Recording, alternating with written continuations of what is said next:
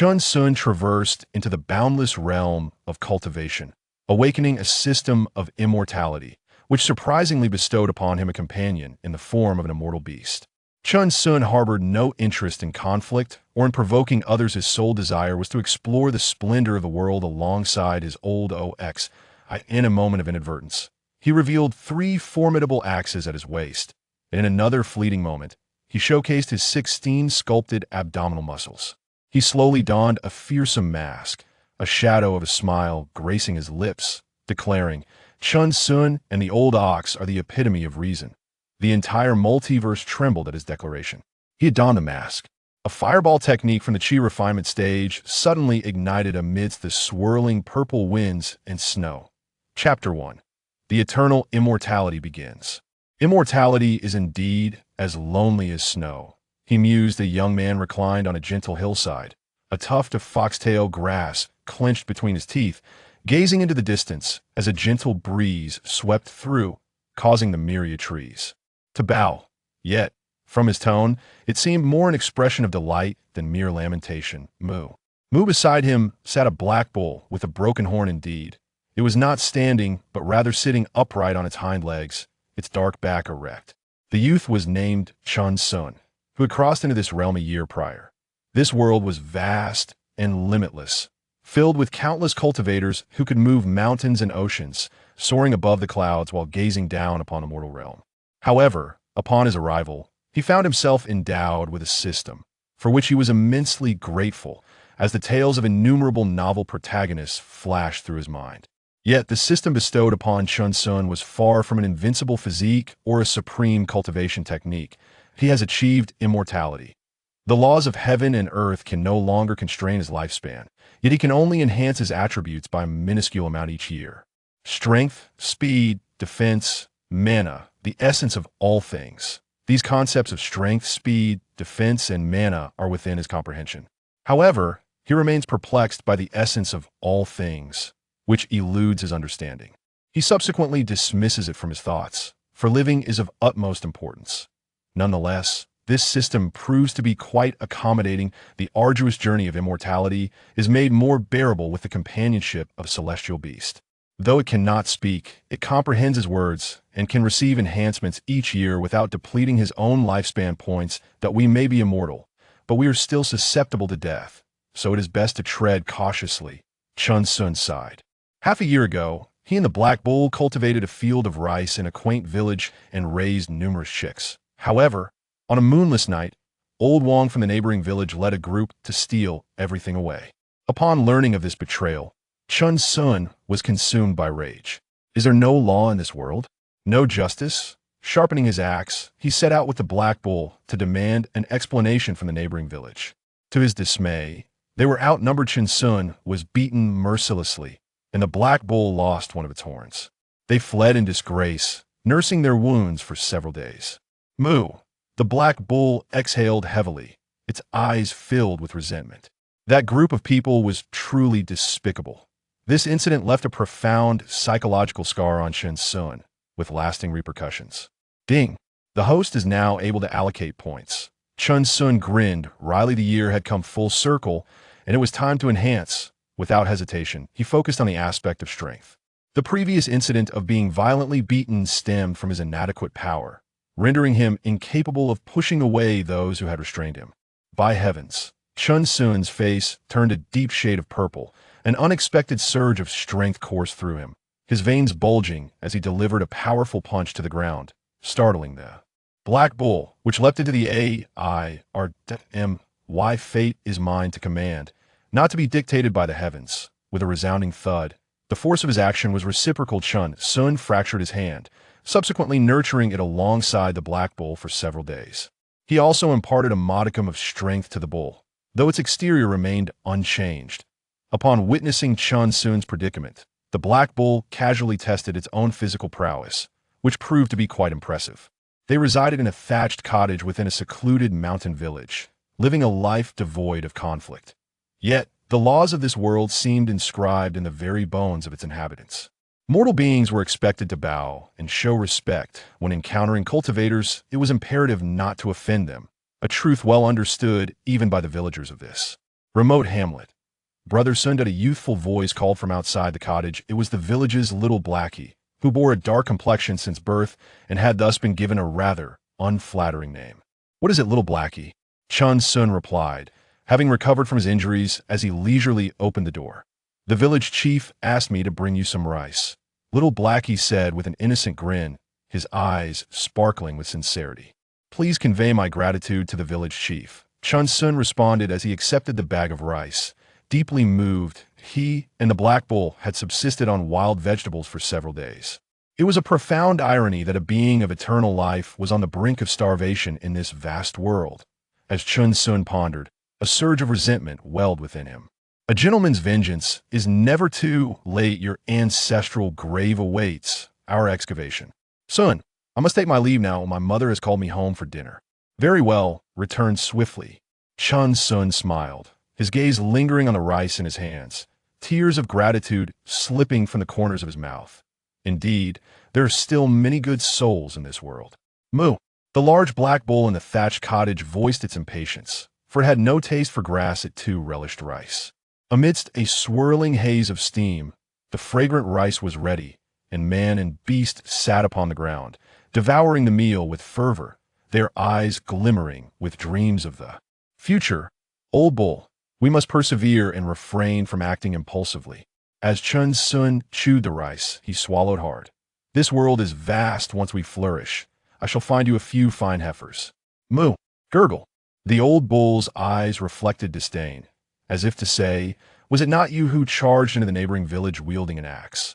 The adversaries across the way are numerous and powerful. We must employ strategy to confront such foes, Chun Sun declared with an air of mystery.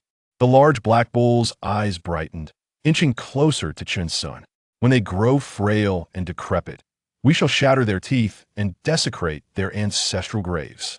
How dare they provoke the immortal? Chun Sun spoke with conviction, his eyes ablaze with intensity and pride. Moo! Moo! The black bull's eyes sparkled like bronze bells, nodding vigorously, approving of this notion, this splendid plan. What is that smell of something burnt? Chun Sun sniffed the air, suddenly looking towards the kitchen, his eyes widening in horror. Our thatched cottage. Moo the black cow echoed a startled grunt. There's a fire. Chun Sun's house is on fire. Quick, help put out. An hour later, the flames had diminished, yet the thatched house was nearly reduced to ashes. Both man and cow gazed into the void, kneeling outside the remnants of the cottage, bereft of hope. Chun Sun, an orphan in the village, had suffered a series of misfortunes, evoking pity from the villagers who offered a few comforting words before dispersing. It's over, my home is gone. Chun Sun murmured despondently. He had no skills to rebuild. It seemed that calamity had struck him relentlessly, as life was inherently bleak. Yet, fortune may still shine upon the desperate. The black cow, through its rumination, had preserved some rice, enough for them to endure a few more days. Old cow, I noticed several caves down the eastern hillside. Let us take refuge there. Chun Sun shook his head in despair, lamenting his lack of skills. He had come to the village with the intention of learning trades, but now found himself utterly unprepared. Moo! The great black cow was unfazed wherever Chun Sun went. That was home for it.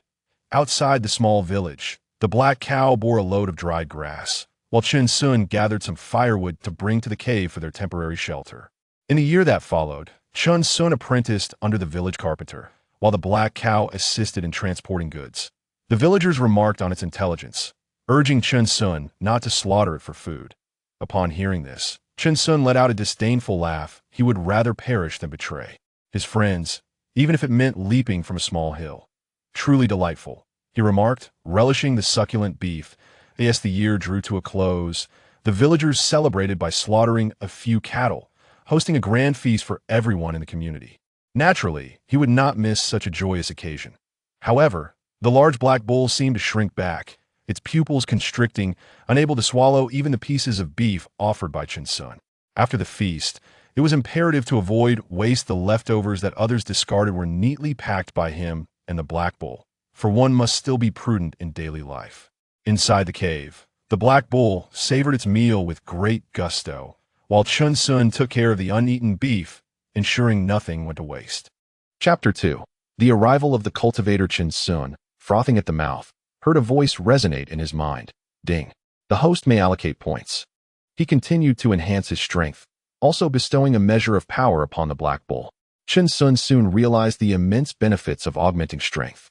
His legs grew more robust, and his gaze sharpened, making him feel as if he could accomplish twice as much. In the village, the 20-year-old beauty, Sawa, often cast flirtatious glances in his direction. Perhaps this is the essence of manhood. Gazing at his own muscles, Chen Sun sighed deeply, aware of the allure he exuded, which surely captivated countless village maidens. "Oh, old bull, slow down," Chen Sun exclaimed in astonishment, as the Black Bull seized the opportunity during his moment of reflection to devour his late-night snack. Moo.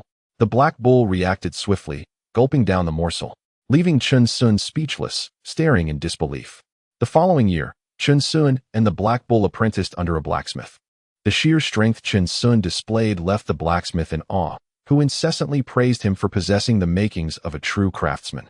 Chen Sun, however, requested no wages, merely asking for meals for himself and the bull, to which the blacksmith readily acquiesced. In the subsequent month, on a day when Chen Sun inadvertently stepped into the blacksmith shop with his left foot first, an act considered a grave taboo, they were promptly expelled. Chen Sun lamented, recognizing this as the burden of the strong. They then sought out a fertile plot of land, cultivating rice, with the Black Bull plowing the fields. The harmonious partnership between man and beast bore the fruits of their labor, leading them toward prosperity. "This is our domain." Moo.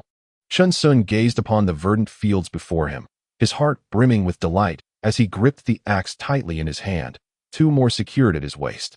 The great Black Bull beside him mirrored his joy, though its sides were adorned with blades, and an axe was tied to its horns. Should those nefarious individuals dare to intrude again? A glint of cold determination flickered in Chen Sun's eyes as he turned to the bull, which nodded in solemn agreement. "We shall flee at the first sign of danger. We will not confront them head-on. With our gear, I wonder who would be bold enough to pursue us." Moo. Moo. This year had been relatively smooth. Word had spread of some significant event in the neighboring village, drawing all attention away from Chen Sun's fields. He summoned a bit of strength, both for himself and the Black Bull, joyfully harvesting rice. The bull had dug a pit in the cave, and Chen Sun understood its intent, filling it with countless bags of pristine white rice. Yet, he reserved some to present to the village chief, an amount several times greater than before. Clang, clang. The sound of gongs echoed throughout the village, reaching even the depths of the cave, signaling a gathering for an important event. Chen Sun squinted slightly and hastily exited the cave, hoping it wasn't a village brawl. With his current strength, he could easily fell a robust man. They stealthily crouched on a hillside to observe the situation, yet the reality was quite the opposite. The village was in high spirits. Gathered outside the chief's residence. "Come, old bull, let us see." Moo. In the village, thousands of hopeful and excited individuals held chickens, ducks, fish, and meat in their hands, bowing respectfully towards the two figures at the center. The Yuntian sect was recruiting disciples, and those with spiritual roots had the opportunity to embark on the path to immortality. One of the figures, clad in a Taoist robe, stood atop the village chief's roof, looking down with an imposing demeanor. "How can one discern if they possess spiritual roots?" Someone queried. "Indeed, my little Heisey has always been as strong as an ox." A fortune teller claimed he is the reincarnation of an immortal. The villagers, filled with fervor, bombarded the two cultivators with a barrage of questions, causing them to frown in exasperation. "Silence." The cultivator's voice resonated with authority, and with a flick of his wrist, a talisman ignited, conjuring a terrifying blaze that filled the air with an oppressive heat. Instantly, the villagers fell silent. The sound of a pin dropping could be heard, their eyes wide with fear, realizing this was indeed an immortal being. It was truly a spectacle akin to a mighty Black Bull taking a leisurely stroll from beginning to end. Chen Sun brought the Black Bull to the edge of the crowd, his eyes glimmering with admiration, for indeed, this world was home to cultivators. The Black Bull, however, was perplexed, wondering when it had ever walked a dog in the village. Spiritual roots were categorized into 5 types. Mixed spiritual roots, lower-tier spiritual roots of the West, middle-tier spiritual roots, upper-tier spiritual roots, and heavenly spiritual roots. The cultivator explained with a composed demeanor, activating a token in his hand. "Do not be anxious. Those under the age of 20 will begin the test for spiritual roots." A radiant beam of light erupted from the ground, dazzling in its brilliance, and the villagers erupted into a cacophony of excitement. with even the elders eager to step forward and try their luck. In the village, the children and young people were eager to step forward, each standing before the pillar of light, yet none elicited a response. "This is impossible. I dreamt that I was an immortal." A villager murmured with disbelief, his eyes filled with doubt. Suddenly, he turned and knelt, crying out, "Immortal, please take me as your disciple." "Depart, 3 breaths time," a cold voice echoed. "Please, Immortal," the villager pleaded, lingering by the pillar of light. "I have dreamed of this." A flash of sword light cut through the air, blood erupted, and the villager, still incredulous, slowly collapsed to the ground. The sound of countless villagers kneeling filled the air, their bodies trembling with fear. Chun Sun's pupils constricted as he quickly crouched down, beads of cold sweat forming on his forehead. These cultivators were utterly unrestrained. The great black bull also silently prostrated itself, their heads lowered, exchanging glances that shattered the beautiful fantasies they had harbored. "Continue," the cultivator commanded coldly, his gaze akin to that of one observing livestock. No further unrest ensued. The villagers passed through the pillar of light in an orderly fashion, their eyes still glimmering with hope. Chun Sun timidly approached to test his fate, but being of mixed elemental roots, he drew no attention from the cultivators. Surprisingly, one among them possessed 3 elemental roots. A faint smile graced the cultivator's lips as he regarded the little girl. "Bid farewell to your family." "Yes, Immortal." The young girl, filled with both reluctance and secret delight, bid farewell to her family. The cultivator generously bestowed upon them several dozen taels of silver. Those with mixed elemental roots could join the sect as attendants, thereby having a chance to embark on the path of immortality. The cultivator glanced at the group and casually remarked, "Immortal, I shall go." The 5 elemental root cultivators, upon hearing this, were overwhelmed with joy and immediately knelt in reverence. The cultivator cast a sidelong glance at Chun Sun, who was foaming at the mouth and drenched in sweat. Even the nearby black bull appeared to be on the verge of collapse, evidently shaken by the recent spectacle. With a fragile mind, the path to immortality is unattainable. "Depart," the cultivator declared, shaking his head. He summoned a celestial sword from his storage pouch, and with the group, took to the skies on their swords. Vanishing into the ethereal mist, the villagers were left in a state of wistful longing, their gazes lingering on the figure of the immortal, filled with envy. "Damn it, old bull, I told you to feign death casually, yet you nearly brought about my demise." Chun Sun lay on the ground, gravely injured, his chest heaving. The gust from that hoof almost reunited him with his long-departed parents. Moo, the black bull nudged Chun Sun, astonished at its own strength. It carried Chun Sun back to the cave, where he recuperated for several days, gradually regaining his vitality. "We cannot venture to those sects," Chun Sun explained, observing the puzzled expression of the black bull. "The sects are fraught with peril, murder goes unpunished, and they feast on beef while offering bullwhips as well." The great black bull's pupils quivered, its head thrashing wildly. It could not comprehend the notion that killing was not a crime, yet it understood the concept of consuming beef. The incident involving the cultivators did not evoke a sense of yearning in Chun Sun. Rather, it instilled within him an acute sense of insecurity. Their animosity with the Wang family from the neighboring village was merely a series of brawls, but these cultivators resorted to murder at the slightest provocation. Chun Sun etched that piercing gaze into his memory, reminiscent of the moment he slaughtered a chicken. Chapter 3. The passage of seasons. 2 decades have slipped by. Let us live our lives well and refrain from engaging in any violent skirmishes, Chun Sun remarked earnestly while patting the large black ox, which nodded in agreement. They now enjoyed an exceedingly comfortable existence. "Come, old ox, let us venture into the village to seek some work. In this world, one cannot traverse without a myriad of skills," Chun Sun said with a smile as he secured his axe at his waist. Now that they had rice, they no longer needed to rely on others for sustenance. Moo. Together, man and beast began to roam the village, apprenticing themselves in various trades. They immersed themselves in the art of funeral services, where the sound of the swona filled the air, and their endeavors flourished. The black ox's skill in carrying coffins surpassed even that of Chun Sun. Villagers would readily give a thumbs up in admiration. Nowadays, during any festive or mournful gatherings, townsfolk would personally invite Chun Sun to partake, deeming him a true professional. Chun Sun, inherently an optimistic soul, believed that possessing a multitude of skills would never weigh one down. His longevity only amplified his hopes for the future, filling each day with purpose and vitality. A decade passed in the blink of an eye, leaving Chun Sun with subtle traces of age in his eyes, while the village welcomed many newborns. To be invincible can be quite a lonely experience. Standing in the cave, a broad smile graced Chin Sun's face as he assumed a fighting stance before a massive boulder. With a resounding crash, he struck the stone, and upon impact, it shattered into countless fragments, while his hand remained unscathed. The black ox sat on the ground, gazing at Chin Sun with an expression of awe, marveling at his extraordinary strength. "Old ox, what do you think?" "Moo. Ha ha." Chin Sun laughed heartily, a look of disdain for the world gleaming in his eyes. This was merely a fraction of his true power. The great black bull truly believed him, its confidence swelling, much to Chin Sun's delight. Over the past decade, Chin Sun had devoted all his longevity points to enhancing his strength, easily capable of withstanding the might of 9 cauldrons. Having surpassed the limits of mortal power, even the little black boy from the village could be effortlessly subdued with just 3 fingers in an arm wrestling match. Suddenly, urgent shouts echoed from outside the cave, jolting the great black bull awake. Action was at hand. It swiftly lifted its head, readying itself. It had become the revered divine bull of the village, to the extent that even the village's large yellow dog would greet it as Brother Bull. A thought that resided solely in its mind. "What is happening, fellow villagers?" Chin Sun inquired as he stepped out of the cave, only to find dozens of people gathered. "Is it a joyous occasion or a somber one? I must prepare my attire. The old village chief has passed away," a few villagers replied, their voices heavy with sorrow. "What?" Chin Sun gasped, taken aback.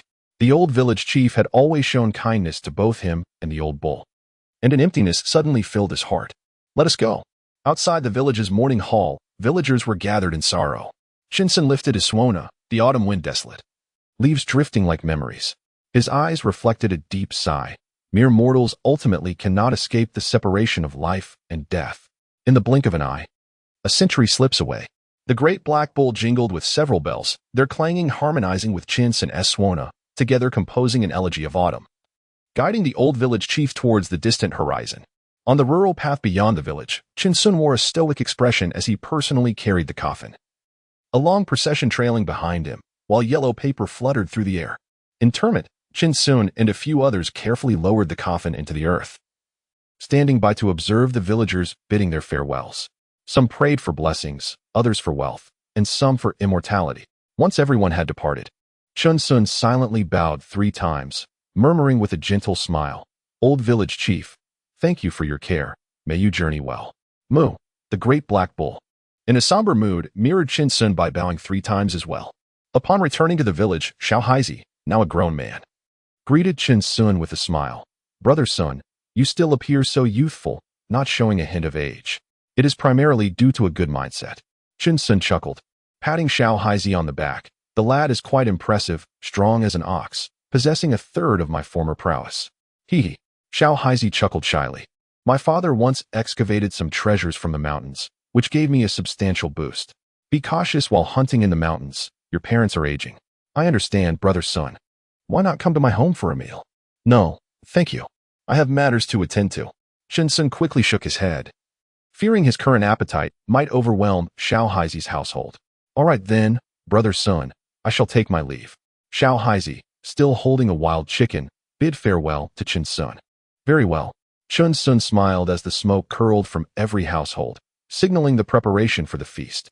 A lone figure, accompanied by a bull, traversed through the myriad of lights toward the cave outside the village, leaving behind merely a solitary silhouette and the glint of a mountain axe at his waist. With the passage of spring and autumn, a decade had swiftly slipped away. Little Haizi had now become a father of 2. His son, named Haizi by Chin Sun, often cried out in the village, eliciting hearty laughter from the nearby black bull. Today, Chin Sun held considerable prestige within the village, yet he bore no signs of aging. Nevertheless, many in the village cast peculiar glances his way, and whispers circulated regarding his bachelorhood, suggesting he was impotent. Upon hearing such slander, Chin Sun was incensed. How could a robust man of 7 feet be accused of such a thing? He confronted Aunt Wang, engaging in a fierce debate, his words flying like arrows. His face flushed with indignation, almost revealing his great treasure to vindicate himself. Ultimately, however, due to the Black Bull's reticence, he conceded defeat. In the cave, Chin Sun was exasperated, still chiding the Black Bull, who stood behind him, utterly speechless. "Never mind. They are too numerous," he sighed deeply. lamenting the humiliation he had unjustly endured, burdened by an unfair accusation. "Old bull, I do not blame you. We have simply lived too long." The black bull nodded vigorously, recalling how he had once displayed his great treasure, only to be subject to ridicule and judgment from that group of antis. Just how had this strength been capped at 20 points? Shinsun pondered, feeling as if he were ensnared in a bottleneck. And even the great black bull seemed to concur. The distinction between 21 and 20 was utterly negligible. With a sense of resignation, he allocated his longevity points to enhance his speed, also bestowing a slight increase upon the black bull. Their current longevity points stood as follows: strength, 21, speed, 1. They distinctly sensed a doubling of their walking pace, as if the very wind propelled them forward, realizing the unparalleled advantage of swift escape. After allocating the points, Shinsun experienced a moment of enlightenment. "Old bull, it is time for us to depart," he sighed, his eyes reflecting a tinge of reluctance. "This village can no longer accommodate us." Aside from the family of Xiao Haizi, an increasing number of familiar faces were gradually vanishing. Agelessness appeared somewhat terrifying to mere mortals. After all, this world lacked any skincare products or hormone treatments. The great black bull, too, seemed excessively extraordinary, attracting the attention of numerous villagers who plotted to capture and slaughter it for their children's nourishment. Chapter 4. A Gentleman's Revenge. 20 years not too late, Shinsun had acquired a plethora of wilderness survival skills. Though not to perfection, he had mastered them sufficiently. Moo, the great black bull, anxiously gazed towards the fields, which it had toiled over with great effort. "Fear not. We shall find a plot of fertile land far larger than this." "Moo, moo." The black bull fervently nodded, as Shinsun began to weave grand visions, leaving the bull in a daze. However, a pressing vendetta remained unaddressed, an affront unworthy of a gentleman. Shinsun rose abruptly, twirling his axe with vigor, for he believed those who wronged him had aged significantly. "Old bull, let us seize the opportunity while they are vulnerable and reclaim what is rightfully ours." "Moo." The ground trembled, stones flew as the black bull, enraged, charged forward. Its horns had only begun to grow, and it lamented how long it would take to regain its strength. Even the village cows paid it little heed.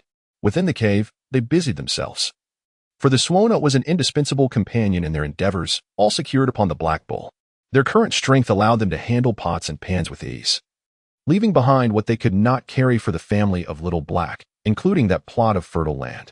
The next day, outside the homes of those who had aided Shinsun, such as Little Black's household, the blacksmiths, and the carpenters, an abundance of rice appeared at their doorsteps. Their eyes sparkled with joy, marveling at the benevolence of heaven. Little Black's wife was busy counting the provisions, her smile blooming radiantly, reveling in such fortuitous events. Within the confines of the dwelling, the middle-aged figure of Xiao Haizi exuded an air of maturity. He grasped a letter in his hands, having been taught to read by Shinsun, and could naturally comprehend its contents. "Xiao Haizi, the fertile land outside the cave is entrusted to your family. You must take good care of Dahaizi. This departure may mark a farewell for this lifetime. The world is resplendent and vast. One must venture forth and remain perpetually optimistic. Yours sincerely, Sun Ge." As Xiao Haizi read each word, a hint of moisture welled in his eyes. Having followed Sun Ge since childhood, he had long regarded him as an elder brother.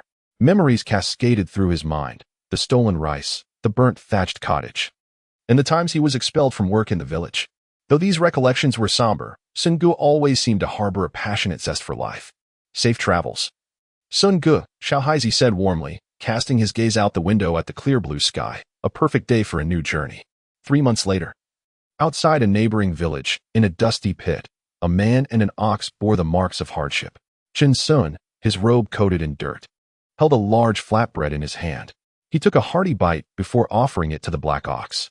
As expected, they had thoroughly assessed the neighboring village, beginning with old Wang's household.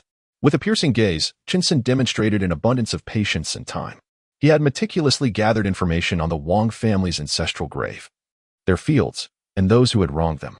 "Old ox, let's proceed." Shinsun, shrouded in a bandit-esque cloak that concealed all but his piercing eyes, nose, and mouth, had also prepared a similar disguise for the imposing black bull. Under the cover of a moonless night, they stood resolutely atop an earthen mound, the gusting wind swirling around them, exuding an aura of menace. As they traversed the mountainous terrain, the moonlight cascaded down, intertwining with the chilling breeze. revealing graveyards that loomed ominously in the shadows. Yet, in comparison to the grievances they had endured, these sights seemed trivial. Before them lay the grave of Wang Defa. A glimmer of determination flashed in Chun Sun's eyes. This was the place. He growled, "Old bull, dig." With an exuberant bellow, the black bull sprang into action, furiously clawing at the earth. Chun Sun, with a swift kick, shattered the gravestone, reveling in the thrill as countless clods of dirt were displaced, unveiling a coffin. Upon lifting the lid, a skeletal frame was revealed, prompting an immediate retreat for both man and beast, vanishing like smoke. In the fields of the Wang family, the black bull furiously plowed the land, soil flying in every direction as it unleashed its pin-up fury. Chun Sun observed, his eyelids twitching. This old bull bore a grudge even fiercer than his own. The once orderly fields lay in utter disarray, a scene of chaos. Chun Sun and the black bull surveyed their handiwork with satisfaction, feeling an immense sense of relief. The following day, Chun Sun stormed into the home of the old Wang family. "Who goes there?" exclaimed a startled elder, over 50, leaning heavily on his cane. His appearance rendered even more fearsome by the cloth obscuring his face. "I am your long-lost father," Chun Sun roared, instantly recognizing the man as Wang Tianming, the one who had once beaten him mercilessly. With a swift motion, Chun Sun delivered a kick that shattered the elder's cane. With a swift step forward, he exerted just the right amount of force and delivered a resounding slap to the man's face, causing the few remaining teeth to be knocked out. "Spare me, noble hero," cried Wang Tianming, spitting out a mouthful of blood, realizing he had fallen victim to bandits. "Over 20 years ago, you led a raid to steal our rice. Today, you have come to reclaim what was taken." "Ah!" Wang Tianming exclaimed in astonishment, nearly forgetting the incident from 2 decades ago. His gaze fell upon the imposing black bull outside, suddenly recalling a vivid memory. Moo. A large yellow dog trotted past the Wang family's side path, only to be violently thrust aside by the black bull, landing hard on the ground with a pitiful yelp before scampering away in fright. Chun Sun would not let the Wang family off easily. He had shaken their chicken eggs until the yolks blended, and the earthworms on the ground had been cleaved into 8 pieces by his axe. Wang Tianming sat on the ground, weeping and wailing, urgently calling for help. "Father, where do these brigands come from? How dare they come to the Wang family to commit such atrocities?" At that moment, outside erupted a cacophony of shouts and commands as countless young men charged forth, armed with pickaxes and kitchen knives. "Old bull, retreat," Chun Sun shouted, vaulting over the wall with the bull, giving it a push from behind. "Little thief, don't run. Have the courage to stand and fight. Don't let us catch up to you, you cowardly rat, utterly despicable." The commotion stirred a significant portion of the village, with hundreds of people pursuing them in a furious tide, dust swirling as they brandished their weapons. "Ha ha ha, alas, we cannot catch up." Chun Sun turned back with a hearty laugh, fleeing wildly with the black bull, disdain glimmering in his eyes as he glanced at the dust trailing behind them. "Is this all you've got?" Roar, roar. The relentless pursuit from countless men erupted in low growls, their pace quickening in a frenzied chase. Yet, no matter their efforts, they could not bridge the gap, left only to watch as the figures before them receded ever further. Bizarrely, even the black bull outpaced them. Moo, moo. A thunderous flatulence erupted, as if the great beast had been storing it for days, releasing a noxious stench that filled the air with a suffocating sensation, leaving Chun Sun's countenance twisted in revulsion. "Ah, what a foul smell. How infuriating." Gag. The villagers pursuing behind him staggered, their bodies weakening as they braced themselves on the ground, retching uncontrollably, incredulous that such a vile odor could exist. Wang Tianming rushed from behind, seething with anger. Had he been 20 years younger, he would have ensured this man met a gruesome fate. "Old Wang, your ancestral grave has been disturbed. The coffin lid has been overturned." "What? Old Wang, hurry back and check your fields. They appear to have been uprooted by swine." "What?" Upon hearing the voices behind him, Wang Tianming felt the world spin before succumbing to unconsciousness. Meanwhile, one man and one bull had already vanished into the distance, leaving behind a notorious tale in this village. Chapter 5. Safety first. When venturing outdoors half a month later, amidst a sprawling mountain forest, the undulating hills and dense thickets echoed with the distant roars of wild beasts. With a swift swing of the mountain axe, crimson droplets erupted as a brown bear fell lifelessly to the ground. Sparks flew as a large pot was set over the fire, water bubbling to a boil, marking the beginning of a hearty feast. "Old bull, how do you find my unparalleled axemanship?" Chun Sun inquired, shaking the axe playfully, glancing at the hefty black bull. Moo. The black bull responded dismissively. Its attention focused on scraping the earth with its hooves to conceal the bloodstains, for when one is outdoors, safety is paramount. What an extraordinary display of strength! Chun Sun mused, clenching his fists in astonishment, recalling how he had single-handedly subdued the bear, delivering a punch that left it incapacitated, with several ribs shattered. As man and beast gathered around the pot, indulging in the feast, the wild fare was undeniably delectable, invigorating to the senses. Old bull, although we possess extraordinary strength, you must recognize that there are those who practice the arcane arts, Chun Sun remarked, savoring a bare paw. One must remain composed in the face of adversity. Those who seem inconspicuous may very well be ancient practitioners of the mystical arts. Moo, the black bull replied, understanding the gravity of the situation, relishing its meal with gusto. Even when we hunt a mere chicken in the wild, we must ensure to obliterate all traces, leaving no evidence behind. Moo? This caution stems from the possibility of a flock of chickens nearby, whose scent could lead them directly to us. Moo? The great black bull remained perplexed as a piece of meat fell from its mouth, hastily retrieving it from the ground. What of a flock of chickens? Shall we simply slaughter them? Chun Sun scoffed, his mouth smeared with grease. Moo, the great black bull nodded. But what if these chickens are nurtured by cultivators? Chun Sun spoke enigmatically. Would they not come to trouble us? Moo. And if we were to best those cultivators, would their master not seek us out as well? Moo. Moo. The great black bull was taken aback, for Chun Sun's reasoning was indeed profound. A mere chicken could potentially ignite a sectarian war. How many adversaries could we possibly face? Chun Sun raised an eyebrow, tearing at the bear meat. If we were to unwittingly meet our demise, how many little heifers would we leave behind? Moo. The great black bull grasped the gravity of the situation, its copper bell-like eyes sparkling with intelligence. Admiration swelling within like an unceasing torrent. A teachable spirit, Chun Sun praised with a smile, relishing the expression on the great black bull's face. Henceforth, in all endeavors, prudence must prevail, no carelessness should be tolerated. Moo. The great black bull nodded in agreement. Then, a question arose. Chun Sun's demeanor shifted to one of seriousness as he inquired. If a young heifer were to confront a cultivator in a bid for a precious herb, with conflict imminent, what course of action should be taken? The answer is clear. A hero must rise to the occasion, for who else could fulfill such a noble duty? Answer 2. Standing on the side of the more powerful, bullying the weak, in a bid for self-preservation.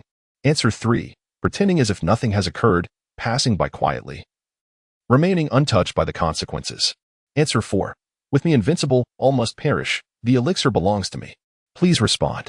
Chun Sun's profound gaze fixated on the large black bull, which was now sweating profusely, grappling with a perplexing dilemma.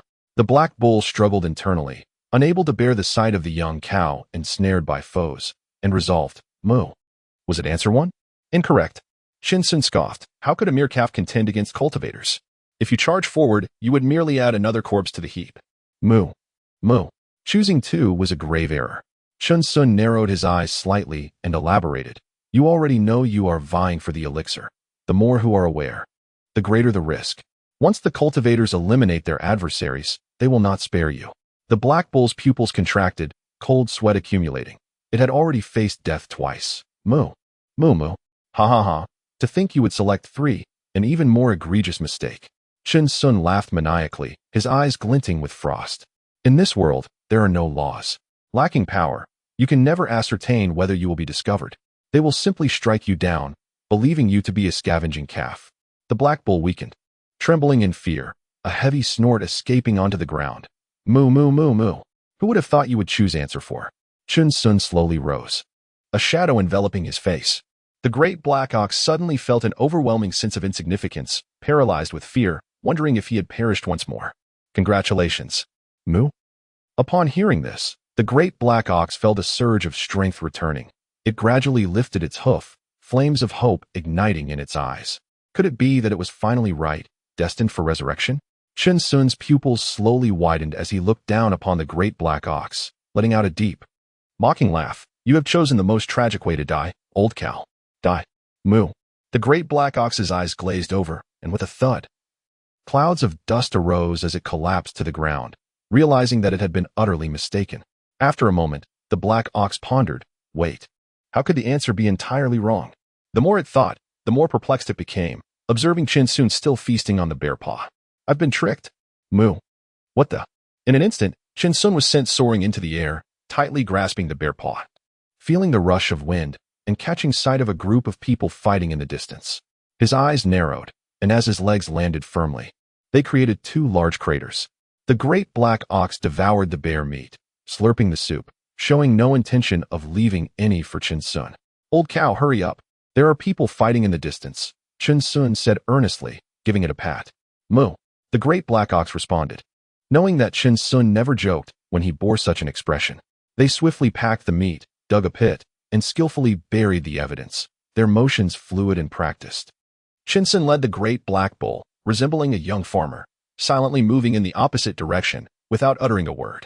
From the heavens above, three silhouettes traversed through the trees, creating a rustling sound, while beneath the trees, Chin Sun and the black bull sauntered along, their eyes devoid of spirit, unremarkable in appearance.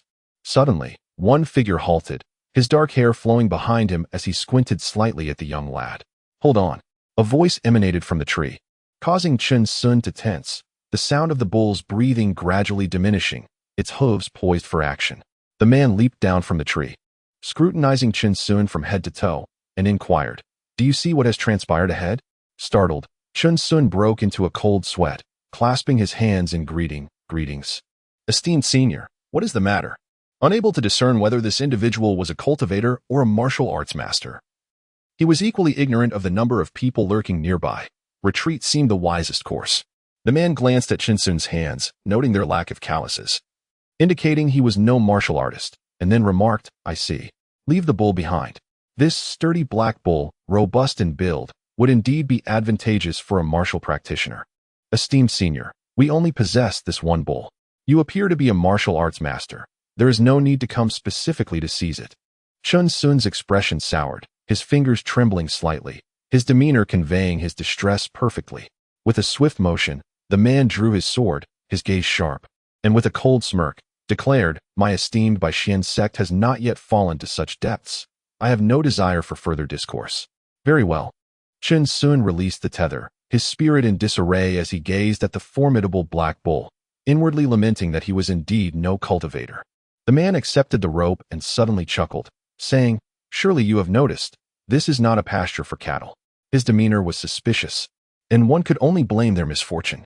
With his back turned to the black bull, he addressed Chin Sun, revealing that he had discerned everything, suspecting that this individual was likely a spy. Chapter 6. The City of Panning. A new life is about to begin. A glimmer of murderous intent flashed in his eyes as he raised his hand. Suddenly, with a thunderous crash, the great black bull rose, its hooves striking fiercely against his back, akin to the impact of a boulder. The sound of bones fracturing echoed ominously. The man, taken aback, emitted a startled gasp, blood gushing from his mouth, his mind clouded by the force of the blow as his body lurched forward.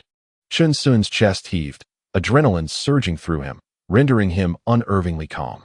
He unsheathed his cleaver and delivered a powerful blow to the man's neck. Despite moderating his strength, the blade penetrated deeply, embedding itself within the bone, blood splattering across Chin Sun's visage as he gasped for breath. Old bull, let's get to work, Chin Sun commanded, his pupils slightly trembling as he produced a spark. Surrounding them was an abundance of dry kindling, and the great black bull, showing no hesitation, began to dig a pit nearby. As flames roared to life, consuming the remnants of their deed, the ashes were swept away by the wind. Man and beast worked swiftly to obliterate all traces, meticulously arranging the scene, leaving behind not a single item belonging to the victim. They took flight, their pace quickening with each stride. Chin Sun swore that, in all his life, he had never run so swiftly. Even the great black bull seemed to outpace him. 2 hours later, a group arrived at the crime scene, their expressions etched with concern. Master, it was here that Lu Tian made his stop. Why? One youth inquired, leading the great black bull, suggesting that Lu, their senior brother, intended to purchase the bull to nourish the newly initiated disciples. Huh. The master stood poised on a branch, hands clasped behind his back, surveying the ground below. Scorched marks marred the earth, and the footprints were a chaotic jumble, rendering any discernment of direction impossible. A sudden shock coursed through him. Had Lu Tian met with misfortune? Lu Tian, a formidable expert of the Bai Xian sect, would surely have reacted had anything amiss occurred. The assailant's mind was astute, leaving behind scant evidence, yet the boy remained pivotal. Furrowing his brow, the master inquired, "Can you recall any distinguishing features?" Reporting to the master, "I cannot." The man bowed his head in apology. Who would pay heed to the appearance of a mere cowherd, especially amidst the execution of a task? Useless. Master, please temper your anger. The others nearby bowed their heads in deference, acknowledging the peculiar circumstances surrounding Lu Tian's demise. Let us depart. There is nothing more to uncover here. Ensure that his family is well taken care of. Until we find the body, we cannot assume he is truly dead. The master sighed gently. Though the ground bore signs of scorching, he could not believe that someone could commit murder and incinerate a body in such a brief span of time. Yes, master. With nimble grace, they leapt away, gliding through the trees, their movements swift and unobtrusive. By the riverbank, Chen Sun lay supine in the water, cleansing himself of the bloodstains that marred his skin. He gazed up at the sky, momentarily lost in thought. The large black bull frolicked nearby, suddenly splashing water onto Chen Sun's face, jolting him into alertness. "Old bull, splendid work this time. Remember, when dealing with the shadowy, refrain from any unnecessary chatter." Chen Sun spoke coldly. "Those who kill are invariably met with death. He is no saint. We shall not provoke anyone, but should anyone harbor intentions of murder against us, we shall reduce them to ashes." Moo, moo. The great black bull exhaled forcefully, declaring that anyone daring to harm Chen Sun would find themselves on the receiving end of its wrath, capable of delivering a fatal kick. They set ablaze their garments by the riverbank, and Chen Sun donned a new outfit, spending the night by the water. With no disturbances, they resumed their journey, heading towards a grand city rumored to house numerous cultivators, far safer than the wilderness. Several months later, as the year drew to a close, the sun dipped low in the sky, casting a blood-red hue upon the horizon. A young boy appeared, leading a black bull against the backdrop of the distant colossal city. The imposing structure loomed like a ferocious beast, watching over the comings and goings of travelers. Pan Ning City, steeped in countless years of history, bustled with activity at its gates. Within the city, fighting was strictly prohibited, establishing a remarkably orderly environment, thriving economically. Nestled against the majestic Ningyun mountain range, the locals often ventured into the mountains to gather spiritual herbs to sell to the cultivators. The Ningyun mountain range was vast and seemingly endless, rumored to harbor hidden sects concealed within the depths of the mist. "Ah, this is the first time I have beheld such magnificent city walls," Chen Sun exclaimed in awe, gazing at the somewhat weathered yet grand city, a smile gracing his lips. "Old bull, our new life is about to commence." Moo. The great black bull rejoiced, equally astonished by the enormity of the city, far surpassing the meager fences of their village.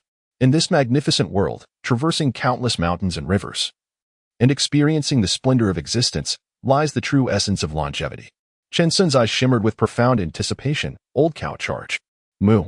The duo, a man and his ox, trotted forward, stirring up clouds of dust. Chen Sun, holding the reins, erupted into hearty laughter, while the great black ox continued to moo in response. The townsfolk by the roadside shook their heads with amused smiles, yet a sense of envy blossomed within them. Youth is indeed a blessing. The gates of Pan Ning City loomed large, with a multitude of horse-drawn carriages and villagers herding cattle and sheep, entering and exiting with ease, creating an illusion of spaciousness. With wide-eyed wonder, Chen Sun gazed towards the west, receiving smiles in return from passers-by, evoking a sense of warmth and affinity. He admired the soldiers stationed at the city gates, marveling at their formidable presence. It was indeed his first encounter with ancient warriors, embodying vigor and valor. One guard furrowed his brow as a young lad scrutinized them, poised to speak. To his surprise, the youth simply gave a thumbs up, conveying an approving glance. The guard halted, smiling and nodding, as if to say, "I understand your sentiment." Upon entering the city, the scene unfolded before them like a grand tapestry. The streets were remarkably spacious, bustling with countless vendors calling out their wares, while street performers entertained, drawing enthusiastic crowds who tossed coins in appreciation. A myriad of pedestrians strolled by, adorned in silk garments, their every gesture imbued with an air of ancient elegance, exuding a sense of grandeur. Gazing upwards, one is surrounded by pavilions and towers, lanterns hanging high, and talented scholars and beautiful maidens reciting poetry atop the structures. The vibrant flowers, gradually enchanting the eyes, left Chen Sun and the great black bull momentarily spellbound. Wonderful. Moo. Chen Sun and the great black bull stood at the periphery, observing the acrobatics, playing the role of the atmosphere enhancers. Suddenly, a flicker of struggle appeared in Chin Sun's eyes. It was not easy to indulge without cost.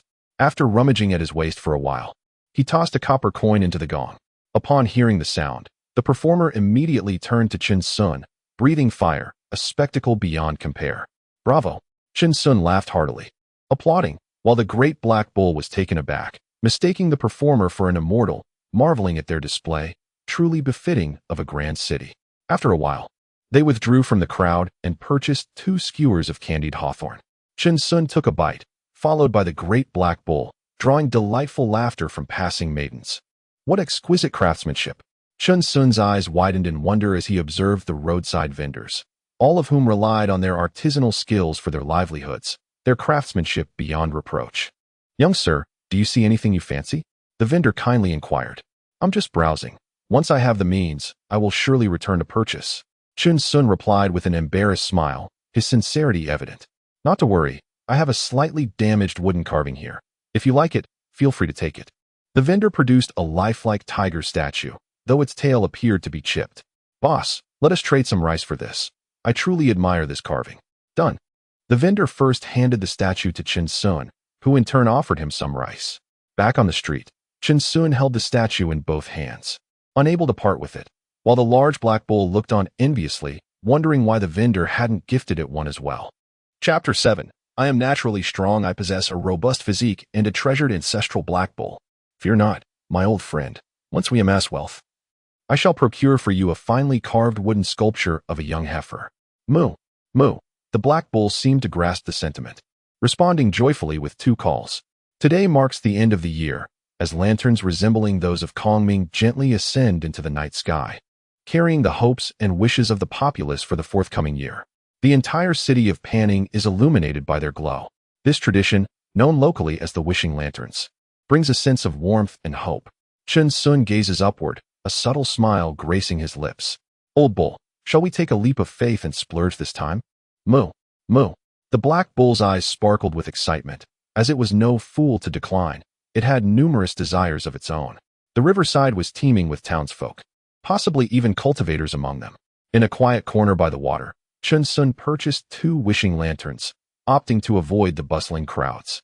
Old bull, what wishes shall we inscribe? I've heard it works wonders. Chin Sun held a piece of charcoal, turning to the black bull. You can grasp it and write. Have I not taught you how to write? Moo. The black bull eagerly snatched the charcoal, a contemplative glimmer in its eyes, and began to inscribe upon the wishing lantern. Hee, let it not be merely about a young heifer. Chin Sun chuckled slyly, envisioning the day when a young heifer would indeed sit atop a wishing lantern. A spectacle to behold. Forever what shall it be? Chin Sun furrowed his brow. The handwriting of the large black bull was crooked and untidy. Suddenly, he felt a jolt in his heart as he cast a deep glance at the bull. 2 wish lanterns were slowly released, merging into the multitude of lanterns until they gradually vanished from sight. Moo? The large black bull nudged Chin Sun. Once a wish is spoken, it loses its power. Do you understand? Chin Sun said mysteriously. The bull's eyes widened in surprise. It believed him once more and ceased its nudging. The man and the bull resumed their nocturnal exploration of Panning City.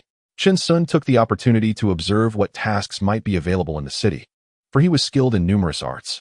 After experiencing the benefits of speed, he continued to invest this year's longevity points into enhancing his swiftness, while also granting a slight boost to the large black bull. The following day, Chin Sun visited a blacksmith shop in the city. Upon entering, he presented himself with an air of confidence that left the owner momentarily stunned, mistaking him for a troublemaker. Young man, we do not accept cattle here. I possess immense strength, and I believe your blacksmith shop lacks something without me. What do you mean? The owner replied.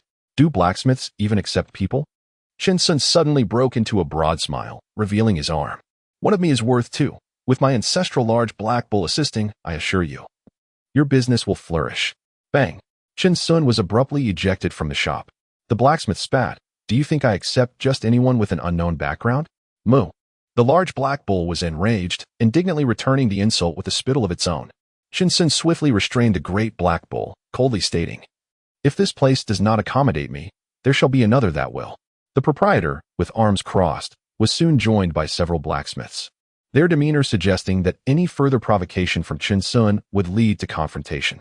Silently, Chen Sun grasped the bull's rope, uttering no more words, and hastily led the great black bull away. Humph! The group of men scoffed, waving him off as they returned to their forge. Along the way, the great black bull nudged Chen Sun, as if to urge him to quell his anger. No worries. I've inquired and discovered that there is another blacksmith shop on the adjacent street, rumored to be struggling. Let us give it a try. Moo. The great black bull nodded in agreement. Upon arriving at the blacksmith shop, Chen Sun was taken aback, sensing it was on the brink of closure. An elderly man sat in a chair, dozing off. Old sir, Chen Sun said, leading the black bull inside, finding the place devoid of customers. Oh. The old man jolted awake, his eyes clouded. What can I do for you, young man? Hee hee. I possess great strength by nature. Does your blacksmith shop require additional hands? Chen Sun replied with a smile. Indeed, we do. The old man suddenly nodded vigorously, revealing that all the blacksmiths had fled, leaving no wages to be paid. That is fine. Dear proprietor, all we require is a place to stay. That can be arranged. The old man exclaimed joyfully. You may stay in the back courtyard of the shop, as you please. The two quickly reached an agreement, and Chen Sun, accompanied by the great black bull, set about organizing their pots and utensils, while the bull searched the western corner for a place to conceal rice. The world is indeed vast, Chen Sun remarked, observing the expansive workshop where even the great black bull moved with ease. An hour later, he and the bull began to collaborate in forging, the clang of metal resonating through the smithy, catching the old man's attention, who was astounded by their considerable strength. Young man, judging by your technique, have you forged before? The old man asked, his eyes sparkling with curiosity, his hands clasped behind his back, though he noted the roughness in Chen Sun's method. Indeed.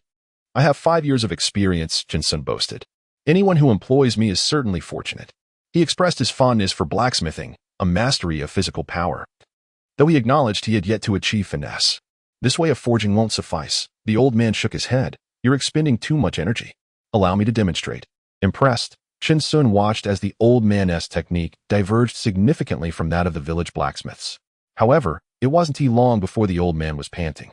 I am old now. It's your turn, young man, he gestured, glancing at the black bull, which seemed to possess an uncanny intelligence. Very well, Chen Sun replied, mimicking the old man's method, and to his surprise, he found it truly effective. He felt his control over his physical strength gradually strengthening. In the ensuing year, Chen Sun, alongside the great black bull, forged daily, while the old man provided guidance, even offering insights about the bull, whether cultivators or mortals. Everyone possesses unique brilliance and wisdom, and Chen Sun greatly benefited from his time in the smithy. Old son, our blacksmith shop's business is thriving, Chen Sun remarked with a grin, his bare arms glistening in the sunlight. With the shop now turning a profit, both he and the sturdy Dehanyo had managed to amass some savings, cleverly hidden in the earth of the backyard. The elderly gentleman, named Sun Kailu, had once been blessed with a son. However, tragedy struck when the boy perished while seeking enlightenment in the Ningyun mountain range, leaving Sun to navigate the years alone. Ah, splendid indeed, Sun Kailu replied with a smile, noting that since Chen Sun's arrival, his countenance had brightened considerably. Chen Sun's speed and craftsmanship in forging iron surpassed that of other blacksmiths, leading to a steady stream of customers who departed with satisfaction gleaming in their eyes. Chen Sun. A booming voice echoed down the street as a burly man approached, flanked by 2 companions, a long knife in hand. Zhang Gu has arrived, Chen Sun greeted warmly, eager to ascertain what Zhang Gu required. Zhang Gu, known as Zhang Jiang, was the senior disciple of a martial arts sect, renowned for his charismatic presence and frequent patronage of the blacksmith shop, often bringing along his fellow disciples. Stepping forward, Zhang Jiang declared, I need 100 large swords. Can you handle it?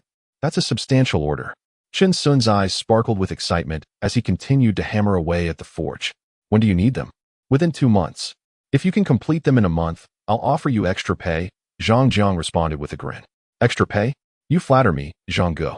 I shall ensure everything is arranged within the month. Chen Sun cast a reproachful glance at Zhang Jiang, saying, Who among us brothers would betray each other? Next month. At this time, the first payment will be collected. How forthright, Zhang Jiang exclaimed, turning to the 2 men behind him, who nodded in agreement. For those of their ilk appreciated Chen Sun's business acumen. Brother Chen, do refrain from bringing that large black bull home for consumption. Such a spirited old creature is a rarity indeed. This is a family heirloom. I cannot bear to eat it, Chen Sun quickly waved his hand in refusal. Very well. I shall take my leave now. Should anyone dare to cause a disturbance at the blacksmith shop, kindly inform Brother Zhang. Zhang Jiang laughed heartily, casting a glance at the large black bull. Come on, Black Bull, let us see you off, he called. Moo. The black bull turned its head and responded with a genuine call. Haraha. Zhang Jiang departed with the two men, while Chen Sun's farewell echoed behind them. He raised his hand in a wave, his figure fading into the street. Chapter 8. The final line of the immortal Chen Sun, the blacksmith, was advised that the duration of forging should not be excessive. Sun Kale frowned slightly. Chen Sun not only possessed great strength, but also remarkable endurance. Such exertion could be detrimental to one's health, and he would eventually age, resembling Sun himself. Old Sun, no need for concern. I am naturally strong. I can handle it with ease, Chen Sun replied nonchalantly, revealing that he had not even exerted himself fully. He felt hardly fatigued. Currently, he was adeptly modulating his strength, having previously risked injury through overexertion. Now, however, his control over power and technique allowed one strike to equate to several from before, without the threat of injury. To an outsider, it appeared he was merely forging, yet in truth, Chen Sun was engaged in relentless self-cultivation. Proficiency is never superfluous, and he was never short of time. Ha ha, very well, Sun Kale chuckled, shaking his head. It seemed that over the past year, Chen Sun's optimistic demeanor had positively influenced him, making him feel considerably younger. As night fell, Chen Sun and the great black bull returned to the courtyard. He dedicated the year's longevity points to enhancing his speed, and the pair stealthily conspired together. Old bull, Dick. Moo. The earth was upheaved, gradually revealing a clay pot filled with copper coins and a piece of silver. Chen Sun was overwhelmed with emotion, exclaiming in awe, "We are rich now." Moo. Moo. The great black bull nudged Chen Sun, its eyes sparkling with anticipation. Once we finish Brother Zhang's order, we shall purchase wood carvings. Rest assured, I shall remember. Moo. The great black bull leaped with joy, its happiness derived from such simple pleasures. Chen Sun changed locations once more, burying the earthen jar deep in the ground. While away from home, he remained ever vigilant. The following month, Zhang Jiang did not appear. Leaving Chen Sun puzzled, his brother Zhang had never missed an appointment before. Perhaps he was occupied with some pressing matter. Chen Sun dismissed the thought and continued his work at the forge, aware that he still had much to learn in mastering his strength, believing that diligence could compensate for his shortcomings. At last, a visitor arrived for the swords, though it was not Zhang Jiang. "Excuse me, where is Brother Zhang?" He mentioned coming last month to collect his sword. Chen Sun casually inquired, while the large black ox behind him transported a long blade. "Brother Zhang was killed in a skirmish with the Baixian sect," the woman replied softly, her voice tinged with sorrow. "What?" Chen Sun's eyes widened in shock. Quickly regaining his composure, he added, "I spoke out of turn. Allow me to fetch your swords." "Very well," she nodded in response. Before long, the woman and her companions settled the payment and took away 100 long swords. Sitting in the back, Chen Sun let out a gentle sigh and said to the black ox, "Brother Zhang is gone." Moo? The black ox looked at him in confusion. After all, Brother Zhang was still quite young. It was said he had died in a fight, but in the world of martial arts, death in battle was commonplace. Chen Sun shook his head, lamenting that even cultivators could meet their demise if they engaged in conflict. The black ox nodded solemnly, acknowledging that their own safety was paramount. Our path to immortality should be one of invincibility. We must not provoke others or involve ourselves unnecessarily, but rather assist our friends within our means. Chen Sun spoke calmly, his gaze profound, declaring that in this world, nothing could stir the waters of our hearts, urging a tranquil mindset. Moo. The imposing gaze of the mighty black bull regarded Chen Sun with admiration for his intellect, though it could not articulate its thoughts. "Chen Sun, it has come to my attention that the iron ore vendor has raised prices, claiming our business is thriving." Sun Kai, in a flurry, rushed in from outside, as he was responsible for procuring the iron ore for the shop. "What? What is this?" Chen Sun erupted, his anger igniting as he sprang to his feet. Just as they had begun to earn some profits, was this not an affront to honest folk? "Old bull, arm yourself," he exclaimed, fury boiling within him. Chen Sun swiftly drew 2 mountain axes from his waist, his bare torso revealing a chiseled six-pack, ready to confront them with reason. "Moo! Moo!" The black bull, incensed, charged forth, its horns poised, donning its specially crafted bandit gear, prepared to defend reason at all costs. The iron ore vendor's establishment lay a few streets away.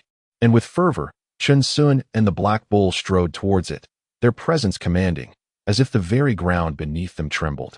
The owner of the iron ore, upon sighting them, was struck with terror and cried out, "Brave one, what are your intentions?" "Nothing sinister," Chun Sun replied. "We merely wish to discuss why the price of iron ore has suddenly increased for us." Gripping his axes tightly, he bellowed, "This is unjust. Do you understand?" "Moo, moo." The Black Bull echoed behind him, its voice resonating with vigor. "What the hell?" The iron mine owner, beads of sweat glistening on his forehead, bore a fierce demeanor, his chiseled torso revealing 16 well-defined abs. Behind him trailed a large black bull, its body adorned with blades. As he insisted that he was here to reason. "Ah, my good fellow, do not be hasty. Are you not from the Sun family of Kalo?" he inquired. "Indeed." "Provide an explanation, for that blacksmith shop is under the protection of Brother Zhang." Chun Sun articulated with deliberate clarity. He understood that without demonstrating a measure of authority, one risks being taken advantage of, a truth that transcends any realm. "Very well, please wait a moment. Do take a seat." The iron mine owner responded with a courteous gesture, a smile gracing his lips.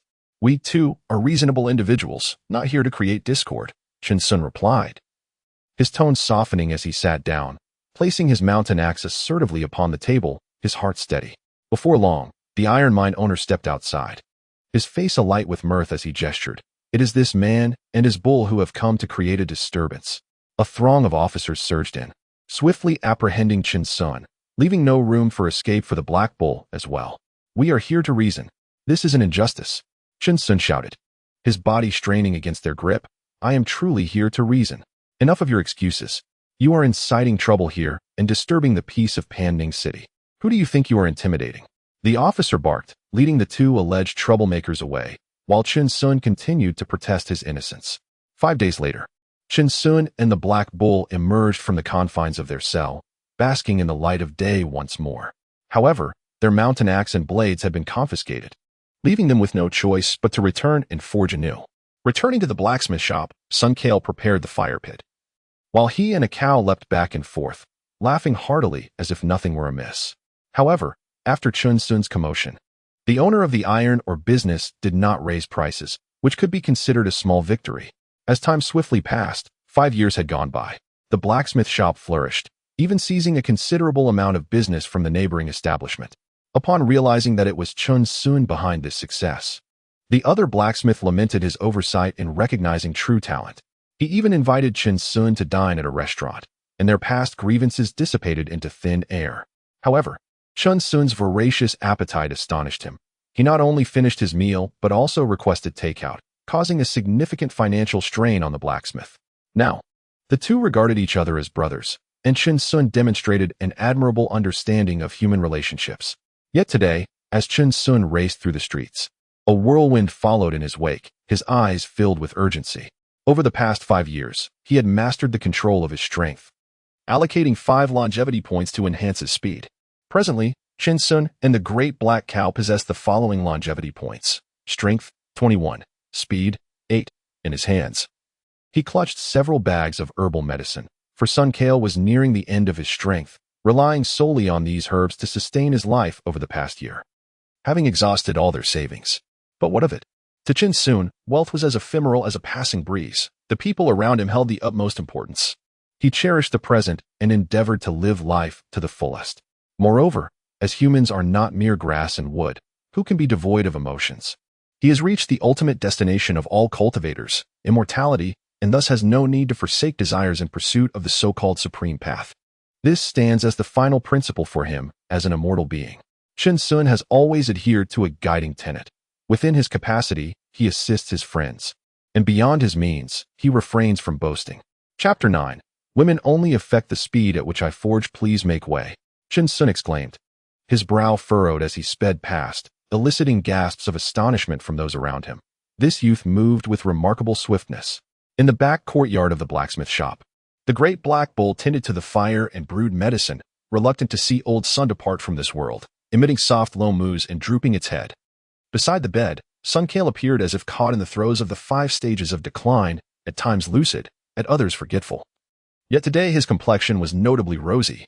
He summoned Chun Sun and the Great Black Bull into the room, gradually rising to lean against the wall. as the bull's head poked in, watching him with concern. Haha, Sun Kale chuckled, patting the great black bull with a benevolent smile. I am fine. One must face such days eventually. Old son, fret not. I inquired with the town's physician, and with daily medication, you may live at least another decade. Chin Sun replied nonchalantly, I am quite strong, and with such thriving business, we are not short of silver. I still recall your first day at the blacksmith shop. Sun Kale remarked, his face lined with wrinkles as he gazed at Chin Sun. You were like a country bumpkin, so boisterous. Chin Sun forced a smile, choosing not to respond. I have little to teach you. You have learned it all. From now on, this shop shall be entrusted to you. Sun Kale said with a slight smile, grasping Chin Sun's hand. Save more silver, find yourself a wife, and do not squander it on medicine. Old son, you underestimate me. How much could these herbs possibly cost? Chin Sun waved his hand and said, Old son, did you not hear me? There is no need to comfort me. I am well aware of my own body. Sun Kale cleared his throat, interrupting Chin Sun. I have something for you. Upon finishing his words, he retrieved a tome from behind his pillow and smiled weakly. My son once sought immortality after reading this. Old son, I harbor no interest in cultivating immortality.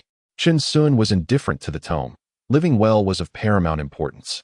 If only my son possessed a disposition like yours. Sun Kale murmured, his eyes drifting into a distant reverie. With a soft sigh, he added, I have nothing to leave you, so just accept it. Very well. Chin Sun nodded. Big Black Bull. Heh, just stay close to this lad, Chin Sun. Sun Kale gazed fondly at the big black bull, his eyes brimming with affection. I have encountered countless beasts, but none possess such spirit as you. Heaven has a benevolent nature. It shall protect you. Moo, moo. The big black bull moved its head slightly. Old son, do not speak such despondent words. The doctor says that a positive mindset prolongs life. Chin Sun tightened his grip on Sun Kale's hand. It was icy, a chilling wave slowly coursing through his heart. Chin Sun, I am here, Old Sunday. Thank you. Sun Kale smiled warmly, gazing deeply at Chin Sun and the big black bull, as if he wished to imprint their faces in his memory forever. Let us depart. I need to rest for a while. Very well, old cow, let us prepare the medicine. Mo. Chin Sun and the great black cow hurriedly exited, diligently concocting the potion according to the formula, albeit in a somewhat flustered manner. On the following day, as the cold wind swept through, countless yellow leaves cascaded from the plum tree outside. Sun Kale, within the confines of his room, departed from this world in an extraordinarily serene manner. On the street, the great black cow pulled a cart upon which rested a coffin, while Chin Sun followed behind, pushing it with an impassive expression. The passers-by furrowed their brows, feeling an unsettling aura, and kept their distance. Unperturbed by the gazes of outsiders, the pair gradually made their way toward the outskirts of the city, their movements careful to avoid any jostling. Chin Sun sought a site of auspicious feng shui to lay Sun Laosher to rest, inscribing upon the tombstone, the grave of my esteemed teacher, Sun Kale. As the cold wind blew, yellow paper fluttered about, enveloping the atmosphere in a somber melancholy. Chin Sun offered incense and bowed. Before the pair ambled back toward the city, their silhouettes fading into the distance. Upon returning to the blacksmith shop, they lingered in silence for a considerable time. The chair stood empty, as if the little old man would never again be found dozing there. It's all right, old cow. We ought to find joy in this. Mo? Without us, what would have become of Sun Laosher? He would have had no one to attend to his final affairs. Mo? At least we have managed the blacksmith shop well over the years, and Sun Laosher lived quite happily, did he not? Mo? Precisely. We have done a great deed. Let us rejoice, ha ha ha. A person and a cow laugh more awkwardly than they cry, and the shop gradually falls into silence once again. Chin Sun's words leave one wondering whether he is comforting the big black cow or himself. Chin Sun suddenly smacked his forehead. The more he pondered, the more he felt something was amiss. Moo? The big black cow's eyes conveyed a look of confusion, wondering what had happened. Old cow, we have been deceived. Chin Sun declared emphatically, his gaze resolute. That doctor must have seen our anxiety and misled us about the prices of medicinal herbs. He lamented deeply, questioning why he had not mastered the art of medicine. In this small mountain village, there were no real doctors, only folk remedies for treating external injuries. He never envisioned such a day would come. A miscalculation. The big black cow was taken aback and nudged Chin Sun. Why didn't you learn medicine? We should focus on forging and earning money first. We still owe quite a bit to our neighbors. Chin Sun's eyes ignited with fervor. The medical profession is indeed lucrative. Moreover, in navigating through life, one inevitably encounters various mishaps, making the acquisition of medical knowledge essential. A new goal began to take shape in his mind. Moo. The big black cow's eyes sparkled with insight, contemplating whether, if Chun Sun mastered medicine, he could treat himself and prevent others from succumbing to illness. Chun Sun noticed the approving gaze of the big black cow and smiled faintly. The earlier gloom dissipated completely. Life is always filled with uncertainties and challenges, which makes it so captivating. Old cow, let's get to work. Moo. The rhythmic sounds of hammering echoed once more from the blacksmith's shop. In the present day, Chun Sun has mastered the art of controlling his strength to the extent that he can point a finger and not harm an ant, yet effortlessly sever its head. Consequently, the ant colony within the blacksmith shop has suffered a great calamity, prompting a mass exodus, leaving behind numerous headless corpses. Today, the reputation of Chun Sun's blacksmith shop resonates throughout the surrounding streets, known for its fair prices, superior quality, and amiable disposition. Many matchmakers have sought him out, drawn by his chiseled 16-pack abs, which have rendered them almost breathless, their eyes shimmering with longing.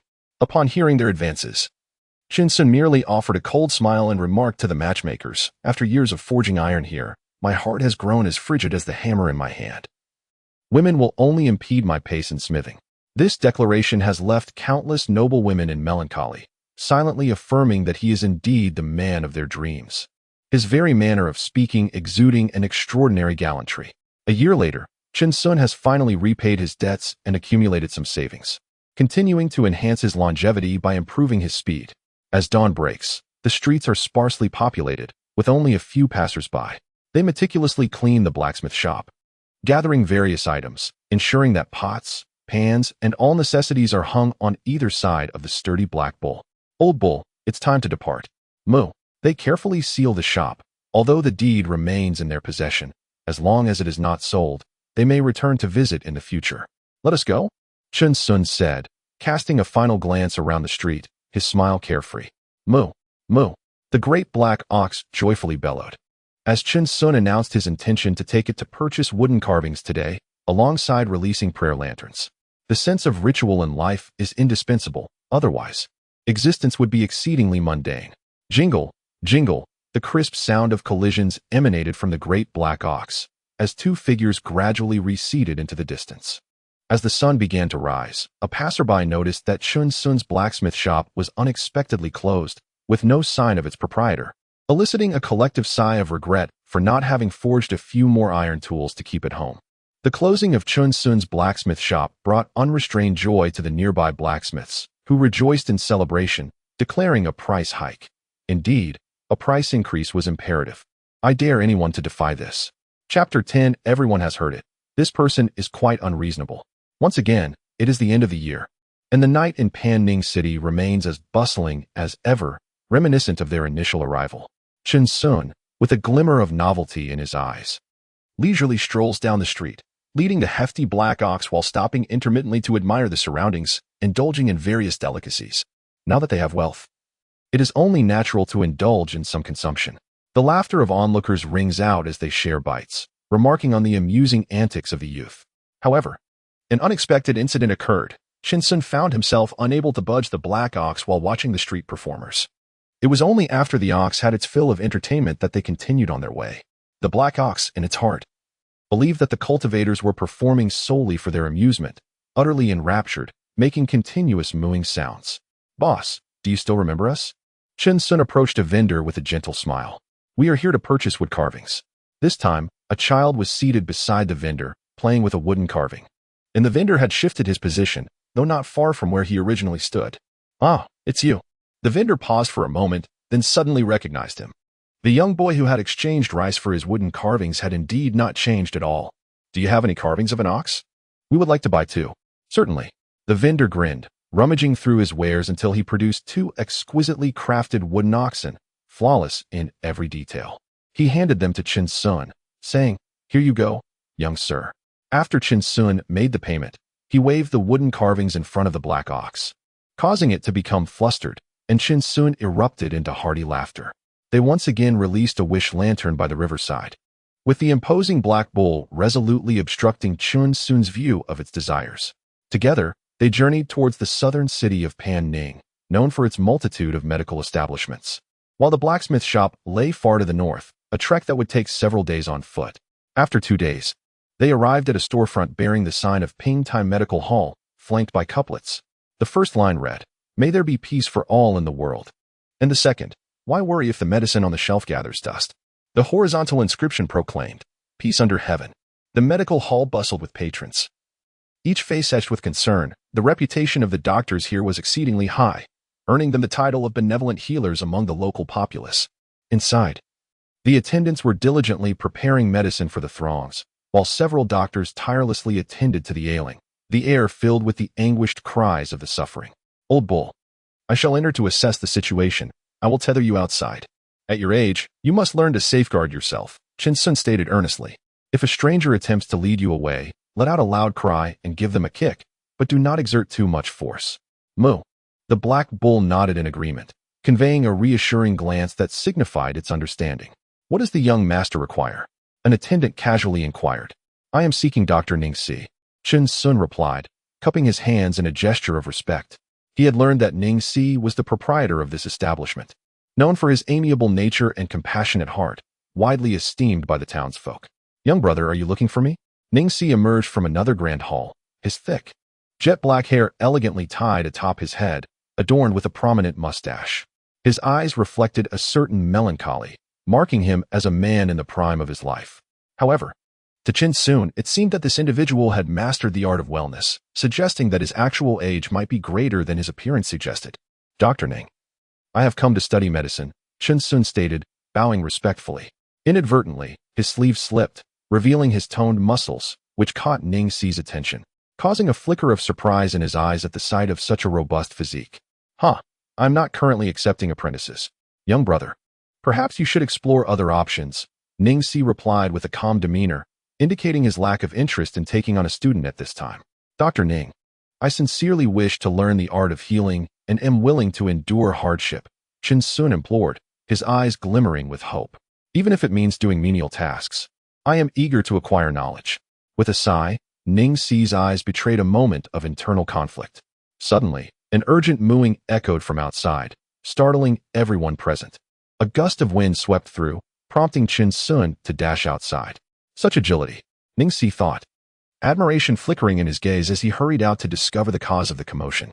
"Alas, my stubborn black bull refuses to budge," a local ruffian chuckled, explaining to the gathered crowd, his expression dark with frustration as he experienced firsthand the strength of the beast. "Moo, moo," the enraged black bull bellowed, preparing to lift its hoof. Upon noticing Chin Sun's presence, it let out a frantic cry. "What is happening? This is my family's bull," Chin Sun exclaimed, his eyes wide with fury, commanding, "Release it. Just because you claim it to be yours, does that make it so?" The ruffian scoffed, casting a disdainful glance at Chin Sun, perceiving him merely as an inexperienced youth.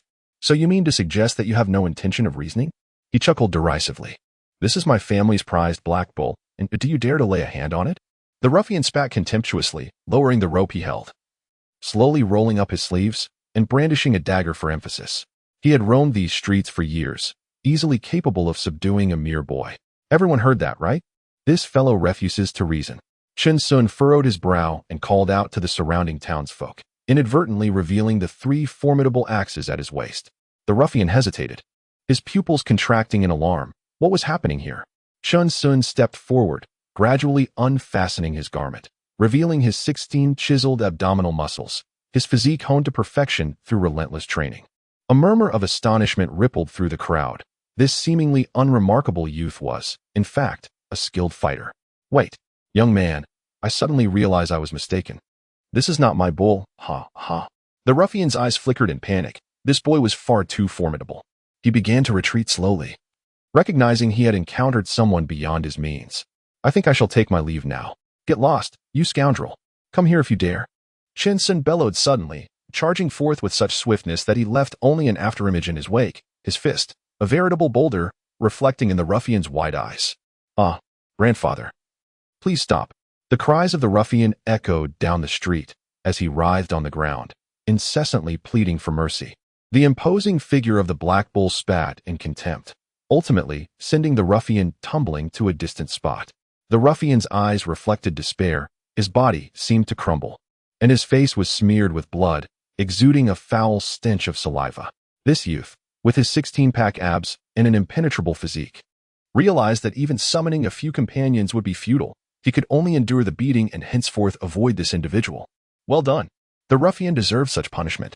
A day wasted in idleness, loitering about. His presence had long been intolerable. Around them, the onlookers erupted in cheers, celebrating the audacity of youth who dared to accomplish what they themselves could not. Chen Sun scoffed, for if he could dare to confront the bull, retaliation would unleash a true slaughter. Moo, moo. The black bull nudged Chen Sun, finding solace only in his proximity. Fear not, old bull. I am here, Chen Sun reassured. One hand cradling the creature's head, his gaze icy as he tracked the ruffian's retreat. Suddenly, he turned to Ningxi, causing the latter to shudder. This youth bore 3 formidable axes and those chiseled abs. Was he truly here to study medicine? Esteemed Dr. Ning, I humbly request your acceptance of my assistance. Let us lend a hand at the Pingtai Medical Hall. My family's ancestral black bull can also be of service. Chen Sun bowed respectfully, his words imbued with earnest sincerity. Moo, moo, echoed the black bull, also beseeching Ningxi. Dr. Ning, please accept him. Such a young man with a sense of justice is indeed rare. Indeed, Dr. Ning, this young lad is also pitiable, having brought his family's cow to the city in search of a livelihood. The surrounding townspeople echoed support for Chen Sun, who clearly bore the marks of a tragic past. Very well, I shall take you in. Ningxi nodded in agreement, recognizing the boy's misfortune. It would be unfortunate for him to wander alone, vulnerable to the retribution of local ruffians. At least within the confines of the clinic, no one would dare to harm him. Thank you, Dr. Ning, Chen Sun exclaimed joyfully, bowing to the townsfolk in gratitude for their support. Let us proceed, Ningxi smiled, clasping his hands behind his back as he led them into the courtyard of the clinic. Chapter 11. Chen Sun becomes an apprentice in the realm of medicine. Where profound knowledge reigns supreme, one must never be careless. The journey begins with the identification of medicinal herbs. Ningxi bestowed upon Chen Sun a tome dedicated to herbal medicine, urging him to meticulously recognize and memorize the various herbs in the backyard. Without this foundational knowledge, he would not even be deemed worthy to assist in the clinic. However, he believed himself to possess a sharp intellect.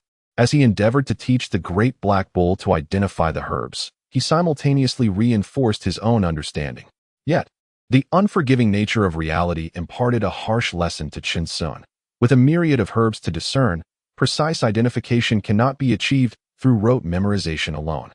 Under the candlelight in the backyard, a solitary figure and a bull immersed themselves in nocturnal studies. Old bull, I never realized your intellect was less keen than I presumed. Chen Sun chuckled, feeling a sudden sense of equilibrium. Their fortunes were evenly matched. For Chen Sun, there was no greater agony than not being unable to learn, but rather to witness the old bull mastering the material while he himself lagged behind. Moo, moo. The great black bull, indignant, widened its eyes and nudged Chen Sun, having encountered unfamiliar characters that required his interpretation. Nevertheless, it had devised a plan to seize the opportunity during Chen Sun's absence to surpass him and quell his arrogance. As time quietly slipped away amidst their studies of herbal identification, a year passed, and Chen Sun donned the uniform of a junior staff member at the Pingtai Medical Clinic. He walked with a newfound swagger, a confident smile gracing his lips. Throughout this year, he had become acquainted with the majority of the herbs. However, Dr. Ning did not commend his innate intelligence, but rather acknowledged his diligence and ability to endure solitude. He once again focused on enhancing his speed, for in the realm of martial arts, swiftness is invincible. As long as one runs swiftly enough, calamity will always lag behind. 1 money for wintergreen, 2 for 100 flower, 3 for autumn stone. Understood, Chen Sun replied, expertly retrieving various herbs from several cabinets, promptly packaging them for the individual. After a night of rest, Chen Sun, while munching on sunflower seeds and accompanied by the black bull, resumed his studies of herbal texts. However, a glimmer of suspicion began to emerge in his gaze as he scrutinized the large black bull and remarked, Old bull. The bull trembled slightly, its eyes betraying its trepidation. Have you been surreptitiously studying? I have been observing you for several days. Chen Sun raised an eyebrow. This bull had committed a grave offense by frolicking with him at night and stealthily learning while he was busy during the day. How audacious. The black bull, sweating profusely, denied any wrongdoing, though its eyes had already revealed its secret. You shall be punished by not being allowed to read tonight. Chen Sun turned away, resuming his snack, stating, only after you recognize the reprehensibility of such behavior will I consider studying with you. Desperate, the black bull circled around Chen Sun, inadvertently toppling him over. Chen Sun, exasperated, could not resist its pleas and resorted to an emotional appeal, explaining the perils of clandestine learning. Do you understand? If I am not around, what if you make a mistake? You do not even recognize all the characters. These are herbs, and even a slight error could cost a life. Moo. The great black bull nodded incessantly, having understood that he would no longer engage in clandestine learning. Now, let us proceed. Allow me to elucidate the properties of this medicinal herb. Chen Sun gestured towards the text, and the great black bull leaned in, both resuming their studies with hearts brimming with fervor. In the following year, Chen Sun had memorized all the commonly used medicinal herbs in the clinic. Each night, he and the great black bull would engage in a quiz, presenting each other with herbs and naming them aloud. Dr. Ning continued to offer little more than a casual acknowledgement of their progress, seemingly unfazed. Whenever he found himself with idle hands, Chen Sun would stealthily approach the esteemed physicians, eagerly observing their consultations, for even a morsel of knowledge gained was precious, and he was not short on time. Upon returning to the courtyard each night, Dr. Ning bestowed upon Chen Sun a pharmacology book, rich with insights into the ailments treatable by various herb combinations, as well as the contraindications among them. It was truly profound. Chen Sun's eyes sparkled with wonder as he exclaimed, "This opens yet another door to a new realm for us. Old bull, we have merely scratched the surface." Moo. The great black bull was already immersed in the knowledge, its eyes wide with astonishment. Chen Sun also dedicated himself to enhancing his speed in learning, continuing his studies. As seasons changed from spring to autumn, Chen Sun donned the attire of a senior assistant, and 5 swift years had elapsed. They have been at the Pingtime Medical Hall for 7 years now, and Chen Sun has witnessed an abundance of suffering, helplessness, and lamentation. Yet, his optimistic and uplifting spirit has provided solace to many of the townsfolk who come seeking aid. The staff at the medical hall changes every year, but everyone remembers this eternally smiling youth and the formidable axe that he never parts with, resting at his waist. In the main hall of the medical hall, Ningxi sits solemnly, his gaze imbued with gravity. If one can misjudge a person at first glance, 7 years would render such errors impossible. Chen Sun, now attired in formal garments, is paying homage to his ancestors and subsequently presenting tea to Ningxi and his wife. Master, mistress, he addresses them, bowing his head and clasping his hands, his eyes reflecting deep respect. Chen Sun, what does it mean to be a healer? Ningxi inquires. To take on the responsibility of curing ailments and saving lives, but virtue is of greater significance. Ningxi squints slightly, scrutinizing Chen Sun. If you were to encounter a mountain bandit, one who has committed countless atrocities and now lies gravely injured, pleading for your assistance, what would you do?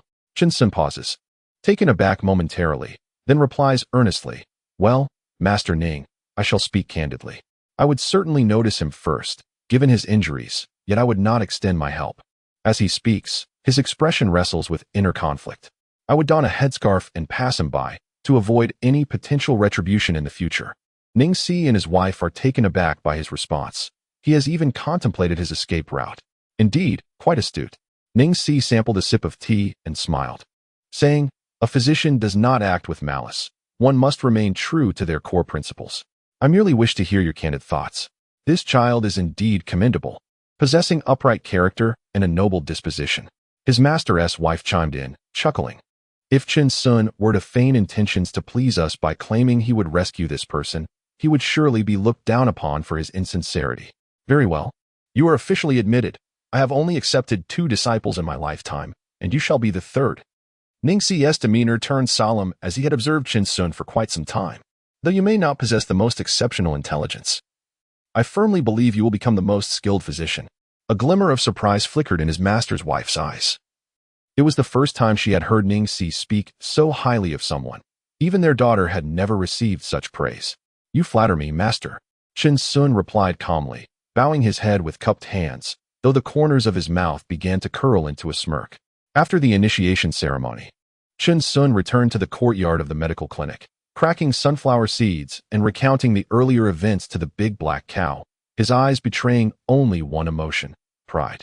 What a master, praising me as if I possessed the demeanor of an emperor of medicine. with auspicious energy radiating 30,000 miles.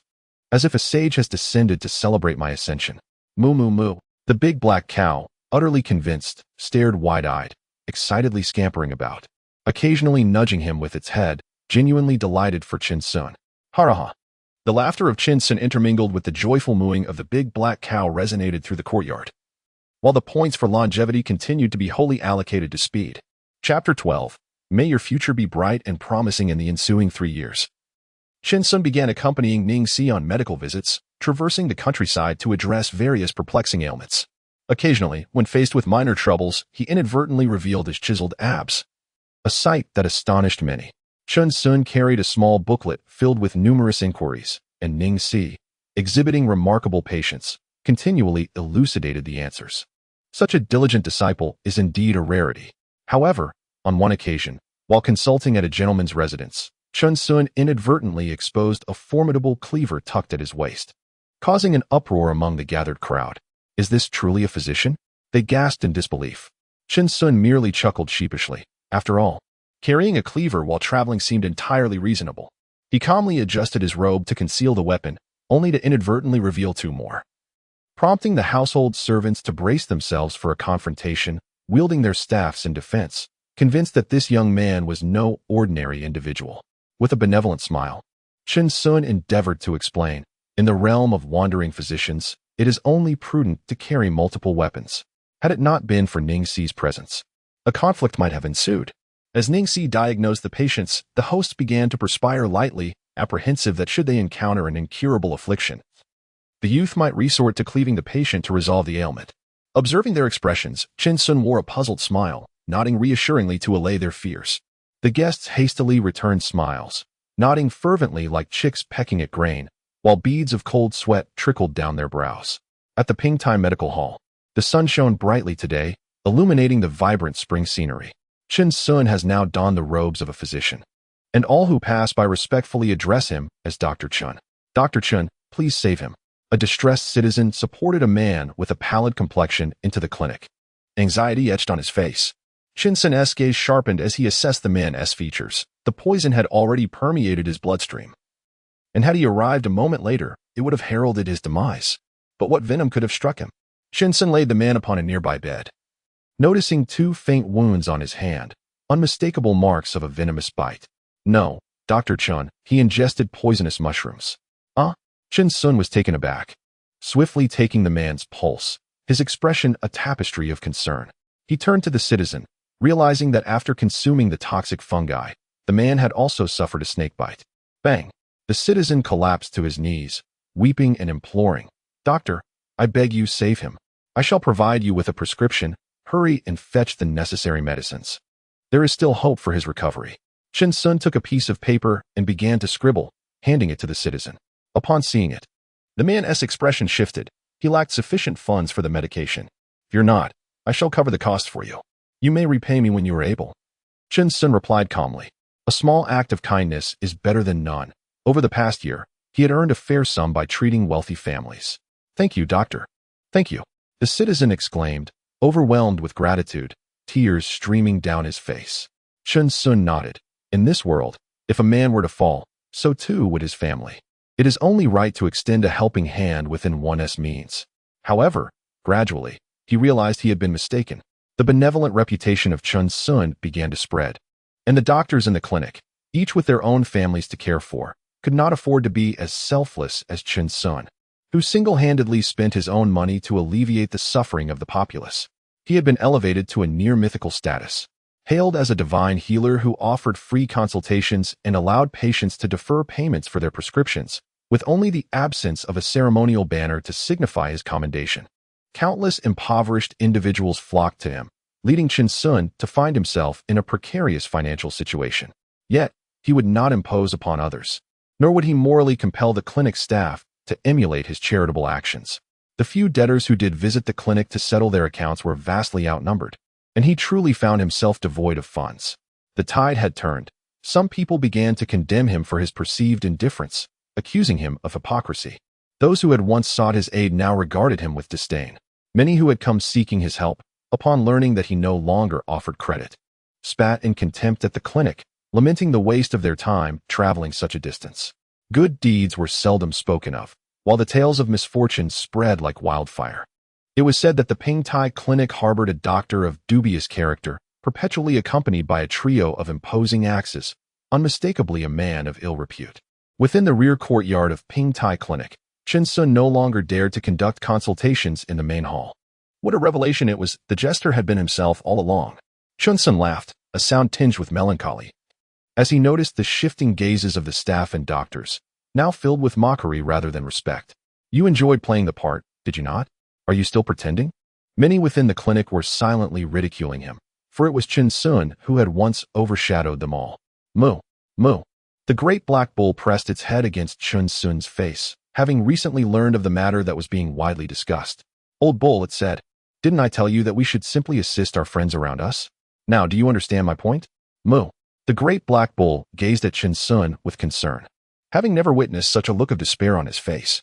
To it, Chen Sun was always an optimistic and joyful person. You underestimate me. All of this was anticipated.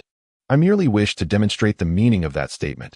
Chen Sun replied with a forced smile, tightly embracing the bull's head, their faces nearly touching. Moo. The great black bull nuzzled Chen Sun, feeling unusually despondent, yet deep within, it was seething with rage. Old bull, we should take our leave. This place is not suited for us. I need to bid farewell to Master Ning. Chen Sun patted the great black bull, aware that their presence had severely impacted the clinic's business, and he did not wish to delay anyone further. Moo. The great black bull sprang up, eager to leave, and hurried to gather their pots and pans. Observing its diligent figure, Chen Sun felt a warmth in his heart, a faint smile gracing his lips. At Ning Si's residence, Chen Sun had changed into the blue attire he once wore, no longer donning the physician's robe. I am aware of this matter and understand your predicament, Ning Si said slowly from the main seat, her eyes reflecting the weariness of time. Human nature is inherently flawed. This is a conclusion I have drawn from my years of practice. I hope it proves beneficial for your future endeavors. Master Ning's teachings, Chen Sun shall never forget. With a solemn bow, Chen Sun acknowledged the wealth of knowledge he had acquired over the past decade. Ning Si picked up a nameless tome from the table and explained, "This embodies the years of my experience, and I bestow it upon you." Ah? Chen Sun was taken aback, swiftly stepping forward to catch the book. Master Ning. This is too much. Ning Si gently pulled at the book, his expression shifting as he found it ensnared as if gripped by iron pincers. Oh, it's of no consequence. Take it. Thank you, Master Ning. In a flash, the book materialized at Chen Sun's waist, the swiftness of the act causing Ning Si's eyes to widen slightly. Go now, and do visit when you have the time. Master Ning, I am grateful for your kindness. Should anything arise with the Ning family, I shall return without hesitation, no matter the distance. Chen Sun's expression grew solemn as he bowed deeply. Ning Si nodded thoughtfully, remarking, "Throughout those years, I have observed you closely, wise yet unassuming. Truly not a mere creature of the shallow waters. Remain steadfast in your convictions." Chen Sun slowly raised his gaze, taking one last look at Ning Si before turning to depart.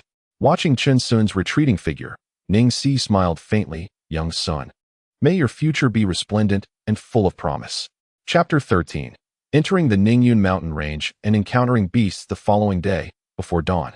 Chen Sun and the great black bull set forth, journeying westward, gradually vanishing into the depths of the street. As the townsfolk awoke and ventured out, news of Chen Sun's departure from the clinic had spread. Some felt inexplicably joyous, as though they had banished a villain, while others experienced a pang of loss, recognizing Chen Sun as a genuinely good doctor who had committed no wrongdoing. However, after a few days, the matter slipped from their minds. Whether Chen Sun remained or not would not alter their own fortunes by a single coin. In this world, few possess the inclination to concern themselves with a stranger. The Ningyun mountain range stands majestically between heaven and earth, a timeless monument that has inspired countless beings, its existence spanning innumerable ages.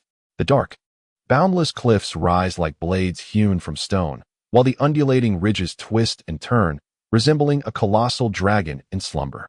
Gazing downwards, one observes the clouds swirling beneath, encircling the peaks, shrouded in mist. On a narrow mountain path, a youth carries a bamboo basket, searching for medicinal herbs, accompanied by the great black bull. Over the past 3 years, Chen Sun has continued to invest his longevity points into speed, eager to discover whether he would reach the limit at 20 points. Their current longevity points stand as follows: Strength, 21. Speed, 18. With a speed akin to that of the extraordinary, should Chen Sun sprint with fervor, he would become a blur to the naked eye, a truly remarkable sight. Old Bull, let us search diligently. Chen Sun's bamboo basket was filled with an array of herbal remedies, perhaps even housing the fabled elixir said to cure all ailments. The Ningyun mountain range often witnessed villagers foraging for such miraculous herbs, some of which were centuries old, fetching a handsome profit in the city. Moo. The great black bull frolicked about, recognizing many of the medicinal plants, prompting a reflection on the immense power of knowledge, its mind now clearer than ever. However, they dared not venture too deep, having heard tales of monstrous beasts that differed greatly from ordinary wildlife. We must be cautious, Chun Sun said nervously. For should we encounter any cultivators who take a disliking to us, our lives could be forfeit. Moo. The black bull responded, understanding the gravity of the situation. Suddenly, a chilling scream echoed through the jungle, startling countless birds from the trees. Instinctively, Chen Sun pulled his bandit scarf over his face, and the black bull halted, their eyes locking in shared alarm. Monstrous beasts. Several villagers rushed toward them, frantically shouting. Upon seeing Chen Sun's scarf, they paused in surprise, then cried out, "Run! Hey! A beast! Old Bull, we must hurry!" Chen Sun exclaimed, panic surging within him as he and the black bull dashed forward. Behind them, a fearsome roar erupted. A creature, resembling a cross between a wolf and a tiger, pursued them with frenzied intensity, its massive form dwarfing that of a tiger, eyes gleaming a sinister red. What a terrifying sight! Chen Sun and the black bull gasped in unison, their long lives suddenly feeling profoundly enriched by this harrowing encounter. A solitary figure, accompanied by a cow, pressed onward without a hint of slowing down, trampling countless brittle twigs beneath their feet, which shattered into two gusts of wind. The startled villagers behind them gasped in horror at the astonishing speed. The beast of monstrosity, incensed, glared with increasingly crimson eyes, saliva spraying forth. It relished in the pursuit of swift prey. "Ah, it's coming!" Several villagers cried out in terror, one of them fainting from sheer fright. Yet, astonishingly, the beast bypassed them, fixating its chase upon the lone individual and his bovine companion. "What are you doing? Are you out of your mind?" Chun Sun's pupils dilated in shock as he witnessed the creature turn its attention towards them, its velocity surpassing that of any wild animal. Moo! Moo! The great black bull charged forward frantically, a sheen of perspiration forming upon its brow, overwhelmed by the terror of the beast. Moo! With a resounding crash. The great black bull, in its panic, collided with a colossal tree, which splintered ominously, leaning perilously as if to uproot itself. "Old Bull!" Chen Sun shouted, halting in a state of urgency, his eyes brimming with concern as he rushed to inspect the bull's head. Moo, the great black bull, slightly dazed, suffered only minor abrasions, nuzzling Chen Sun in reassurance. Roaring with excitement, the monstrous beast was closing in, its gaze reflecting the thrill of encountering prey that could flee with such swiftness. Chen Sun and the great black bull found themselves encircled, standing together in sheer panic, the appearance of the beast striking terror into their hearts. "It seems the end is near, Old Bull," Chen Sun spoke with a trembling voice, one hand still clutching the bull's head. The large black bull also trembled, its pupils quivering, as though questioning whether the path to immortality would end here. The monstrous beast circled around them, its drool dripping incessantly, sensing their palpable fear, which rendered it utterly complacent.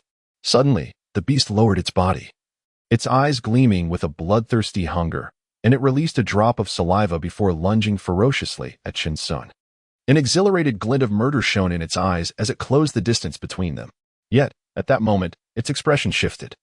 The human no longer appeared afraid, but rather exuded an unparalleled calmness. A fierce whirlwind erupted from the ground as Chen Sun transformed into a fleeting shadow. Moving with such extraordinary speed that the beast could scarcely keep up, its countenance filled with dread. "Though you are formidable, you are still insufficient to compel me to wield my second axe," he mused. At this juncture, Chen Sun had already positioned himself behind the beast, his back turned, brandishing a bloodied axe, his face obscured by a bandit mask that revealed only a chilling gaze. Suddenly, an intense pain surged through the beast's abdomen, causing it to collapse to the ground in agony, blood spilling profusely. The large black bull sprang into action, delivering a crushing blow that created a massive crater in the earth, the beast's entrails spilling forth, leaving it utterly lifeless. Chen Sun struck mercilessly, And with a splatter of blood, he exclaimed, "Is this it? Ah, is this truly all you have?" The bull bellowed defiantly, "Moo, moo," as if mocking its adversary's impotence. A solitary individual and a bovine companion engaged in a fervent display of catharsis, their exuberance manifesting in wild abandon. As they were undeniably startled by the presence of this formidable beast, a large pot was set upon the fire, and soon the water began to boil. It was time to commence the feast. My dear bovine, fortune favors us this time, for this creature possesses arcane abilities, conjuring phenomena akin to the duality of ice and fire. Chun Sun recalled having heard tales of such creatures within the city, beings that could only be vanquished by skilled cultivators. Yet, the aroma of the meat was undeniably enticing. The great black bull emitted a contented moo, reveling in the exquisite taste of this delectable flesh, a culinary delight it had never encountered before. Once they had finished their meal, the duo meticulously concealed their traces, packaging the leftovers and filling in the pit they had created. Chun Sun was exceedingly cautious this time, carefully orchestrating the scene of their endeavor. The ashes of the beast were scattered to the west, rendering the entire affair seemingly uneventful. They ventured far into a secluded thicket, where the presence of wild beasts was minimal. My dear bovine, even cunning hares have their retreats. We must not be outdone by them. Let us commence our excavation. The bull bellowed affirmatively. Chun Sun, blessed with great strength, excelled in various outdoor digging techniques, whether it be laying a foundation or extracting clay. He refused to sleep upon the ground.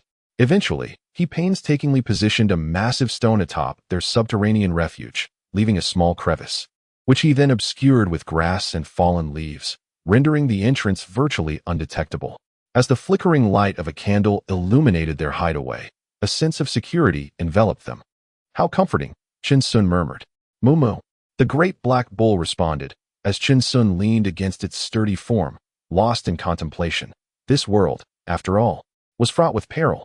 Especially today, the monstrous beasts nearly frightened them to the point of losing control. After much hesitation, he ultimately retrieved the book bestowed upon him by Elder Sun, the Chi Refinement Technique. Chapter 14. The Cultivation Technique. It turned out that we were destined to be together. The world is infused with spiritual energy, which communicates with the heavens and earth, drawing into the body. As Chun Sun continued to read, his mouth gradually gaped wider in astonishment. He yearned to exclaim 2 words, but found himself unable to utter them, for each subsequent line elevated his emotions even further. He swallowed hard, his eyes filled with shock, and exclaimed, "Incredible! Moo, moo." The great black bull was startled into an upright position, its gaze fixed upon the Chi Refinement Technique, puzzled by its nature. "Old bull, it's a cultivation technique," Chun Sun declared excitedly. "This is the joy of enjoying something for free, cultivating to fly, without the burden of serving in a cultivation sect." "Moo," the great black bull shared in the excitement, reminiscing about the days when they witnessed cultivators soaring through the skies on their swords, traversing the realms with envy. The Chi Refinement stage is divided into 10 levels, and upon reaching the 10th level, one can establish a foundation, transcending the limitations of lifespan, potentially living beyond 100. As Chun Sun read this, both he and the great black bull exchanged sly glances, stifling a peculiar, mischievous chuckle. However, the techniques only reached their zenith at the foundation establishment stage. They remained unaware of the realms that lie beyond. Let us give it a try together. Follow its prescribed path and feel the spiritual energy of the heavens and earth. Chun Sun settled into a meditative pose and even took the time to instruct the great black bull on how to sit properly, causing it to tremble with laughter. Every being with a spiritual root can sense the spiritual energy of the universe. "Moo, fear not. You certainly possess one. After all, you are a spiritual beast." "Moo." The great black bull opened its mouth, feeling a sense of relief. "Come forth, essence of heaven and earth, heed my command and enter my being." "Moo moo moo moo." The man and the bull began to capture the aura of the world according to the prescribed method, their eyes gently closed, hearts tranquil. And thus an hour passed. 2 hours elapsed. 3 hours went by. Impossible, absolutely impossible. Chun Sun abruptly opened his eyes, gazing at the great black bull, inquiring, "A counterfeit?" "Moo, moo." The great black bull hesitated momentarily, then nodded, seemingly devoid of sensation. "Damn it." Chun Sun's expression twisted in anguish, his hands pressed against the ground. He never anticipated that the son of Old Sun would fall victim to a counterfeit. It appeared his son, discovering something amiss during his cultivation, had chosen to leave it behind. Moo moo. The great black bull nodded, acknowledging the truth in Chun Sun's words. He was indeed astute. However, Chun Sun's tone shifted, a slight frown forming on his brow, for upon cultivation, he did feel a certain sensation in his abdomen. Moo? Perhaps it was due to consuming too much beast meat. I shall step outside for a moment. The great black bull, after Chun Sun exited. He sought a secluded spot, dug a small pit, and crouched down, beginning to ponder deeply. Could it be that my spiritual roots are too weak?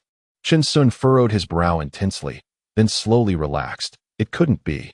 For the great black bull was a spiritual beast. Could it truly be that it too was lacking in prowess? Upon reaching this thought, Chun Sun couldn't help but stifle a chuckle, his movements becoming increasingly exaggerated. Suddenly, his expression shifted as he glanced down at his feet. Oh dear, what on earth? Returning to the underground cave, Chun Sun remarked, Old bull, there is indeed another possibility. Our spiritual roots may be too feeble. The great black bull offered no reply. Instead, it sniffed the air, detecting an unpleasant odor emanating from Chun Sun. Old bull? Chun Sun furrowed his brow in confusion. The great black bull's nose was nearly touching the ground beneath Chun Sun's feet. With a powerful force that seemed to defy the heavens, it bellowed, Moo. The great black bull was abruptly lifted by Chun Sun, who exclaimed in anger, Old bull, I am speaking to you. Moo moo. The great black bull settled down, leaning against the earthen wall, keeping a respectful distance from Chun Sun, its eyes glinting with an inexplicable mockery. Let us persist in our cultivation for an hour each day. If it proves ineffective, then so be it. Moo. The great black bull nodded in agreement. Watching as Chun Sun approached, it hastily shifted positions. Yet, how could Chun Sun let it escape? The great black bull was left feeling despondent. They were compelled to huddle together for the night, and by dawn, the chirping of birds had already penetrated the cave, a beam of sunlight streaming down. Come, old bull. Let us gather herbs. Chun Sun slowly opened his eyes, stretching languidly, still bleary-eyed, and then proceeded to apply some medicine atop the bull's head. Moo. The great black bull awoke as well, its head still throbbing slightly.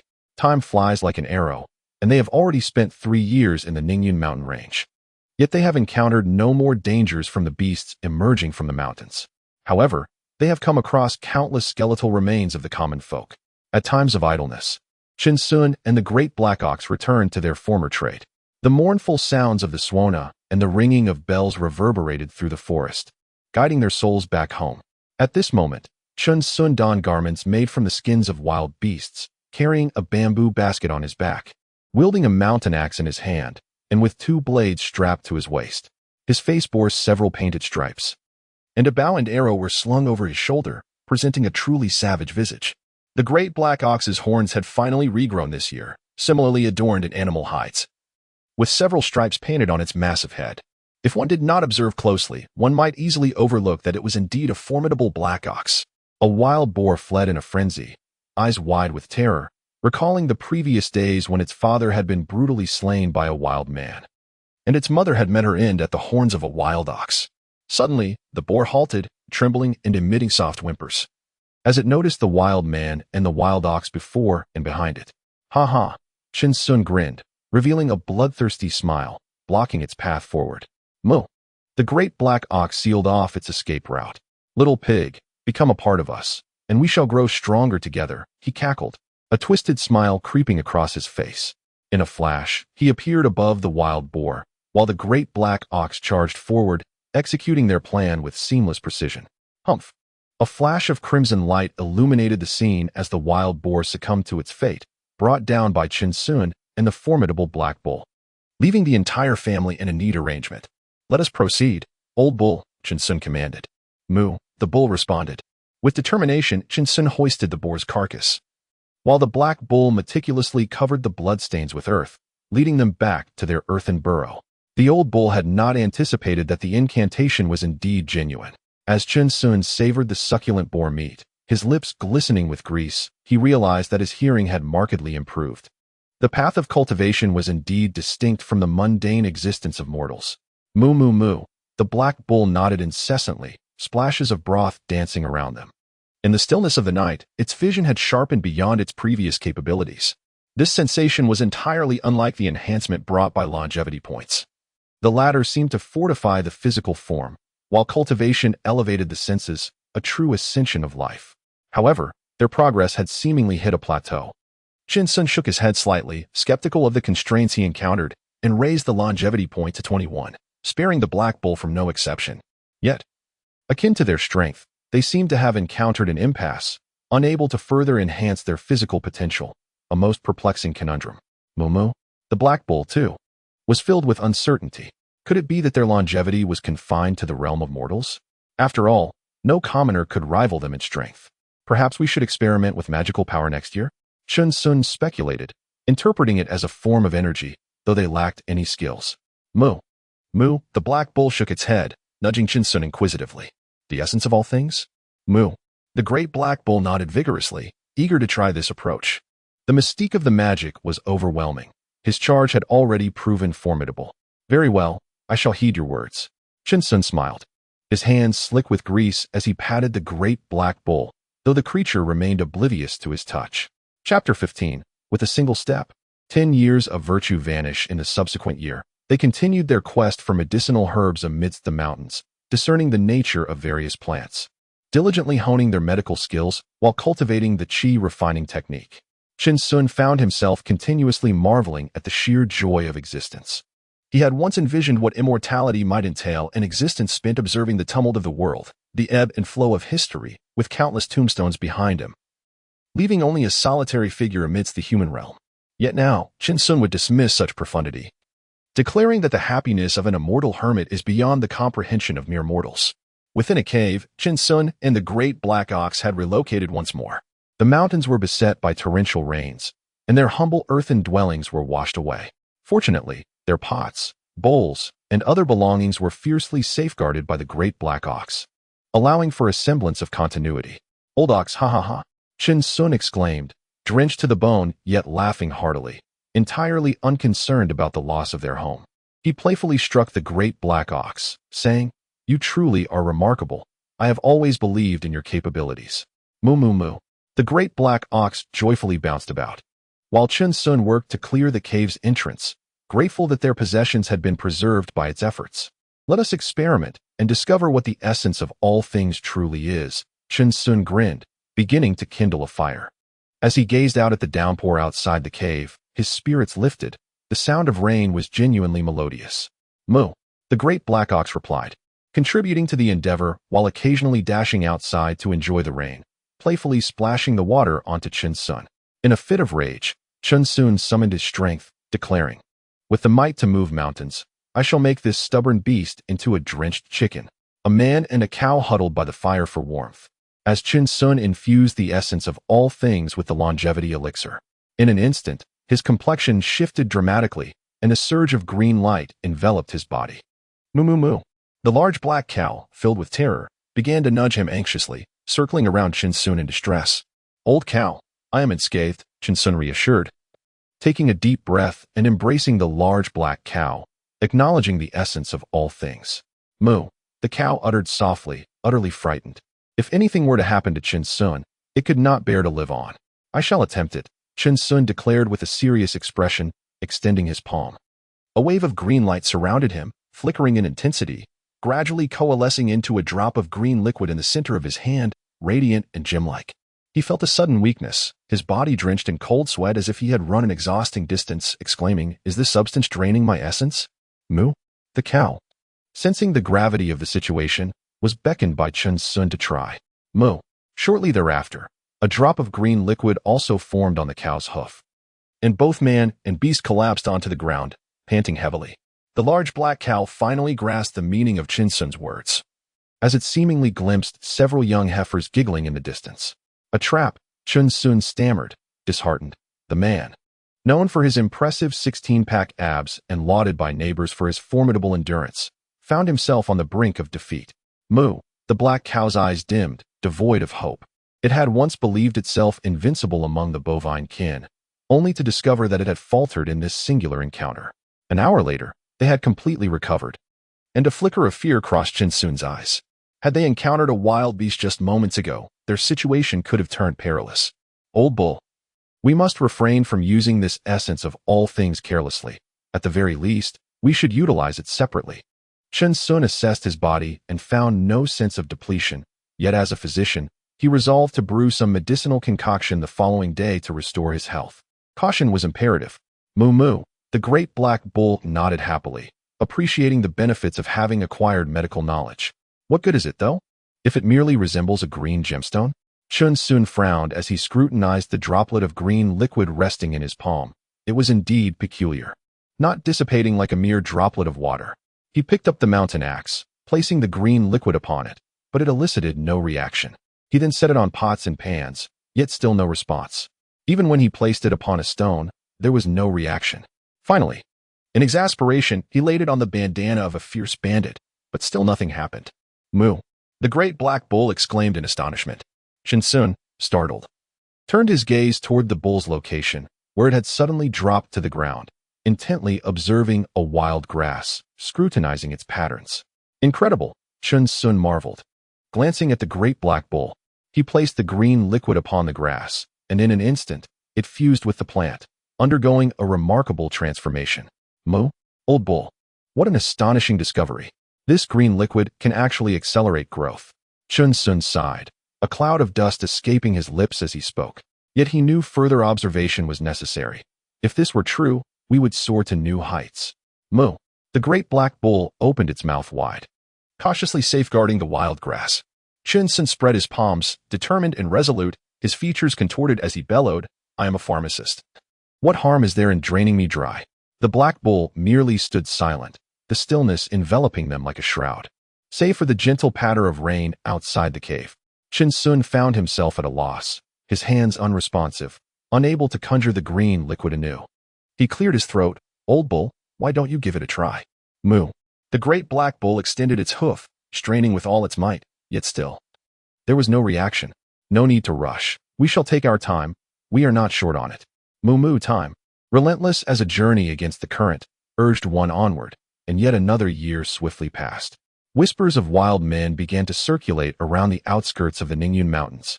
Steeped in terror, this wild man, known to roam the deep woods, was said to be accompanied by a fierce bull that feasted upon human bones, leaving behind the remains of countless souls. As night fell, a chilling sound of a swana echoed through the forest, accompanied by eerie bell chimes, like a harbinger of doom. Should one encounter this wild man, it was advised to either flee or find a pit to bury oneself. Countless villagers trembled in fear. They dared not venture into the depths of Ningyun Mountain, and now a wild man had emerged from the periphery. Was there any hope for survival? In contemporary times, the villagers venturing into the mountains do so in groups, armed for the imminent threat of wild man attacks. Should they slay one, they can claim a reward from the authorities, prompting many bounty hunters to quietly join the fray. At the base of a certain peak, Chun Sun, accompanied by the great black ox, busies himself collecting human bones. Old ox, although we do not know these souls, our profession adheres to its own code, he muses. Picking up another bone from the grass pile. Let us construct a burial mound for them. It shall serve to accumulate merit, for in these times, who finds life easy? Moo. The great black ox nods in agreement, having amassed considerable merit thus far. As Old Sun has said, heaven will surely bestow its protection upon us. Look, with your careless step, a decade of merit has vanished. Moo moo moo. The black ox suddenly lifts its leg and bellows, having inadvertently trodden upon a bone. Gazing pleadingly at Chun Sun, let us do this. Today, I shall partake in meat. While you savor the broth, the Buddha will grant you forgiveness. Moo, moo. The black ox's expression is one of inner conflict, but for the sake of merit, it ultimately nods, reasoning that missing a single meal will not lead to demise. They soon locate a nearby pit, interring the desiccated bones, and commence with their ceremonial rites. The black ox exerts itself wholeheartedly, the bells clanging as it seeks to atone for its earlier misstep. Throughout the year, they finally discern the essence of all living things. Yet, they could only condense a single drop each day. When the count reached 1, it could accelerate a plant's growth for an entire month. Now, they have successfully distilled the essence of all things to the second level, just as Chun Sun anticipated. A single drop can remarkably accelerate growth by 2 months. This news has brought them immense joy, as it signifies the potential to cultivate numerous precious medicinal herbs. Their cultivation technique has also borne fruit. They have all advanced to the second layer, achieving heightened clarity of perception, rendering this realm far clearer in their eyes. Within Chun Sun, the so-called magical energy has gradually emerged, albeit without any practical utility or skills. All right, let us depart, old bull, Chen Sun chuckled, unperturbed by their endeavors. Finding solace in this daily stroll, a delightful ritual following their meals. Moo moo, the large black bull nudged Chen Sun, attempting to absorb a fraction of his merits. Ha ha. Chen Sun nestled against the head of the large black bull as they walked side by side towards their cave. As they traversed a thicket, both Chen Sun and the black bull perked up, instinctively parting and dodging to the side. Whoosh, whoosh. 3 sharp arrows whizzed past, embedding themselves into the ground with alarming force. The potency of the attack was such that, had they not evaded, their bodies would have been pierced through. Chapter 16, Cremation and the Dispersion of Ashes. The wild man and the bison exhibit remarkable agility. A refined gentleman perched upon a tree smiled, gently discarding his bow and arrow before unsheathing the sword at his waist. Brother Sue, allow my junior sister to take action against such barbaric foes, a woman chimed, her eyes glinting with a fleeting coldness. Junior sister Juan, you handle the bison, leave the wild man to me. Be cautious not to incur any harm. A scar-faced man sneered. Then I shall express my gratitude to Brother Tian. Junior sister Juan replied with a charming smile, captivating the scar-faced man with her allure. Brother Sue remained silent, a smile gracing his lips, recognizing that hunting such savages would greatly enhance the prestige of the Baishian sect.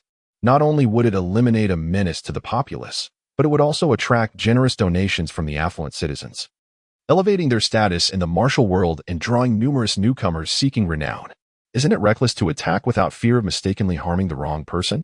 A chilling voice emerged from beneath the tree, its tone steeped in suppressed emotion.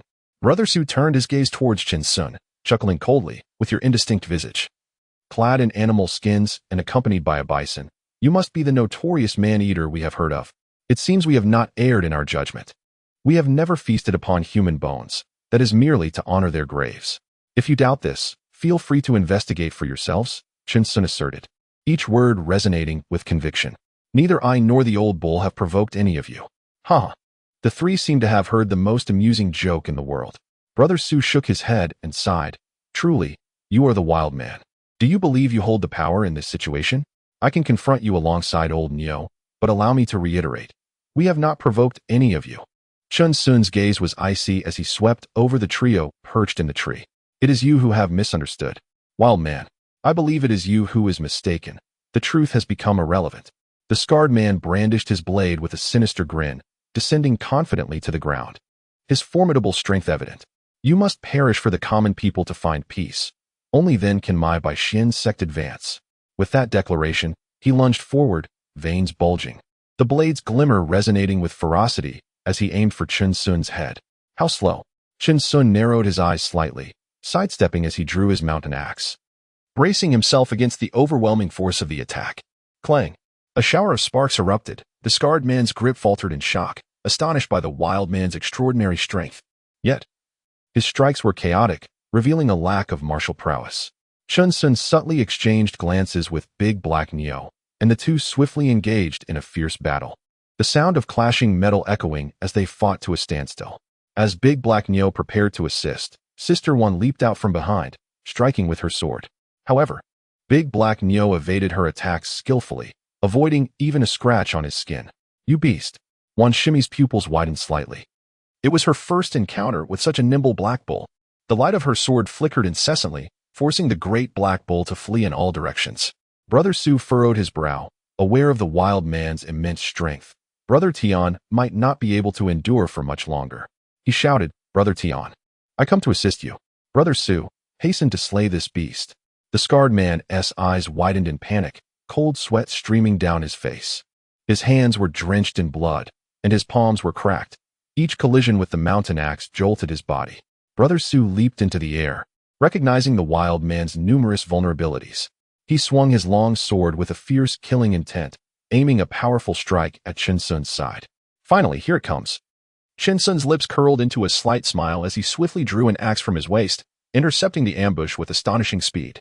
The jarring sound of metal clashing rang out, startling Brother Sue as he realized Chen Sun wielded dual axes.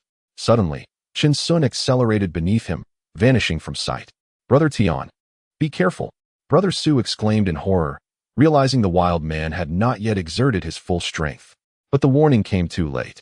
2 arcs of axe light flashed past, blood splattered from the scarred man, and his head soared into the air before his body fell with a thud. The afterimage of Chun Sun continued unabated, leaving Brother Su dumbfounded, his eyes darting as he gripped his sword tightly. With a thunderous crash, Chun Sun's foot struck down. Leaping from the side, dual axes poised to deliver a heavy blow. Brother Su reacted swiftly, raising his sword to block the impending assault. Yet he had underestimated the sheer force behind it. Brother Su let out a roar of fury, his sword fracturing as the sound of breaking bones echoed from his hands and body. His weapon was brutally cleaved in two, and the relentless assault of the dual axes drove deep into Brother Su, causing a copious flow of crimson blood to erupt forth. A glint of resentment flickered in Brother Su's eyes, disbelief etched upon his face as he grappled with the reality of his demise. I have yet to master the art of lightness, and it would be a pity if you managed to escape. Chun Sun scoffed, slowly withdrawing the axes from Su's body. Once you harbored murderous intent, your fate was sealed. Otherwise, I would not have wasted my breath on you. Brother Su crumpled to the ground, disbelief still lingering in his gaze. Sister One also gasped in shock, while the great black bull, witnessing Chun Sun's actions, charged forward, delivering a devastating kick that rendered her incapacitated. With a powerful thrust, the bull ensured that the scene was thoroughly obliterated. Old bull, get to work. Moo. The duo, a man and his bull, were filled with righteous indignation as they incinerated the remains, leaving no trace behind, meticulously arranging the scene to ensure that even the most astute investigator would declare that nothing untoward had occurred. 2 figures gradually faded from sight, their expressions sour as they pondered the absurdity of the situation. Nonetheless, it served as a valuable lesson for Chun Sun about the treachery of humanity. They changed their attire and prepared to descend the mountain to inquire further, for they had indeed committed no wrongdoing. The following day, Chun Sun donned a bamboo basket, thoroughly cleansing both the great black bull and his own body. He set off down the mountain, carrying the medicinal herbs they had cultivated, presenting an innocuous facade. Beneath the mountain, not only were the common folk present, but also the soldiers and various individuals from the underworld, all standing tall with an air of confidence. Their gazes fierce and their voices filled with fervor as they discussed plans to hunt down the wild men. Brother, what has transpired on the mountain to warrant such a mobilization? Chun Sun approached, leading his large black ox. But the crowd merely glanced at him before shifting their attention elsewhere, dismissing him as just a humble coward. Young lad, are you not aware? Wild men have emerged from the mountains, exclaimed a middle-aged man animatedly. They say they have killed and even consumed bones. You must not venture up there. Really? Chun Sun was taken aback, wondering if they were speaking of him, for aside from yesterday, he had not harmed anyone in years. Indeed, life is precious. And in such a vast mountain range, it is no easy task to find these wild men, the middle-aged man continued, relishing Chun Sun's astonishment and elaborating further. Thank you, elder brother. I shall refrain from climbing the mountain, Chun Sun replied, clasping his hands in gratitude as he led his ox back toward the city. The absurdity of the situation weighed on him, as if he had stumbled upon something significant yet inexplicable. He sensed that what should have been a trivial matter had been inexplicably magnified by certain individuals. Old ox, let us not become embroiled in these disputes, Chun Sun said, patting the large black ox nonchalantly, pondering whether this was a scheme orchestrated by some powerful figure. Moo? The ox, unable to comprehend, found it irrelevant, for they had already departed. Chun Sun returned to the city and visited the Ning family, finding everything in good order. Ning Si had aged considerably, his hair now much grayer. Chun Sun presented several precious medicinal herbs as gifts. Ning Si continuously expressed his admiration, stating that he had gained a remarkable disciple, albeit one with an excessively kind heart, fearing that such goodness might lead to future misfortunes. He held on to Chun Sun and spoke with him throughout the night. Chapter 17. The Secret to Longevity. Mind your own business. The following day, Chun Sun respectfully bid farewell to Ning Si, as they were to return to the blacksmith shop, which they considered their true home in Pan Ning City. A few days later, Chun Sun entered with a smile, pushing open the door, only to be greeted by a cloud of dust that stung the senses. He glanced at the vacant space and softly uttered, "Old son." "We are back." "Moo." The large black bull responded with a couple of low calls. "Old bull, let us get to work and tidy up." "Moo." Thus, man and beast busily commenced their labor, cleaning every corner of the blacksmith shop, transforming it into a pristine and orderly establishment.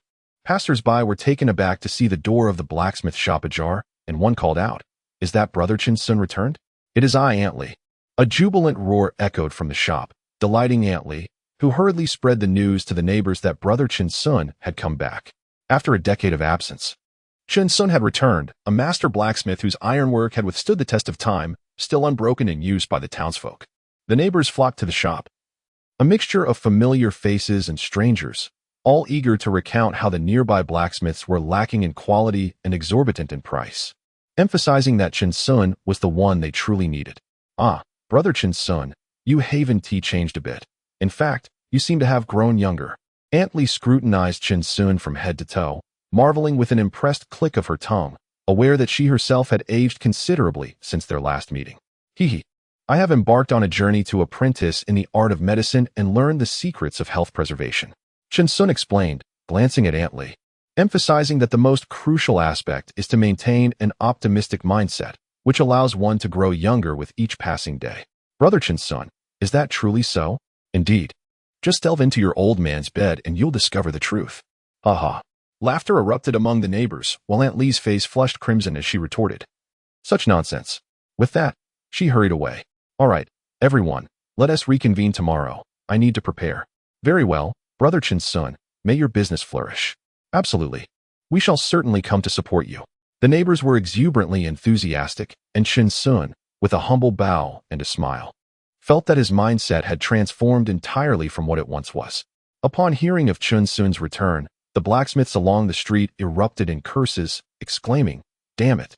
Lower your prices, will you?" However, Chin Sun's blacksmith shop operated only half a day, and he ceased taking orders thereafter, as he was far too occupied, content to make ends meet. Meanwhile, they were in the backyard, tinkering with medicinal herbs, as the essence of all things had the remarkable ability to enhance the age of the herbs even when uprooted from the soil. Old bull, I have stumbled upon a fundamental issue, Chin Sun stated earnestly, having pondered this matter for quite some time. Moo? The great black bull responded with curiosity. Do we not feel that upon reaching the second level of chi refinement, we encounter a sort of bottleneck, where absorbing the spiritual energy of heaven and earth becomes increasingly arduous, requiring time to gradually cultivate? Moo, do you believe that with enough time, one can enhance their cultivation? That persistence will surely yield results? Indeed. Ah, my naive friend, Chin Sun replied with a wistful smile. Spiritual roots are akin to innate talent. While one might refine themselves during the chi refinement stage, the foundation establishment stage is not as certain. Really? Without external aids, or rather, opportunities, we may find ourselves stagnating, unable to transcend our limits for a lifetime. This is the essence of talent, something that cannot merely be polished with time. Is that so? The great black bull exclaimed, increasingly convinced by this reasoning. Chin Sun reminisced about the world-renowned figures from his past life. Some achievements cannot simply be attained through the passage of time. Even if an ordinary person lives an extended life, they may only accumulate knowledge and experience. However, they may forever remain distant from the heights of true geniuses. This is talent, a stark and unforgiving reality. Unfortunately, both Chin Sun and the great black bull embodied such ordinary longevity. Their eyes met in a profound gaze, and they suddenly embraced one another. Behind their heartfelt embrace, a mischievous grin played at the corners of their mouths. So, you too are a mere novice. Yet, caution was warranted. Look at us, having done nothing in the mountains, and yet we have inadvertently offended others. Chin Sun spoke seriously. The situation was rife with suspicion. Let us not be curious, but rather remain detached, just as we are now. Indeed, the great black bull gazed at Chin Sun with admiration. Back when they resided in the village, the villagers had inquired about the secret to old Lee's longevity, to which he replied that he never meddled in others' affairs. At that time, the bull had not comprehended the wisdom behind this statement, but now, having experienced it firsthand, it felt a surge of excitement. Such was the profundity of experience. To follow Brother Sun meant everything would be arranged with clarity. Moo. The great black bull was thoroughly convinced. Chin Sun was indeed exceptionally wise. The sentiment remained.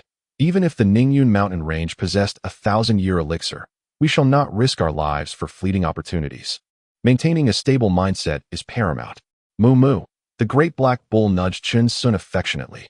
Chin Sun smiled gently, patting its head, and said, We possess the essence of all things. Our strength will gradually increase. We have no need to seek vengeance. Let us not disrupt our joyful days. The great black bull nodded solemnly, acknowledging that its mindset had become somewhat restless after practicing the chi refinement technique. Old bull, do not lose sight of what truly matters. Even if one reaches the pinnacle of cultivation, achieving immortality, and wields the power to obliterate worlds with a mere thought, life must still be lived. Chin Sun had already noticed the great black bull's restlessness. The journey we undertake is of utmost importance, not some trivial realm. If misfortune befalls us, then so be it.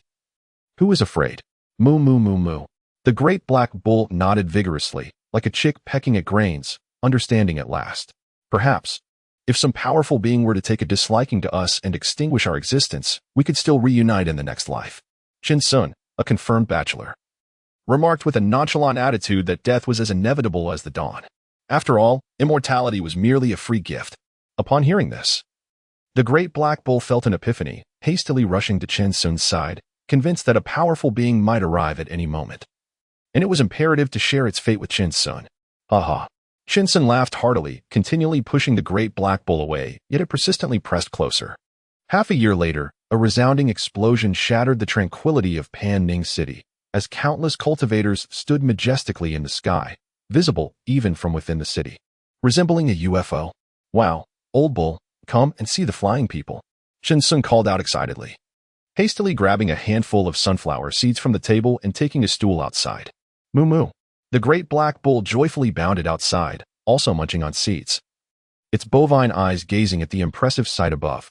The streets were filled with people, neighbors flocking out to witness the celestial beings, some even kneeling in fervent supplication for protection. Chin Sun and the great black bull possessed far superior vision than the average citizen, akin to having built-in binoculars. Old bull, what do you think? Is a battle unfolding? Chin Sun sat leisurely on the stool, cracking seeds, pondering why everyone had gathered without any formation or strategy. Moo? The great black bull, equally puzzled, lay on the ground, continuing to enjoy its seeds.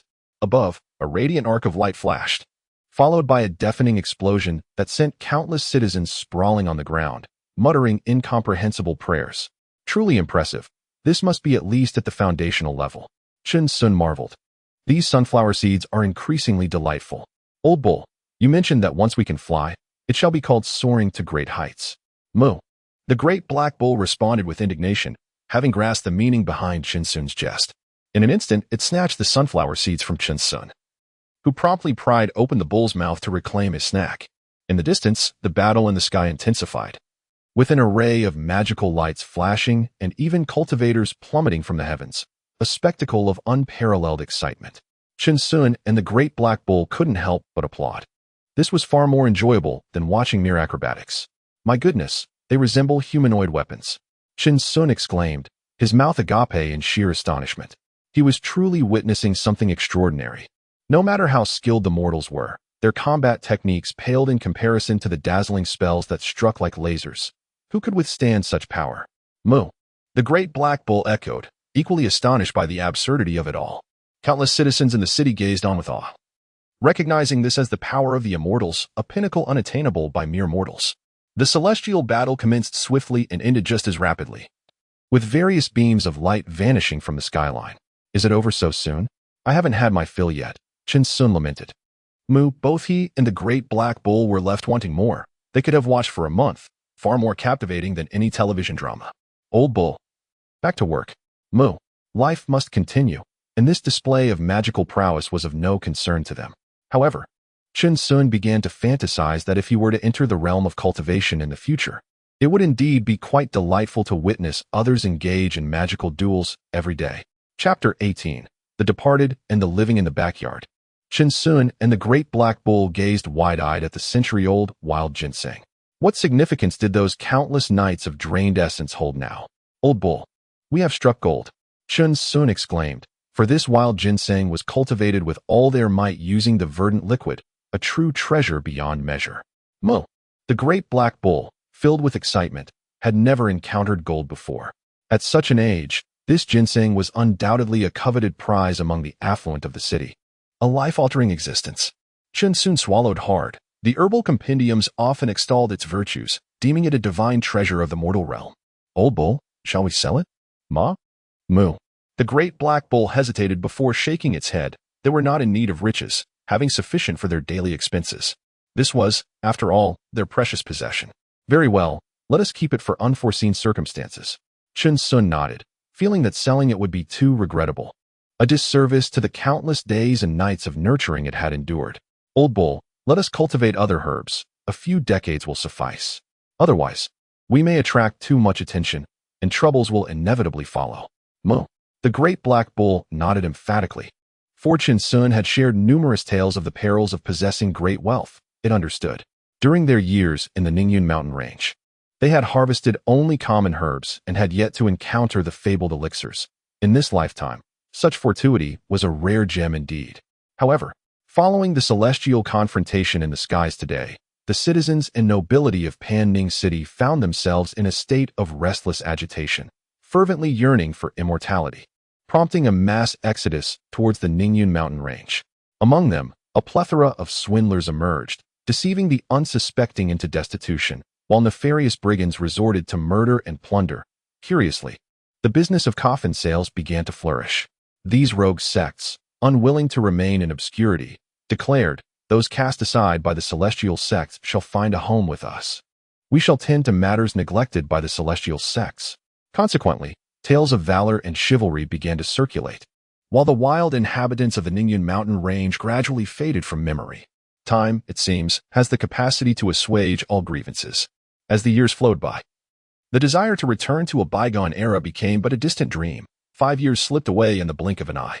During this span, Chun Sun devoted all his efforts to cultivating the essence of all things, and he and Dahei Nyo finally advanced to the third layer of the Qi refinement stage.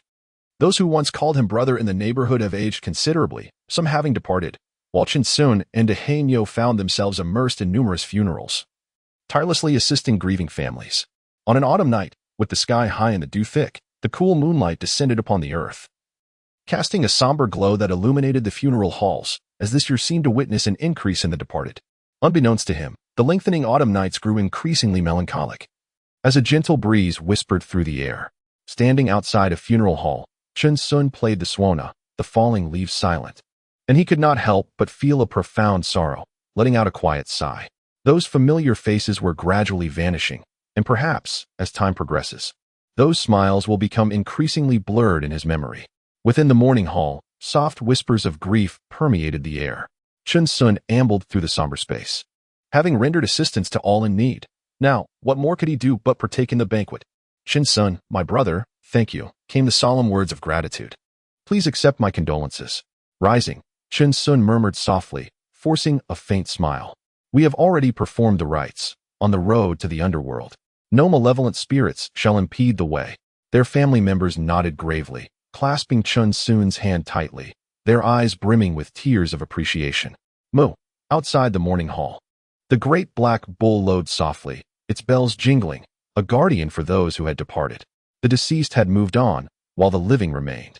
It seemed the street could no longer hold them. Chun Sun and the great black bull were too extraordinary, drawing an ever-increasing crowd, their presence eclipsing the local blacksmith shop. The following day dawned, a tranquil morning, shrouded in an eerie silence, with the wind carrying a biting chill. The ancient trees lining the street stood withered and yellowed. The sound of the door closing was barely audible as Chun Sun and the great black bull departed. He cast one final glance at the street, and in that fleeting moment, time folded upon itself, leaving indelible marks in his gaze. They were like travelers through time, hurrying along as mere passers-by, with no one knowing their destination. The blacksmith shop would never open its doors again, and the neighbors would whisper that perhaps Chun Sun had perished far from home. Years later, all that would remain was the memory of a blacksmith who forged with great vigor. A month later, on a night in the western city of Panning. This is the most prosperous area of the city, where those who reside in the West City are either affluent or noble. The price of land here is astronomical, causing the common folk to bow in reverence and the dogs to shake their heads in disbelief. A group of individuals strolls along this bustling street. The men exude an air of confidence, while the women possess an ethereal beauty, their eyes brimming with wonder, yet their demeanor radiates an otherworldly grace. Indeed, the realm of mortals is captivating. One of the girls remarked, her voice as melodious as a clear spring, having spent her days in the sect immersed in cultivation. Her only companions the spiritual beasts of the mountains. "Sister Yi, You're mistaken. Allow me to interject. A stern-faced man slightly shook his head. You have yet to witness the cities of cultivators. Pan Ning City is merely a drop in the ocean. The vastness of the universe surpasses your imagination. Ah, brother Yu? Really? Is that true? Sister Yi exclaimed, her cheeks flushed with excitement. Could it be that Brother Yu has been there? Brother Yu's expression turned solemn, his already stern countenance growing even more grave as he replied earnestly, I have not been there. The group exchanged glances of disbelief. What is that? Sister Yi suddenly spotted something remarkable and hurried towards it, prompting the others to follow, albeit reluctantly. What they saw left them astonished. It was a small house with an iron wheel beneath it, adorned with a sign that read Xuanwei Snacks. It appeared to be a shop yet resembled a stall, occupying a considerable space. Surrounded by a throng of people, bustling with vitality, the atmosphere buzzing with energy. The proprietor, drenched in perspiration, wielded a large pot from which flames leaped forth, intermittently adding unexpected spices that delighted the patrons. Within the small establishment, a window opened to reveal a black bull's head, which, with its dark hooves, accepted coins and even provided change. Outside, an array of skewered delicacies wafted a tantalizing aroma that permeated the air, causing the group to feel a pang of hunger. Such a bustling vendor naturally ignited envy among competitors.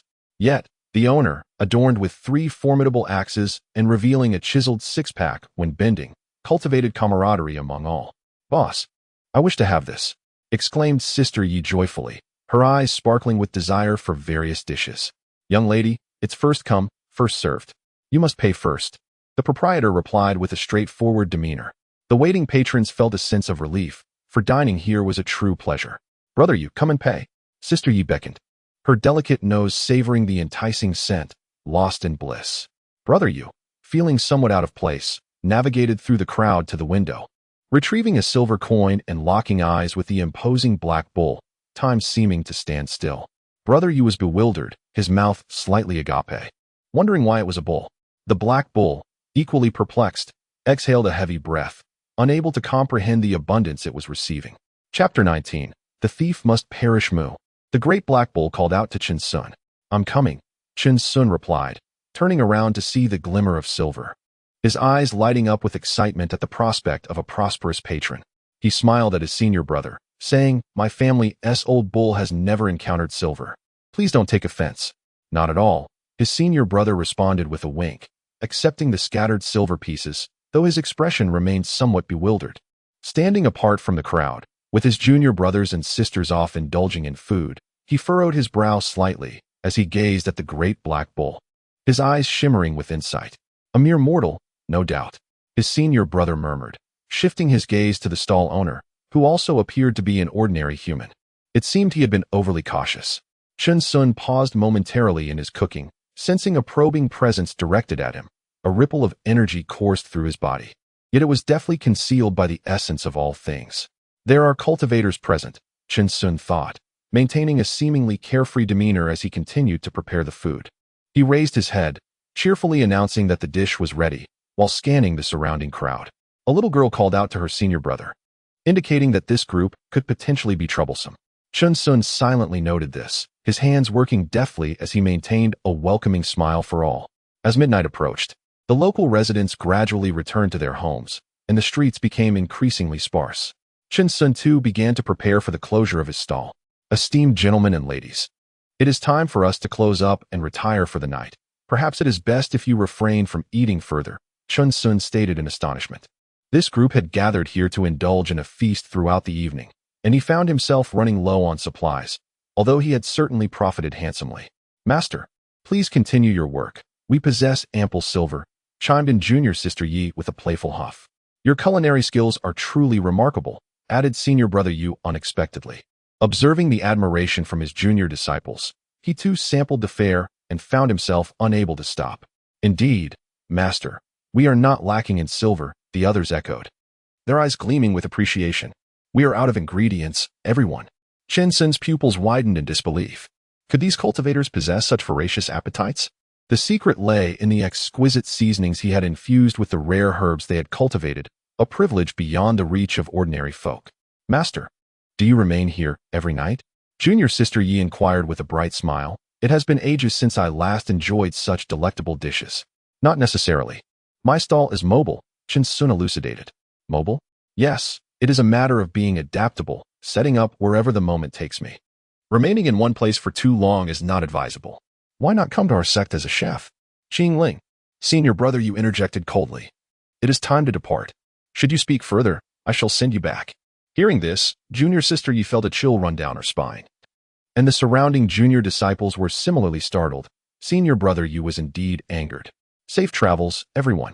Chen Sun smiled and clasped his hands, finally bidding farewell to the group of large Buddhas. He exhaled softly. Old cow, let us depart. Moo. The big black cow dashed out from the small abode. Together, they began to push forward effortlessly, soon finding a patch of unoccupied grass where they came to a halt. Old cow, how much have we earned today? Shinsun wiped the sweat from his brow, grinning widely. You've worked hard. Moo moo. The big black cow nuzzled against Shinsun, feeling a touch of formality. Let us earn a bit more and save it. All the money we've made in recent years has been spent on arranging our friends' affairs. Moo. The big black cow nodded. Content with their current life, free from the need for socializing or making new acquaintances.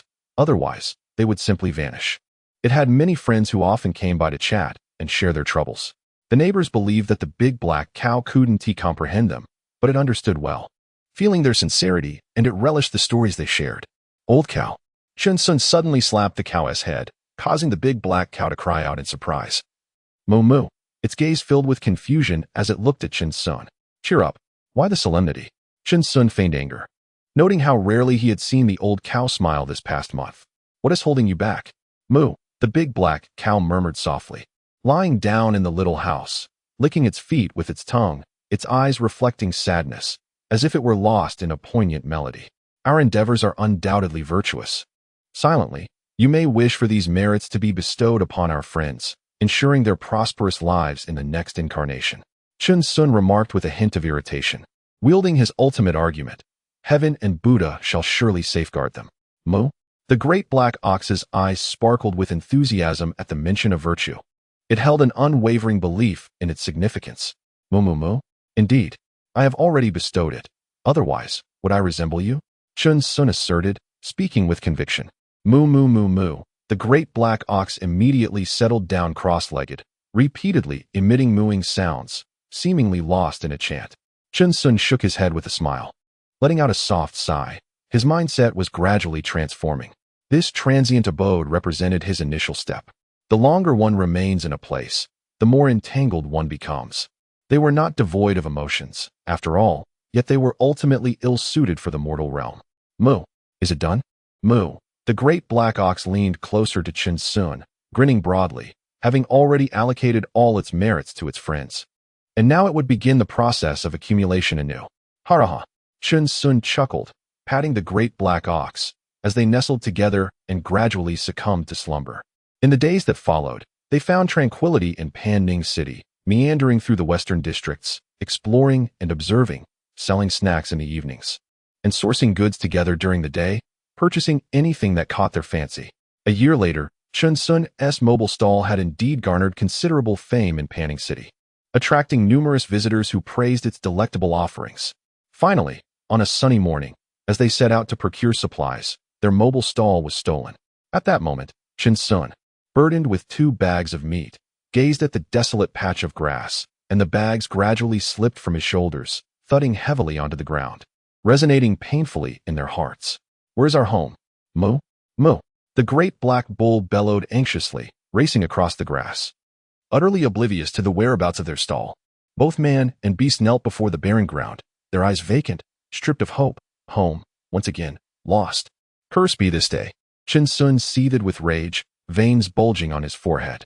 How could such a large structure be stolen? The great black bull trembled with fury, snorting vehemently at the ground, the grass flying about. How infuriating, how despicable. It was undoubtedly the work of a gang. Spitting with indignation, Chen Sun surveyed the traces on the grass. Damn it. Today we shall exact vengeance. All our pots and pans are inside, remnants of many years. Moo. The great black bull rose, its muscles rippling with power as it gazed towards the direction of the cart wheels, realizing that it wouldn't be easy to move quickly, even for them. Chen Sun retrieved the long-lost bandit mask from his garments, unfastened his clothes to reveal a chiseled abdomen of 16 distinct muscles, and slowly drew two formidable axes from his waist. The imposing figure of the Black Bull silently stood beside him. Their gazes were fixed in a singular direction. As Chinsun's chest heaved with anticipation, Old Bull, pursue. Moo. In an instant, the two figures transformed into twin whirlwinds, their eyes bloodshot with fervor as they relentlessly chased after their quarry. Today, they would not rest until the skies were turned upside down and the sun was eclipsed. None would escape. Those who dared to steal from them would meet their end. They traversed lush meadows and crossed grand bridges, finally spotting their humble abode. Chinsun let out a furious roar as he leaped into the air, soaring higher and farther than ever before. Bang! He landed gracefully atop the moving house, exuding an unmatched charisma as he coldly proclaimed, in broad daylight, under the vast heavens, "What is your intent?" Slowly turning, he cast his gaze downward, only to find himself surrounded by officers. Unjust. Moo moo. Once again, Chinsun and the Black Bull were incarcerated, the reason being that their stall was excessively large, encroaching upon the rightful spaces of many citizens. Others needed to make a living, and there were only so many prime locations available. Countless vendors reported them to the authorities, asserting that Chinsun's humble dwelling was far from compliant with regulations, jeopardizing their livelihoods. 10 days later, Chinsun and the Black Bull emerged from the prison, their spirits diminished but resilient. The days spent in confinement were hardly bearable. They looked up at the sky and smiled, relishing the sweet taste of freedom. However, the authorities acted with reason, returning their pots and pans to them. Yet, the small house was to be demolished, and they were admonished to cease such behavior. Chinsun, overwhelmed with gratitude, wept bitterly, exclaiming to the heavens and pledging that they would no longer disturb others, acknowledging that their actions were indeed misguided. Chapter 20. The Ascension Conference. This year's longevity points were once again allocated to the essence of all things, with a single drop of green liquid capable of accelerating growth by 8 months. Their current longevity points stood at Strength, 21, Speed, 21, Essence of all things, 8. Chinsun's hair was somewhat disheveled, and his clothes were in a state of utter disarray. He and the Great Black Bull had embarked on a life of wandering, frequently engaging in playful antics with stray dogs by the roadside, their laughter echoing continuously. 2 months later, they gradually made their way to the southern city, where Chinsun heard whispers of news indicating that Dr. Ning was nearing the end of his life. He personally visited, presenting the century-old mountain ginseng to his master-ass wife before departing. Another month passed, and Ning Xian returned to the heavens, mourned by countless citizens with tears in their eyes. The Pingtai Medical Hall had been a blessing to innumerable people. The Ning family was vast, bustling with many individuals donning white headscarves. Chinsun stood silently at the periphery of the crowd, feeling as though his presence was inconsequential. The frost-laden wind howled, brushing against the edges of Chinsun's memories, leaving behind only the fragrance in the air that gradually dissipated, never to be reclaimed. As he reflected upon his existence thus far, 3 individuals emerged as the most significant in his life. The first was the old village chief, who remembered them in their direst times and generously offered a meal of kindness. The second was Old Sun, who had provided them with their first home upon their arrival in Panning City when they were lost and alone. The third was Master Ning, who imparted wisdom and knowledge, teaching him countless truths about navigating the world, rendering the art of medicine seemingly secondary. It appeared that they had all departed. Chinsun seemed unable to hold back any longer, his lips trembling uncontrollably, not daring to cast a final glance at Master Ning. The Great Black Bull merely nudged Chinsun, who clasped its head tightly with one hand. They followed the crowd, as if each step taken slowly would cause Ning Si to linger a moment longer.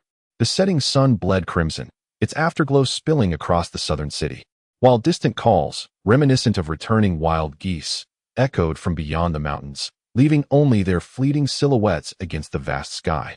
The Ning family carried the coffin further away, gradually vanishing through the city gates. Chinsun stood in silence for a long while, tears streaming down his cheeks.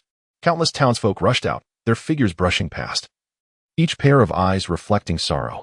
Chinsun led the Great Black Bull towards them, their steps heavy and deliberate, devoid of joy or grief. They had departed, fully leaving Panning City behind. Another year swiftly passed, and countless wish lanterns ascended within Panning City. As the mountain breeze swept by, Chinsun and the Great Black Bull sat atop the peak, gazing into the distance, silently making their wishes. This year's longevity essence continued to accumulate within the essence of all things, a matter of utmost importance to them. Old bull, let us go. Chen Sun smiled slightly. Having matured considerably, his demeanor now exuding a sense of seasoned wisdom. Moo. The great black bull nodded, reluctantly gazing at the wish lanterns dotting the distant horizon, lanterns they had once released annually in the city, even returning to Ningyun Mountain at year's end. Two figures descended the mountain slowly, their eyes imbued with an inscrutable meaning. At the foot of the mountain stood a stout young man, his eyes glinting with shrewdness, adorned in an opulent brocade robe, seemingly awaiting someone.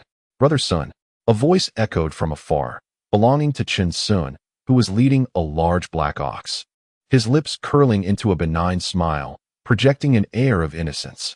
Brother Sun, the stout man replied with a respectful gesture and a smile, exuding an air of maturity. The path of cultivation is long and arduous. It is wise for mortals not to become too enamored with worldly desires. The stout man, at the third level of Qi refinement, was a well-known intermediary among the scattered cultivators in the Ningyun Mountain Range, specializing in guiding them to the annual Ascension Conference, thereby reaping substantial rewards and garnering a favorable reputation. Brother Sun speaks wisely, the stout man remarked. Chen Sun nodded cheerfully, yet internally he scoffed, pondering how one who claims to be devoid of greed could be so easily swayed by rare medicinal herbs, as evidenced by his appearance, which suggested a life spent among mortals. However, he understood that if intermediaries did not speak in such a manner, who would still attend the Ascension Conference? Brother Sun, will you still be bringing an ox along? The stout man inquired, slightly furrowing his brow, as this would incur an additional fee. It would be prudent to handle the black ox beforehand should one aspire to enter the Immortal sect. Brother, you jest. With my qualifications, how could I dream of entering? I merely seek to broaden my horizons, Chen Sun replied. You possess a commendable disposition. No wonder you have managed to cultivate to the second level of Qi refinement at such a young age, the stout man observed. Can't you tell that I am a herbalist? A few years ago, I accidentally consumed a spiritual herb I had gathered, Chen Sun confessed. Chen Sun spoke in a rather casual manner, clearly embodying the naivety of youth. They had already mastered the art of concealing their internal power using the essence of all things, rendering their strength imperceptible to outsiders. This truly was the ultimate method for securing one's existence and ensuring a life of abundance. I see, the chubby boy remarked, a flicker of realization illuminating his eyes as he dispelled some of his inner doubts. Brother Sun, do you know why the various sects are holding the Ascension Conference? The chubby boy guided Chen Sun and Hanyo deeper into the mountains, where they encountered several wandering cultivators, startling Chen Sun to the core. However, these individuals exhibited a demeanor of indifference, as if they recognized the chubby boy, merely glancing at Chen Sun before continuing on their way. I hope you can enlighten me. Fat brother, Chen Sun said humbly, to which the chubby boy took great pleasure. Besides the disciples recruited by various sects, there exists a considerable number of wandering cultivators scattered throughout. The chubby boy elaborated, explaining that many of these individuals embarked on the path of immortality due to a multitude of unforeseen circumstances, including those with remarkable innate talents. What you say makes sense. Fat brother, if such talents are overlooked, it would indeed be a loss for the great sects, Chen Sun agreed. Indeed, I've been in this line of work for many years, and the number of wandering cultivators increases every year like fish crossing a river, the chubby boy exclaimed, continually expressing his astonishment. This presented a splendid opportunity for the various sects to bolster their strength, who wouldn't yearn for advancement. Ultimately, it is individuals like Fat Brother who create opportunities for wandering cultivators like us. Chen Sun's words were indeed sincere and deeply felt. Suddenly, the chubby fellow patted Chen Sun on the shoulder, his eyes reflecting a commendable admiration. He had initially considered offering more support, but decided against it. Having witnessed countless errant cultivators meet untimely ends, he held a broader perspective. If foundation establishment seemed futile, it was far better to enjoy the pleasures of the mortal realm. Brother Sun, allow me to offer a word of advice. Please, enlighten me, Brother Fat. The esteemed sects impose exceedingly stringent requirements for cultivation aptitude. If opportunities are scarce, one must maintain a clear mind and not be tormented by inner demons. The chubby fellow spoke earnestly, for it was his first encounter with such an enlightened rogue cultivator. In contrast, the previous rogue cultivators he had met were often boastful, claiming to be celestial beings. It was only upon entering the Ascension Conference that they confronted the harshness of reality, often succumbing to madness and engaging in unpredictable behaviors. I shall heed your counsel. Chen Sun replied, pausing to clasp his hands respectfully. Very well, let us proceed. The chubby fellow smiled, leading the way. Gradually, they approached a valley shrouded in dense mist, where visibility was utterly obscured. Brother Sun, this is it, the 9-Star Valley. The chubby fellow stood with his hands clasped behind his back, gazing into the fog. This is a formation established collaboratively by the various sections. Should a mere mortal inadvertently wander in, they will become lost within, only to be expelled later. Is it as simple as just stepping inside? Chen Sun inquired instinctively, his eyes wide with astonishment. The realization that this thick mist was a formation capable of altering celestial phenomena was truly remarkable. Naturally, the formation can discern the magical energies within a cultivator's body. The chubby fellow chuckled heartily. Well then, Sun, I shall take my leave. I have other wandering cultivators to attend to. Very well, thank you, fat brother, Chen Sun replied, his eyes gleaming with joy as he clasped his hands in gratitude. The chubby man nodded and turned away, departing with remarkable grace. Old bull, we have arrived. In the realm of immortal cultivators. Moo, Chen Sun and the great black bull stood outside, reminiscent of their initial arrival in Pan Ning City, trembling with excitement, their hearts racing even more fervently than before. Chapter 21. What on earth? Even bandits cultivate immortality. However, Chen Sun did not enter. Instead, he led the great black bull to a nearby spot. The Immortal Ascension Conference would not commence for several days, and this was merely the time for loose cultivators to enter. He quietly observed this group of wanderers. Their attire varied. Some wore conical hats, others masked faces, exuding an air of mystery. They stepped into the mist, only to vanish from sight, and suddenly, enlightenment struck Chen Sun. Moo.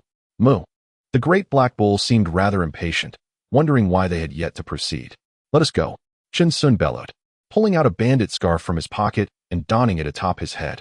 He grasped the great black bull's lead and ventured into the thick fog. A humming sound reverberated, and gradually, the mist began to dissipate, revealing a brand new world before them. The 9-Star Valley was far grander than he had imagined, stretching endlessly before his eyes, with countless loose cultivators wandering the valley, their whispers echoing in the air. Surrounding them were makeshift stalls. Yet no cries of vendors filled the air. The items displayed were unfamiliar to Chen Sun, some even unnameable. In the distance stood several pavilions, the permanent residences of minor sects, which annually came to acquire various goods from the wandering cultivators. Impressive. Moo. Chen Sun strolled slowly through the valley, keeping a distance from the vendors, standing still to observe. The transactions taking place were not in gold or silver, but rather involved hexagonal crystals known as spirit stones. Many loose cultivators exchanged elixirs for goods, and Chen Sun felt his throat parched, his eyes wide with astonishment. The great black bull wore a bewildered expression, utterly perplexed by his surroundings. Where had they acquired such wonders? How had they existed for so long without him ever encountering them? Old bull, we truly are country bumpkins, Chen Sun remarked, swallowing hard as his heart raced, feeling as if he were a character from a tale, much like Lu Lao Lao stepping into the Grandview Garden. A spectacle of absurdity unfolding around him. The great black bull nodded vigorously, its eyes widening like bronze bells, nuzzling Chen Sun and directing his gaze towards a particular direction. Could that be the spiritual herb? Chen Sun mused, his feet instinctively moving towards the stall of a charming young maiden. There, he beheld 3 vibrant spiritual herbs, glistening with vitality and exuding a faint aura of ethereality. They were unlike any ordinary medicinal materials, both in their intricate patterns and their fragrant essence, as if they belonged to an entirely different realm. The young maiden was engrossed in her task when she unexpectedly noticed 2 legs and a bovine hoof. Do you have? She began, slowly lifting her gaze, only to be struck with alarm at the sight before her. What is that appearance? What do you intend to do? Dear lady, please do not misunderstand. We are but harmless onlookers, Chen Sun replied, offering a benevolent smile. We merely wish to observe. The maiden felt a chill of apprehension, beads of cold sweat forming as she found that smile beneath the veil to be rather unnerving. This individual was no ordinary person. He might have once been a bandit. Very well, please, take a look, she acquiesced, stepping back slightly, her demeanor tense, the pressure of his presence weighing heavily upon her. How does one discern the age of these spiritual herbs? Chen Sun inquired, recalling his previous studies. Are you intending to purchase them? She asked, her tone shifting. Not at the moment. I lack the spirit stones, he admitted. Are there any elixirs to enhance one's cultivation? They can also be exchanged. Not at the moment. Then why ask? The girl replied with irritation, already startled and further teased. I apologize for the intrusion, Shinsun said, feeling somewhat embarrassed as he led the large black ox away. The business practices of cultivators differ markedly from those of mortals, and he realized he needed to adjust his mindset. As long as they observed someone at the stall, they would stand at a distance, listening to explanations of the names and effects of various items. Through this process, he acquired a fair bit of knowledge about talismans, seal brushes, alchemical sands, and elixirs. Old ox, I've taken note of everything. In the future, I might have a tale or two to tell, Shinsun thought. His spirits lifted as he learned a wealth of new information. Let us go check out that one. Moo, moo, the large black ox happily called out, having also retained the information. Beside a stall, an elderly man with a white beard spoke with great vigor, surrounded by many wandering cultivators. He proclaimed, "This is the chi enhancing pill. With prolonged use, a single bottle can elevate one's cultivation by a level. This was concocted by me over the course of 77 days and 19 nights, and it is effective even for those at the 5th level of chi refinement. Only 3 low-grade spirit stones, and I assure you, no deceit." After his declaration, he opened a bottle, and a wave of spiritual energy mixed with the aroma of the medicine wafted through the air. Many cultivators surrounding him were already tempted, eager to retrieve their spirit stones. That old fraud is at it again, swindling at the Ascension Conference. Suddenly, fierce shouts echoed from a distance, filled with authority. Esteemed friends, an unexpected realization dawned upon me. Perhaps my cultivation has indeed advanced. I shall return tomorrow. The old man's expression shifted dramatically as he swiftly rolled away, disappearing into the throngs of people.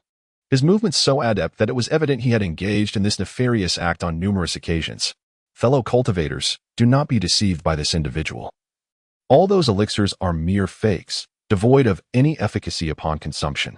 The few who had hurried over promptly clasped their hands in gratitude, their eyes gleaming with malice, suggesting they had been duped more than once.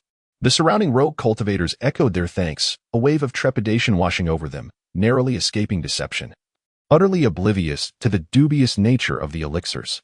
Once the crowd dispersed, Shinsun exclaimed, "Old bull, behold, the realm of cultivation is not devoid of tricksters. It mirrors our mortal world." Moo. The great black bull nodded emphatically, its pupils quivering, for it too had momentarily succumbed to the old man's deceitful words. Shinsun, leading the great black bull, continued to wander, eavesdropping on conversations and gathering intelligence, his actions remarkably furtive, though he remained oblivious to his own conduct. The Ascension Conference is merely 3 days away, where the 10 esteemed sects of the Qian Kingdom shall converge. Should we gain entry, it would be akin to a carp leaping over the Dragon Gate. It is perhaps best we refrain from lofty aspirations. Merely gaining access to an ordinary sect would be a remarkable feat for individuals of our mediocre talents. Yet, the thought of not taking a chance lingers uncomfortably in our hearts. Each of the 10 great sects has 5 formidable challenges set within the valley's heart. Without exceptional wisdom and fortitude, one should not harbor such hopes. It is said that each year there are numerous casualties. It is advisable for those who have not reached the 7th level of chi refinement to refrain from venturing forth. Alas!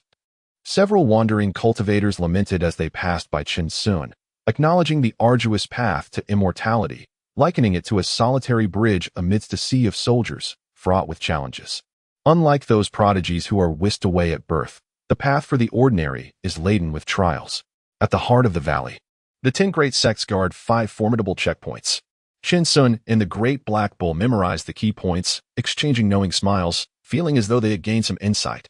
"Old bull, let us head over there. It appears to be a weapons vendor," Shinsun exclaimed excitedly, for he was well versed in the craft of blacksmithing. Leading the great black bull, they approached a bustling area. However, disappointment awaited Shinsun, for the items displayed were not weapons, but rather magical artifacts, which could not be forged through mere blacksmithing. Before them lay an array of flying swords and various peculiar items, all of which required magical prowess to wield. Truly remarkable. Shinsun mused, tears of envy welling at the corners of his eyes. If only he could transform his mountain-splitting axe into a magical artifact. It could indeed cleave mountains with ease. Moo, the great black bull, drooled at the thought. If only its horns could be refined into a magical instrument. Who could withstand its charge? The man and the bull seemed to share a profound connection, each lost in their fantasies, saliva flowing freely, drawing disapproving glances from the surrounding cultivators who furrowed their brows at such unsophisticated behavior. Ignoring the judgment of others, they soon spotted another stall. The old ox, brimming with spells. Qin Sun, in a flurry of words, led the imposing black ox closer, causing the rugged rogue to stare in astonishment once more. To think, even bandits delve into the realm of cultivation. Spells such as object manipulation, fireball, breath control, and binding technique were laid out in splendid array upon the makeshift stall. Qin Sun and the black ox salivated incessantly, yearning for them all. Acutely aware of their financial limitations, never had the absence of spirit stones felt so palpable. Dear friend, do you possess any items of interest? Brother, where did you acquire such an abundance of spells? What does that mean? The burly man furrowed his brow. Suspecting that this individual intended to resume his old ways here, he stealthily produced a talisman, preparing to summon assistance. Brother, do not misunderstand. Do not misunderstand. I shall return to purchase when I have spirit stones. Qin Sun hastily gestured, slightly flustered, as he tugged at the black ox and fled, his heart racing with exhilaration. What in the world? The rogue returned the talisman to his pocket, casting a menacing glare in the direction of Qin Sun's retreat. Chapter 22. The Kingdom of Qian and the 10 Great Immortal Sects Moo. The great black bull continually nudged Qin Sun, its eyes brimming with excitement. Is this truly the realm of cultivators? How utterly captivating! Oh, old bull, old bull. With one hand cradling the bull's head, Qin Sun felt a tremor at the corner of his mouth. After all this time, have we truly lived in vain? Moo. The great black bull nudged Qin Sun again, affirming his sentiment. Qin Sun murmured a low chant of admiration, as if entranced, realizing that a single stall was sufficient for them to linger all day. And this was merely the tip of the iceberg in the world of cultivation. As night descended, they sought a secluded spot, using the sky as a blanket and the earth as their bed, leaning against each other as they gradually drifted off to sleep. Though wary of falling into a deep slumber, the valley was abuzz with disciples from various sects maintaining order, creating a semblance of harmony. Any grievances were resolved outside the valley. 3 days later, countless loose cultivators converged within the valley, bustling and jostling, their eyes ablaze with fierce ambition, their hands wielding magical artifacts that shimmered with light, all determined to ascend to immortality in one fell swoop. What a lively scene! Qin Sun remarked as he led the great black bull to the edge of the crowd, gazing toward the valley's center. 10 towering platforms stood majestically, intricately adorned with exquisite patterns, constructed from materials far beyond mere ordinary iron. Moo, moo. The great black bull raised its head high, surveying the magnificent structures, feeling an overwhelming aura that they had never encountered in the mortal realm. Boom, boom, boom. The resounding sound of something piercing the heavens echoed through the air as a colossal vessel glided gracefully into view, upon which stood several ethereal figures, their presence almost otherworldly. A banner fluttering defiantly against the fierce winds. The Qingyang Gate has arrived. One of the 10 great immortal sects of the Qian Kingdom. The void-breaking vessel, heavens. A cacophony of astonished exclamations erupted from within the valley, as these seasoned cultivators instantly recognized its name, leaving Qin Sun and the black bull in a state of utter disbelief, muttering incessantly in astonishment. Chirp, chirp. A colossal crimson spiritual beast soared across the sky, emitting a resounding call. Figures were perched upon its back, gazing down at the 9-star valley. One of the 10 great immortal sects of the Qian Kingdom. The Xian sect. It is said that within the sect reside countless ethereal maidens of unparalleled beauty. To catch a glimpse of their grace would be a dream come true. The Honglin Yuan could only be reared by such esteemed sections. Once again, a wave of exclamations surged forth, as even the spiritual beasts took to the skies. Indeed, their wealth and influence were astounding, fueling the aspirations of the wandering cultivators. The smaller sects and lesser factions within the valley felt a pang of bitterness in their hearts, yearning for the day when they could make their own grand entrance. As they could only scavenge the scraps left by the 10 great immortal sects each year, seemingly trapped in a vicious cycle. One by one, the 10 great immortal sects made their appearances, the sky above the valley reverberating with thunderous roars, each display more extravagant than the last. It felt as though they were engaged in a competition, each showcasing the might of their respective sects to the wandering cultivators. The crowd of wandering cultivators was stirred into a frenzy, their faces flushed with excitement, hearts racing with exhilaration as they envisioned their ascent to greatness. Right at this moment, Qin Sun and the Black Bull had already knelt, their bodies drenched in sweat, even more exaggerated than the other cultivators, their astonished murmurs never ceasing. This is far more extravagant than the tales of the immortal cultivators recruiting disciples in mountain villages. This is, indeed, the essence of cultivation. If given another chance, should I receive invitations from the disciples of the 10 great sects to perform menial tasks, I would gaze eagerly at the high platform and proclaim, I would gladly accept. And if a time frame were to be included, I would wish for it to extend to 10,000 years. Moo, moo. The great black bull nodded incessantly, expressing its readiness to assist, excelling in menial labor and tilling the fields. Before the 10 lofty platforms stood the disciples of various sects, both male and female, standing with their hands clasped behind their backs, their gazes sharp and imposing, their foundational cultivation exuding pressure upon the scattered cultivators.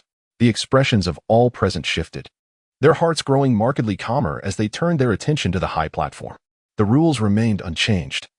Those with a bone age of 10 years or less had the opportunity to pass through 5 trials and enter the celestial gates. An elder stood at the forefront, channeling his spiritual energy, and bellowed, "Those with intentions, step forward. The valley will close in 7 days." Roars echoed forth as low growls resonated from the crowd. The scattered cultivators, their eyes ablaze, turned towards the sects they aspired to join and stepped forward. Some sects featured arenas, while others had tests for spiritual roots. Each was distinct in its approach, all aiming to select among the scattered cultivators the rarest of disciples. Every year, countless scattered cultivators met their demise in this endeavor. Yet none faltered. In the kingdom of Qian, foundational pills were a scarce commodity, only attainable within the grand sections. Elders from various sects roamed about, discreetly observing the unsuccessful cultivators, ready to extend personal invitations to those who caught their interest. This is also a tacit understanding among the 10 great sects. One must always leave a path for others. Old cow, let us refrain from going. Moo? There is little opportunity. We cannot surpass the trial of spiritual roots, let alone our strength. Qin Sun cast a glance at the great black bull, pondering the futility of seeking death, when suddenly, an idea for profit struck him. Moo. The great black bull perked up. They were in dire need of spirit stones. Qin Sun quietly retrieved a small booklet, surveying their surroundings as he spoke. Let us memorize the trials of each major sect and analyze their merits and demerits. Moo? Did he not claim that the rules would remain unchanged? If we comprehend the general strength required for these trials, we could compile this information and sell it to the newly arrived wandering cultivators. Qin Sun patted the great black bull, realizing how much time and loss this could save them. Do you understand? Moo moo. The great black bull nudged Qin Sun, its eyes alight with excitement. You truly are a genius. Let us go. A sly smile crept across Qin Sun's lips as they proceeded to the arena, diligently recording the strengths of various wandering cultivators. Discerning which strengths were more likely to ensure victory, he categorized and analyzed each major sect's trials, determining who would be best suited to face them. 7 days swiftly passed, and Qin Sun and the great black bull were taken aback by the rapidity. They had yet to complete their analysis. The 10 great sects departed, each accompanied by a dozen wandering cultivators, while the elders of the smaller sects returned satisfied, leaving countless wandering cultivators in a state of despair. The fallen cultivators within those trials were attended to by members of these smaller sects, who were responsible for maintaining order within the valley. Alas, I should never have ventured into the trial of the Ziyun sect. It squandered a considerable amount of my time and energy, proving utterly unsuitable for me. A solitary cultivator lamented, striking his chest in anguish, having wasted yet another year. How many such years does one possess? Once the age of 30 arrives, opportunities begin to dwindle. At least the trials of the Ziyun sect are deemed the safest, are they not? Let us not dwell on despair. My dear friend Zhou has lost everything. Sigh. If next year proves fruitless, perhaps it is time to revel in the splendors of the mundane world. It must be so. As solitary cultivators passed by Qin Sun, their gazes were laden with melancholy and self-doubt. Some had even succumbed to madness, falling victim to the blades of sect disciples within the valley. Others had come to terms with the notion that the path of cultivation was not meant for them, choosing instead to return to the realm of mortals, never to return. Yet, it seemed that the battles had only just begun. Seasoned cultivators, having crossed the threshold of 30, arrived at the Ascension Conference with the intent of seeking prey. Outside the valley, numerous brutal skirmishes had unfolded, prompting Qin Sun and the great black bull to flee in haste, fortunate for their lack of wealth, which kept them beneath the radar. Old bull. Let us head to the outskirts of the mountains. Moo. Chinsun and the great black bull dashed away, disregarding all else, for they were in a desperate flight. While the darker aspects of the cultivation world had only just begun to unveil themselves. Chapter 23. The first harvest in the immortal cultivation realm. Another year has swiftly passed, and they have been living a life of hardship on the outskirts of the Ningyun mountain range, no longer daring to scavenge for human bones. Their cultivation has progressed slightly, yet they remain stagnant at the third level of qi refinement, having allocated their longevity points to enhance the essence of all things. And they have even nurtured a century-old medicinal herb. Each day, they search for spiritual herbs along the mountain's periphery, but not a single trace can be found, and they do not dare to venture deeper into the mountains. There, not only are there ferocious beasts, but small immortal sects also reside, making it exceedingly perilous. Once again, the Ascension Conference approaches, and Chinsun, along with the great black ox, arrives as promised, their eyes glimmering with a hint of pride. Ready to critique the wares at the stalls. They attempt to sell their century-old medicinal herb but are met with severe humiliation, scorned with remarks about their lack of intelligence in pursuing immortal cultivation. Damn it, why do they still look down on others? Does your family not have any ordinary folk left? Have they all perished?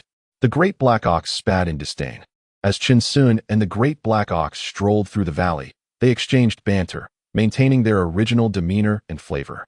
3 days swiftly passed, and the moment for the 10 great immortal sects to showcase their grandeur arrived.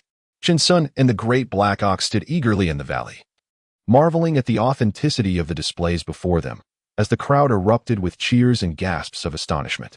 On this day, Chinsun joined in the chorus, at least able to shout the names of other sections. Throughout these 7 days, Chinsun and the great black ox continued to jot down notes in their little book, with the great black ox providing additional commentary from the side.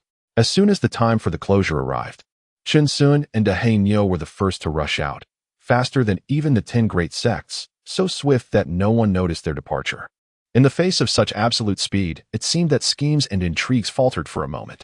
Time in the mountains was indifferent. 5 years passed, yet the beasts of the Ningyun mountain range faced calamity. Chinsun and Dahainyo, referring to each other as little friends, witnessed daily the misfortunes befalling the wild creatures. They had finally refined their qi cultivation to the 10th level, channeling all their longevity points into the essence of all things, hoping that one day, when nature called, they might stumble upon a spiritual herb. Their current longevity points were Strength, 21, Speed, 21, Essence of all things, 15.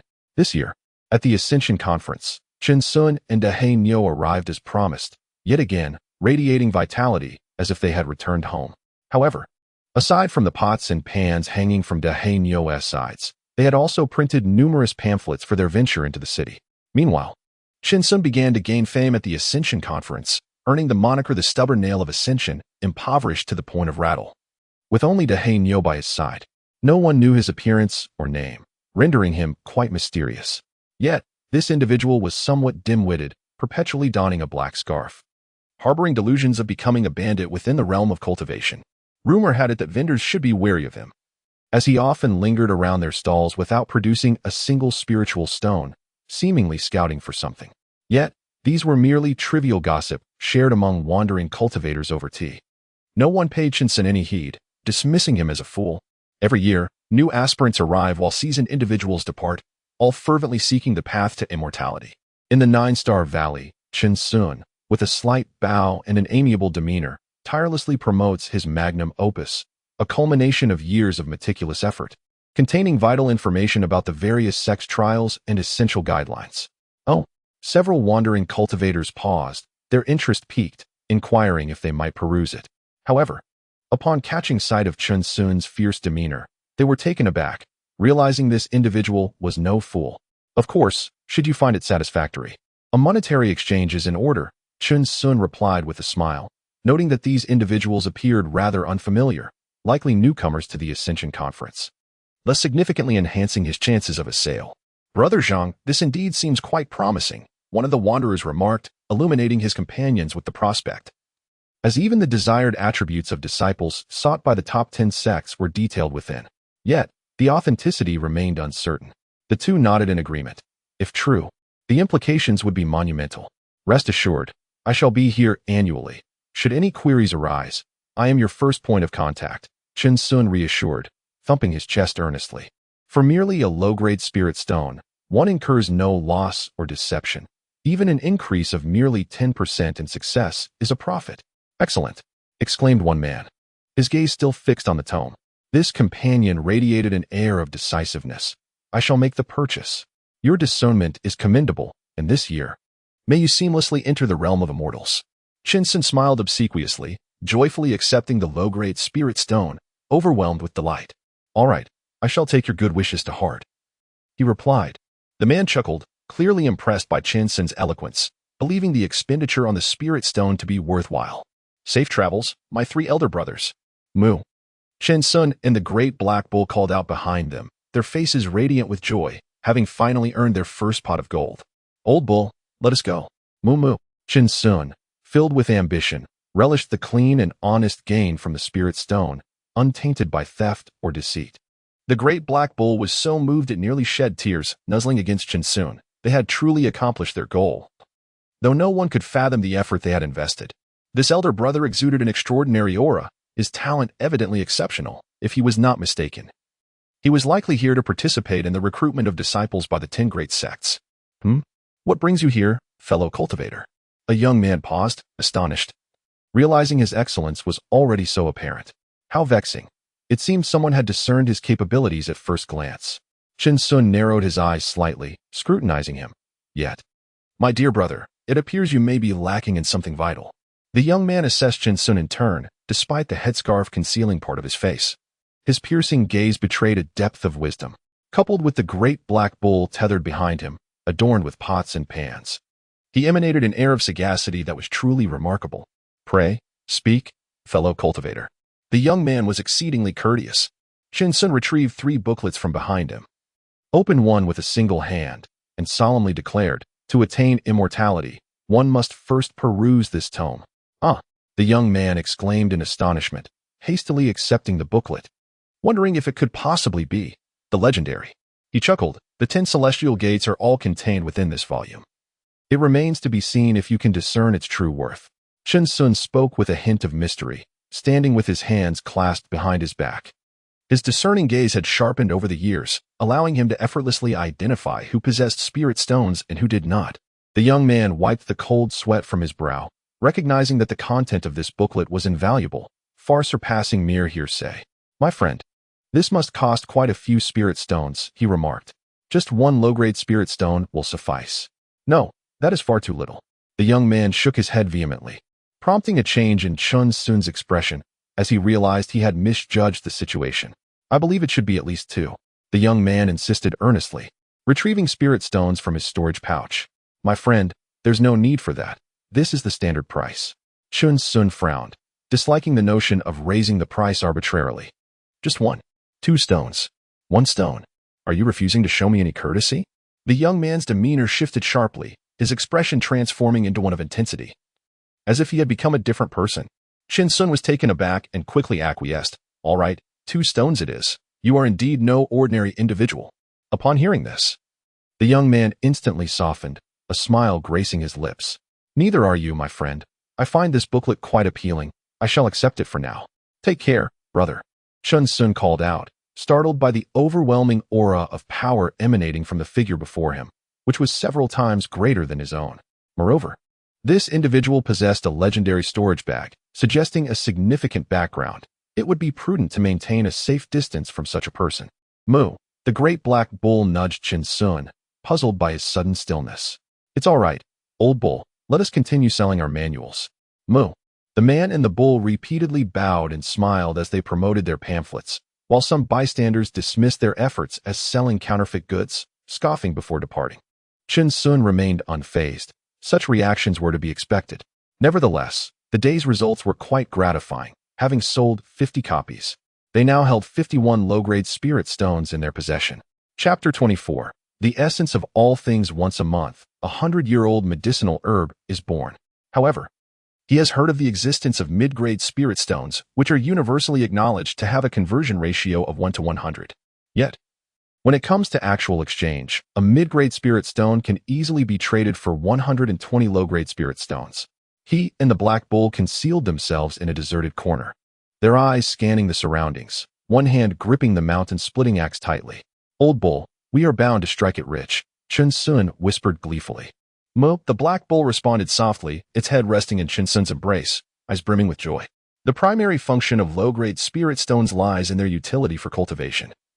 Their pure spiritual energy far surpasses that of the natural spiritual aura. Cultivators must constantly refine the impurities within the spiritual energy. However, this is a practice reserved for the affluent in the realm of immortals. Ordinary cultivators can only trade them. Although medicinal pills yield better effects, they come with the drawback of drug resistance. To consume enough pills to develop drug resistance signifies one is among the elite, a concern far beyond the contemplation of common cultivators. On the following day, they continued to distribute pamphlets, ultimately amassing a total of 100 low-grade spirit stones. Chen Sun trembled with excitement, while the Black Bull mooed incessantly, circling around him. "Old Bull, we must remain discreet in our actions," Chen Sun said furtively, feeling as if anyone might come to seize their spirit stones. "Mo, Mo," the Black Bull responded, understanding his intent. On the third day, instead of selling pamphlets, they roamed various stalls. Suddenly, Chen Sun's eyes lit up as he spotted a familiar figure, the old friend. "Miss, is that you?" The maiden's visage exhibited little change, remaining akin to her former self, with a few mystical herbs and vials of elixirs displayed before her stand. A tremor of recognition coursed through her. Those familiar legs and the well-known black cow's hoof stirred memories in her mind. This bandit had returned, leading the cow again. A faint smile struggled to grace her lips. The image was indeed deeply etched in her memory, making it difficult to forget. "We are here to make a purchase. We possess spirit stones." "Very well. What would you like to buy?" The maiden's eyes sparkled with interest, her spirits lifted, provided they were not here to mock her. "Could you kindly enlighten me about these 3 herbs?" Chen Sun crouched down, a sheepish smile adorning his face. Having studied medicine, he was able to discern some aspects of the herbs. Under the astonished gaze of the maiden, he retrieved several spirit stones from his pocket, presenting them as proof of his sincerity. "All right." The maiden hesitated, her gaze dropping as she pointed to one of the herbs. "This is the watercloud grass, aged 20 years, a material for the gathering chi pill. This is frost maple grass, albeit only 10 years old, suitable for the heavy feather pill.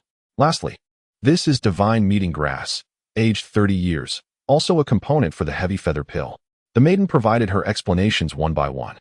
Although the ages were not particularly impressive, it was quite a feat for a wandering cultivator to gather such a plethora of mystical herbs. Were they to be of a slightly greater age, numerous beasts would vie for them. "Miss, I shall take all of them, regardless of the cost in spirit stones." Chen Sun licked his lips, his gaze fixed intently on the spirit herb. Its quality seemed particularly easy to discern, exactly as he had anticipated in his mind. 20. The young girl proclaimed after a moment of contemplation. "What?" Chen Sun exclaimed, rising in astonishment. The sharpness of his voice caused the girl to furrow her brow, and she said sweetly, "Then how much will you offer?" 8 pieces, he replied. "What?" It was now the girl's turn to rise in disbelief.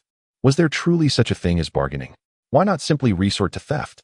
Chen Sun, his expression troubled, reached into his trousers, struggling to produce several spirit stones, and said, 10 spirit stones, that is all I possess." The girl's chest heaved slightly as she scrutinized Chen Sun's demeanor, but she gleaned nothing from his exposed features, his nose. Eyes and mouth were all laid bare. "All right, it's a deal," she affirmed with a deliberate nod.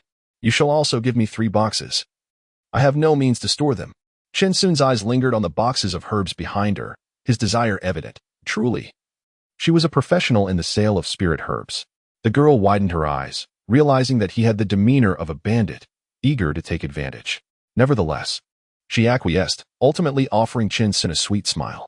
"Old ox, one must know when to save and when to spend. Do you understand?" "Moo moo," the Black Bull grumbled, nudging Chen Sun with discontent. Having dwelled in the mortal realm for so long, they had long grasped this principle. "Brother, how much is that fireball technique?" Chen Sun approached a stall selling spells, his eyes betraying no emotion. A middle-aged man cast a glance at Chen Sun, his pupils slightly dilating. "A low-grade spirit stone from the Western Bloc." Chen Sun's expression faltered, his eyes filled with indecision as the large Black Bull tugged at him, urging, "Let us go. Let us go." "Wait a moment, my friend." The middle-aged man scrutinized Chen Sun and then the Black Bull. "Do you truly wish for it?" "Indeed." There is a measure of sincerity. Chen Sun nodded slightly. Take away 2 spirit stones. My brother is quite forthright. Chen Sun praised as he retrieved 2 spirit stones from his trousers, seamlessly completing the transaction with a flourish of his spell. The middle-aged man shook his head slightly and produced a copy of Fireball Technique from beneath his stall, a common spell that he could print endlessly. Chen Sun and the Black Bull each purchased a spell from various stalls, ensuring they did not overindulge. They acquired Object Manipulation, Basic Alchemy, Herbal Compendium, Spirit Clarity, and extravagantly spent on a pouch of medicinal herb seeds, swiftly depleting their 100 spirit stones. As Chen Sun and the Black Bull traversed the valley, their hearts raced with exhilaration, acutely aware of their substantial assets and the multitude of rogue cultivators eager to rob them. Old Bull, Moo. The man and the bull exchanged a profound glance, their pace quickening as they dashed out of the valley, soon vanishing from sight. This time, before the 10 great sects even made their appearance, they had already fled. On the outskirts of the Ningyun mountain range, they took refuge in a wild beast's den, sealing the entrance with a massive boulder that an ordinary person could never hope to move. The boulder was entirely enveloped by a dense tangle of vines, so much so that without deliberate intention, one might never discern the existence of a cave within. Suddenly, a spark ignited, illuminating the entire cavern. Chen Sun's face flushed crimson as the great Black Bull spun around and dashed about with exuberance. Old Bull, wealth should not be flaunted. Maintain your composure, Chen Sun chuckled, his voice trembling with excitement. At this rate, when will you ever be able to match my prowess? Moo, the great Black Bull nudged Chen Sun affectionately, brimming with joy. Moo moo. Our essence of all things totals 15. Combined, that amounts to 30. We could accelerate the growth of medicinal herbs by more than 2 years in just a day. Chen Sun became increasingly animated, his words punctuated by the fervor of his enthusiasm. Old Bull, can you do the math? How many years is that in a month? Moo moo. The great Black Bull uttered a couple of sounds, picking up stones to scribble on the ground, beginning his calculations. 75 years. Chen Sun exclaimed, gazing at the Black Bull in awe. In just 1 month, a century-old medicinal herb. My heavens. Moo, moo moo. The great Black Bull was suddenly taken aback, dropping the stones as realization dawned upon them. They had inquired and learned that a century-old medicinal herb could fetch between 100 to 200 inferior spirit stones. They also possessed seeds for medicinal herbs, allowing them to sell and repurchase in an endless cycle. Who in this realm of cultivation could rival their wealth in spirit stones? Do not let your imagination run wild. We do not yet possess the strength to guarantee mass sales, Chen Sun remarked, understanding the bull's thoughts. Exchanging one for another would draw undue attention, and besides, we still need to concoct our own elixirs. Moo. The great Black Bull nodded incessantly, its eyes wide and dazed, nearly floating away. Let us first cultivate the 3 immortal herbs in the medicine box for a century, taking each seed one at a time. Chen Sun stated calmly and unhurriedly, for the unique fragrance of the century-old spiritual herbs planted outside could certainly attract the attention of numerous demonic and spiritual beasts. Moreover, this medicine box not only preserves the medicinal properties, but also conceals the herbal aroma. I shall procure more of these in the future, Chen Sun contemplated within himself. Chapter 25, The Principles of Wealth and Law Mo. The great Black Bull solemnly responded. Old Bull, let us get to work. Chen Sun chuckled. We still have spells to cultivate. Mo. The great Black Bull's eyes lit up. It had long yearned for the Fireball Technique, something those jugglers mastered with ease. They began to nurture spiritual herbs daily, honing their spells and breathing techniques, hunting in the mountains whenever hunger or thirst struck them. Life was exceedingly pleasant. After several months, the atmosphere within the cave grew tense, a whisper of danger in the air. Shaman Black Bull, I never expected that in such a short time you would ascend to the chi refinement stage. It seems today you cannot remain. Chen Sun's expression turned stern, his fingers continuously clashing, his internal energy surging. Witness my manipulation technique. Mo. The great Black Bull, filled with vigilance, suddenly sensed a stone moving stealthily from behind, intent on ambushing it. Mo. It reared up on its hind legs, its eyes widening as it unleashed its imbued with magical energy, sending a small fireball hurtling toward the stone. Sizzle. The entire cave was enveloped in an intense heat, watching as the small stone was reduced to ashes. The great Black Bull grinned widely, exclaiming, This is strength that could shake mountains. Mo. The great Black Bull bellowed in surprise, while Chen Sun laughed heartily, lifting the great Black Bull above his head. This move was always effective. After some playful antics, Chen Sun and the great Black Bull settled on the ground, their spirits soaring, finally possessing spells to call their own. However, the great black ox astonished Chen Sun. Over the past few years, they had come to understand at the Ascension Conference that spiritual beasts were fundamentally different from humans. Generally speaking, spiritual beasts were incapable of cultivating human techniques or spells. Yet, the great black ox seemed to transcend all limitations, having completely surpassed the essence of a spiritual beast. Regardless of what kind of beast it truly was, it would forever be a member of his family. Chen Sun smiled warmly, affectionately patting the great black ox that continued to moo. Once again, the time for the Ascension Conference had arrived. Chen Sun walked alongside the great black ox, their solitary journey imbued with an infinite tranquility. Many wandering cultivators glanced at them, shaking their heads in silence.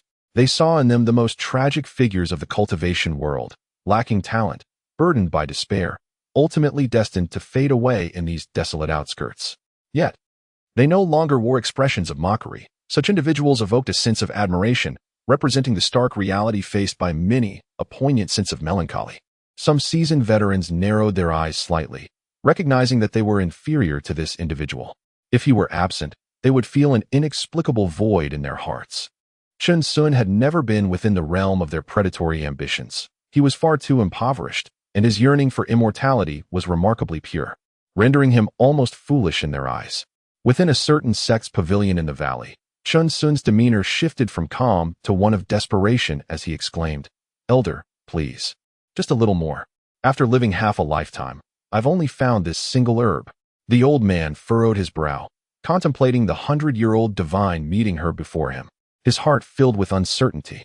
"Esteemed elder, behold this century-old miraculous herb. Observe its exquisite quality, for it retains all its medicinal properties. I have just acquired it and brought it to you." Chen Sun struggled to squeeze out 2 tears of joy from his eyes. "With just a little more, it shall truly belong to you. If I add another 10 pieces, the herb's efficacy is indeed remarkable." "Very well." Chen Sun's expression immediately transformed into one of solemnity, resolutely refusing to yield even an inch. The elder, witnessing the abrupt change in Chen Sun's demeanor, felt a twinge of discomfort, as though he were witnessing an act. "Esteemed elder, I wish to purchase a few more medicine boxes. My old ox has taken quite a liking to them." Chen Sun grinned, having secured 120 spirit stones. "Should I stumble upon more, I would be delighted to present them to you." He chuckled, 5 for 1 low-grade spirit stone. "Feel free to collect them yourself." The elder shook his head with a smile, casting a glance at the large black ox outside the loft. Such a stroke of fortune to find a century-old herb was indeed rare. To the elder's astonishment, Chen Sun boldly purchased 30 in one breath, stowing them away in the pockets flanking the large black ox, causing them to vanish from sight. "Truly an inexperienced lad," the elder murmured, as even the box containing the herb he held was claimed back. In the depths of the Ningyun mountain range, the crane spirit tree could be found in abundance. The boxes were crafted from this tree, requiring little effort to procure. However, years later, Chen Sun would come to learn of this matter, beating his chest in frustration, feeling as though ants were crawling all over him, and whenever he encountered a crane spirit tree, he would take an axe to it. They soon arrived at the entrance of a pill refining pavilion, where the elixirs on offer were considerably more expensive than those sold by itinerant cultivators outside. Yet their quality was assured. "Esteemed friend, do you have any desirable items?" A disciple of the sect approached to welcome Chen Sun. The array of treasures before him was dazzling: alchemy furnaces, spiritual herbs, elixirs, and all manners of alchemical techniques were available, having encountered an abundance of eccentric individuals among wandering cultivators. The man adorned with a black veil did not stir any ripples within Chen Sun's heart. "How much for this alchemy furnace?" Chen Sun coughed lightly, feigning an air of expertise. "This is a low-grade yellow-tier alchemy furnace, priced at merely 20 low-grade spirit stones," the disciple cheerfully explained, gesturing towards a small furnace. "This larger one is also." "I'll take this one." Chen Sun's heart trembled at the exorbitant cost, prompting him to inquire, "Esteemed friend, I noticed that those wandering cultivators sell their furnaces for only 10 low-grade spirit stones. Most of those are either subpar alchemy furnaces or have suffered considerable damage." The disciple patiently elucidated. "Such flaws can drastically affect the success rate of alchemy and the quality of the elixirs produced." "Professional indeed," Chen Sun praised, realizing that purchasing such magical artifacts necessitated dealings with reputable merchants. He subsequently exchanged his spirit stones and departed. In the realm of cultivation, Items are generally categorized into the tiers of heaven, earth, mysterious, and yellow. Although there exist even higher ranks, they are beyond the reach of ordinary cultivators like themselves. Moo. The great black bull expressed a fondness for the small furnace, insisting that Chun Sun show it to him. Wealth, companions, law, and land. Truly, the ancients do not deceive me. Chun Sun mused inwardly, recognizing that even immortality cannot escape this universal truth. In a solitary place, to cultivate until the end of time is but a fantasy. One's progress is destined to stagnate. They resumed selling their pamphlets, which had garnered considerable acclaim last year, with sales exceeding 100 spirit stones in a single day. In a dimly lit corner, Chun Sun's eyes sparkled, yet he felt no glee. Old bull, let us cease selling after this year. Moo. The great black bull, puzzled, wondered why they would stop when business was flourishing. Such pamphlets are easily replicated and too conspicuous. All we seek is our initial fortune. Moo. The great black bull suddenly comprehended, its mind becoming increasingly astute. With just a glance from Chun Sun, it understood the intended course of action. However, the gazes of others eluded its understanding. Ah, fellow cultivator, so it is you here. An elderly man, clad in flowing white robes, approached with a smile, as if he had been searching for them for quite some time. What brings you here? Chun Sun's eyes narrowed. It was the old alchemist, a notorious charlatan from before. I possess an opportunity related to your pamphlet. I wonder if you might be interested? The old man chuckled, having observed Chun Sun for quite some time, coming each year, yet never daring to take a risk, confident he would not be turned away. Chun Sun silently shook his head, uttering not a word, and led the great black bull onto the street, his eyes betraying no interest. The old man stood there, momentarily stunned, muttering to himself, so it turns out he is truly a fool, a blockhead. On the street, old ox, remember this, throughout our lives, we shall neither harm others nor covet any undue gain. However, we must not be naive enough to believe that good fortune will simply fall into our laps. With a profound gaze, Chun Sun spoke deliberately, acknowledging that this mindset may cause us to miss numerous opportunities, yet we shall never suffer loss. Moo. The great black ox persistently nudged Chun Sun, having committed this lesson to memory. Chapter 26. The auspicious hour has arrived. I shall forge elixirs. They commenced their quest for medicinal herb seeds, for while the herbs themselves were scarce, the seeds were plentiful. Chun Sun procured several bags. However, a considerable portion contained dead seeds, mingled within the lot. Chun Sun was immediately incensed, having attained the 3rd level of chi refinement and possessing the fireball technique. He was not to be trifled with. I distinctly provided a bag of spirit stones, yet you offer me merely half a bag of seeds? Chun Sun's brows furrowed, though no one observed his displeasure. Moo moo. The large black bull bellowed in fury at the stall. What? Is it not the nature of medicinal herb seeds? Are you seeking a quarrel, my friend? The man scoffed, a yellow talisman suddenly materializing in the air. With a flick of his fingers, a burst of light ignited, vanishing in an instant as he provocatively gazed at Chun Sun. This fool, tethered to a bull and adorned with a black scarf, was known to anyone who had conducted business here for years, a mere 3rd-level chi refiner, utterly alone. A glimmer of insight flickered in Chun Sun's eyes. This individual was also at the 3rd level of chi refinement, yet appeared to possess considerable wealth. Brother Liao, who dares to cause a ruckus here? A few figures emerged from the crowd, garbed in similar attire, likely members of a certain cultivation family. They were all 3rd-level chi refiners. And among them stood one at the 5th level as several scattered cultivators gathered around, casting mocking and indifferent glances at Chun Sun. What, do many bully the few? Chun Sun chuckled coldly, his eyes devoid of fear. Business was not conducted in such a manner. I wondered who it was. Turns out to be this bandit fool. A round-faced man scoffed. Brother Dao, leave this person to me. Very well. The man nodded slightly. Maintain a low profile and be cautious. Fool, kneel and apologize to me, and we can let this matter slide, the round-faced man said, tilting his head and glaring at Chun Sun. I do not wish to see you at future Ascension gatherings. It was evident that these individuals sought to mock him. Those who found life unsatisfactory were often inclined to bully the weaker, if they did not display some resistance. These rogue cultivators might presume they could manipulate him at will. What are you, a mere wretch resembling a rotten watermelon? Chun Sun calmly retorted, standing his ground. You dare to bark at me? With sharp teeth and a venomous tongue, he threatened, I'll break that mouth of yours. The round-faced man, filled with rage, could hardly believe this fool dared to insult him. He stepped forward with a thunderous presence. a faint glow emanating from his hand as he unleashed a powerful golden-armored fist aimed directly at Qin Sun. Bang! Qin Sun took a step back and delivered an unremarkable punch that collided with the round-faced man's blow. The latter's expression shifted dramatically, a flicker of pain crossing his face before he let out a cry of agony. Ah! The sound of cracking bones echoed as the round-faced man was sent flying back, his eyes wide with fear as he regarded Qin Sun. What monstrous strength was this? The Liu family's golden-armored fist had been shattered. This person was indeed formidable. Ah! I never expected this fool, my friend Dao, to possess such extraordinary power. A cacophony erupted around them, and the expressions directed at Qin Sun underwent a notable transformation. It became evident that this individual was no fool. The Liu family, is it? Qin Sun remarked with a subtle nod, casting his gaze towards the enraged individuals. Remember, you still owe me half a bag of spiritual herb seeds. That fellow outside 9-Star Valley should tread carefully. One man, supporting a round-faced brute, replied with a sinister smile. Knowing a bit of physical technique does not equate to having the upper hand. Oh? Qin Sun chuckled, his mirth overshadowed by the ominous aura of his hood, rendering his smile even more sinister and terrifying, instilling dread in the hearts of the Liu family members. The onlooking loose cultivators gasped in astonishment, realizing the overwhelming pressure emanating from the hood.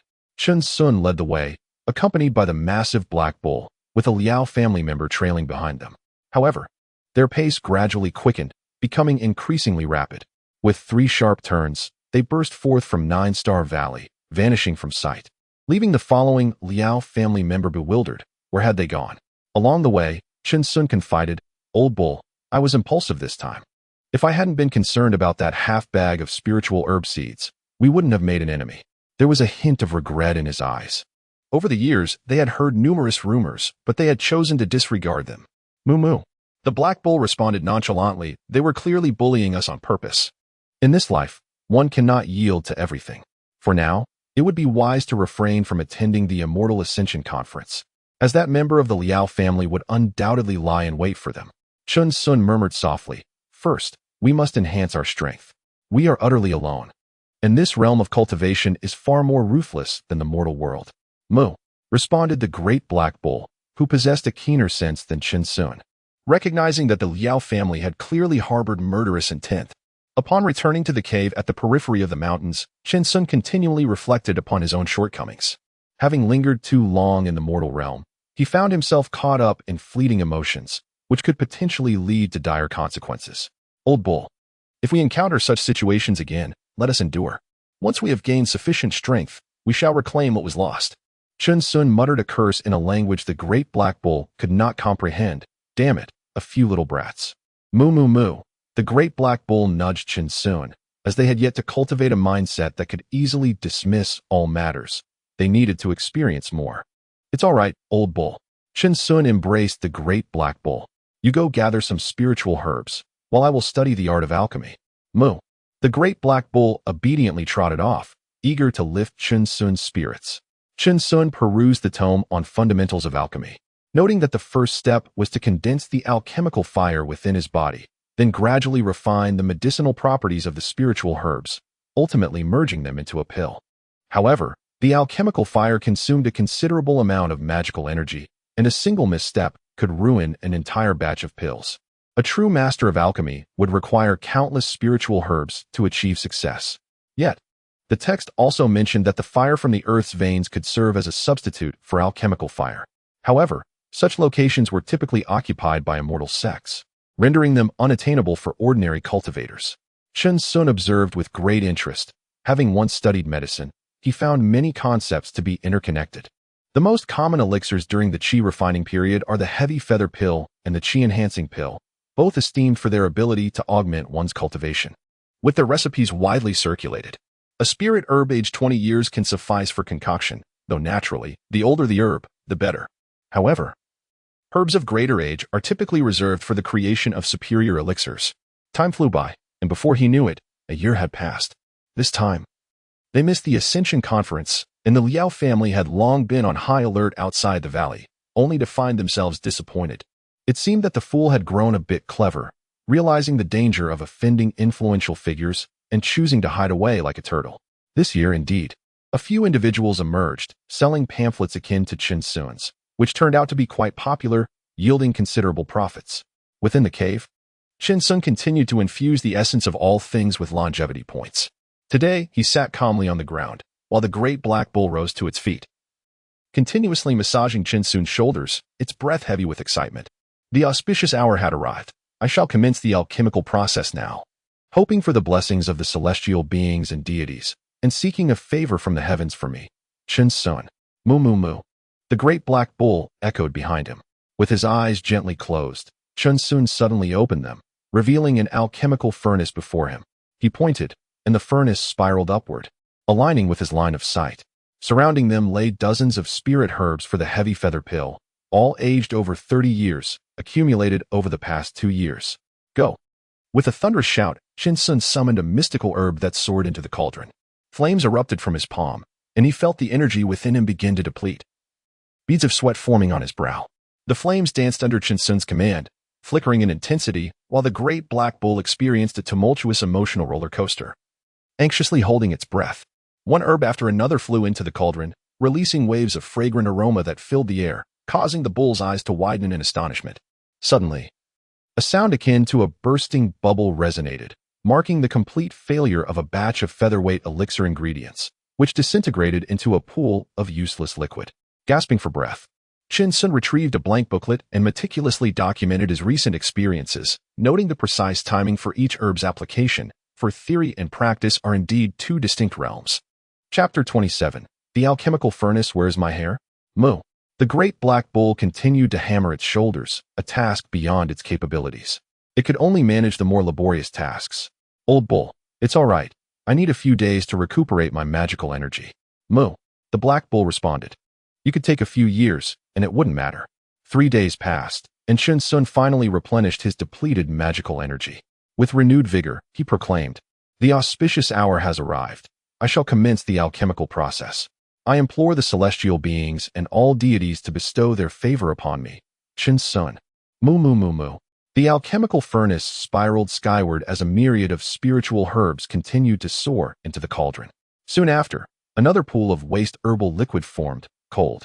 3 more days elapsed, and having regained his magical energy, Chen Sun sat cross-legged, the veins in his arms bulging. He shouted, The auspicious hour has arrived. I shall commence the alchemical process. I implore the celestial beings and all deities to bestow their favor upon me. Chen Sun. Moo moo moo moo. The alchemical furnace spiraled skyward once more as a multitude of spiritual herbs continued to soar into the cauldron. Before long, yet another pool of waste herbal liquid formed, cold. A month later, Chen Sun's fingers trembled slightly, and the corners of his mouth quivered as he whispered, The auspicious hour has arrived. I shall commence the alchemical process. I implore the celestial beings and all deities to bestow their favor upon me. Chen Sun. Moo. The alchemical furnace spiraled skyward as a plethora of spiritual herbs continued to soar into the cauldron. Soon after, yet again, another pool of waste herbal liquid formed, chilly. Another month has passed, and the great black bull appeared listless, while Chen Sun's eyes were deeply sunken, his hair dancing in disarray. With a trembling voice, he declared, The auspicious moment has arrived. I shall commence the alchemical process.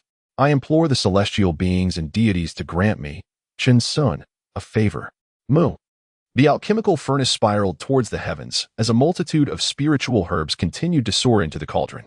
This time, the fragrant aroma of the concoction filled the air.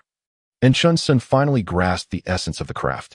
A glimmer of brilliance shone in the great black bull's eyes as it slowly rose to its feet, yearning to utter the words impressive, yet finding itself unable to do so. Old bull, I have succeeded. I have triumphed. Chen Sun cackled maniacally, his eyes bloodshot, as if he were about to devour the alchemical furnace. So many spiritual herbs, so many precious spirit stones, all dissipated. Indeed, in the realm of cultivation, even dogs would not aspire to be alchemists. Only those supported by the celestial sects would dare to tread this path. Moo moo, the great black bull was exceedingly exhilarated, gazing at the dozen pure white pills and continuously pounding Chen Sun's shoulder. The enchanting aroma of the elixir permeated the entire cavern, a truly exquisite sensation. First, I must document this. It is all invaluable experience. Chen Sun nearly lost himself in the moment. This was indeed a significant affair. He began to take out a ledger to jot down notes, reviewing each day, for time was the one resource he possessed in abundance. The old bull decided to test the effects. Moo. They each took a pill, letting it glide effortlessly into their mouths. A wave of pure medicinal energy radiated within them, creating a sensation akin to soaring through an endless ocean, imbued with an unparalleled sense of freedom, delivering the utmost delight. Comforting. Chen Sun couldn't help but exclaim. As the effects of the medicine began to dissipate, the bottleneck seemed to loosen. He consumed yet another heavy feather pill, continuing his alchemical process. The great black bull emitted cheerful mooing sounds as it sat cross-legged on the ground. Impressive. Moo.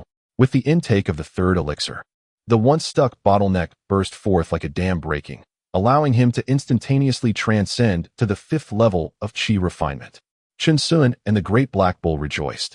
Leaping with delight, they were not inclined to remain trapped at any particular realm. For now, let us refrain from alchemy and focus on consolidating our foundation. Chen Sun excitedly declared. Then we shall seek a river for a refreshing bath, and next month, we shall commence our furnace. Moo moo. The great black bull nodded fervently, understanding that every beginning is fraught with challenges. In the days that followed, their lives revolved around a simple routine, laboring from dawn till dusk, nurturing seeds, refining pills, and honing their skills. Another year swiftly passed, and the Immortal Ascension Convention commenced as scheduled, but the troublesome bandit was nowhere to be found.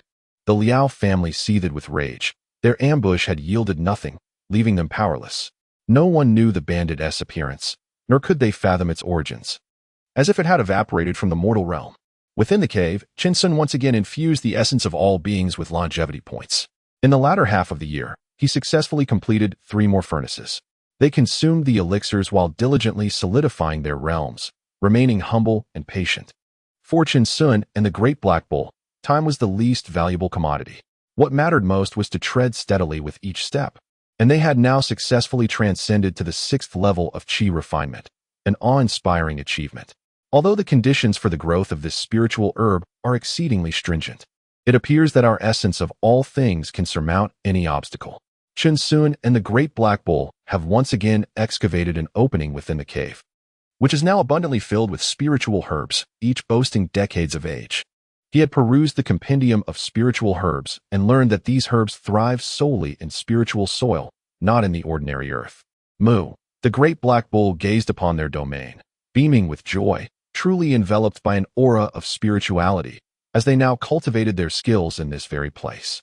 However, the alchemical furnace seemed exceedingly inadequate. Chen Sun furrowed his brow, sensing that the furnace lacked efficacy. It appeared he would need to seek a replacement in due course.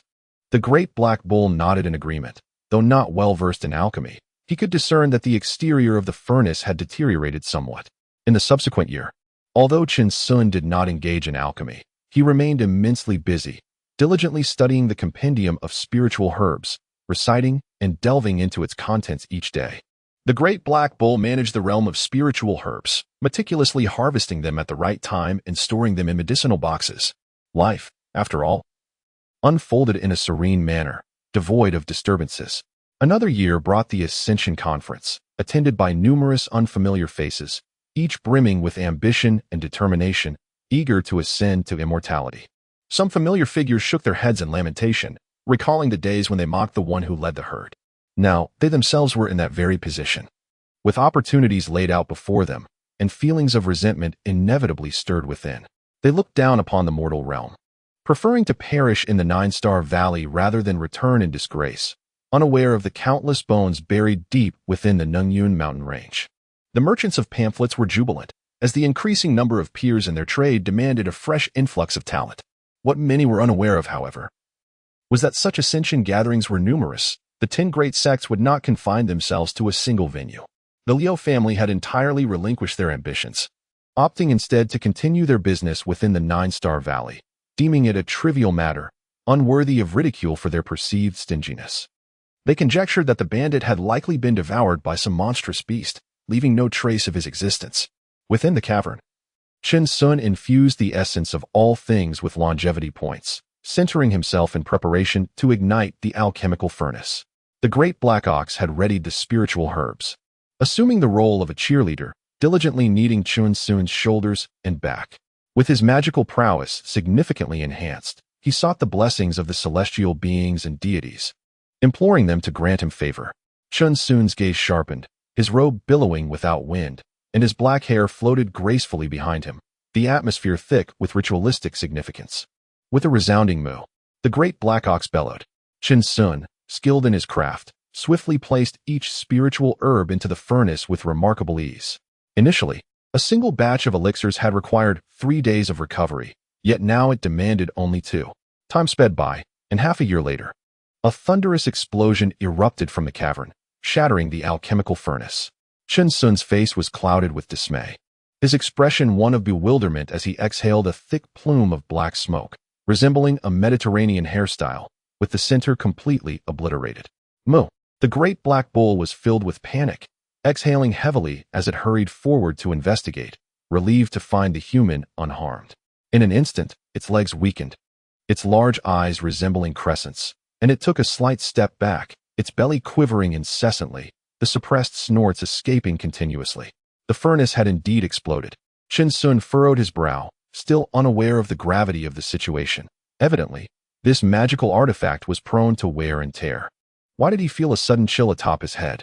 A sense of foreboding washed over Chen Sun as he reached up to touch, only to realize his features were contorting in distress. Where had his hair gone? A roar akin to that of a lion echoed through the cavern, causing loose stones to tumble. Gaga. The great black bull was on the verge of collapse, emitting strange sounds it had never before witnessed from Chen Sun. Silently, Chen Sun donned the banded S-scarf over his head, his blood-red eyes fixed on the bull. Old cow, perish. A thunderous and tragic bellow resounded within the cave, reminiscent of the cries heard during a festive slaughter. Chapter 28.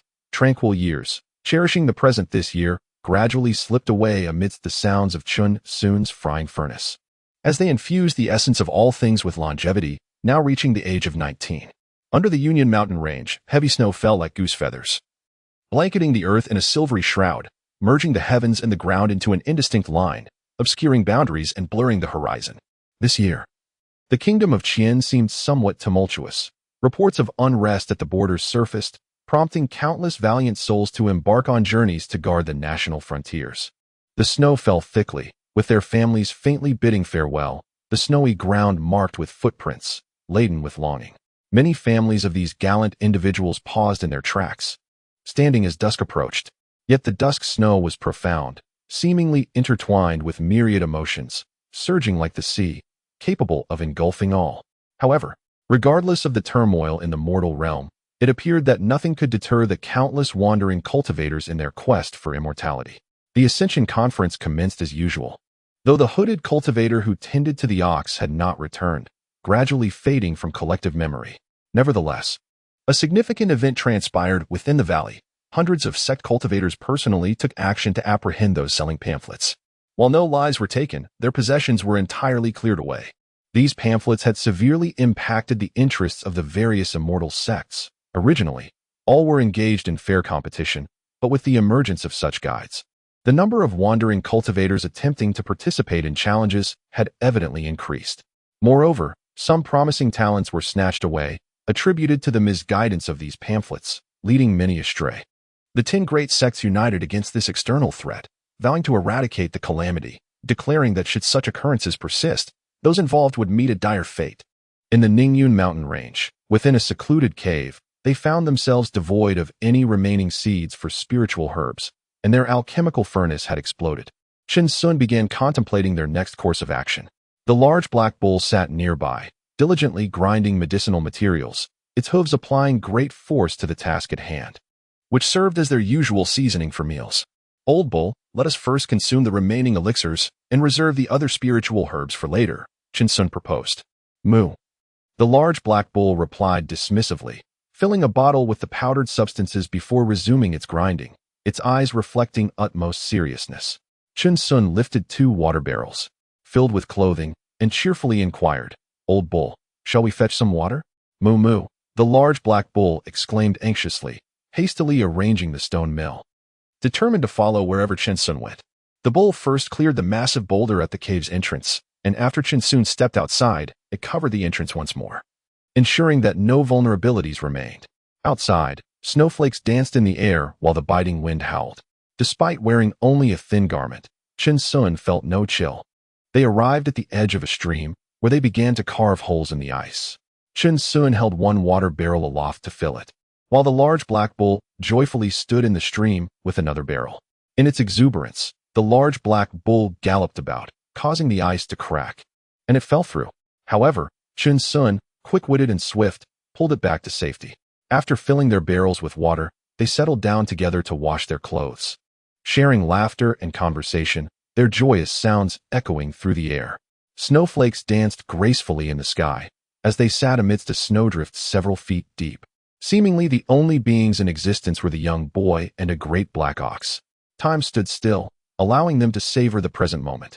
Before long, the sound of brittle branches snapping underfoot accompanied by the heavy crunch of snow reached their ears.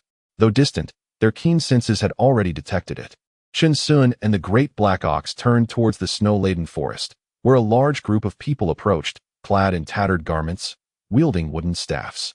Their faces were filthy, ruddy from the cold, and there were at least 100 of them, encompassing men, women, and children.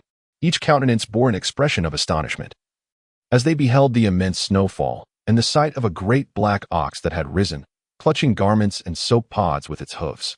"Good sirs, have you lost your way?" Chen Sun inquired casually, a sense of wariness gradually dissipating as he recognized them as mere mortals. The great black ox merely cast a glance in their direction, sensing no threat, and resumed its task of washing clothes, occasionally emitting soft mooing sounds. "Young hero, we have fled from Dansong City," an elderly man approached with faltering steps. The youth could tell he was a martial practitioner, robust and unyielding even in such frigid conditions. "Dansong City? That is quite far. It lies on the other side of the Ningyun mountain range," Chen Sun exclaimed in surprise, having heard of Dansong City, adjacent to Panning City, but the journey was long. "Are you heading to Panning City?" Indeed, they affirmed. The elder nodded, a glimmer of joy illuminating his eyes, indicating that they were nearing their destination. "Old man, what has transpired? The Ningyun mountain range is fraught with danger, yet you dare to traverse it." "Young sir, you misunderstand. We are merely skirting the periphery, taking a longer route," the elder replied, shaking his head and letting out a deep sigh. "Currently, the Qian kingdom is in turmoil, with rebel armies rising in the west and bandits wreaking havoc. Even the lord of Dansong City has fallen victim to murder." "Ah?" Chen Sun exclaimed, suddenly comprehending the plight of these individuals. It was he who had fled as well. Reaching Panning City from the southeast was indeed possible, albeit with a longer detour. "Thank you, young sir," the elder cupped his hands in gratitude, revealing that his earlier inquiries were merely a means to seek guidance. Not at all, not at all," Chen Sun waved his hand, observing the displaced individuals. "Please be cautious on your journey. There are numerous wild beasts in this area." "Thank you, young sir. Thank you, young sir. Thank you, big brother." A chorus of gratitude resonated among the crowd, accompanied by a sweet voice of a little girl, their eyes ignited with hope as they neared Panning City, a grand metropolis known for its stable order. Chen Sun smiled gently as he watched them depart, while Dahei Niu let out a soft moo in response. "Old cow, let me tell you, regardless of the realm, wherever there exists a nation, there shall be unending turmoil, and the common folk inevitably suffer." Chen Sun reflected, recalling the painful history of wars that plagued his previous homeland, a narrative forever etched in the very blood of its people. Moo? Moo moo moo. The great black bull became invigorated, ceasing its labor, and continuously rubbed against Chen Sun, urging him to speak. Thus, he began his tale from the era of the Xia dynasty. Chen Sun spoke with solemnity, captivating the black bull, whose eyes widened in rapt attention, even noting down a few names. After half an hour, they had finished washing their clothes and sat enjoying the snowy landscape, while Chen Sun continued to narrate history, lost in his own world. To learn what happens next, please await the next installment. Chen Sun patted the still eager black bull and glanced at their frozen garments, exclaiming, "Our clothes have turned into ice blocks." Moo. The black bull suddenly snapped back to reality, realizing the truth of the matter. "Let us go, thankfully. We have the fireball technique." Chen Sun rose, shouldering the water jar and carrying the clothes, leading the black bull towards the cave. With the aid of magic, it made their tasks much easier, especially for drying. As they proceeded, an unsettling feeling began to creep in, amidst the wind and snow. A scent of blood wafted through the air. "Old bull," Chen Sun murmured as he retrieved a hood from his pocket and placed it over his head. "Be cautious." "Moo." The black bull responded softly, its eyes reflecting wariness, for its sense of smell was remarkably acute. In the distance, Beneath a tree lay several corpses, their blood staining the snow, gradually covered by the falling flakes. Chun-Sun's brow furrowed in concern, his pace slowing as he noticed that every half-mile seemed to yield more bodies, each marked by knife wounds and seemingly fresh, with chaotic footprints surrounding them. Moo? The great black bull gazed at Chun-Sun, recognizing a few familiar faces, reminiscent of the villagers who had inquired for directions earlier. As Chun-Sun gradually approached, he uncovered several lifeless bodies, among which a woman desperately clutched a small girl. Yet both had succumbed to death, their wounds already beginning to freeze. Chapter 29. The state of the world, this environment, is beyond our control. The little girl, Chun-Sun, vividly recalls the sweet voice that echoed in his mind, whispering, "Thank you, big brother." A tremor coursed through Chun-Sun's heart as he slowly muttered, "Damn it, how ruthless, not even sparing a child." Moo. Moo. The great black bull continued to nudge a few individuals, attempting to rouse them from their stupor. They were not cultivators, they must be ruthless bandits. Chun-Sun crouched down and gazed into the distance, where the corpses littered the ground, predominantly the elderly, women, and children. The assailants were likely still pursuing the innocent populace. 2 water jars and some clothing had been left behind by Chun-Sun and the great black bull, while 2 heavy axes slowly whirled, cleaving the falling snowflakes in half. Whoosh, whoosh, boom. The thick snow beneath them quaked, and a violent sound erupted in the air. It felt as though they were traversing a sea of snow, with great waves rising behind them, exuding an overwhelming aura. In the distance, dozens of mountain bandits roared with manic laughter, their blades dripping with fresh blood. Now, the city of Panning had also descended into chaos, with an influx of martial men being conscripted. Who could possibly manage them? Brother. The number of refugees streaming into Panning City is ever increasing. One bandit cackled menacingly. They had come fully equipped, ready to seize a lucrative opportunity. This is indeed the good life. The leader brandished his sword, laughing maniacally. At last, our time has come. Kill them, my brothers. The mountain bandits brandished their large blades, responding loudly, while behind them lay a multitude of corpses, victims of their ruthless pillaging, reveling in their villainy. Previously, they had been pursued by government troops, but now those forces had been dispatched to the battlefield, granting them a sense of ease. The air was filled with anguished cries as more helpless citizens fell victim to their merciless onslaught, their eyes reflecting profound resentment and unwillingness to succumb. Unable to close in death, just as they were on the brink of hope, the bandits laughed even louder, rifling through the clothing of their victims in search of gold and silver ornaments, for the fleeing populace often carried such treasures. Suddenly, a commotion erupted behind them, causing all the bandits to turn and squint into the distance, perplexed by the snow that was being flung high into the air. What on earth was that? The leader spat disdainfully, clad in animal hides, brandishing his blade at the forefront, struggling to see through the heavy snowfall. Huh? Is something approaching? By heavens. This feels rather ominous. Is it a person? Or perhaps a black bull? This is bad, run. The leader's pupils dilated in terror as he suddenly bellowed, but by the time they discerned the figure, it was already too late. Chun-Sun's foot struck the ground, accelerating with purpose, the sound of slicing air arriving with a sudden ferocity. The leader, in that fleeting moment, found his mind in disarray, in the blink of an eye. The figure was upon him, and the gaze he met was the coldest he had ever encountered in his life. With a swift motion, the leader's head was sent soaring into the sky, his eyes seemingly unable to comprehend the reality of his demise, as his body bled profusely, collapsing forward in a gruesome spectacle. The great black bull charged into the midst of the bandits, emitting a furious roar. The bandits, their expressions contorted with agony, seemed as though they were struck by a mountain, perishing under the bull's relentless assault.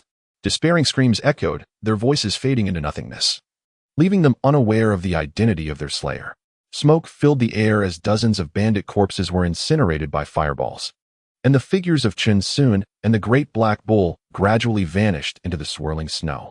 Within the cave, Chun-Sun and the great black bull had retrieved the water barrel and clothing, yet a heavy silence enveloped them. They had not anticipated that their good intentions would lead to such dire consequences. The remains of the fallen had been left unburied, now concealed beneath a thick blanket of snow, many having already disappeared without a trace. Had Chun-Sun not guided them, perhaps they would have never crossed paths with such vicious bandits. Old bull, some matters are beyond our control. Chun-Sun sighed softly, patting the great black bull. This world and its circumstances are beyond our influence, and we lack the power to alter them. The great black bull nestled its head in Chun-Sun's embrace, The only thing we can determine is our own path. Let us seek to live without regret. Shinsun gazed at the bull, offering a faint smile, acknowledging that such occurrences are commonplace, urging a broader perspective. The great black bull nodded, harboring a sense of disdain for the bandits' heinous actions, robbing and taking lives. Old bull, let us commence our cultivation. We have yet to finish the revitalizing pill. Chun Sun's expression shifted, casting aside his earlier displeasure as he looked ahead, aware that there remained much to accomplish. Moo. The great black bull's eyes widened slightly, its spirit rekindled. They consumed the elixirs at a notably slow and steady pace. Initially, they had taken several at once, but now they savored one, meditating for several days to gradually harness its potency and attune to the burgeoning magical energy within them. Time slipped away as they engaged in their prolonged consumption. Another year had passed, seemingly devoid of snow this time. They had now ascended to the 7th layer of chi refinement, having entirely depleted the rejuvenation pill, yet they retained 7-century-old spiritual herbs, poised for future prosperity. Chun Sun had finally elevated the essence of all things to 20, and they intended to begin augmenting their magical energy next year, curious to see if their internal power would increase. Meanwhile, the number of those fleeing from the other side of the Ningyun Mountains grew ever larger. Some perished from starvation along the way, their remains feasted upon by vultures. Others fell victim to wild beasts or were robbed by mountain bandits. Passers-by occasionally traversed near their cave, hinting at an increasingly tumultuous world outside. Observing the many impoverished and cold-stricken citizens, Chun Sun and the great black bull discreetly offered them some dried meat, yet they refrained from further engagement, pondering the intricacies of fate in such a world. Amidst these dire circumstances, the desire for strength among wandering cultivators intensified, as they relentlessly sought entrance into the 10 great sects, yearning to escape the mundane existence of this realm. In stark contrast to the grim reality outside, the Ascension Conference surged with fervor, more vibrant than in previous years. As their aspirations soared, longing for the expansive realm of cultivation that lay beyond. Within the cavern, a solitary individual and a bovine coexisted harmoniously, engrossed in their respective pursuits. Indifferent to the tumult of the outside world.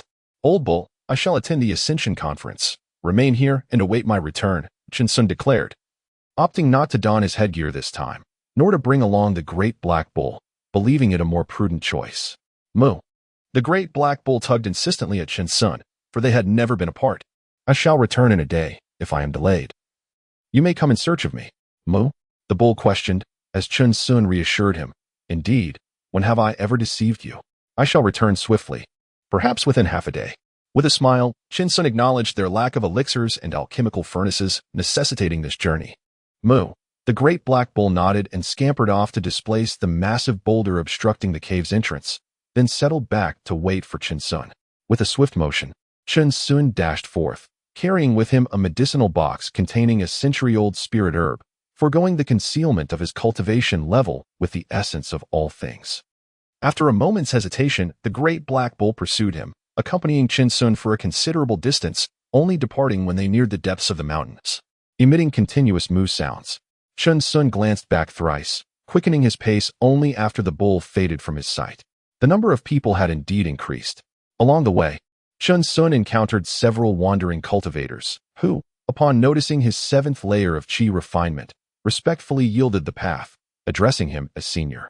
In a world where strength reigns supreme, the adept always take precedence, and Chun Sun remained remarkably modest, choosing not to engage with anyone. Upon entering the 9-star valley, he navigated with ease, having become quite familiar with the surroundings. He had heard whispers regarding the sale of books, to which Chun Sun merely responded with a faint smile, his eyes glimmering with inscrutable significance. The valley had seen an increase in wandering practitioners peddling their wares, engaging in trade to enhance their chances of success in overcoming challenges.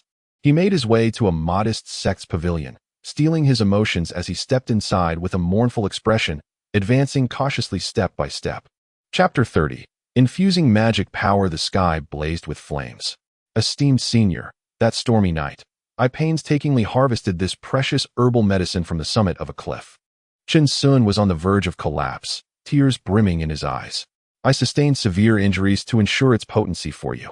After a moment's hesitation, the elder of the sect, who had initially remained unmoved, finally bestowed upon Chen Sun 10 spirit stones. Your keen insight is truly commendable, esteemed senior. Chen Sun exclaimed with fervor, as if he had never laid eyes on spirit stones before. The elder scrutinized Chen Sun, his heart jolted. He was indeed a practitioner at the 7th level of Qi refinement, and yet so youthful. In the midst of the elder's astonishment, Chen Sun purchased 30 medicinal boxes, still employing the tattered snakeskin bag to carry them. Could this truly be a practitioner at the 7th level of Qi refinement? The elder remained in a daze for a considerable time. The man's demeanor and conduct bore no resemblance to that of a cultivated individual, but rather to that of a commoner. Hunched over, Chen Sun ambled through the valleys, bargaining at the stalls of wandering cultivators for an extended period, ultimately acquiring 3 bags of herbal seeds. This time, however, he meticulously inspected the spirit stones before parting with them. He appeared unremarkable, especially with the ragged hole in his snakeskin bag, through which an empty medicinal box inadvertently peeked, much to the dismay of the seasoned wandering cultivators. Chen Sun continued to meander about before entering another sex pavilion, where he spun yet another version of his tale. Despite the absence of any overt awkwardness in his words, an air of embarrassment permeated the air, as if his back were further bent under the weight of the snakeskin bag. Chen Sun's sorrowful visage resembled that of a household mourning the loss of a cherished ox. As he wearily contended with the price discrepancies for a piece of spiritual stone at the market stall, he had procured a superior alchemical furnace from the alchemy pavilion, expending 50 low-grade spiritual stones, and inquired about the risks of furnace explosions. So that's how it is, Chen Sun mused as he ambled along the path, the realization dawning upon him that the furnace required cultivation with spiritual energy, a notion he had previously neglected after using it. Every hour, he ventured to various sect pavilions to sell century-old spiritual herbs, swiftly depleting his stock of herbs from the western region. His snakeskin pouch now brimmed with over a dozen bags of spiritual herb seeds, though these were exclusively materials for elixirs suitable for the Qi refinement stage, and he could find nothing of superior quality. He scavenged leisurely in the western territories, his 7th level of Qi refinement granting him a courteous reception from numerous loose cultivators, who were too wary to deceive him. Subsequently, Chen Sun quickened his pace, a subtle smile gracing his lips as he vanished into the 9-star valley, returning to his cave without incident. "Old ox, I am back." With one hand, he moved aside the massive stone, and a dark shadow darted out. The large black ox immediately bounded towards him, emitting a series of low mooing sounds. "Haha, let us go inside and chat," Chen Sun said, embracing the ox's head, glancing around before sealing the cave with the boulder and stepping within. The large black ox circled around Chen Sun, eyes alight with joy, persistently tugging at him with its mouth. "All right, just this once. I shall never abandon you again," Chen Sun exclaimed joyfully, glancing at the snakeskin bag. "Quick, take a look at the treasures inside." Moo. The great black cow's eye sparkled, as it seemed to catch a whiff of numerous spiritual herb seeds, hastily approaching to inspect, only to be taken aback. Moo. The astonished black cow gazed at Chen Sun, utterly amazed to find over 20 bags. "Truly remarkable." "Haha, old cow, these are entrusted to you. There are several beneficial Qi elixirs among them." Chen Sun then turned his attention to the alchemy furnace, cherishing the treasures in his possession, determined to care for them diligently this time. "Moo moo." The black cow's eyes gleamed with excitement as it rose, taking the bags to another cave, for it had a fondness for cultivating spiritual herbs. Their collective essence now amounted to 40. Within a month, they could nurture 3 30-year-old spiritual herbs. "Old cow, let us get to work." Moo. With fervor for the future, the duo, one human and one cow, immersed themselves in their respective tasks, their footsteps never ceasing. As the clouds drifted lazily by and time flowed swiftly, another spring and autumn passed. Life is fleeting, and how many past events and memories remain buried within. "Old cow, ensure the medicinal box is stored safely, nourished with magical energy, lest it be gnawed upon by insects." "Moo moo. And remember to categorize the spiritual herbs properly. Do not be hasty in your tasks. If you do not cultivate good habits now, how shall it be in the future?" "Moo moo." In a cave nestled at the periphery of the Ningyun Mountains, even 2 immortal beings tirelessly exerted themselves, striving to engage in meaningful endeavors, diminishing the sense of lamentation that often permeated their existence. This year, the kingdom of Qian appeared to be in greater turmoil, with even cultivators of immortality committing transgressions against the mortal realm. The 10 foremost sects dispatched a multitude of disciples, vowing to restore order among the mortals. as the very source of countless disciples depended on it. Would they allow us to become extinct?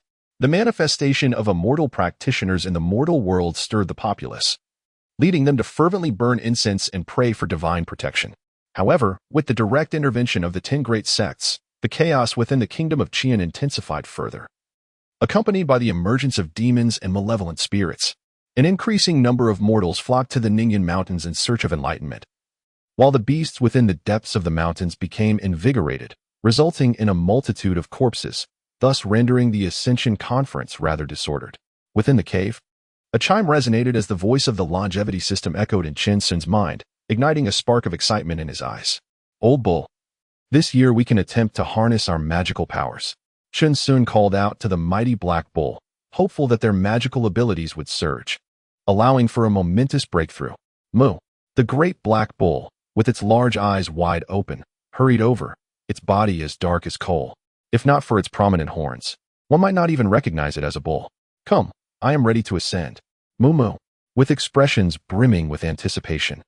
Chen Sun and the Black Bull settled down on the ground to begin augmenting their abilities.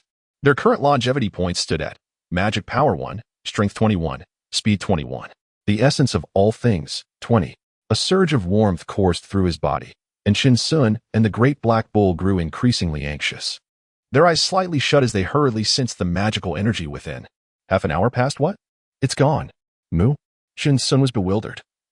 As was the great Black Bull, there was no sensation at all, still at the 7th level of Qi refinement. The cave remained as dark as ever, illuminated only by candlelight, and the gentle breeze seeping through the slight crack in the massive stone was still as soft. Perhaps the added points were insufficient? Moo. The great Black Bull nodded at Chen Sun, seemingly in agreement. Indeed, the more points added, the better the effect. Well, let us wait until next year to see. For now, we must get to work, as there is much to do. Chen Sun remarked nonchalantly, and the great Black Bull nodded in agreement, heading towards the medicinal field. Indifferent in heart. 2 months later, Chen Sun and the great Black Bull were drying their clothes with the fireball technique when suddenly, flames erupted throughout the cave. Thick smoke billowing. Oh no, quickly collected. Moo. Chen Sun and the great Black Bull shouted in alarm, but while the fireball technique was retracted, their clothes were completely incinerated. The great Black Bull hurriedly pushed the giant stone, while Chen Sun, clad only in his undergarments, rushed out. His eyes devoid of hope. What is happening? Chen Sun murmured numbly, slowly turning to the great Black Bull. I was using the fireball technique. Moo Moo? The great Black Bull shook its head, its eyes wide open in disbelief, regarding Chen Sun with suspicion. Did you secretly learn some other spell? This is the fireball technique. Moo. The great Black Bull pushed aside Chen Sun, rising to demonstrate the essence of the fireball technique, all while feigning nonchalance. Chen Sun stared blankly at the great Black Bull, his mind still grappling with the situation. Moo. The great Black Bull bellowed, his gaze fixed intently on the horizon. From his hooves surged an immense surge of energy, manifesting into a colossal fireball that soared into the sky, with a thunderous roar and crackling flames. A blaze engulfed the heavens, incinerating countless withered branches and leaves, billowing thick smoke into the air. Old Bull, quickly, extinguish the flames. Chen Sun exclaimed in horror, realizing they had yet to learn any water-based spells, and here they were setting the mountains ablaze. Chapter 31. An unexpected encounter on the mountain path. May your endeavors flourish. Fellow Taoist. Moo? Moo Moo Moo? The great Black Bull gazed in disbelief at its own creation, only to be abruptly pulled away by Chen Sun, still unable to comprehend the situation. After an hour, the raging fire was finally extinguished. Chen Sun wore a face smeared with soot, his undergarments nearly scorched away, and his hair was in utter disarray, looking more disheveled than the fleeing commoners. They returned to the cave, sitting across from each other. Old Bull, I have come to understand. It appears that this magical energy is not derived from within us. Chen Sun swallowed hard and let out a satisfied belch, releasing a puff of black smoke. This magical energy serves as an enhancement to our spells. Moo, the great Black Bull, also grasped the concept, its eyes wide with astonishment. It was indeed remarkable, particularly given the minuscule consumption of magical energy. Chen Sun's mouth fell agape. Currently, the consumption of the fireball technique was less than 50% of its original cost. So this was the crux of the matter. Moo? Old Bull, step aside a bit. Chen Sun narrowed his eyes, spreading his palm. Let me try the Dan fire. Moo. The great black bull hurriedly retreated to a distance, taking shelter in the cave where spiritual herbs were cultivated, peeking out with half its head. So pure. A small flame gradually appeared in Chen Sun's palm. He continuously controlled the magical energy within him to enhance it, causing the flame to grow larger. He only ceased when it matched the original Dan fire. Indeed, it is as I suspected. Chen Sun smiled faintly, skillfully controlling the medicinal flame within him. The depletion of his internal energy was remarkably slow, allowing him to master the flame with great precision over time. Moo, the great black bull approached slowly, observing the medicinal flame. Although it appeared unchanged, there was an undeniable vitality to it. Chen Sun clenched his palm, drawing the flame back into his body. In turn to the bull. Old bull, we must commence the recultivation of our energy. Moo?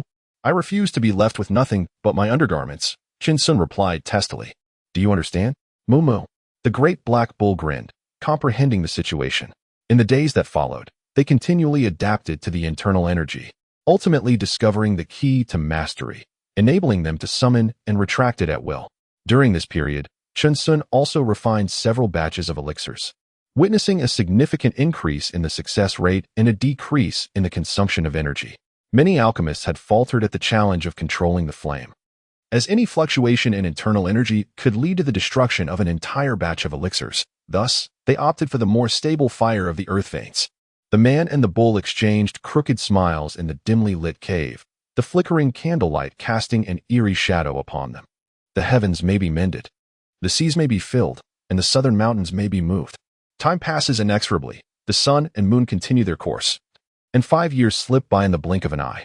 The border of the Qian kingdom braces for war as the crown prince formally ascends to the throne, leading to a bloody upheaval in the court. The cries of the common people echo across the land, their suffering palpable. The Wu kingdom, brimming with ambition, gathers its forces at the borders, while the Qian kingdom is engulfed in turmoil, prompting the 10 great sects to intervene in the national conflict. The Wu Xianmin would not yield, and thus a new round of conflict commenced, with undercurrents swirling violently everywhere. In the grand scheme of the world, no one could remain unscathed. In times of prosperity, the common folk suffered. In times of ruin, the common folk suffered still. On the periphery of the Ningyun mountain range, a figure donned in the guise of a bandit was leading a great black bull slowly deeper into the mountains.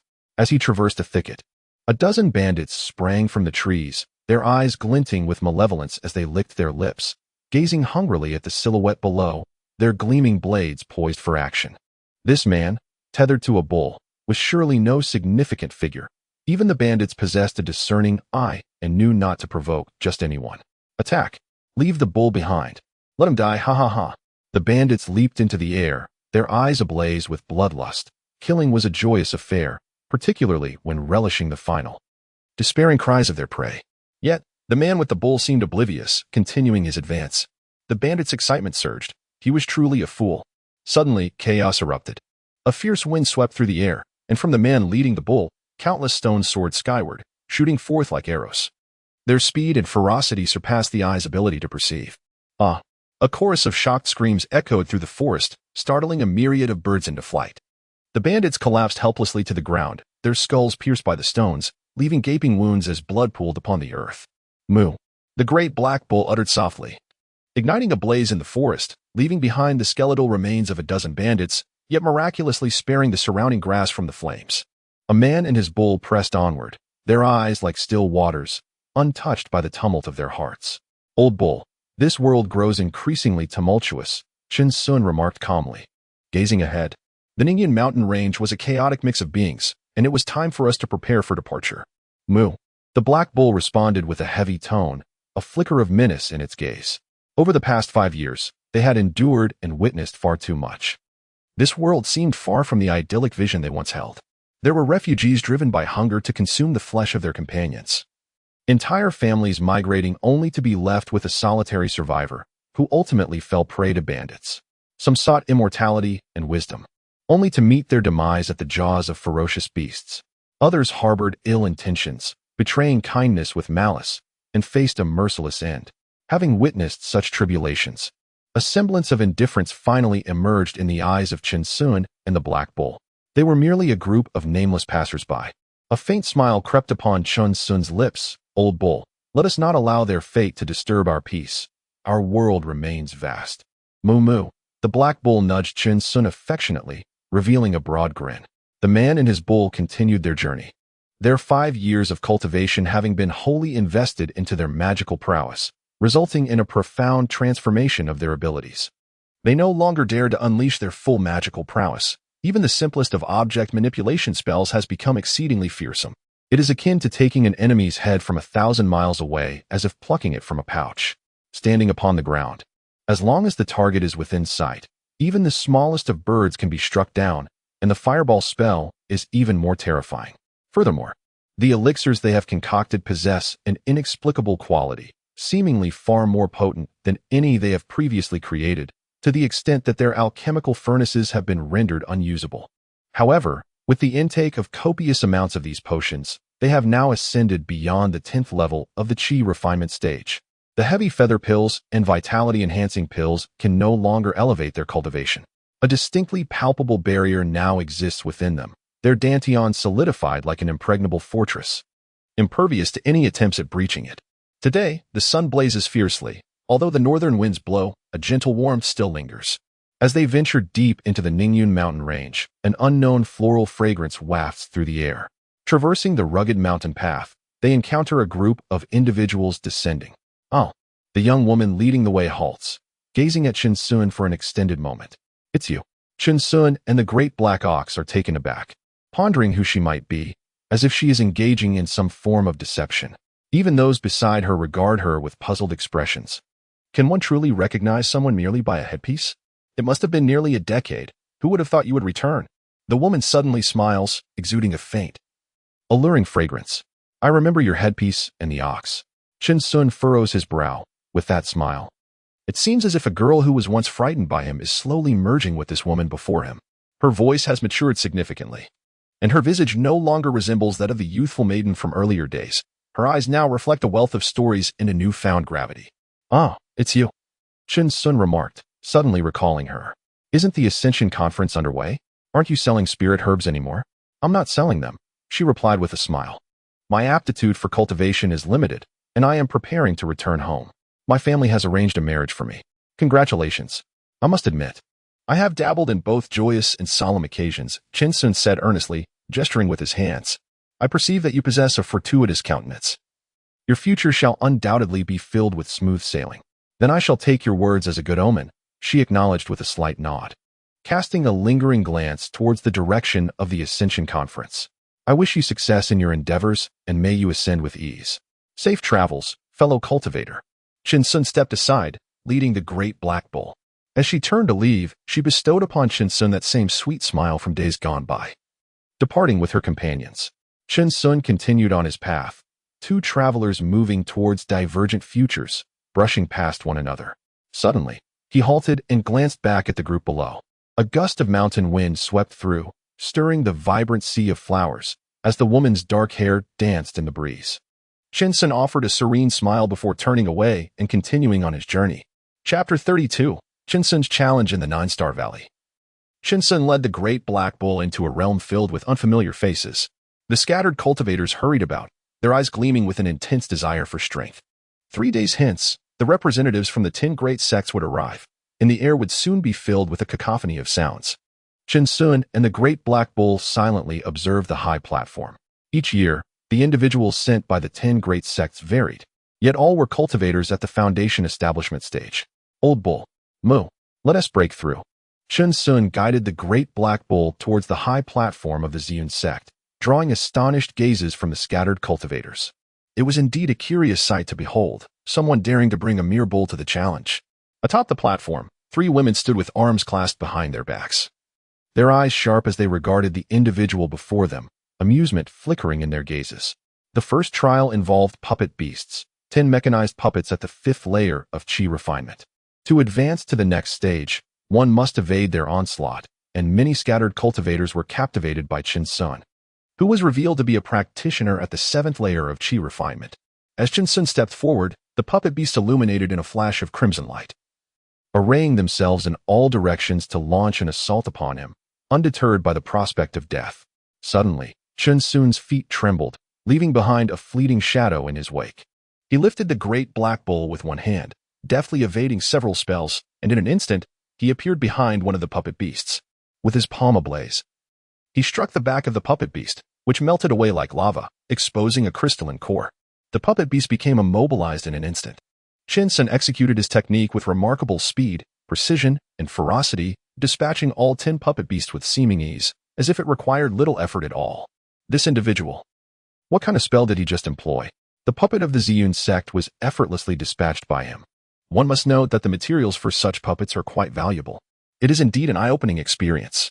While we merely evade during trials, this person annihilated all those puppets. What terrifying strength. A wave of astonishment rippled beneath the high platform of the Ziyun sect, as they had never heard of someone dragging a black bull with one hand, while simultaneously vanquishing 10 puppet beasts with the other.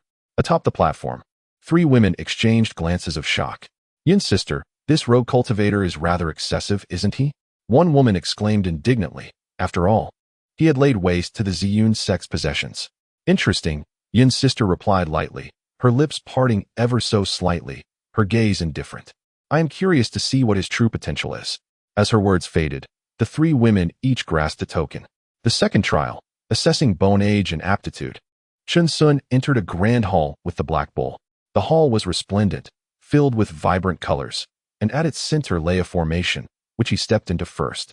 Bone age, 20. The woman gazed at the token in her hand, her voice trembling. Aptitude, 5-element mixed spiritual roots. What a pity. Yet among rogue cultivators, he is indeed a notable figure. Yin's sister remarked with a hint of regret.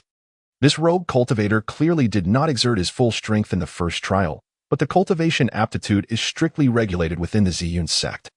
The combat prowess of the Qi refinement stage holds little significance for them. Within the hall, Qin Sun wore a faint smile, for he had already achieved his objective. The Ziyun sect valued talent above all, and there was no further need for him to face additional trials. The initial challenge merely served to instill hope among the participants. Having observed the Ziyun sect's methods for several years, he had long since discerned their ways. Old bull, let us depart. Mu. Qin Sun exited through another door, choosing not to confront any further challenges, seemingly aware of his own limitations and talent. Sister Yun merely cast a lingering glance at Qin Sun before redirecting her attention elsewhere. The Ziyun sect dispatched several disciples, releasing puppet beasts from their storage bags as a new round of trials commenced. Please, friend, wait a moment. A middle-aged man clad in azure called out to Qin Sun from another door, his eyes radiating kindness. Hunters often appeared in the guise of prey, and Qin Sun, leading the bewildered black bull, inquired, "What can I do for you, friend?" "I am Yin Jun, a disciple of the Wuyun sect from Jiyang Prefecture." The middle-aged man introduced himself, letting out a soft sigh. "I observed your formidable combat prowess. However, it is regrettable that you are constrained by your innate talent." In the Qian Kingdom, there existed 9 prefectures, and the Ningyan mountain range lay in the distant Yongquan Prefecture. A journey that would require at least half a year on foot. The Wuyun sect, while not among the 10 most illustrious sects, was nonetheless a prominent name within the realm of cultivation in the Qian Kingdom. Their amicable relations with the Ziyun sect, particularly within the higher echelons, were well known, which explained Yin Jun's presence here to seize an opportunity. "Ah, so you are a disciple of the Wuyun sect. I have long admired your esteemed sect." Qin Sun clasped his hands, his eyes reflecting a sudden realization as he awaited the man's next words. This individual turned out to be a practitioner at the 9th level of Qi refinement. "Might I inquire if you are considering joining the Wuyun sect?" Yin Jun smiled and replied, "In Yongquanzu, there are no significant sects, and the cultivation resources are relatively lacking. In the past, these wandering cultivators felt honored to receive such invitations, without a shred of doubt. How can you prove that you are a disciple of the Wuyun sect? It cannot simply be based on a mere statement. I will follow you. I have been observing for quite some time. I wonder why certain sects always seek out those wandering cultivators with greater combat prowess, disregarding their qualifications. I ask you to share the truth. What responsibilities will I have upon joining the Wuyun sect? There is no such thing as a free lunch in this world, a principle I fully understand. Furthermore, and most importantly, may I bring along my family's ancestral great black bull?" Qin Sun spoke in a low voice, these questions having lingered in his heart for quite some time. This was indeed the primary reason he hesitated to join one of the 10 great immortal sections. Disciples of these mid-tier sects might be reasonable, but those seniors in the foundation establishment stage would not engage in lengthy discussions. They would simply insist that he dispose of the great black bull. Upon his arrival, that chubby fellow had advised him to handle the great black bull, suggesting it would be better to eliminate it altogether. Jun was left speechless, his mouth agape in astonishment. What could have happened to this person in his childhood to leave such a profound impact? Here is the token of the Wuyun sect's disciples. Please take a look, he said. Jun retrieved a jade-green token from his storage pouch, inscribed with the words 5 aggregates. Its intricate pattern suggested it was no ordinary item. When activated, this token could enable disciples of the 5 aggregates sect within 100 miles to sense and offer support. Jun felt a hint of exasperation. Were it not for the benefits of recruiting a qualified disciple, he would not expend so much effort. Then why not activate it? I hope you won't mind. As a loose cultivator, I cannot compare to your esteemed sect's disciples. In due time, during the valley's closure, I shall indeed activate it. And at that moment, you may discern its authenticity, he replied. Very well, Chun Sun nodded with a smile, gazing at Jun with anticipation. Taking a deep breath, Jun blinked and said, in truth, it is not a great secret. It pertains to the lifeblood of low-ranking cultivators in the Qian Kingdom. Pray reveal it, urged his companion. It concerns the spirit herb for the Foundation Establishment Pill. Jun began to explain slowly. Chapter 33, Perpetual Wandering and Departure. It is said that within the realm of the Qian Kingdom lies a secret domain known as the Southern Dipper Mountain, which opens its gates once every 20 years. This sacred site was sealed by hundreds of great cultivators from millennia ago, solely to ensure the continuation of the Qian Kingdom's cultivation lineage. Within its depths reside countless spiritual herbs, among which the foundational elixirs are deemed the most precious. However, these resources have long been divided and guarded by the major sects, with limited quotas for access. Furthermore, the secret realm imposes stringent restrictions based on cultivation levels, permitting only those in the Qi refinement stage to enter. The fierce competition every 20 years results in a survival rate of merely 10%. Only the 10 prominent sects possess the knowledge to cultivate foundational elixirs, while the remaining sects lack such capabilities. This disparity forms the very foundation of the sects' differences. Relying solely on natural methods for foundation establishment not only wastes precious time, but also risks succumbing to demonic deviations. Cultivators in the Qi refinement stage have a mere century of life, and reaching the 10th level demands an enormous investment of time. Even the slightest increase in time could lead to fierce struggles. Moreover, the foundational elixirs from outside the Qian Kingdom have already been collected to the point of extinction, leaving a surfeit of Qi refinement practitioners and a dire scarcity of resources. Ah, I see, Chun Sun remarked, comprehending the implication. They were to serve as pawns, or worse, as mere fodder.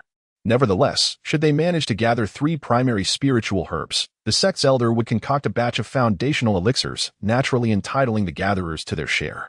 Jun, sensing the underlying tension, added, Our Wuyun sect has never coerced its disciples into participation.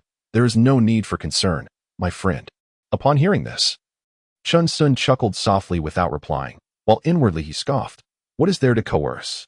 Those with inferior talents, upon realizing their bleak prospects for foundation establishment, would likely seek participation out of desperation. Upon entering the 5-element sect, one may independently select a steward, provided that the annual contribution requirements are met. Jun, with an air of calmness, remarked, for instance, I serve as an outer sect steward, and my contributions can be exchanged for techniques and spells. Each year, there is also a grand competition within the sect. Should any elder take a liking to one, they may be accepted into their fold, soaring to become an inner sect disciple. However, what if one fails to meet the contribution requirements? They may make amends the following year. Yet if one fails to meet the standards for 3 consecutive years, expulsion from the sect becomes inevitable. At this point, a flicker of fear crossed Jun's eyes. Expulsion entails the forfeiture of one's cultivation. Outer sect disciples face such a fate, yet inner sect disciples, as well as those in the foundation establishment stage, need not worry about such consequences. Thank you, my friend, for clarifying my doubts. However, regarding this bovine companion of yours, Jun glanced towards the large black bull, his brow slightly furrowed. The sect only accepts spirit beasts. That could not be better, Chun Sun replied, patting the large black bull. Moo. The bull stepped forward, a surge of magical energy emanating from within. Jun was taken aback, realizing the creature was at the 2nd layer of Qi refinement, something he had completely overlooked. Then there is no issue, Jun stated, taking a step back. Spirit beasts represent a formidable force for cultivators, and one of the 10 grand sects, the Beastmaster sect, specializes in them, showcasing significant power among lower-tier cultivators. Very well. I, Chen Sun, wish to join the 5 Elements sect, he declared solemnly, cupping his hands in respect as he exchanged glances with Yin Jun. I kindly ask you to accept this token. A glimmer of joy flashed in Yin Jun's eyes, another contribution in hand. You have yet to officially enter, so we cannot yet address one another as senior and junior brothers. Thank you, Chen Sun replied, accepting a small blue token, smaller than the one before. His heart fluttering with excitement. On the day of the valley closure, the master uncle would activate the token, and the fellow practitioners would know where to meet at that time. Very well, I shall not impose further. Chen Sun smiled, departing with the great black bull. Yin Jun nodded in agreement, casting his gaze towards the challenge grounds of the Ziyun sect. He, too, possessed a token akin to that of the 3 women. On the street, the great black bull radiated excitement, occasionally nudging Chen Sun. Old bull, we are about to leave this place. Chen Sun's lips curled into a smile. Yet he felt a sense of urgency, as if he had grasped much, only to unwittingly let slip through his fingers like grains of sand. However, entering the Wuyun sect had long been part of Chen Sun's plan. He had inquired about the Wuyun sect's strength within the valley, finding it neither lacking nor excessive, perfectly aligning with their psychological expectations. The disciples of the Wuyun sect lingered annually by the high platform of the Ziyun sect, although their relationship remained unclear. Drawing attention was all that mattered, demonstrating extraordinary prowess at the first trial of the Ziyun sect, even if they faltered at the second. The Wuyun sect members would inevitably seek them out. They had brought all their possessions with them this time. Dingling. A crisp sound resonated as the great black bull shifted its body, gazing intently at Chen Sun. Chen Sun paused his steps, approaching the side of the great black ox. Observing their pots and pans, now yellowed and rusted from extensive use. When the time comes, we shall polish them thoroughly. They are indeed treasures. Mooing softly, Chen Sun and the black ox ambled through the 9-star valley. Their pace no longer hurried as they gradually emerged from the valley's mouth, their bodies surging forward with newfound vigor. At the waist of a grand peak, a solitary grave stood resolutely, and they found themselves before the tomb of Sun Kale. Clearing away the weeds and lighting a few incense sticks. Old son, we are about to depart for a distant place. I wonder when we shall return. Chen Sun's voice was barely above a whisper, one hand still tending to the weeds. Hiki, we have yet to venture to such faraway lands. The black ox murmured softly beside him, sharing unspoken thoughts. As the mountain breeze swept by, the gentle jingling of the black ox resonated in the air, and the 2 figures receded into the distance, a faint sigh carried away by the wind. After some time, Chen Sun arrived at the tomb of Ning Si, beside which stood the gravestone of Ning Si's wife. Master, mistress, Chen Sun's voice trembled slightly as he bent and clasped his hands in reverence. Their faces seemed to emerge from the mists of yesterday. Though you may not have been the most gifted among us, I firmly believe you shall become the most accomplished in the art of medicine. This child is indeed remarkable, possessing impeccable character and a noble spirit. It was as if the 2 were seated before the tomb, still watching Chen Sun with smiles, their eyes reflecting a profound sense of pride and satisfaction. We are departing now, having come to bid farewell to our master and mistress. Chen Sun's expression was solemn as he deeply bowed, and the great black bull followed suit, its movements cautious. Just as he patted the bull and turned to leave, his foot slipped as though nudged by an unseen force. Chen Sun's pupils dilated sharply, his eyes trembling. Moo? It's all right, old cow, let's go. A faint smile graced Chen Sun's lips as he did not turn back, leading the great black bull away. At that moment, a gentle breeze swept in, and countless wisps of fluff suddenly soared into the sky, moving forward without confusion or hesitation. The 2 figures growing ever more distant. A colossal round moon hung high in the heavens, the early winter moon, both clear and cold, casting a silvery light akin to ice from the west. Outside 9-Star Valley, numerous wandering cultivators had begun to depart, for the valley would soon close, and they had lost all hope. From a distance, amidst a patch of grass, cries of rage and anguish echoed, blood dripping onto the grass, while 7 or 8 figures stood scattered about, each adorned with a cold smirk. The biting wind howled, causing the grass to sway left and right, reminiscent of waves rising in the sea, one crest pushing against another in a magnificent display. Dare to provoke the Liao family? This is the consequence. The middle-aged man who had once sold Chen Sun the medicinal herb seeds crushed a wandering cultivator's skull beneath his foot, his eyes filled with a chilling glare. a flying sword swirling around him. "Brother, that fool in the hood has appeared," grinned the round-faced brute, never forgetting the grudge from that one punch. He had not anticipated the fool's return. The Liao family has long conducted business in the Nine-Star Valley, housing numerous cultivators among their ranks. Although they lack a foundational practitioner to safeguard them, they are not individuals that casual wanderers can provoke with impunity. Humph, having evaded for so long. "This time I shall not allow him to escape," the middle-aged man declared grimly, as the surrounding flying swords grew increasingly menacing. Suddenly, an unsettling sensation surged forth, causing the Liao family members to startle, their gazes drawn to the elevated grassland, eyes wide with horror. Beneath the full moon, a hooded figure stood tall alongside a massive black bull, their robes billowing ominously in the wind, 3 mountain-splitting axes, and the bull's horns glimmering with a chilling silver sheen. "Liao family, it has been a while," the hooded figure remarked, slightly tilting their head, a cold smile gracing their lips as they looked down upon the crowd. "I have heard that you were searching for me." Chapter 34. A grand journey is about to begin. A mundane voice struck the Liao family like a heavy hammer, leaving them bewildered by the sudden appearance of a figure and a bull, their senses utterly dulled. "Kid, I didn't expect you to come right to me," exclaimed the rotund man, excitement gleaming in his eyes as he clutched a talisman, a faint glow emanating from it. "Freeze!" Whoosh! Chen Sun sprang into action, a tempest erupting as the grass bowed beneath an immense pressure. His cultivation surged forth at that moment. Refinement of Qi, level 5. Refinement of Qi, level 6. Refinement of Qi, level 10. The Liao family felt a chilling dread, their eyes wide with disbelief, while the rotund man's pupils quivered in shock. Chen Sun was already upon him, interrupting the incantation he was attempting to cast. Too slow.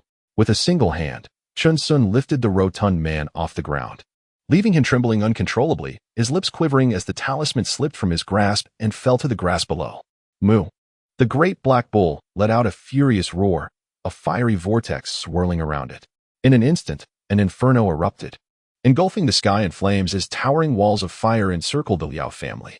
A torrent of scorching heat rushed toward them, the flames pulsating with intense magical fluctuations, concealing a visible and violent force. What is happening? A foundational stage expert? It's over. The remaining members of the Liao family felt their bodies weaken, their hairs stood on end, their voices trembled, and their eyes were filled with flames. Even their skin could sense the searing heat. The middle-aged man, in a state of stupor, watched helplessly as Chen Sun approached him. Carrying the burly man with the round face, step by deliberate step, he instinctively directed his flying sword towards him. Crack, crack. The flying sword was grasped tightly by Chen Sun, crushed inch by inch, much like the heart of the middle-aged man at that moment. His legs turned to jelly, and he stammered, "Senior, we have failed to recognize your greatness. Where are my half-bag of spiritual herb seeds?" Here. The middle-aged man fumbled in haste, quickly retrieving several bags of seeds from his storage pouch, presenting them all to Chen Sun. Chen Sun accepted only half a bag of the spiritual herb seeds, his gaze suddenly turning icy. "But I shall never spare those who harbor murderous intent against us. You, Dao brother, stop!" A horrific cry emanated from within the western firewall as Chen Sun and the great black bull, with their stern expressions, made their way towards the Nine-Star Valley. Having learned that the Liao family had been lurking for several years, the following day, with the sun shining brightly, the token in Chen Sun's hand emitted a soft glow. He infused it with a surge of magical energy and gazed in a particular direction. "Old bull, let's go." "Moo moo," the great black bull responded. In an open area within the valley, a flying vessel stood still, surrounded by a dozen individuals, some of whom were clad in matching attire, respectfully gazing at a tall, slender man. This individual is indeed one of the esteemed Outer Gate elders, Ao Gu, at the early stage of foundation establishment. "Elder Ao, there are a few promising talents this year," Jun spoke respectfully. "No worries, this year's disciples are quite commendable," Ao Gu replied, stroking his beard. "I have heard that several scattered cultivators possess remarkably youthful bone ages. There is one with a bone age of merely 20, who has already reached the 7th level of Qi refinement, effortlessly defeating 10 puppet beasts of the Ziyun sect." A glimmer of astonishment flashed in Jun's eyes, as he added, "Moreover, he carries a spirit beast at the 2nd level of Qi refinement, though his aptitude for cultivation is of mixed spiritual roots." "Oh, such a person exists? If he ventures to other immortal sects for trials, it seems our Wuyun sect may miss out," Aogu nodded repeatedly, his eyes reflecting great satisfaction. Such an individual would undoubtedly be a mainstay in the southern Dipper Mountains secret realm, and it was fortuitous that Jun had discovered him. At that moment, Chun Sun arrived, leading the sturdy black ox, appearing somewhat disheveled, with the clatter of pots and pans following him. "Friend Chun, allow me to introduce you." Jun welcomed him with a smile. "This is Elder Ao of the Wuyun sect." He then turned towards Aogu. "Elder Ao, this is the person I mentioned earlier." "Greetings, Elder Ao. I apologize for my tardiness," Chun Sun said, bowing slightly and quickly removing his hood, revealing a delicate and unassuming visage. "Quite impressive," Aogu remarked, casting a glance at Chun Sun and the black ox, a subtle smile gracing his lips. He appreciated juniors who understood manners. "Let us proceed to the back." "Understood." Chun Sun quickly led the great black bull to stand alongside those wandering cultivators, greeting them with cheerful smiles. After the passage of half an hour, all were present. Standing before the majestic flying vessel, Chun Sun and the great black bull felt their hearts race with exhilaration. The flying vessel was colossal, measuring several dozen feet in length. Devoid of masts and sails, its entire structure reminiscent of wood, capable of accommodating over 100 individuals. Though it could not rival the 10 great sects, it was nonetheless a formidable school. "Let us depart," Aogu declared, stepping onto the vessel with a firm footfall. With a clap of his hands, he directed a surge of magical energy towards a specific point, resulting in a resounding thud echoing from the vessel. Jun, accompanied by the other wandering cultivators, began boarding, while Chun Sun, with the great black bull in tow, explored the vessel's intricate materials, which were evidently not of ordinary wood. "This flying vessel is astonishingly large." Chun Sun marveled, his wonder unabated as this was his first close encounter with such a craft. "Old bull, give a leap." With a surprising agility, the great black bull bounded twice, producing no sound, solid as a rock. The other wandering cultivators echoed Chun Sun's sentiments, their faces alight with joy. Suddenly, a thunderous roar resonated as the flying vessel began to ascend, causing Chun Sun and his companions to sway momentarily. They hurriedly leaned over the edge of the vessel, gazing down at the ground below. "Old bull, we are taking off." "Moo moo." The chilling winds rushed past, making Chun Sun and the great black bull's lips quiver as the 9-star valley gradually came into sharper focus. Sitting cross-legged, Aogu set up the formation flags around him, his fingers raised in a commanding gesture. The entire flying vessel became enveloped in a transparent magical shield, ceasing the harsh winds that had previously assailed them. "Incredible!" Chun Sun exclaimed, his gaze fixed on the luminous barrier, swallowing hard as he clutched the sturdy black bull tightly. The bull, now overwhelmed with trepidation, discovered an unexpected fear of heights, instinctively retreating closer into Chun Sun's embrace. Before them unfolded the vast expanse of the 9-star valley, leaving Chun Sun momentarily spellbound. He realized just how immense the valley truly was, adorned with a myriad of exotic flowers and plants flourishing in every corner. The figures on the ground gradually diminished in size, revealing the intricate contours of mountains, rivers, and valleys below. The flying vessel ascended, completing its rise, and surged forth with tremendous speed. "Old bull, we are truly departing," Chun Sun shouted in exhilaration, gripping the edge of the vessel with fervor, his eyes wide with wonder. Ningyun Mountain Range. "Moo." The black bull also peered out, gazing at the Ningyun Mountain Range, a place they had called home for so long, now facing the reality of their imminent departure. "Look, old bull. Panning City, how magnificent." Chun Sun pointed to another location, where the silhouette of a colossal city emerged, teeming with countless figures moving about, a breathtaking sight from their newfound vantage point. "Moo? Moo moo." The bull seemed to be searching for something, glancing anxiously below. The flying vessel sliced through clouds and mist, traversing one grand mountain range after another. "Sunlau's Peak." Chun Sun exclaimed, recognition dawning upon him as both he and the bull spotted it. He suddenly bellowed into the vastness, "Sunlau." The great black bull stirred with excitement. Despite the wisps of cloud drifting by, it could still discern the surroundings. Chun Sun felt a mist welling in his eyes, perhaps due to the fierce wind that had swept sand into them, yet he beheld the resting place of his master and mistress. "We are leaving." Everything on the ground grew increasingly small and indistinct as the flying vessel sped forth with remarkable swiftness. Panning City gradually faded from view, and the Ningyun mountain range slowly disappeared until they were no longer visible. The man and the bull continued to gaze in that direction, a realm laden with cherished memories. The vessel sliced through the sky, scattering clouds to the west, while thoughts were cast into the distance. Farewell to the quaint little village. Farewell to Panning City. Farewell to the Ningyun Mountains. The vastness of the world unfolded before them, with countless birds soaring through the heavens, harmonizing with the azure sky and white clouds, flying alongside the vessel, only to be left far behind. Chinsun and the great black bull had stepped away from the edge of the flying craft, their gazes resolutely fixed ahead. The serpentine mountain ranges receded further into the distance as the vessel adjusted its course several times, setting its sights toward the first line of Zhejiang Prefecture in the Kingdom of Qian. A magnificent journey was on the verge of commencing. Chapter 35. Zhejiang Prefecture, Qian Kingdom. Upon the flying vessel, Elder Ao surveyed the assembly, noting that their spirits had largely settled. Elder Ao. The scattered cultivators bowed their heads in respect, acutely aware of his gaze. The sect had expended significant resources to arrange this transport for everyone, hoping it would instill a sense of responsibility among them. Elder Ao spoke with a grave tone, prefacing his remarks with a reminder that, regardless of the stature of various sects within the cultivation world, every individual must contribute. He urged them not to squander their time and to adhere to the sect's regulations.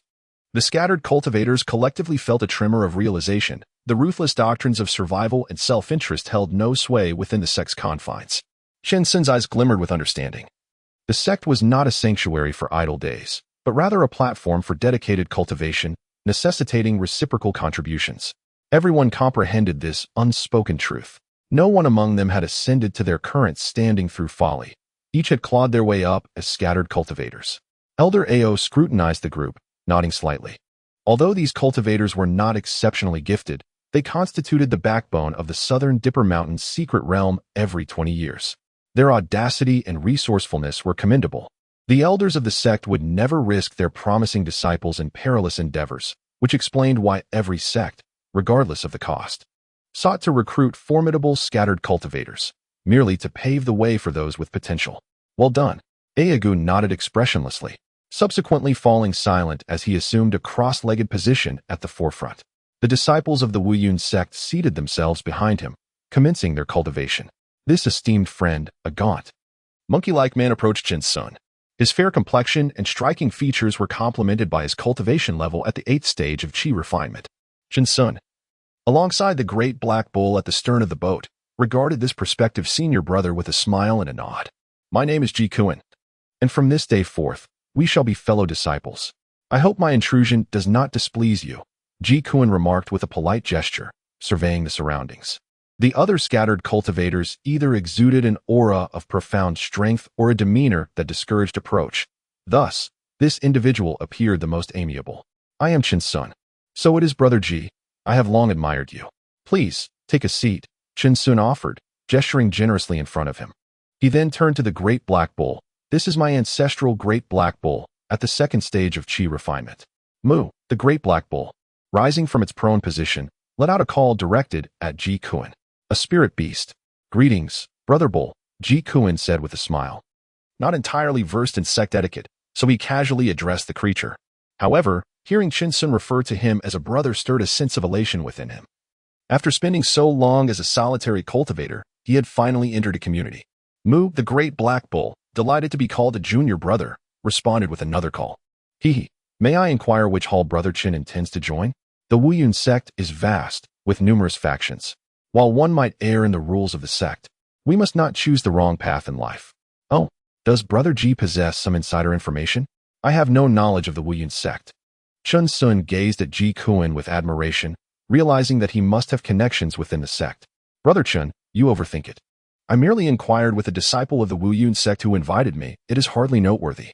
Ji Kuan quickly waved his hand, a smile unconsciously gracing his lips. Does the Wuyun sect have a large number of members? Chinsun questioned, pondering that other sects he had encountered numbered merely in the thousands. Ji Kuan raised his palm, mysteriously gesturing the number 5. 5,000. Chinsun exclaimed, turning to the imposing black bull, who mirrored his astonishment. Such a multitude of cultivators was unprecedented in their long lives. They had never seen so many in total. Ha! Ji Kuan relished Chinsun's expression, feeling a surge of satisfaction, before shaking his head. 500 is somewhat fewer, Chinsun remarked, a hint of disappointment in his eyes. Brother Chin, It is over 50,000. Ji Kuan inhaled deeply, articulating the figure slowly, only for Chen Sun to roll his eyes in disbelief. Brother Chun. Moo. Moments later, Chen Sun regained his composure, a tempest of astonishment brewing within him as he exclaimed, Brother Ji, 50,000 cultivators. Indeed, when I first heard it, my reaction was quite similar to yours. The 10 great sects of the Qian Kingdom, aren't they celestial beings? Indeed, it is not just the Qian Kingdom. I have heard that cultivators from other nations are also present among the 10 great sects. Ji Kuan remarked with a sense of longing, suggesting that all the exceptional cultivators of the Qian Kingdom have gathered within these esteemed sects, leaving one to ponder the marvels that await therein. Old Nyo, did you hear what Senior Brother Ji said? This is what it means to have vision and perspective, Chen Sun exclaimed, extending a hand. The great black bull stood in a daze, nodding repeatedly, having thought that the 9-Star Valley was the pinnacle of cultivation. However, for outer disciples like us, lacking a powerful background, joining the outer disciples' hall is undoubtedly the wisest choice. Ji Kuan stated solemnly, acknowledging the inherent dangers of the tasks involved, yet emphasizing the substantial contributions they yield, which can be exchanged for numerous treasures, enhance practical experience, and accelerate the advancement of one's cultivation. Chen Sun understood clearly. Ji Kuan had shared so much in order to recruit him, seeking to form alliances swiftly. Rest assured, Senior Brother Ji, I will certainly consider your words. Should I decide to join the Outer Disciples' Hall, you will be the first I approach, Chen Sun replied with a respectful bow, his eyes filled with sincerity. Very well. I shall not disturb you any further, Junior Brother Chun, and you as well, old brother, Ji Kuan responded with a smile and a bow, departing with an air of nonchalance to seek out other companions. Moo, the great black bull called out to Ji Kuan's retreating figure. Chen Sun remained composed. He would not make any decisions based solely on Ji Kuan's single perspective, especially since the Outer Disciples' Hall was at odds with his own ideals. He, accompanied by the formidable black bull, harbored no desire for conflict within the sect. Having finally discovered a realm of order, he merely wished to lead a joyful existence. However, all matters would be addressed only after reaching the Wuyan sect. The flying vessel continued its relentless journey through the skies, while the hearts of all the wandering cultivators aboard grew increasingly anxious. Jiyang Prefecture, nestled in the northern frontier of the Qian Kingdom, is characterized by vast plains and numerous rivers, teeming with wildlife, and inhabited by a populace known for their valor and chivalry.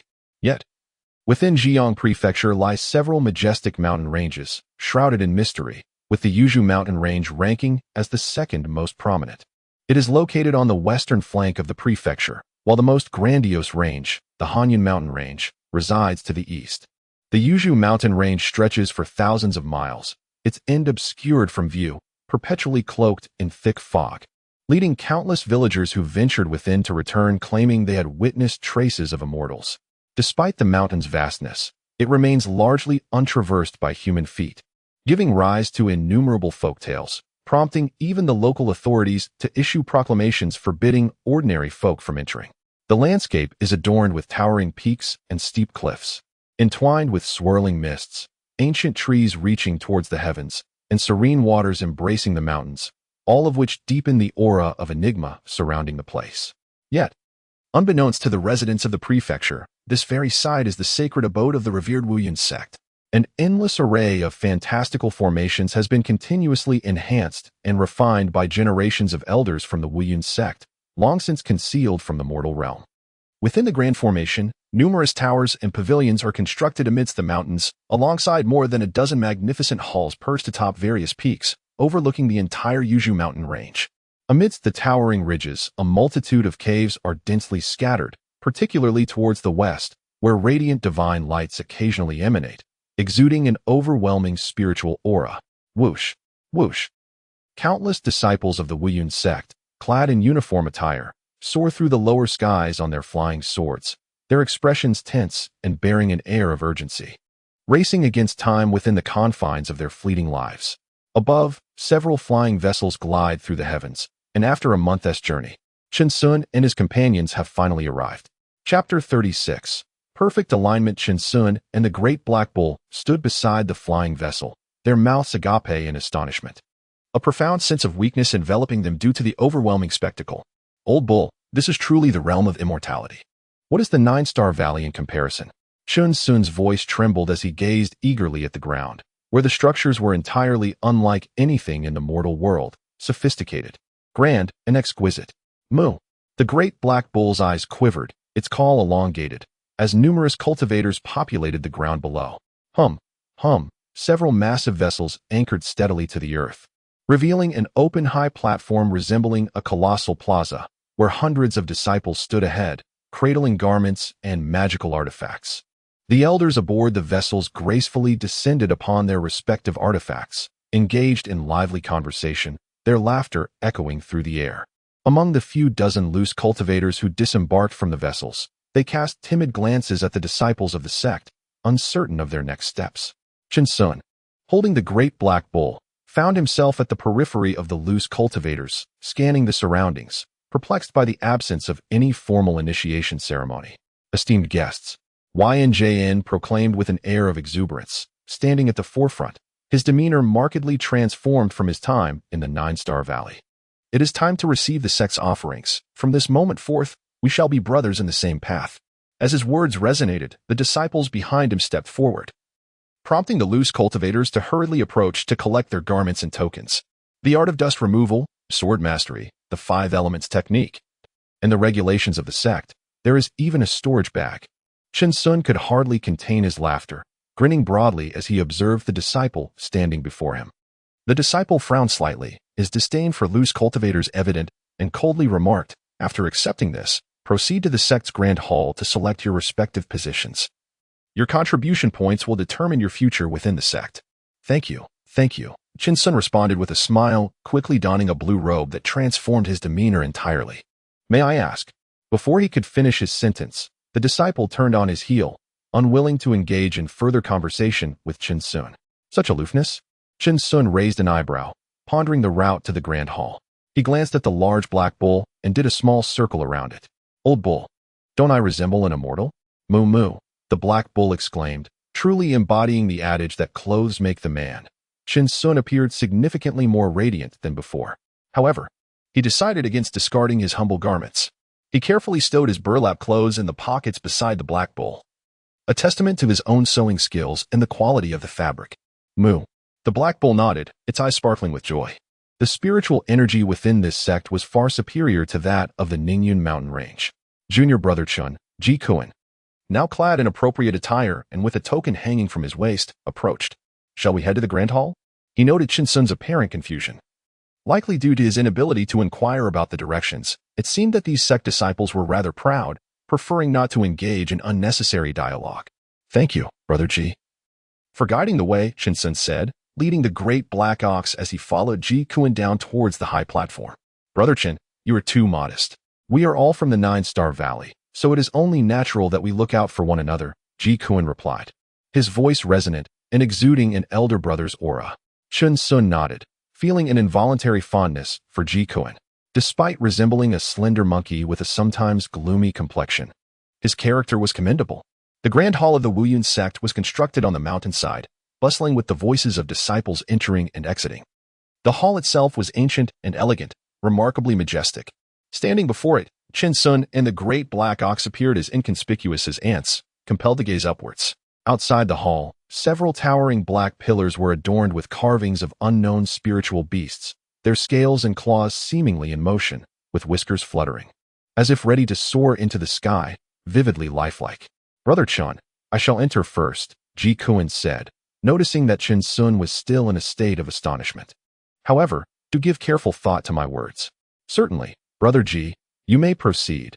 Chun Sun quickly regained his composure and cupped his hands in respect. Ji Kuan said no more, turning to enter the grand hall of the sect, his eyes filled with hope, his heart brimming with excitement as a long-held desire was finally coming to fruition. "Old ox, behold this architecture.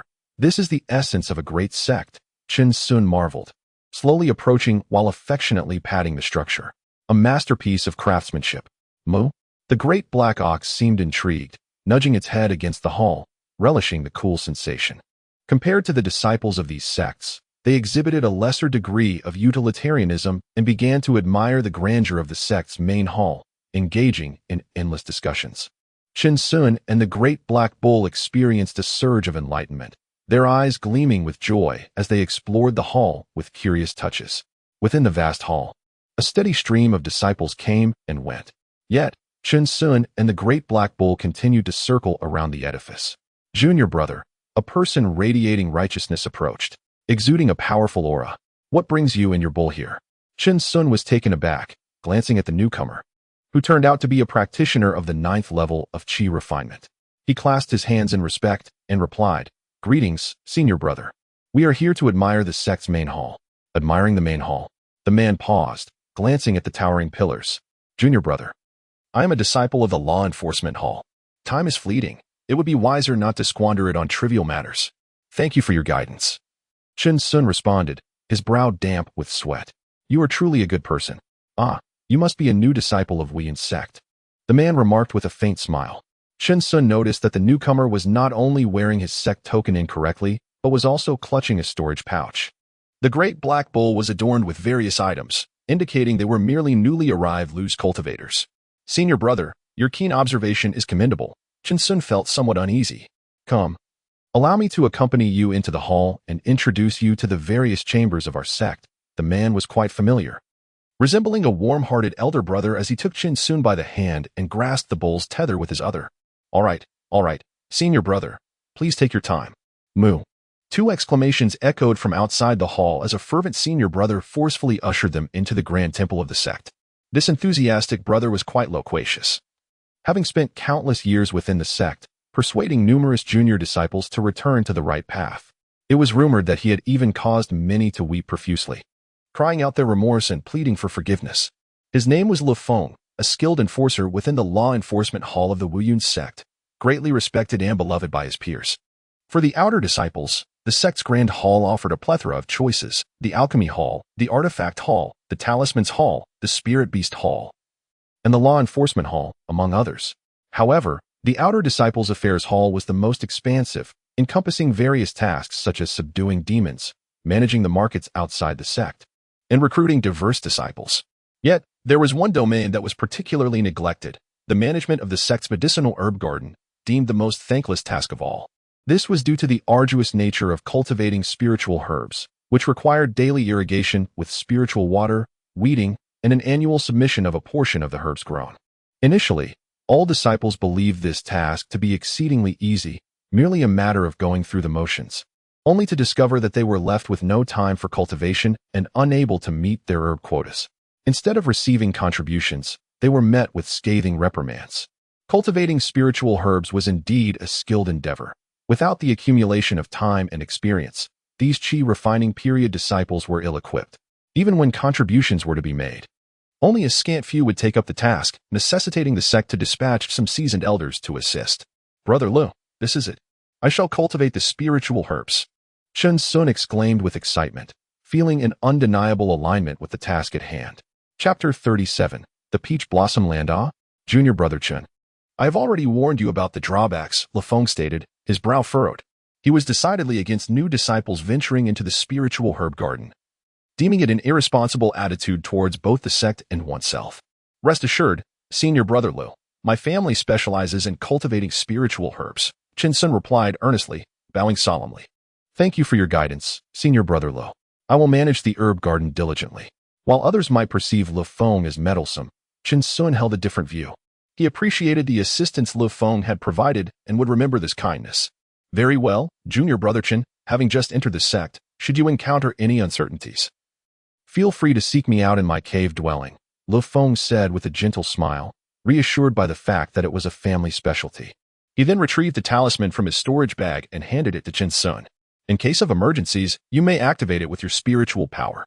Chen Sun carefully accepted the talisman, a flicker of ambiguous meaning crossing his eyes as he nodded earnestly. "Junior brother Chen, be sure to practice diligently and do not squander your time. I shall take my leave now." "Yes, senior brother Lo." Moo. Chen Sun, accompanied by the large black bull, watched Le Feng depart, a smile involuntarily gracing their lips, reminiscent of their days back in the small village. He then approached a high platform within the hall and spoke. "Uncle Master, I wish to manage the herb garden." "Certainly," replied an elderly man, seemingly frail enough to be blown over by the wind, as he produced a jade pendant and a booklet. "Thank you, Uncle Master." Shinsun's heart soared with delight as he gazed upon the jade pendant, a talisman that granted access to a certain medicinal garden. Without it, entry would be impossible, and any attempt to breach the sanctum would be deemed an invasion of the sect. Young one, managing the medicinal garden is no simple task, the elder remarked, his eyes half closed, either in slumber or in meditation. Each year, one must come here to submit the spirit herbs. Understood, Chun Sun replied, brimming with ambition, nodding in agreement. The little black bull beside him exuded an aura of vitality, catching the elder's attention, who eyed the creature with a hint of intrigue. Moo, master uncle. This is my family's ancestral black bull. Child, go on, what are you daydreaming about? The elder appeared to regain some vigor. The disciple's gaze made him feel as though he were about to forcibly seize the second-layer spirit beast. Hee, I shall not disturb you any longer, master uncle. Shinsun chuckled awkwardly, realizing his thoughts had wandered. After all, this was a grand sect of immortality. What spirit beast could not be found here? It was not the Nine-Star Valley. Old bull, let us depart. Moo. With a sense of joy, Shinsun led the black bull onward, their steps noticeably lighter. Finally, he could escape the trepidation and intrigues of his previous life. The Cultivation sect was indeed a far better place. Along the way, they encountered fellow disciples who graciously stepped aside, their faces adorned with friendly expressions, yet they did not engage in conversation. Following the guidance of the jade pendant, they arrived at a secluded and tranquil valley, surrounded by unfamiliar exotic flowers and herbs, the rich spiritual energy invigorating and refreshing the senses. In the distance, a magnificent waterfall cascades, churning forth white frothy waves that splash like jade and silver, plunging into the tranquil pool below, all while accompanied by a mesmerizing display of colorful rays. The sound resonates like spring thunder, powerful and grand, rendering this place a veritable paradise untouched by the world. Old cow, do not wander off. In a moment of distraction, Chun Sun found that the great black bull had already bolted, sniffing the fragrant blossoms and chasing after fluttering butterflies. Moo, the great black bull, enraptured by the surroundings, hastened back to Chun Sun, its eyes brimming with joy. Ha. Chun Sun embraced the bull's head, gazing upward where a magical formation was in operation. He channeled his power into a jade pendant, causing the formation to open a portal in an instant. Let us go, Shinsun urged the great black bull, his heart echoing with awe at the vastness of the Wuyun sect, which sprawled across the entire mountain range. Within, several expansive fields of spirit herbs flourished, showcasing an array of fantastical plants. Ancient trees stood tall and twisted, while fragrant grass blanketed the ground, filling the air with a delightful aroma, depicting a scene bursting with life. Shinsun and the great black bull were left in a daze, unable to recognize some of the spirit herbs. At the farthest end, a thatched cottage stood, where an elderly man with disheveled hair gazed longingly at Shinsun, as if seeing a long-lost son. You have come. I have. Moo. A sense of dread arose in Shinsun and the great black bull's hearts, as they couldn't shake the feeling that the old man was on the brink of losing his sanity. After a decade, someone has finally arrived. The old man knelt on the ground, his hands outstretched, gazing skyward with a profound sigh, tears streaming down his weathered face. Possessing a cultivation level of the 9th layer of chi refining, he was indeed a master. Shinsun looked at him in confusion, pondering how he had come to this state, seemingly worse off than they were in the Ningyun mountain range. Junior brother, I have gone to fulfill my duties. This place is entrusted to you now. The old man, filled with emotion, unleashed a surge of earthy mana, stepping onto his flying sword and passing by Shinsun, as if he wished to linger here no longer. His eyes brimmed with tears. 10 years prior, he had been forcefully assigned by the sect to this place, living a life in the company of spirit herbs. Not only was his cultivation progressing slowly, but the solitude and loneliness were burdens that none could comprehend. Shinsun gazed at the old man's receding figure, then glanced at the great black bull beside him. Moo? The great black bull, too, could not fathom the old man's actions, blissfully unaware of his fortune. They entered the thatched cottage, which housed numerous books filled with insights on cultivating spirit herbs. Shinsun dutifully collected them all. He then led the great black bull to the waterfall. The bull set down its load and plunged into the water, creating a splash. Sitting nearby, Shinsun perused a small booklet that detailed various types of spirit herbs and their regulations. It stipulated, for instance, that one could not privately consume spirit herbs, as each herb was meticulously recorded. Every 5 years, disciples from the alchemy hall would come to count them. The annual contributions, encompassing all varieties, were thoroughly documented. Chun-Sun read attentively, committing each detail to memory. The deep, resonant sound of a great black bull echoed through the water, unperturbed by the growth of spiritual herbs. It had previously discovered that the essence of all things could be diluted with water. Moreover, it found great joy in cultivating these spiritual herbs, even more so than plowing the fields. Old Bull, the thatched cottage is unusable. Let us carve out a few caves for ourselves, Chun-Sun suggested, surveying the steep cliffs surrounding them, which were quite suitable for establishing a dwelling. Moo, replied the black bull, accustomed to living in caves, especially since they would need to grow their own spiritual herbs. Chun-Sun retrieved a spell from his storage pouch, swordsmanship, but alas, he lacked a sword. He would need to exchange contributions for one, as the Five Elements sect had its own intricacies.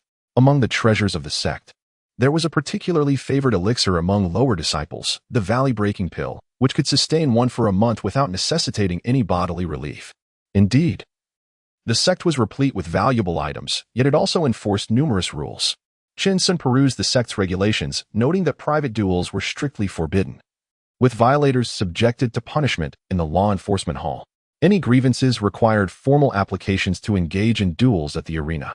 Apart from disciples assigned to tasks outside the sect, descending the mountain without permission was prohibited. However, each year, disciples were permitted to descend twice, each time for a month, which could be accumulated. Once one reached the foundation establishment stage, the cumbersome regulations lessened considerably, for those in this stage became the backbone of the sect, akin to elders. The Five Elements sect was vast, larger than a city, with every conceivable resource available, rendering the need to descend the mountain quite unnecessary. Chun-Sun murmured to himself that if he were to exchange for the spiritual medicine, it would indeed be worthwhile to descend the mountain for a look. Twice a year suffices. There is no need to attract excessive attention within the sect. Old Bull, Moo, the great black bull, drenched and glistening, trotted over, its gaze fervently fixed on Chun-Sun, as if it had not yet had its fill of play. Chapter 38. Cultivating minor spells with hands at the ready. We shall embark on our initial plan. First, to establish a hidden abode, and then to commence the nurturing of these spiritual herbs in our medicinal garden, without the need to age them further. The second step entails accumulating contributions for our sect by submitting a sufficient quantity of spiritual herbs. Our contributions will surpass those of the ordinary disciples significantly. Once we have amassed enough contributions, we shall exchange them for a flying sword. I have observed a concealed location behind the waterfall where we can soar to establish our dwelling, serving as a sanctuary for the cultivation of spiritual herbs. In the subsequent step, we must inquire about the news of foundation building pills within the sect, as the dangers of the southern Dipper Mountain's secret realm are far too perilous for reckless pursuits. Chun-Sun spoke methodically and earnestly, while the great black bull listened intently, its admiration for Chun-Sun deepening. Most importantly, there is the annual sect competition. We shall have the opportunity to witness the excitement. Moo. A hearty laughter erupted beside the waterfall as Chun-Sun shed his garments, revealing his 16 sculpted abdominal muscles, and dove into the water with a joyful splash. Pure bliss. Today, under a vast azure sky, with a gentle breeze caressing the air, Chun-Sun and the great black bull busied themselves tirelessly. The Valley of Herbs echoed with the sounds of thunderous activity as Chun-Sun wielded a mountain axe against the cliffside, sending shards of rock flying and clouds of dust billowing into the air. The great black bull retrieved a water bucket from the thatched cottage, repeatedly drawing water from the waterfall, for it too sought to cultivate a spell known as the water spirit technique. This technique is specifically designed to infuse water with spiritual energy, rendering it somewhat superfluous as a spell, primarily utilized for the irrigation of spiritual fields. Surprisingly, it is categorized into 3 distinct tiers. The great black bull felt an overwhelming joy as it could acquire new knowledge. On the expansive path of immortality, there is nothing more invigorating than the acquisition of new wisdom, a sentiment shared by Chun-Sun, both of whom brimmed with enthusiasm for the future. Old Bull, take your time while drawing water. Do not drown, for I shall not come to your rescue, Chun-Sun suggested, his face dusted with lime, even his hair bearing its remnants. He turned to the great black bull, reminiscing about their days of carving through ice. Moo. The great black bull was incensed. It would never stumble into the water again. The last incident was merely a fluke. However, unbeknownst to them, this water spirit technique is quite challenging to cultivate. with most disciples managing the medicinal gardens only mastering the first tier. After generations of summarization, it became evident that this modest spell requires the passage of time for mastery. With no shortcuts available, it remains unclear who among the celestial beings authored this technique, yet every sect employs the water spirit technique, as none can surpass its efficacy. In this realm of cultivation where strength reigns supreme, only those who are satiated dare to squander time on this technique, contributing significantly to the scarcity of herbal farmers. Nonetheless, the 10 great sects indeed possess such extraordinary individuals, yet they remain their treasured secrets, never revealing themselves to the world. With a mighty cleave against Mount Hua, Chun Sun grimaced, delivering a fierce strike against the cliff. What the? Moo. The great black bull disregarded even the water bucket, knocking it over as it hurried to find Chun Sun. Is it truly this tough? Chun Sun widened his eyes, his eyebrows dusted with lime, as he realized that the mountain-splitting axe had been damaged. Moo? The black bull gazed in disbelief. The rock face of the Ningyan Mountains had been cleaved by Chun Sun's axe in a single strike. After all this effort, he had managed to break the axe itself. No matter. I shall refine it further. This is mere mortal iron. Chun Sun sighed, his heart aching for his prized creation from the blacksmith's shop. Perhaps the stones of the mountain were simply too hard. Moo, go on, old bull, do not mind me. Chun Sun seated himself on the ground, selecting a stone to begin honing the axe. The great black bull nodded and scampered off to fetch more water. 2 days later, Chun Sun had finally established his dwelling. Arranging pots and pans within, he then set about chopping wood to craft various tools. Chun Sun's craftsmanship was quite remarkable. He assembled wooden tables and chairs with ease. Old bull, let us arrange our belongings. This will be our home from now on. A smile of nostalgia crossed Chun Sun's face as he brought forth the wooden carvings and set them about. Moo. The great black bull busily towed items here and there. Dust removal technique. Chun Sun cast a spell, and a refreshing breeze enveloped him, leaving him rejuvenated and gleaming. Haha, Moo? The great black bull was taken aback. This place was cleaner than a bath. Old bull, do not underestimate these minor spells, Chun Sun remarked, marveling at how each small enchantment was saving them time, even the likes of the fasting elixir. Moo, the great black bull grinned and began to sit in meditation, practicing the water spirit technique. Under the night sky, which resembled flowing water, and amidst the scattered stars, Chun Sun quietly stepped out of the cave, gazing at the heavens alone. What kind of world was the realm of cultivation? A faint smile appeared on his lips as his eyes grew dreamy. He remembered how Ji Kuan boasted while on the flying ship, claiming to have read in ancient texts about a true civilization of cultivation in a distant, boundless place, suggesting that their current location was merely a backward land. It was akin to primitive tribes. Chun Sun scoffed inwardly, harboring 1,000 doubts. Was this not the most authentic form of cultivation? Cultivation civilization, he murmured softly, leaning against the cave entrance, gradually drifting into slumber. Old bull, and I will surely go there. The next day, as dawn broke and the sun began to rise, Chun Sun cast away all distractions and started to busy himself with the great black bull. Old bull, let us hunt in the wild. Moo. With an axe slung over his shoulder, Chun Sun and the great black bull ventured into the mountains, where wild beasts abounded, and the sect would not intervene. As time flowed by, a clear spring gushed forth, and before they knew it, half a year had passed. In the medicinal valley, spiritual herbs flourished, and the fragrance of medicine permeated the air, showcasing a remarkably promising growth. Chun Sun and the great black bull sat cross-legged amidst this abundance. Waves of water rippled around them, transforming into vividly animated orbs filled with spiritual energy and magical power. Pop, pop, one by one, the water spheres burst in the air as Chun Sun and the great black bull gradually opened their eyes. The second layer of the water spirit technique was achieved.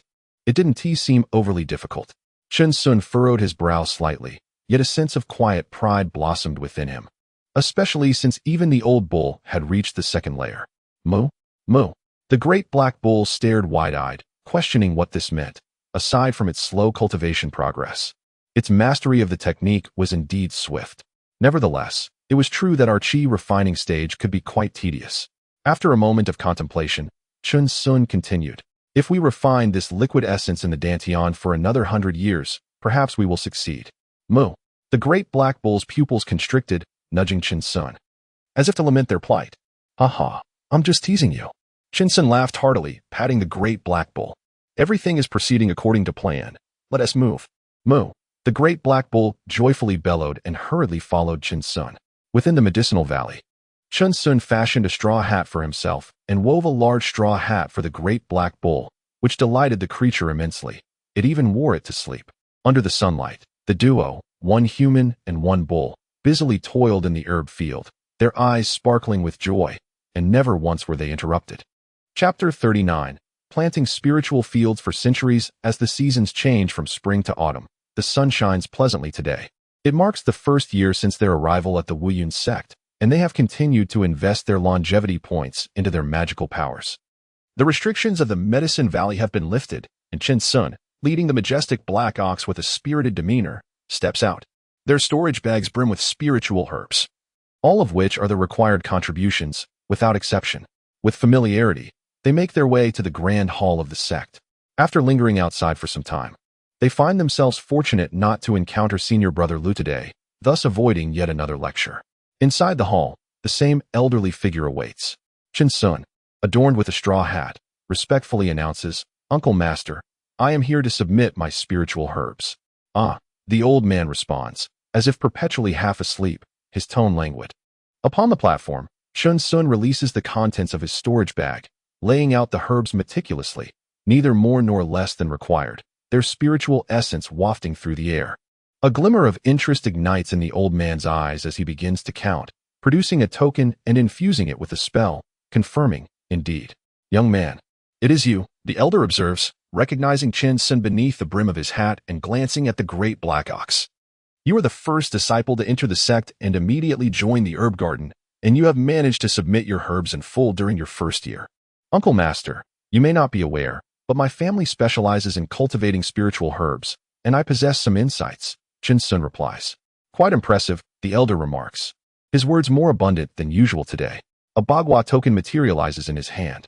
"This represents your contribution for the year. It is now yours." "Thank you, Uncle Master." Chen Sun exclaims joyfully, respectfully accepting the token and gripping it tightly in his hand. With a drop of blood, one can claim ownership. "Understood."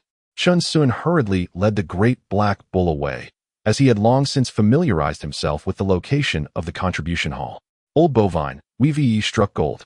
"Moo," the great black bull bellowed excitedly. As they dashed past, the surrounding disciples frowned, wondering about the ruckus caused by the man in the straw hat. Upon reaching the hall's exterior, Chen Sun sought a secluded spot and promptly performed the blood oath to claim ownership. To his astonishment, he discovered they possessed 200 contribution points. "Woohoo!" Chen Sun leaped in exhilaration, turning to the great black bull.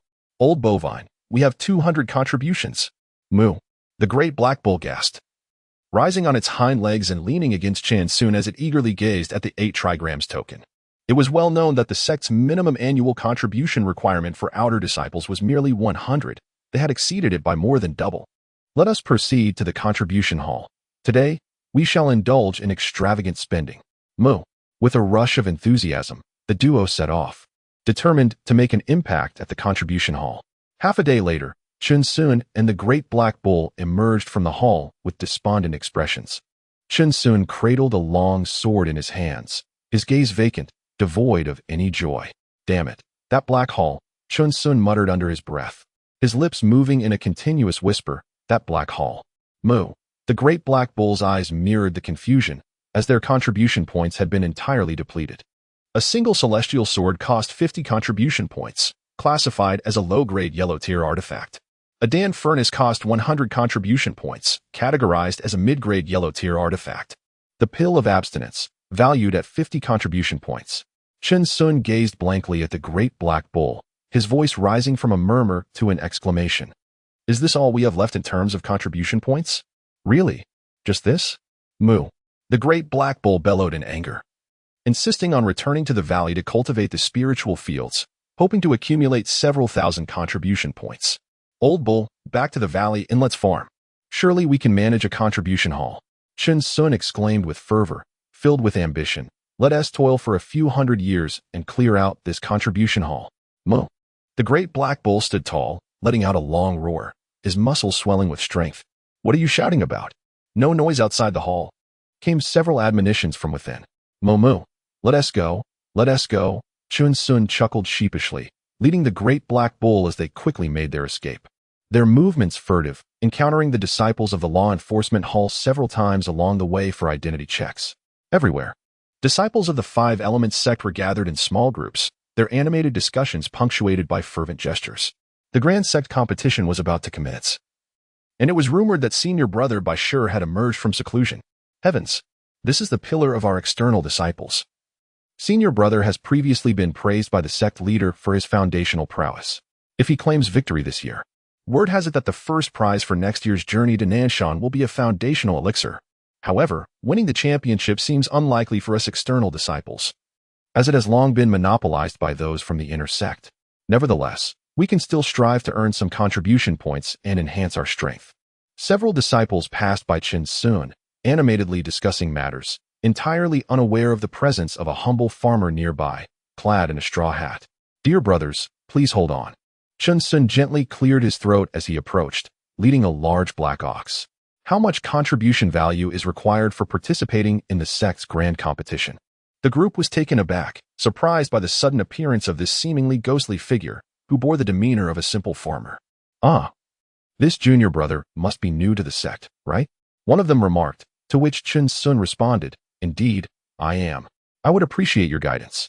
In a moment of carelessness, Chen Sun inadvertently placed 3 low-grade spirit stones into their hands. Wow! The 3 exchanged glances, astonished by such a straightforward junior brother. And with hands clasped behind their backs, they chuckled. We are all brothers of the same sect.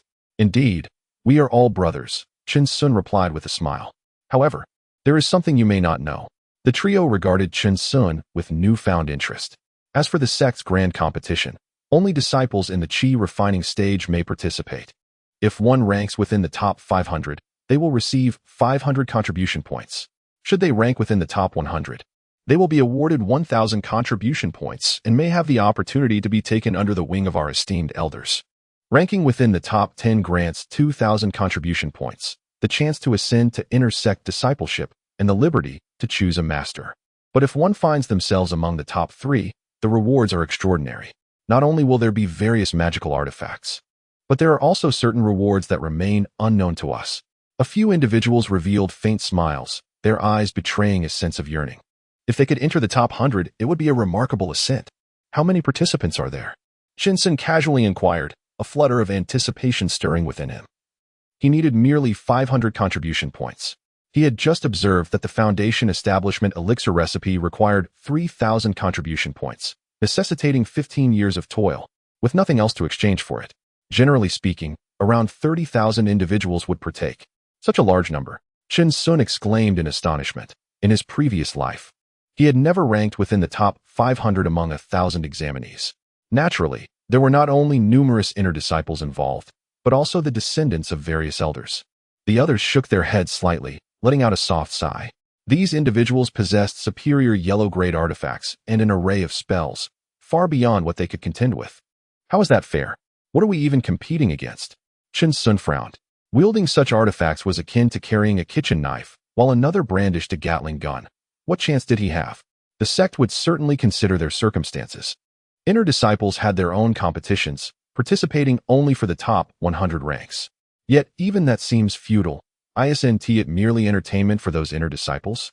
Chen Sun shook his head, recognizing the stark inequality in cultivation resources.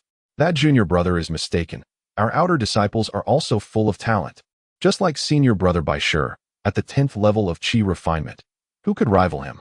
They boasted, as if Bashir were one of their own. Indeed. I shall not disturb you any further, esteemed brothers. Shinsen led the large black ox away at a leisurely pace, his eyes filled with deep contemplation. Around him, disciples rushed by in haste, while others soared past on their flying swords, their movements swift and exhilarating. Chapter 40. The 5 Aggregate Sect. The sect competition. Let us go, old bull, and witness the spectacle. Mu. Chen Sun, leading the great black bull, hurried forward, trailing behind the throngs. The venue for the sect competition lay atop another towering peak, quite a distance from their current location. As they approached the mountain designated for the competition, the number of disciples from the 5 Aggregate Sect increased significantly, rendering Chen Sun and his companion rather inconspicuous amidst the vibrant gathering. Not only were there spirited senior brothers, but also delicate junior sisters, their laughter ringing melodiously. causing many disciples to discreetly swallow their envy. At the summit, a vast plaza unfolded, encircled by 9 stone pillars, upon which sat a dozen esteemed elders in meditation, their commanding presence casting a formidable shadow over the assembly of disciples. Chen Sun ambled about with the great black bull, observing the scene. Countless disciples were scattered across the plaza, producing golden tokens to register their names. The atmosphere buzzed with excitement, teeming with figures yet devoid of any sense of congestion. As wisps of mist floated by, imbued with an ethereal quality, Mu, the great black bull, nudged Chen Sun, inquiring why he had not yet registered. This year, I shall first observe the situation. There is no rush, Chen Sun replied with a smile, intent on gauging the prowess of the top 500 participants. The great black bull nodded, extending its head to survey the cultivators around, its nostrils flaring as it caught various scents. 3 days later, a radiant light emerged from the principal peaks of the 5 aggregate sect, and a resounding bell tolled, echoing throughout the mountains, accompanied by the low roars of disciples reverberating in the air. Thunderous echoes resounded, reverberating through the jade bamboo mountains, as 9 booming sounds resonated continuously. A few individuals soared into the sky, gliding effortlessly without any visible means of propulsion. The annual sect competition was officially underway, providing a rare opportunity for numerous disciples to behold the esteemed figures of their sect. As the mist cleared from a towering peak, all disciples ascended the mountain with utmost reverence, daring not to traverse by sword, gazing down at the vast sea of people below, a sight so immense it sent shivers down one's spine. Chen Sun, trailing at the back with the great black ox, hardly dared to breathe, for he had witnessed an individual walking through the air. The overwhelming aura of boundless power emanated from that person, instilling a sense of dread in both him and the black ox, as if a mere glance could obliterate them. Atop the colossal peak, numerous dark platforms were erected, overlooking over 100 martial arenas, each hosting a foundational elder every 3 arenas. Their expressions were serene, seated in meditation, patiently awaiting the younger generation. All disciples bowed humbly, their voices echoing in unison as the grand sound reverberated around them, stirring the clouds and creating an imposing atmosphere. On the platforms, 13 distinguished figures rose, each bearing a unique demeanor and attire, gazing down upon the multitude of disciples. Their ethereal presence was impossible to overlook, instantly recognizable amidst the crowd. The future is formidable. The Wuyan sect's grand competition has officially commenced. The sect leader, Yu Yuanhua, bore a slight smile, his robe billowing as if caught by an unseen wind. His resonant voice spread across the western expanse, making every disciple feel as though they were under his watchful gaze. Without any unnecessary words, all the disciples were visibly excited. Their faces flushed as they gazed at the various martial arts platforms, their internal energies surging.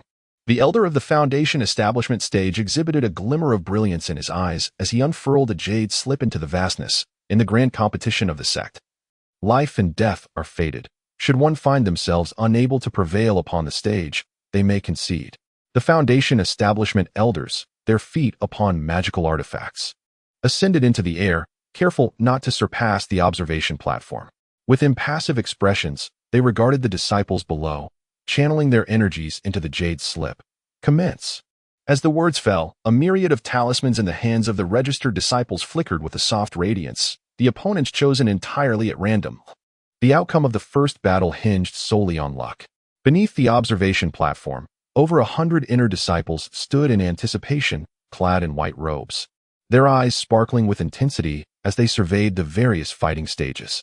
The gazes of the 13 prominent figures upon the platform radiated outward, for these juniors represented the future of the sect, and they were determined to prevent any tarnish upon their brilliance. As their attention was directed, the battles on the various platforms escalated to a fervent heat. Each participant sought to showcase their prowess, exerting every ounce of their strength. On one platform, 2 disciples clad in blue faced each other, one of whom broke into a cold sweat, his heart trembling. What a stroke of fate to encounter him. Why sure, senior brother, I humbly seek your guidance. Though he was merely at the 8th level of chi refinement with limited strength, he possessed the capability to engage in battle and refused to be underestimated. If I were to lose, my junior brother need not be disheartened. There will be opportunities in the coming year. Bai Sure, with a congenial smile and an aura of gentleness, complemented by his chiseled features, exuded an air of perfection. A cacophony of cheers erupted outside the arena, as countless female disciples became enraptured, chanting Senior Brother Bai. Numerous junior brothers gathered around the edge of the ring, rallying behind their senior brother, thereby intensifying the pressure on his opponent. "Oh dear," a dissonant voice interjected. Chen Sun, leading a large black bull, ambled to a shaded area beneath a tree. Observing the young female disciples, he clicked his tongue in admiration. Such handsome looks and remarkable strength. He would be adored in any realm. Moo. The black bull shook its head, nudging Chen Sun affectionately. It believed Chen Sun to be the most attractive, despite his neglect of personal grooming. Leaning against the shade, Chen Sun fanned himself with a straw hat, occasionally picking his nose, while his eyes sparkled with interest at the unfolding spectacle. On the arena, Bai Shi's gaze suddenly sharpened. Empowered by a wind manipulation technique, he forcefully leaped onto the stage, causing a tremor to reverberate through the platform. Arcane energies rippled outward, creating a palpable sense of oppression as they surged toward his adversary, who gradually manifested a slender sword in his hand. His opponent was not idle either. Activating a talisman, several beams of white light flashed across the arena, materializing beneath Bai Shi's feet. Earthspike talisman, my dear junior brother certainly spares no expense, Bai Shi remarked with a faint smile, his body twisting with uncanny grace, effortlessly evading the spikes, his demeanor exuding confidence. What? The battling disciple gazed in disbelief, astonished that not even the hem of Bai Shi's robe had been grazed. Clang. The sword energy unleashed by Bai Shi, infused with his magical prowess, cleaved through the air. The disciple, taking a deep breath and gritting his teeth, braced himself against the onslaught of sword energy, which forced him to stagger back several paces. A metallic taste filled his mouth as he swallowed the blood that threatened to spill, regaining his composure, though blood vessels began to surface in his eyes. He retaliated with another talisman, Titanic Strength Talisman. His eyes brimmed with determination. If he could not match magical might, he would resort to physical prowess. In an instant, his muscles swelled, and a malevolent aura enveloped him as he bellowed and charged forward wielding his sword. A flicker of seriousness crossed Bai Shi's gaze as he retrieved another flying sword from his storage pouch, the air filled with a piercing whistle. However, it came to a sudden halt just half a yard before the disciple, halted by a golden barrier that shielded him. The disciple smirked softly, Vajra Talisman. Beneath the shade of the trees, Chen Sun and the imposing black bull widened their eyes in astonishment, while others engaged in battles of magical energy. This individual was competing with spirit stones. What a wealthy disciple. Chen Sun blinked and glanced at the black bull, pondering when they might possess such spirit stones. The talismans clanged and crashed, inciting the elder brother's ire. Moo. The black bull responded half-heartedly, his eyes bulging in disbelief at the bizarre spectacles of combat unfolding before them. Ah, agility. Chen Sun felt invigorated. He too wished to learn a technique of movement, to maximize speed to its fullest potential. Meanwhile, on the arena, Bai Shi refrained from confronting the disciple head-on, deftly evading attacks with his agility, waiting for the effects of the Titanic Strength Talisman to wane, rendering the disciple momentarily weak.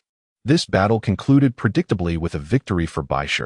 However, this does not reflect his true capabilities, as his opponents were none other than the inner disciples. Chapter 41. Riding the Sword, Embracing the Wind, Roaming the Vastness of the World. Senior Sister Guxuang. Senior Sister Guxuang. A crowd of male disciples encircled the fighting platform, fervently cheering and shouting, their saliva spraying indiscriminately, unwittingly splattering the faces of many. On the stage stood a woman, her countenance serene and her figure graceful, wielding a long sword that gleamed with a chilling radiance. The dance of her sword was as captivating as a skilled performer, almost akin to a mesmerizing dance by a live streamer. Chen Sun chuckled, glancing towards Guxuang, affirming that this journey was indeed worthwhile. Old bull, isn't it splendid? Moo. The great black bull nodded vigorously, its head remaining steadfastly forward, signaling Chen Sun to refrain from disturbing its focus. Alas, how did she lose? I had high hopes for her. Moo. Oh dear, old bull, look at that younger disciple. She's weeping from the defeat. How amusing. Moo moo moo oh. What s with that short fellow, trying to act tough? Did someone eat your rice? Moo. Old bull, quick, observe the spirit beast. It's remarkable. Moo. Beneath the shade of the trees, a man and his bull alternated between laughter and exasperation. Suddenly, Chen Sun's expression shifted, and he struck the ground forcefully. Moo? The great black bull was startled, curious about Chen Sun's sudden change in demeanor. Old bull, do you not sense that something is amiss? Moo? Moo. The great black bull shook its head, then nodded, sensing that something was amiss. a feeling of discomfort lingering. Sunflower seeds. Chen Sun suddenly slapped the great black bull, realizing he had forgotten such an essential item.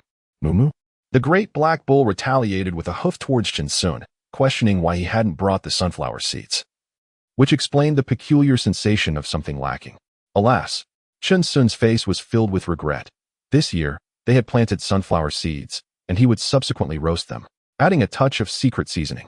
Moo. The great black bull nuzzled Chen Sun, grinning, indicating that this was much better. In the grand sect competition, after the first battle, one could choose to continue fighting or rest for a day before resuming, with victories being the measure of success. However, disciples lacking confidence in their abilities naturally preferred to fight on, knowing that the intensity of the subsequent day would not mirror that of the current. Conversely, the strong remained unperturbed. After a battle, they would recuperate, ensuring they returned to peak condition before engaging again, leaving no room for carelessness. The grand sect competition was increasingly reaching a fever pitch, with even Chen Sun and the great black bull drawing closer, no longer mere spectators. On the fifth day, the inner disciples officially entered the fray, elevating the sect competition to its zenith, and both Chen Sun and the great black bull joined the ranks of enthusiastic supporters. Outer disciples proclaimed their unyielding spirit, with senior brother by sure rallying, "You are the best." Chen Sun raised a wooden sign, bellowing at the top of his lungs, as countless disciples turned their gazes, all giving a thumbs up in approval. "Isn't this junior brother, Sister Guishuang, also one of our outer disciples?" A group of individuals approached with an imposing presence, and it seemed as though the aura of senior Sister Guishuang was instantly overshadowed. What a joke! Chen Sun disdainfully glanced at the group, patting the great black bull. The bull understood the cue and slowly raised a wooden sign that read, "Go, Senior Sister Guishuang. Unleash the 5 elements." The onlookers were taken aback, a tingling sensation coursing through them as they instinctively raised their thumbs in approval. Their gazes towards Chen Sun conveyed a single sentiment, impressive. Chen Sun let out a cold smile, continuing to shout alongside the great black bull, fully immersing himself in the atmosphere. On various arenas, white-clad inner disciples leaped gracefully, their wide sleeves fluttering as they regarded their opponents with stern expressions, brows furrowed. A subtle yet palpable aura of menace permeated the arenas, the ancient trees swaying in the chilling winds, a few yellow leaves drifting down gently. Silence enveloped the arena, and even the distinguished figures in the audience wore expressions of anticipation. Hiss! Numerous disciples inhaled sharply. These individuals were the true future luminaries of the 5 Elements sect, destined to guide the sect's future. The spotlight shone brightly upon them, instilling a solemn atmosphere even among the disciples below the arena. An overwhelming sense of pressure suffusing the air. How exhilarating! Chen Sun murmured, his heart racing with excitement, the great black bull echoing his sentiment with a low call. It was truly spectacular. However, a hint of disappointment flickered in Chen Sun's eyes. He longed for some banter, a display of verbal prowess amidst the unfolding drama. A resonant bell echoed across the mountains, heralding the commencement of the grand sect competition. Whoosh! Whoosh! A multitude of piercing shrieks sliced through the air. As the spectators on the arena widened their eyes in astonishment, their magical artifacts and inner powers igniting in a vibrant display. Boom, boom. Each arena erupted into a fierce battle. Some unleashed a deluge of flying swords, enveloping the platform in a cloud of dust. Others conjured misty spells, obscuring the scene within, leaving only the relentless sound of clashing metal to convey the ferocity of the conflict. Disciples commanded array flags, releasing puppets to fortify their positions, escalating the chaos. Everywhere, sword lights flickered, and the resonance of surging magical energies filled the air. All participants exerted their utmost strength, leaving no reserves. A violent tempest swept through the vicinity, compelling nearby disciples to harness their powers for protection. Goodness! Goodness! Chen Sun's pupils constricted sharply as he shook his head in disbelief. The prowess of these Qi refinement stage disciples was on an entirely different level compared to loose cultivators. Moo! The massive black ox, much like Chen Sun, shook its head in a daze, overwhelmed by the dazzling array of spells on display. The climactic battle raged for 2 days and 2 nights, with Chen Sun and the black ox seated on the ground, captivated and unwilling to pause, merely snacking on flatbreads when hunger struck. Meanwhile, Bai Shi and Gu Shuang ultimately fell short of the top 100, prompting a collective sigh from the outer sect disciples. The depth of the inner sect disciples was indeed incomparable.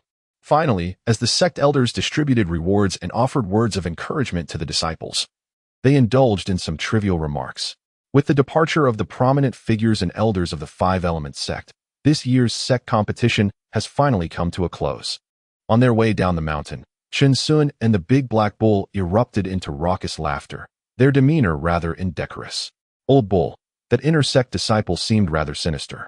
Why did he target the life gate? Chen Sun chuckled as he glanced at the big black bull's rear, unable to contain his amusement. Especially since the individual truly fell victim to the attack. What a disastrous predicament. Moo moo, the big black bull also grinned widely, clearly relishing the moment. Next year, we shall participate as well, aiming for a spot among the top 500 of the sect and earning some contributions. Moo. They continued on their way, eager to return and plant some seeds. Moo. The duo, one person and one bull, trotted along, their laughter echoing through the mountains. Upon returning to the medicinal valley, they first tended to the herb fields, then discreetly harvested several stalks of the spirit herb, ensuring the seeds were cultivated before returning them. Old bull, I leave the spirit herbs in your capable hands. I shall delve into the study of sword control. Moo. The big black bull nudged Chen Sun playfully, affirming its expertise in cultivating spirit herbs. Chen Sun nodded and, feeling reassured, made his way to the cave dwelling. He opened the tome on sword control, retrieving the celestial sword from his storage pouch, his eyes gleaming with anticipation.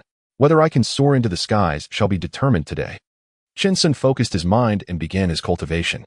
A month later, on a serene morning in the medicinal valley, filled with the melodious songs of birds and the fragrance of flowers, Chen Sun and the big black bull stood in a clearing, with the celestial sword before them and a backpack on their backs.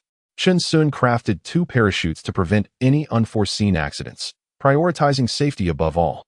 With the sword in hand, he soared through the winds, reveling in the vastness of the world.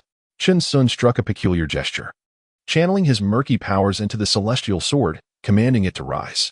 The sword gently ascended half a meter above the ground, stirring up a cloud of dust. Moo, moo. The big black bull leapt in excitement, continuously vocalizing its joy. Old bull, aboard. No, onto the sword. Chen Sun's voice trembled, his heart racing fervently, as visions began to dance in his mind, of them flying on the sword, traversing this magnificent landscape. Chapter 42. The old ox. There was no time for explanation. Moo. The great black ox rose, its expression tense, as it crouched behind Chen Sun, its hooves gripping his shoulders tightly. They stepped steadily onto the celestial sword, beads of sweat forming on their foreheads. Chen Sun's veins bulged as he raised 2 fingers skyward and roared, "Take off!" Moo. Whoosh. A powerful gust of wind surged, and the celestial sword soared forth, vanishing in the blink of an eye. Bang! Bang! 2 figures crashed heavily to the ground, inhaling a mouthful of dust. Where's the celestial sword? Where's my sword?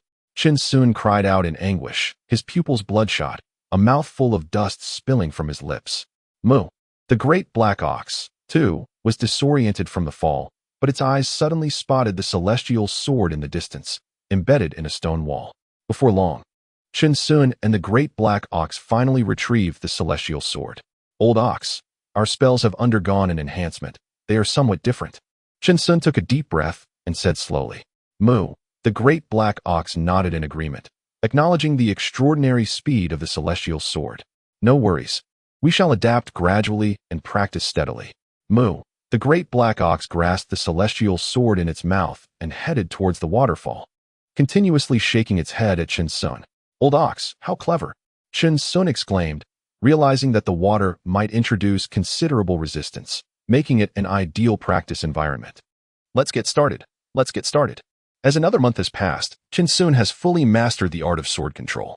It is yet another serene morning, and once more, he finds himself in the same place. With the sword soaring on the wind, I wander freely amidst the heavens and earth. Chen Sun murmurs, channeling his inner power as the celestial sword gently rises. He steps onto it, urging the great black bull, there is no time for explanations, hurry. With a mighty leap, the great black bull steadies itself upon the celestial sword, its head resting apprehensively behind Chen Sun, eyes filled with trepidation. Take flight. With a resounding moo, the sword shoots upward. A fierce wind rushes past, and at last, the celestial sword ascends. The relentless gust whipping against Chen Sun's face as they soar higher from the ground, his heart racing wildly. The great black bull slowly opens its eyes. The surrounding scenery transformed entirely.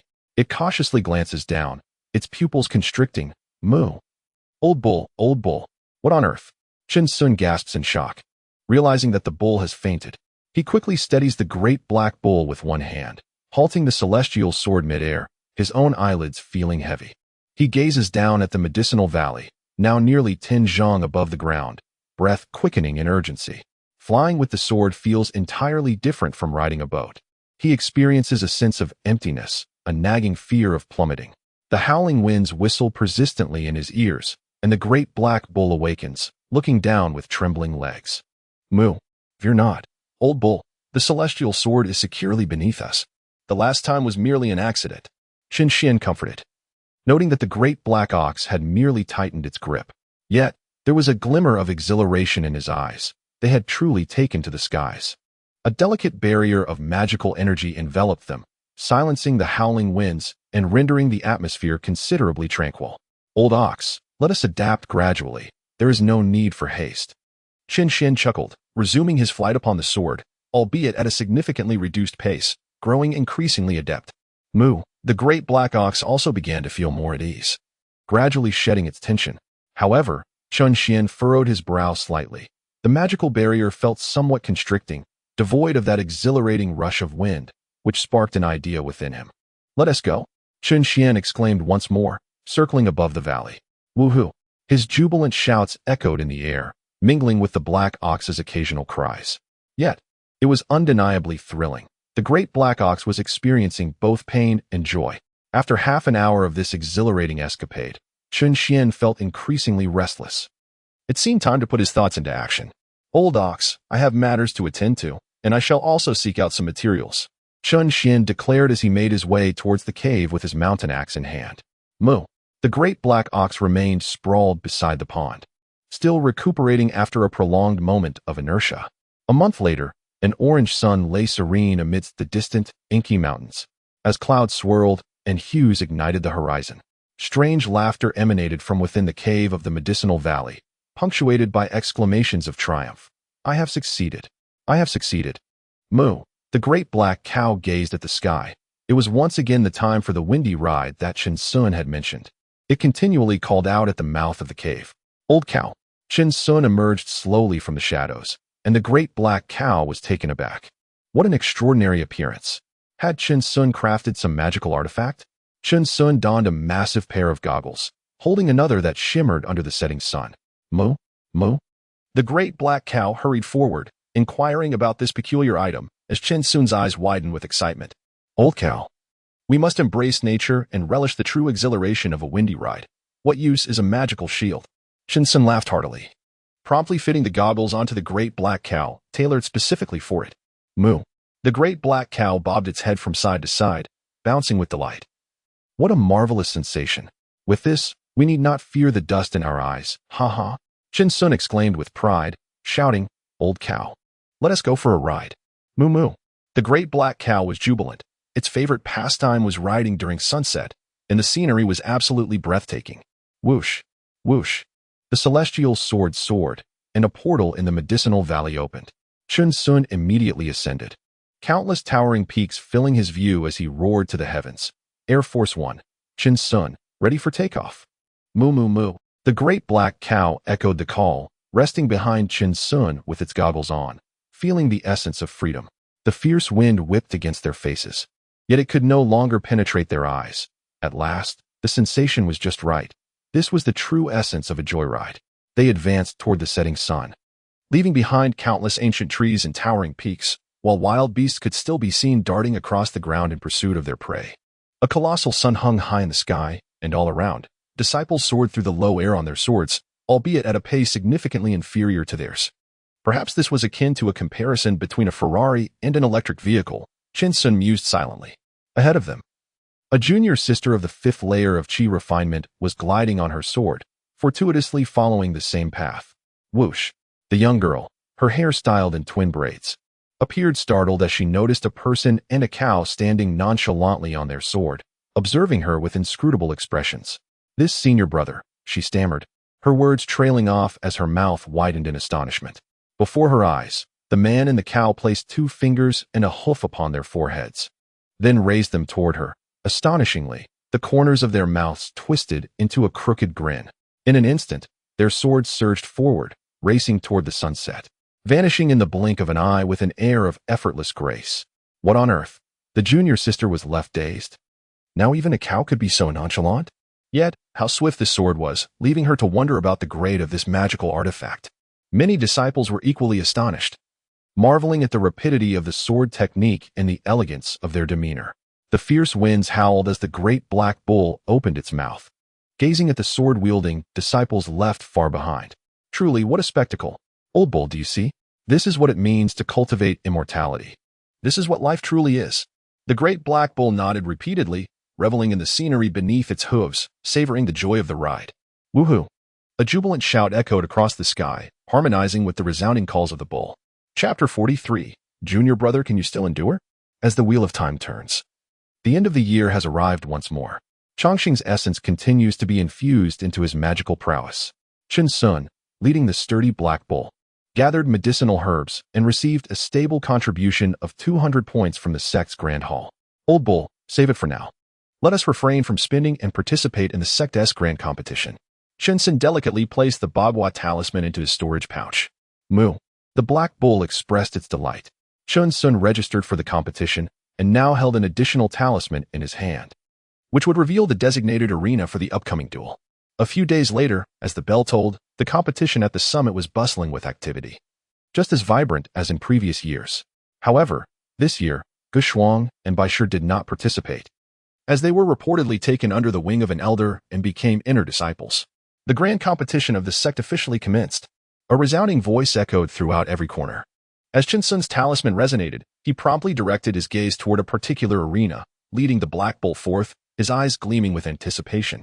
On the stage, he faced an opponent, a disciple of the 8th level of Qi refinement named Zhang Song. Zhang was taken aback, noting that his adversary was also at the 8th level of Qi refinement and accompanied by a spirit beast. It appeared to be a fierce battle ahead. Esteemed senior brother, I kindly ask for your leniency. I have just broken through to the 8th level of Qi refinement. Chen Sun chuckled, his eyes brimming with vigilance. These disciples possessed peculiar techniques and a multitude of spells. He could not afford to be careless. Through observations from the past year, he realized that securing a place among the top 500 at the 8th level of Qi refinement would provide a stable footing, allowing him to remain inconspicuous. Naturally, the competition among sects would come to an end without endangering the life of the junior disciple. Zhang Song's expression was somewhat perplexed. This person, accompanied by a cow and adorned with a straw hat, appeared rather comical and peculiar. Senior brother, shall we begin? Indeed. Zhang Song felt a hint of exasperation. The individual before him, armed with 3 crude axes, was clearly fashioned from ordinary iron, lacking even the quality of a magical artifact.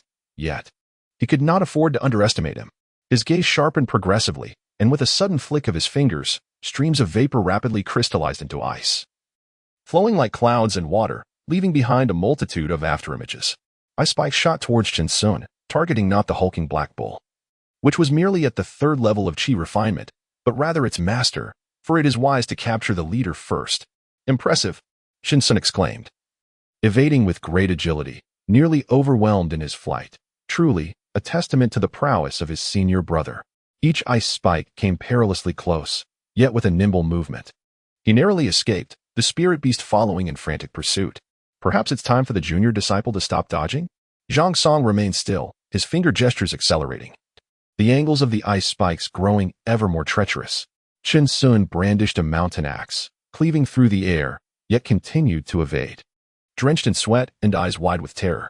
Junior disciple, how long do you intend to evade? Zhang Song's expression turned impatient, his attack seemed perpetually thwarted, and his internal energy was swiftly depleting. I shall not hold back any longer. As his words fell, veins protruded from Zhang Song's forehead, his palms clashing together, and a glimmer of resolve sparkled in his eyes.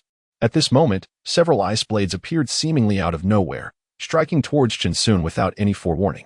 Zhang Song, wielding his sword, stepped forward, blocking all of Chen Sun's escape routes. How terrifying! Chen Sun and the great black bull shrank in size, vanishing from sight. Zhang Song's pupils constricted as both his spell and he missed their mark. Fireball technique. Chen Sun shouted, and several small fireballs shot forth. Zhang Song's gaze sharpened as he waved his hand backward, summoning ice spikes. The center of the arena was transformed into a large puddle of water, and Zhang Song realized that this opponent was formidable, likely beyond defeat by mere spells. The two quickly became embroiled in a fierce struggle on the stage, neither able to gain the upper hand. Zhang Song felt a surge of anxiety. Why was he unable to land a hit? Meanwhile, the great black bull stood by, watching the spectacle and mooing incessantly, seemingly cheering on, while others on the stage had already secured 2 victories. After a prolonged struggle lasting nearly half an hour, Zhang Song was drenched in sweat, and Chen Sun sat on the ground, gasping for breath, as if on the verge of collapse. It was time to use his trump card. He had not anticipated encountering such a tenacious foe in the very first match. Zhang Song wore a hesitant expression but was unwilling to waste more time. He slapped his storage bag, and several formation flags settled in the west. Suddenly, a gust of wind swept through. Before Zhang Song could react, 2 of his formation flags were pulled away. A surprise attack. A shadow lunged at him, and the great black bull charged fiercely, sending Zhang Song flying through the air, his face a picture of confusion, crashing heavily outside the arena. Who am I? Where am I? What just happened? Zhang Song winced in pain, his eyes still clouded with confusion as he gazed at Chen Sun, an unmistakable question mark hovering above him. Brother, I am grateful for your generosity, Chen Sun said, unsteadily descending from the platform, returning the battle flag with a sheepish smile. Junior, your speed is truly remarkable. Zhang Song stepped back, accepting the flag, a flicker of fear flashing in his eyes. How could such speed possibly disrupt the casting of spells? It was quite clever. Without the constraints of this arena, the junior would hardly stand a chance against his elder. Haha, you are too modest, Junior, Zhang Song remarked, shaking his head in disbelief at the absurdity of the situation he found himself in. Chen Sun struggled to reach a referee at the arena, respectfully proclaiming, Uncle Master, I wish to continue. The Uncle Master replied nonchalantly, channeling a surge of energy towards Chen Sun's yellow talisman, signaling a rematch against the victor of the first round. In the second round, he faced a disciple named Lu Tao, who bore the cold demeanor of a skilled practitioner at the 9th layer of Qi refinement. Junior, if you wish to concede, now would be the time to spare yourself from physical suffering, Lu Tao remarked, his expression devoid of emotion as he observed Chen Sun and the imposing black bull, whose condition was evidently poor. Please, brother, grant me your guidance. Chen Sun forced a smile, even sitting down in a meditative posture, seemingly attempting to restore his energy. Humph, you lack appreciation for the situation, Lu Tao scoffed, summoning a massive black ring that grew in size as it spun ominously in the air, a fierce black wind howling as if locking onto Chen Sun. With a sudden lurch, the black ring hurtled towards Chen Sun, a grade yellow mid-tier killing artifact. In Chen Sun's eyes, a glimmer of cold light flashed as he left behind an afterimage. However, the massive ring seemed to possess an innate tracking ability, relentlessly pursuing Chen Sun. If his junior brother could not endure any longer, it would still be prudent to concede at this moment. Lu Tao revealed a chilling smirk as he observed the disheveled retreat of Chen Sun, his movements unfaltering. He raised his right hand and waved, causing the giant ring to emit a golden glow and expand further, descending from above Chen Sun. Truly, he was a senior brother of the 9th level of Qi refinement. Chen Sun could not help but express his admiration, suddenly unleashing a powerful punch that struck the giant ring with great force. At that instant, an unexpected turn of events occurred. A thunderous collision resonated through the air as the giant ring dimmed under the impact of the blow. Seizing that fleeting moment, Chen Sun fled once more. Lu Tao's expression shifted drastically, his eyes reflecting profound astonishment. Although to outsiders the magical artifact appeared unscathed, he could distinctly hear the vibrations emanating from within. Gradually, his demeanor grew solemn, despite his junior brother's current frail state. Akin to one who had just emerged from a fierce battle, he could not afford to underestimate him. Fireball technique. Chen Sun executed a hand seal, sending several small fireballs hurtling towards Lu Tao. Lu Tao regarded this with disdain. How dare Chen Sun wield such a rudimentary spell in his presence? He opened his mouth wide and declared, Flame technique. A blaze erupted on the arena as the small fireballs were instantly extinguished. Suddenly, Chen Sun burst forth from the fiery inferno, wielding a mountain-cleaving axe, and aimed to strike at Lu Tao. Lu Tao let out a cold snort, drawing forth a long sword, and the arena once again descended into chaos. He relentlessly pressed forward, forcing Chen Sun to retreat step by step. Half an hour later, Lu Tao was drenched in sweat, his magical energy greatly diminished. With a face contorted in fury, he exclaimed, "Junior brother, can you not endure any longer?" I can manage," Chen Sun replied weakly, as if he were on the verge of collapse. Lu Tao, feeling the depletion of his own power, stared wide-eyed in disbelief. Why was it that Chen Sun always seemed to be one step ahead? His mental fortitude was waning. Chapter 44, Senior Brother, Fire at Me at Long Last. In the fleeting moment of their clash, the spirit beast that had been overlooked sprang into action. Mo, an ambush. A dark figure surged forth from the side. Its speed so astonishing that, entangled with Chen Sun, he could scarcely react. Ah, how infuriating. Lu Tao's expression was one of deep indignation and humiliation as he was thrust outside the arena by the formidable Black Bull. Chen Sun appeared to be on the verge of collapse, falling against the Black Bull. Witnessing such a scene from below the stage, Lu Tao was momentarily taken aback, secretly admiring the formidable tenacity displayed. "Senior brother, I concede." Chen Sun weakly opened his eyes, revealing a faint smile. "Junior brother, it is best you focus on recuperation. We can engage in further sparring next year." Lu Tao clasped his hands in acknowledgement, recognizing the prowess of this individual. The battle had been exhilarating, leaving him with newfound insights. Very well. With great difficulty, Chen Sun returned the gesture as he was led away from the arena by the Black Bull. Lu Tao stepped forward to offer him a healing elixir. Tears streaming down his face, Chen Sun grasped Lu Tao's hand, deeply moved. Lu Tao was taken aback, guilt flickering in his eyes, incessantly regretting whether he had been too heavy-handed. The surrounding disciples cast peculiar glances at Lu Tao, as though it was Chen Sun who had emerged victorious. Alarmed, Lu Tao hastily retreated, shaking his head in denial. Half an hour later, Chen Sun, leading the Black Bull, approached the Foundation establishment elder and bowed respectfully. "Elder, I wish to continue the battle. Given your current condition, can you truly still engage?" The elder furrowed his brow slightly as he observed the disciple, whose straw hat was riddled with holes, disheveled strands of hair protruding from it, and a face smeared with dirt, bearing traces of blood upon his hands. "Very well," Chen Sun replied with a lowered head and a smile that belied the stubbornness in his eyes. Since he was so resolute, it would be unwise to thwart his wishes. The elder nodded gently. Such disciples were not uncommon each year, single-minded and often at their own expense. A surge of magical energy ignited upon Chen Sun's yellow talisman, shimmering with a faint light as he turned his gaze towards the arena, eyeing his opponent for the second match. Stumbling onto the stage, Chen Sun startled his adversary, a disciple at the 8th level of Qi refinement, who feared he might inadvertently cause his demise. An hour later, the arena echoed with a voice filled with fury. "Junior brother, can you still hold on?" "Senior brother, come on," Chen Sun roared, his steps unsteady. With a large gash now in his straw hat, which continued to emit smoke, the expression on the 8th level disciple's face turned grim.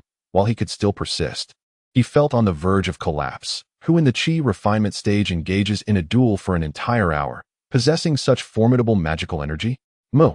The great Black Bull sensed the opportune moment and revealed a mischievous glint in its eyes as it charged forth. "What? A sneak attack?"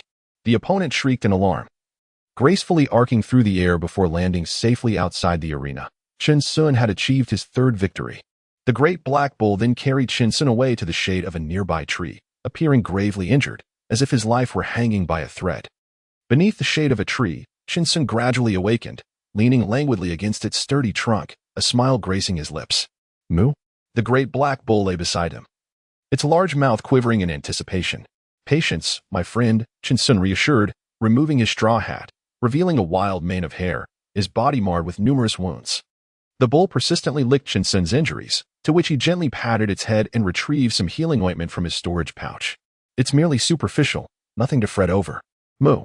The Black Bull gazed at Chen Sun with concern. Despite their frequent injuries during their younger days in the small mountain village, this was a battle of magic, where a single misstep could prove fatal. I've learned quite a bit of healing from Master Ning. These minor wounds are inconsequential," Chen Sun replied nonchalantly, confident that as long as there were no internal injuries, a simple application of ointment would suffice, and he would heal within days without a scar. "Their magical prowess is limited.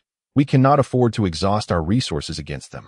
If we truly unleashed our spells, they would not survive. A subtle smile graced his lips. He held great affection for his fellow disciples. Mu, the Black Bull, nodded in agreement, acknowledging the terrifying nature of their adversary's magic, which could render them either dead or grievously harmed. Winning 6 matches should suffice. If we secure 3 more victories tomorrow, we will earn that 500 contribution points.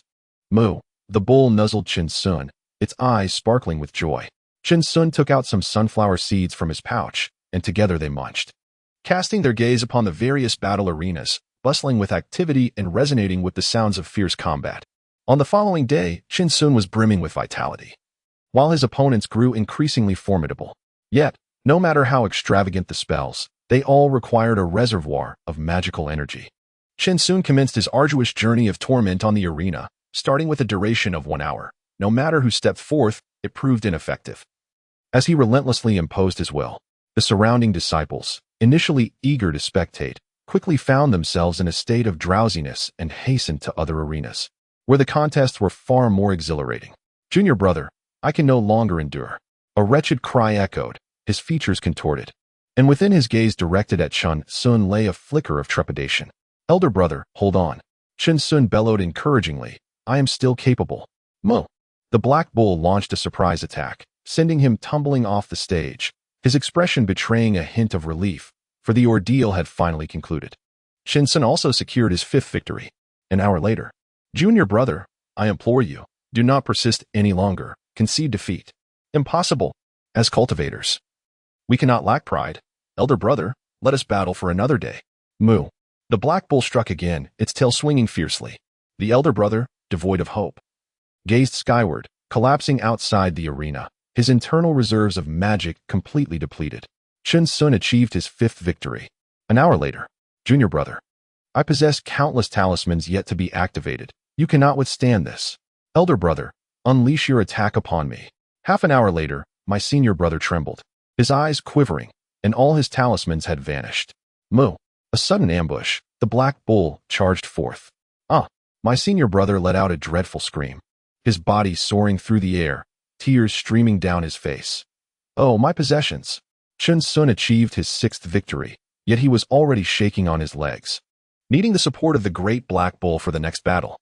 Though Chen Sun appeared unremarkable, his indomitable spirit profoundly impacted several elders in the Foundation establishment stage, who directed their gaze towards him on the stage. "Junior brother." My senior brother observed the unsteady Chen Sun, his brow furrowed in concern about how to proceed. Chen Sun's hair flew wildly, his eyes bloodshot. He bent forward, hands pressing on his knees, slowly raising his head to declare, "Senior brother, let us engage in battle. I shall naturally afford you the respect you deserve." My senior brother's expression turned solemn, and the intensity of his gaze filled Chen Sun with awe and admiration. After a brief interval, accompanied by Chen Sun's bellow, he charged forward, fists raised, his body riddled with openings. My senior brother merely shifted slightly, his heart overwhelmed with emotion. A gust of cold wind swept through, and Chen Sun could no longer endure, collapsing onto the stage like a fallen pillar. "Junior brother." Mu. They hurriedly rushed forward to check on him. Fortunately, he was unharmed. Even an elder from the Foundation establishment stage approached to assess the situation. "He is fine. He has merely endured a series of fierce battles, and his body and mind are fatigued. A few days of recuperation will suffice." "Thank you, Uncle Master," my senior brother said, cupping his hands in gratitude. The elder nodded, a hint of sentiment in his eyes. This individual was likely of a loose cultivation background, a trait not uncommon among such individuals. It reflected a certain helplessness regarding their own innate endowments and an indomitable spirit against fate. Even if they were to fight until the very last drop of blood, surrender was not an option. Yet, the stark reality remained that no significant figures cast their gaze upon them. Such individuals were far too ordinary, and their unyielding determination was merely a manifestation of impotent rage, which did nothing to alter their aptitude for cultivation. Chen Sun was dragged down the mountain by the great Black Bull. Chapter 45, The Radiant Sun. It was a splendid day for farewells. Old Bull, Sequence 478. It secured 500 contributions in just 2 days, surpassing our efforts of 2 years. Chen Sun reclined upon the back of the great Black Bull, examining the yellow talisman in his hand. As soon as the competition concluded, he could exchange it for contributions at the Sect's Grand Hall. The great black bull turned its head, gazing at Chen Sun with a sense of sympathy. Old bull, what does this signify? When we were in Panning City, who had it easy? We have always survived in the crevices of hardship. Chen Sun replied nonchalantly, adding with a smile. Sustaining a few injuries for such abundant contributions is a fortune. We must also express our gratitude to the sect for providing us with this opportunity. The great black bull nodded, contemplating how wonderful it would be if it could bear the brunt of injuries for Chen Sun, with its tough skin and robust physique. Upon returning to the medicinal valley, Chen Sun gathered his spirit, applying ointment to various parts of his body, while the great black bull stood vigil at his side. Doing nothing. This fasting pill is merely a stopgap. We are not in dire need of meals at this moment. Chen Sun produced a yellowish pill. He had also attempted alchemy the previous year, and after consuming it, he indeed felt no pangs of hunger, yet there was no sense of satiety, merely a bland experience. The great black bull echoed his sentiments with a low grunt. Nothing could compare to the delectable wild flavors of the mountains. As if a mound of hay was merely settled in its belly. Old bull, let us get to work and tend to the medicinal valley.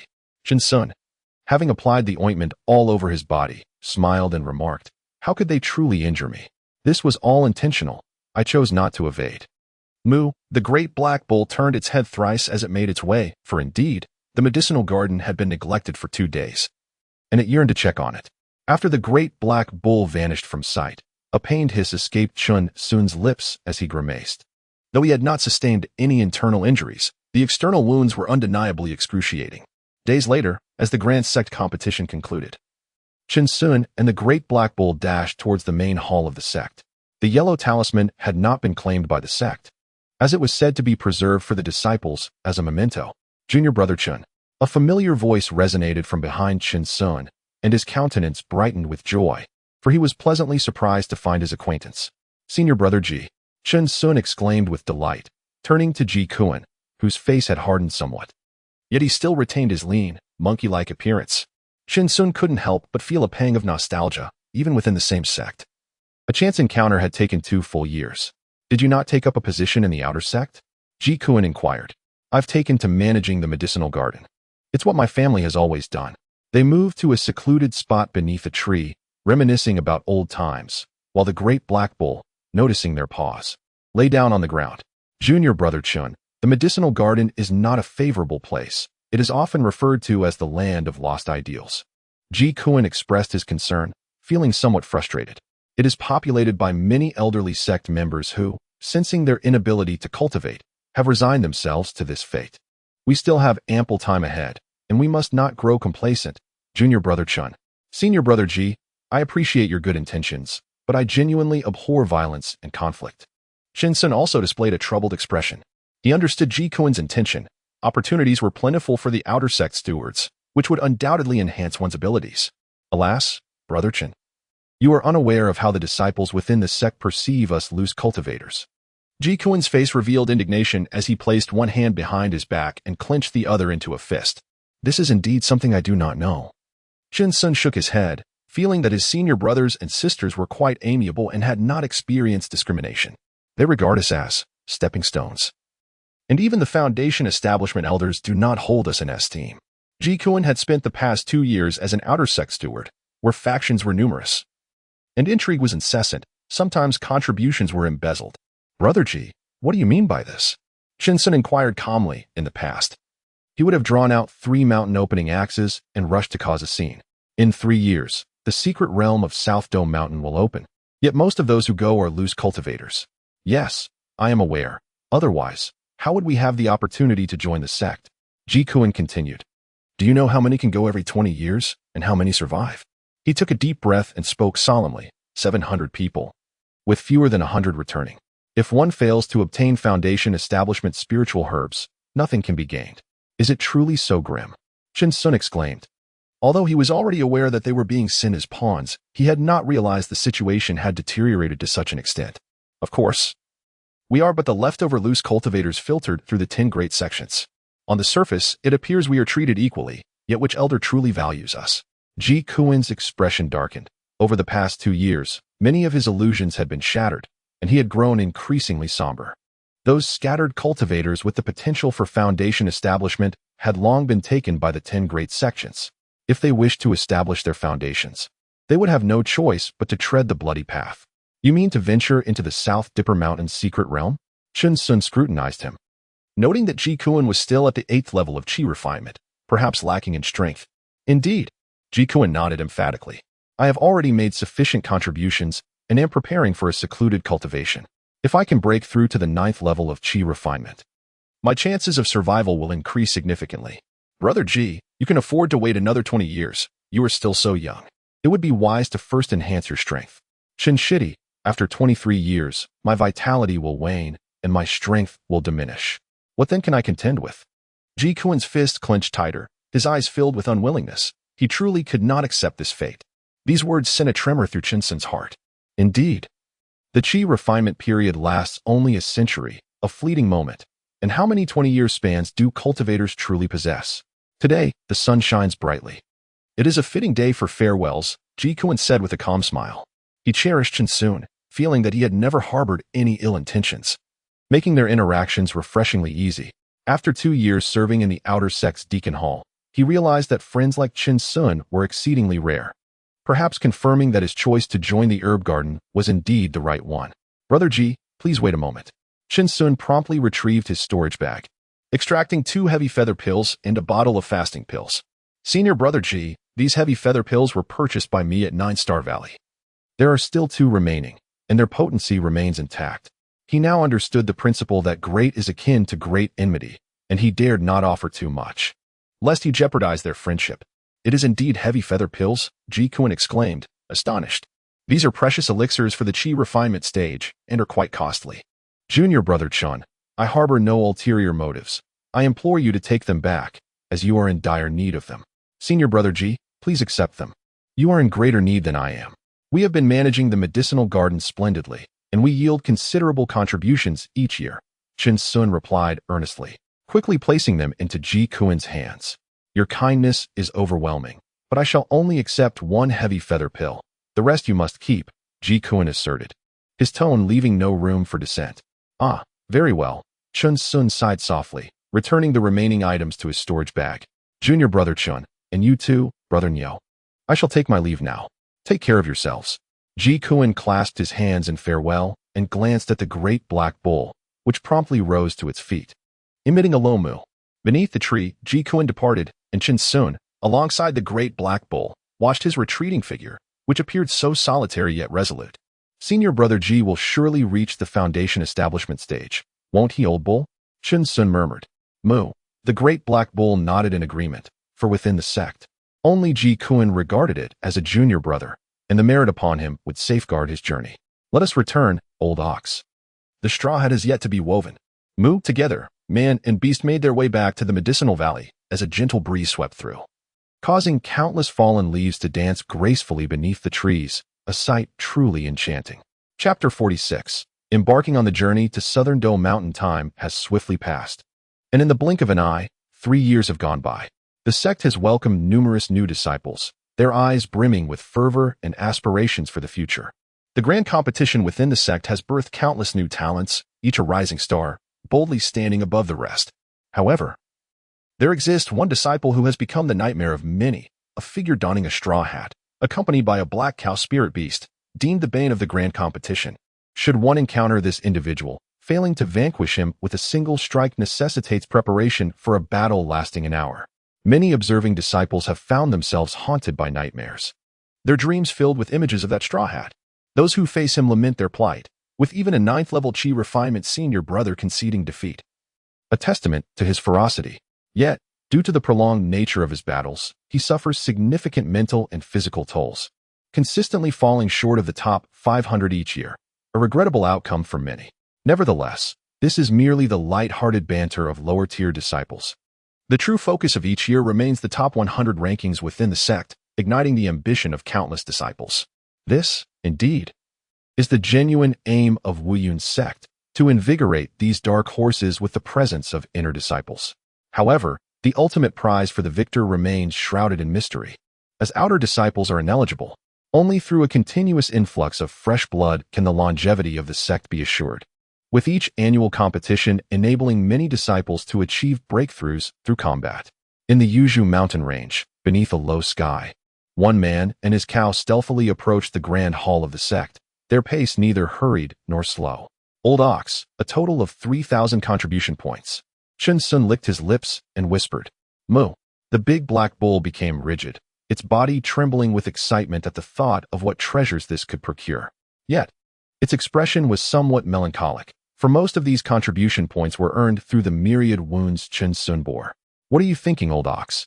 Let us exchange for the Foundation Establishment Pill Formula." Moo. The Immortal sword whistled past in a low arc. They dared not ascend too high. Should they collide with any elder or powerful cultivator, they would be in grave trouble. Chen Sun had even calculated the safe flying distance. Within the contribution hall, there was a high platform nearly deserted, designated for elders in the Foundation Establishment stage, where the formula for the Foundation Establishment pill was located. Respectfully reporting, Master Uncle. I have come to exchange for the Foundation Establishment pill formula.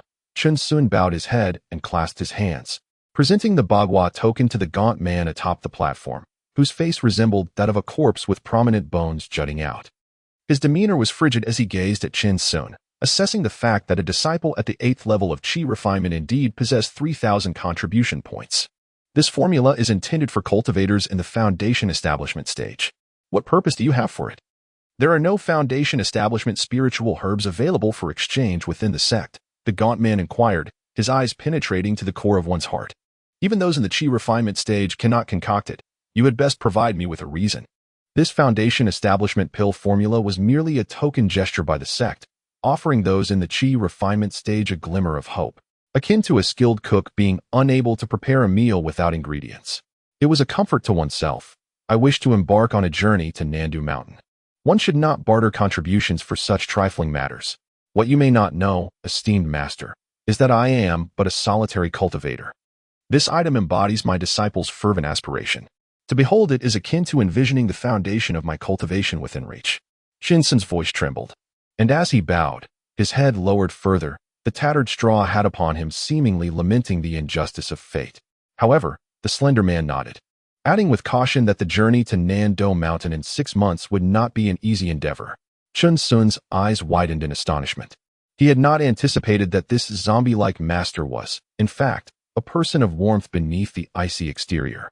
He solemnly declared, "I shall never regret this decision." The slender man gazed deeply at Chen Sun, then produced a formula for a medicinal pill, depleting the contribution points within the hexagram token entirely. "Thank you, esteemed master," Chen Sun expressed as he accepted the token with both hands, before turning to lead the great black bull away. They soared through the skies on their swords, swiftly returning to the medicinal valley, where the great black bull had even set up numerous mechanisms in various locations. Should any intruders dare to trespass, every detail would shift. "Moo," the great black bull called out to Chen Sun, confirming that no one had visited. "Let us proceed," Chen Sun exclaimed, his eyes alight with joy as he dashed into the cave abode, hurriedly retrieving the formula for the foundation building elixir. Heavenly fruit, lunar order fruit, silver staff flower, ice mandarin grass, cold spirit grass. Chen Sun murmured, his eyes widening with excitement. He had neither heard of nor seen most of these, having only heard of a few spiritual herbs. The foundation building elixir comprised a total of 27 auxiliary ingredients and 3 primary herbs: earthly tendril, yang ginseng lotus, and nama leaves. Moo? The great black bull also extended its head to observe intently, yet within, the elixirs were entirely absent from their medicinal valley. Foundation establishment. The transformation of the Dantian into liquid, the birth of divine consciousness, and boundless wonders. Chen Sun sighed, feeling a pang of envy, yearning to experience what divine consciousness truly entailed, having heard it surpasses the sensations of the 5 senses. Moo? If a century were to be squandered on foundation establishment, the Wuyun sect would have no place for us. Chen Sun articulated each word deliberately, gazing at the great black bull, his eyes narrowing. 6 months hence, we shall venture to the South Dipper Mountain secret realm. Moo. The great black bull rose with a thunderous resolve, a fire igniting in its eyes. All the cultivation sects of the Qian kingdom would send disciples. That would indeed be a genuine battlefield. We must begin our preparations, for they are entirely oblivious to the South Dipper Mountain, unaware of its location. Chen Sun declared, as man and bull slowly turned their gaze towards the cave entrance, a flicker of murderous intent dancing in their eyes. It seemed this time they were truly resolved to take action. 6 months later, The resonant tolling of bells echoed throughout the Wuyun sect, with figures from various peaks soaring through the air on their swords.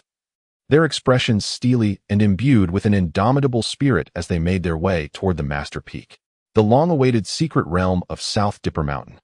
Occurring every 20 years in the Qian Kingdom, was finally upon them. The elders and disciples from each peak bore expressions of hope. For a bountiful harvest could elevate their sect to new heights, many smaller sects had risen to prominence because of their ventures to South Dipper Mountain. This year, the number of applicants to participate was exceedingly high, reaching several thousand. However, the ranking is strictly based on the results of the sect competition. With the first 2,000 in the general sequence being the most promising, many elders appeared despondent, their hopes extinguished. They packed their belongings and slowly descended the mountain, where numerous markets established by the Wuyun sect awaited, serving as a hub for many cultivators to exchange ideas. The outer sect steward hall would assign them positions. As they waited for time to pass, ultimately fading into dust, perhaps without ever being remembered by name. Nevertheless, within the inner disciples, an unwritten rule circulated. None were permitted to partake in the journey to Nanda Mountain, as they were assured of their foundation establishment pills. In a certain medicinal valley of the Wuyun sect, within a cavern, the stone walls bore cracks and the ground was piled with a pit, upon which rested a large, blackened cauldron, perpetually emitting thick vapors infused with the potent scent of herbs. Remnants of charcoal still smoldered within the pit, hissing quietly. Yet the cavern was utterly devoid of life. Today, the sky was a crystalline blue, unmarred by clouds. Distant mountains bore a deep indigo hue, and a gentle breeze carried warmth. Shinsun and the great black ox emerged from the medicinal valley with stoic expressions, setting forth on their swords toward the peak of the sect leader. Chapter 47. The 5 aggregate sect and the 700 warriors over the past 3 years. They have accumulated longevity points, which have now been allocated to their magical powers, strength 21, speed 21, essence of all things 20, and magic power 11. However, upon seeing the disciples, a gentle smile immediately adorned his face, presenting an unassuming appearance beneath his straw hat. Shinsun, leading the great black ox, approached the edge of the group, his gaze searching for a particular individual, Ji Kun. Having broken through to the 9th level of Qi refinement, Ji Kun was in high spirits. Seemingly having found his place, surrounded by admirers who engaged in lively discussion, Shinsun smiled faintly, choosing not to intrude, and shifted his attention to the main hall of the sect. He and the great black ox were deeply captivated by the scene. One after another, individuals arrived at the front of the main hall, totaling 700 disciples at the Qi refinement stage. Shinsun, with the great black ox in tow, positioned themselves at the back, remaining inconspicuous. Suddenly, several figures soared from behind the main hall, traversing the air with formidable presence, their forms radiating faint glimmers. Golden Core stage grandmasters. They could indeed walk upon the void. Shocked, Shinsun realized that he had now grasped the realm beyond foundation establishment, namely, the Golden Core stage, where one could live for a millennium, truly an ancient entity. Before the hall, all disciples stood in solemn silence. The sound of a falling needle could be heard. They stood tall and vigilant, not daring to act recklessly. The great black ox, overwhelmed with fear, weakened and broke into a cold sweat. For its spiritual awareness surpassed that of all others, these grandmasters undoubtedly possessed the power to eliminate them. The esteemed Master Yu Yuanhua stood poised before all, his resonant voice echoing, "The journey to South Doshan is a rare opportunity. I implore each disciple to uphold the prestige of our Wuyun sect." With a composed demeanor, Yu Yuanhua surveyed the assembly, and with a sweeping gesture, ethereal sounds emerged, resonating through the valleys as the piercing cries of eagles reverberated in the distance. This expedition, led by Master Wei Shan, a practitioner at the early Golden Core stage, exemplified the sect's commitment to its disciples. As his words settled, the 700 disciples were taken aback. The sect had actually dispatched a Golden Core Peak Master to escort them, igniting a fervor within them to contribute to the sect's glory. Wei Shan, with his flowing white hair, bore no signs of aging, embodying the essence of a youthful spirit. Strikingly handsome, which stirred the hearts of the female disciples present. In deference to the sect master's decree, they greeted Master Wei Shan with bowed heads and clasped hands, a gesture of respect for their elder and an acknowledgement of his formidable prowess. The disciples were excused from formalities as Wei Shan's words, like a gentle spring breeze, resonated in everyone's ears, devoid of any pretentiousness. A palpable force seemed to uplift them, leaving Qin Sun in a state of astonishment, his body unresponsive to his will. Suddenly, a cacophony of piercing shrieks shattered the air. 5 colossal spiritual beasts descended from the distant horizon, their wings casting a vast shadow over the courtyard, sending a shiver down the spines of Qin Sun and the great black bull. The ground trembled with a resounding roar. A series of resonant sounds reverberated, causing the ground to tremble as 5 colossal spirit beasts came to a halt before the grand hall. Their keen, hawk-like eyes glinted with an intimidating sharpness, and the feathers of their wings seemed harder than Qin Sun's own mountain-splitting axe. These were the Qingya eagles, possessing mid-foundation cultivation, thus posing no cause for concern. Wei Shan revealed a subtle smile, stepping onto the back of the central Qingya eagle, beckoning, "Everyone, come aboard." Qin Sun promptly led the formidable black bull to the edge of the Qingya eagle's perch, where they appeared diminutive in comparison. "Old bull, draw your sword and ascend." With a swift motion, Qin Sun retrieved his celestial sword from his storage bag, and in an instant, they soared into the air. Unexpectedly, the Qingya eagle turned its head to regard the black bull with an expression that bore a hint of mockery, as if it were eyeing prey. The black bull, incensed, would have charged at it had Qin Sun not restrained it. "How dare it regard me as food? Calm down, old bull, grant me this favor." Qin Sun quickly soothed, murmuring, "It cannot outlive you. In due time, we shall pilfer its egg and leave it lamenting." "Moo."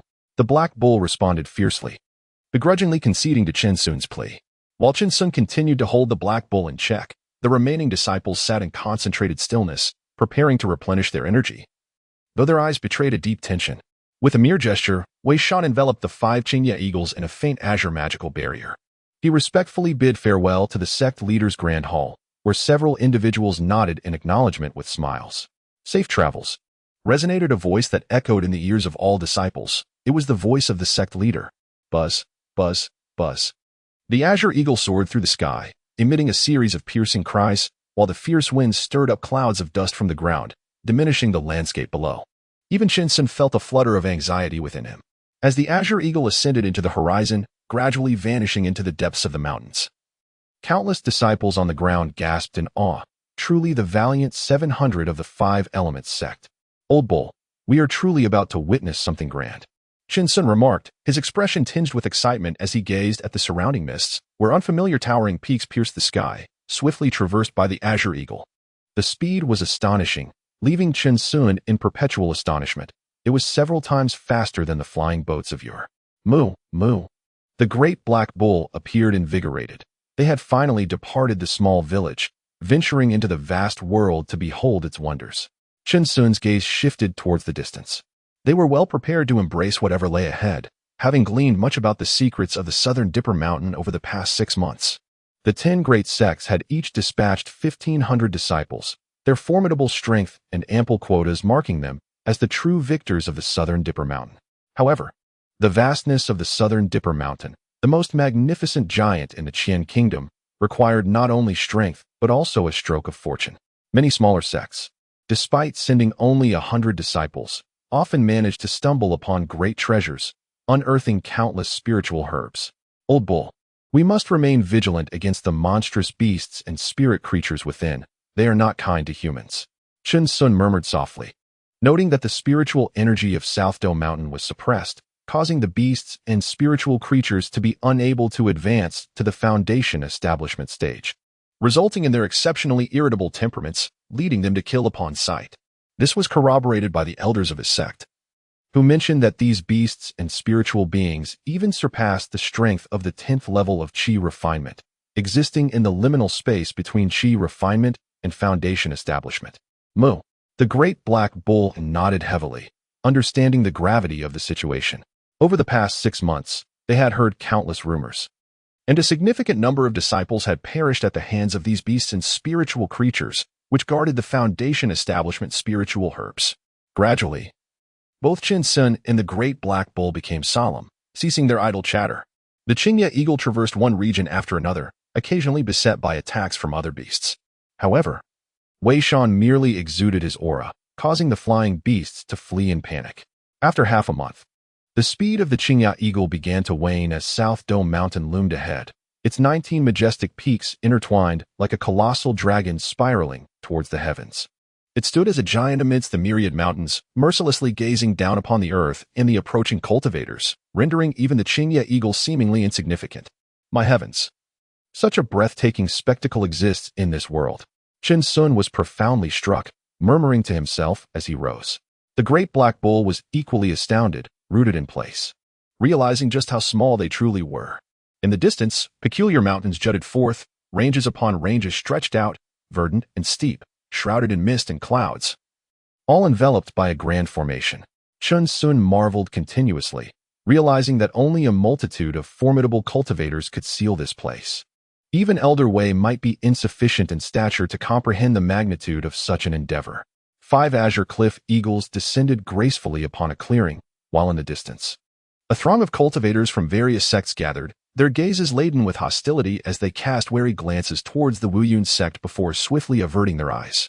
To the north of the clearing lay the territory of Mount Nandu, shrouded in towering millennia-old trees that stood solemnly, exuding an aura of ancient reverence, evoking a sense of awe within the hearts of those who beheld it. Chapter 48. I possess a spell having trained for 2.5 years. I find myself at the stronghold of the Wuyun sect, a place where one must not wander recklessly. Wei Shan glanced around, letting out a cold snort that startled many, prompting them to withdraw their daring gazes with respectful bows. The authority of sect leader Wei was undeniable. Qin Sun silently praised, recognizing the advantage of leaning against a mighty tree for shade. Wei Shan remained taciturn, biding his time for the keys to the southern Dipper Mountain's secret realm, held firmly in the hands of the 10 great sections. At this moment, the heavens reverberated with thunderous roars as colossal flying vessels and gigantic birds pierced the skies, their overwhelming presence nearly suffocating. Shadows swept across the ground in waves, as if to assert dominance and announce sovereignty. Flags emblazoned with the insignias of various sects fluttered majestically, with countless figures standing atop, their indifferent gazes surveying the earth and the disciples of various sects below. Wei Shan's demeanor remained calm and unperturbed, yet turmoil brewed within.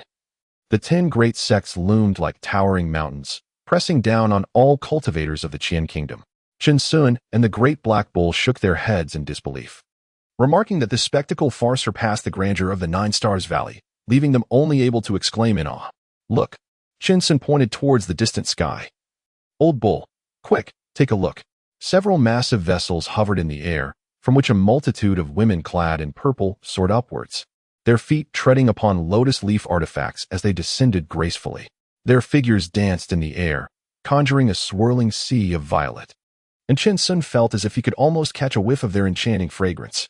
The gazes of the various disciples on the ground were irresistibly drawn towards the horizon, fixated on the enchanting figure of the fairy from Ziyun's sect among the 10 great sects. How delightful it would be to forge a bond of companionship with such a celestial being. Even in death, one would be considered a romantic spirit. Moo. The great black bull nudged Qin Sun, unimpressed. Old bull, do you suppose that if a man were to join Ziyun's sect, he would don the purple robes, tread upon lotus leaves, and during a duel, utter something like Qin Sun mockingly mimicked, patting the great black bull, his voice taking on an exaggerated pitch. You're hitting on them, you're such a nuisance. Ha ha moo moo moo. Qin Sun and the great black bull laughed uncontrollably, rolling on the ground, with Qin Sun occasionally imitating the bull, causing it to laugh so hard that it nearly cramped its mouth. Ah, is that you, junior brother Qin? Ji Kuan, observing the spectacle of one person and one bull in a comical tangle, was taken aback. Junior brother Qin, what brings you here? Senior brother Ji. Ha ha ha. Qin Sun chuckled until tears nearly streamed down his face. Come quickly, I have a humorous tale to share. Oh, Ji Kuan, intrigued, leaned closer. After a moment, Qin Sun resumed his flamboyant imitation, full of expression. Haha. Ji Kuan shook his head in laughter, remarking, this junior brother Qin, even in the face of perilous circumstances, finds the heart to amuse himself. I truly cannot discern whether he is simply carefree or possesses an extraordinarily optimistic disposition. The old bull and I have come to seek opportunities. I believe senior brother Ji was quite right in his initial assessment. Qin Sun stood up and said earnestly, Senior brother Ji, rest assured, old Nio and I will not hinder you. Junior brother Qin, where are your thoughts wandering? Ji Kuan's expression darkened as he placed a hand on Qin Sun's shoulder. If we are unable to prevail, it is best to flee. One's life is of utmost importance. Thank you for your concern, senior brother, but old Nio and I will certainly not confront them head-on. Qin Sun replied with a smile. This teleportation is rather random, allowing a maximum of 3 individuals per group. I was uncertain if you, Senior Brother G, you need not worry about us. I am aware you have formed a group, which is why I did not disturb you, Shinsun continued, smiling. His and Old Black Nyo's abilities and social standing were rather unremarkable, resulting in few invitations extended their way. Ji Kuen's countenance was grim. He wished to keep Shinsun and Old Black Nyo by his side, for if trouble arose, he could lend them a helping hand. Senior Brother Ji, do not overthink it. Go with peace of mind. We possess our own secret techniques, Shinsun reassured, patting the hand resting on his shoulder. Over these past 3 years, I have also cultivated a spell for 2.5 years, but, Senior Brother Ji, if you regard me as a friend, then go without worry. Old Nyo and I will certainly return alive, Shinsun stated solemnly, deeply moved within. Alas, Ji Kuen's eyes still bore a trace of frustration as he forcefully withdrew his hand and turned away, uttering not a word more. Moo. Old Black Nyo glanced at Ji Kuen's retreating figure and then at Shinsun. It's nothing. Senior Brother Ji is merely overly concerned for our strength, Shinsun smiled. Also gazing at Ji Kuen's back. Moo. The great black bull nodded, contemplating. Indeed, they are remarkably formidable. Brother Ji need not fret over them. In an instant, a cacophony of beastly roars reverberated through the western expanse as a colossal python descended from the heavens, upon which stood thousands of disciples from the Beastmaster sect, clad in gray robes adorned with unknown spiritual beasts. Many of the disciples atop the giant serpent bore bloodthirsty smiles, accompanied by various forms of spirit beasts, while some were entwined with spiders and small snakes. One of the 10 great sects, the Beastmaster sect, has arrived, and their spirit beasts are truly overwhelming. It is said that every 20 years during the South Dipper Mountain secret realm, the losses suffered by the Beastmaster sect are minimal, while their gains are substantial. No low-level cultivator can match the spellcasting prowess of the Beastmaster sect disciples. The ground was alive with the clamor of countless sect disciples, filled with envy. Spirit beasts are not easily cultivated. Yet, if one succeeds, they would undoubtedly serve as a tremendous asset. However, Shinsun's great black bull is an exception. These disciples have never encountered a master whose cultivation level so vastly surpasses that of their spirit beasts. Old Bull, if these spirit beasts were to confront you, how would you fare? Shinsun squatted on the ground, tossing pebbles. Moo. The great black bull let out a fierce roar, carving a mark on the earth. Impressive, Shinsun exclaimed, patting the great black bull. I've always known you were extraordinary. The great black bull raised its head, basking in the praise. A day later, the 10 great sects gradually arrived, engaging in cordial exchanges at their respective encampments, seemingly indifferent to the presence of the major sections. Wei Shan appeared unable to maintain his composure any longer, his expression exceedingly grim. Yet, one must bow their head beneath the eaves. He could only hope that these disciples would prove themselves worthy. Suddenly, from the highest point, a series of thunderous sounds erupted, and vibrant beams of spiritual light shot into the heavens, gradually coalescing into a pillar of light, accompanied by waves of spiritual pressure. Undoubtedly, the 10 great sects were breaking the restrictions of the Southern Dipper Mountain to activate the teleportation array. Wei Shan explained, observing the pained expressions of his disciples. Yes, sect leader, the crowd replied, bowing respectfully, unwilling to embarrass themselves before Wei Shan. Boom, boom. Thunderous sounds echoed as a colossal 7 stars array teleportation formation emerged at the encampments of the various sections. The leaders of each sect produced an ancient token, placing it into a designated slot. Time was of the essence, for the teleportation array would only remain active for half a day. Wei Shan called out, continuously channeling his spiritual power into the array. The strength of the 5 element sects token could accommodate a maximum of 700 individuals for teleportation. They formed groups of 3, each aligning with their designated companions before vanishing in an instant. Shinsun and the large black bull stood alone on the periphery, waiting until all had teleported away before they slowly stepped forward, 1 foot entering the teleportation array. The brilliance of the 7 stars array gradually dimmed, ultimately fading from view. Wei Shan stood with his hands clasped behind his back, gazing towards the Southern Dipper Mountain. As dusk descended, a serene tranquility enveloped the Southern Dipper Mountain. Devoid of even the roar of wild beasts, it was eerily silent, as if the land itself lay in a deep slumber.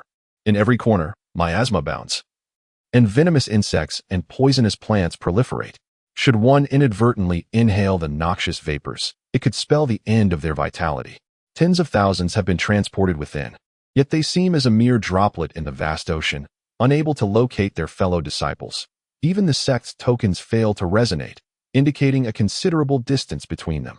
Perched upon an ancient tree, a man and a cow observed the west with a furtive gaze.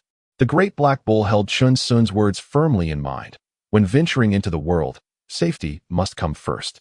Chapter 49. The emergence of the king of the southern dipper old bull consumed the pest-repelling pill and the insect-driving pill.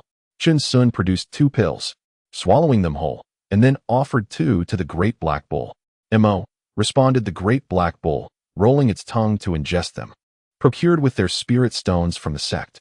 "What an eerie place," Chun Sun murmured. It was starkly different from the forest they were accustomed to, devoid of any vitality. Steeped in an oppressive stillness, yet brimming with spiritual energy. "Mo," the great black bull widened its eyes, warily gazing westward, its nostrils flaring as it sniffed the air. "Old bull, the secret realm of southern Dipper Mountain lasts for 6 months. We need not rush. Let us first observe." Chun Sun retracted his head and retrieved a long-forgotten bandit mask from his pocket, donning it slowly.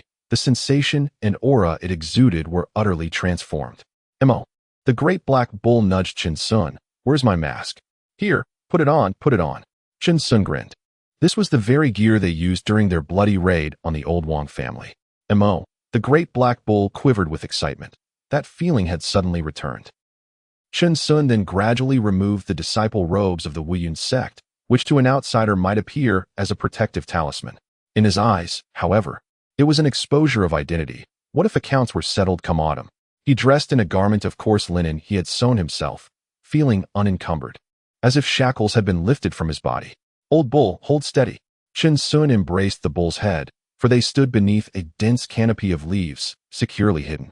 "Moo," the great black bull responded, having already grasped the essence of Chun Sun, remaining unperturbed. As the sun and moon cycled, while the disciples of various sects diligently sought spiritual herbs, this man and bull sat quietly atop a tree for an entire day, utterly still. "Old bull, there should be no trouble here. Let us make some garments." "Moo, just watch. I learned a technique from Aunt Wang."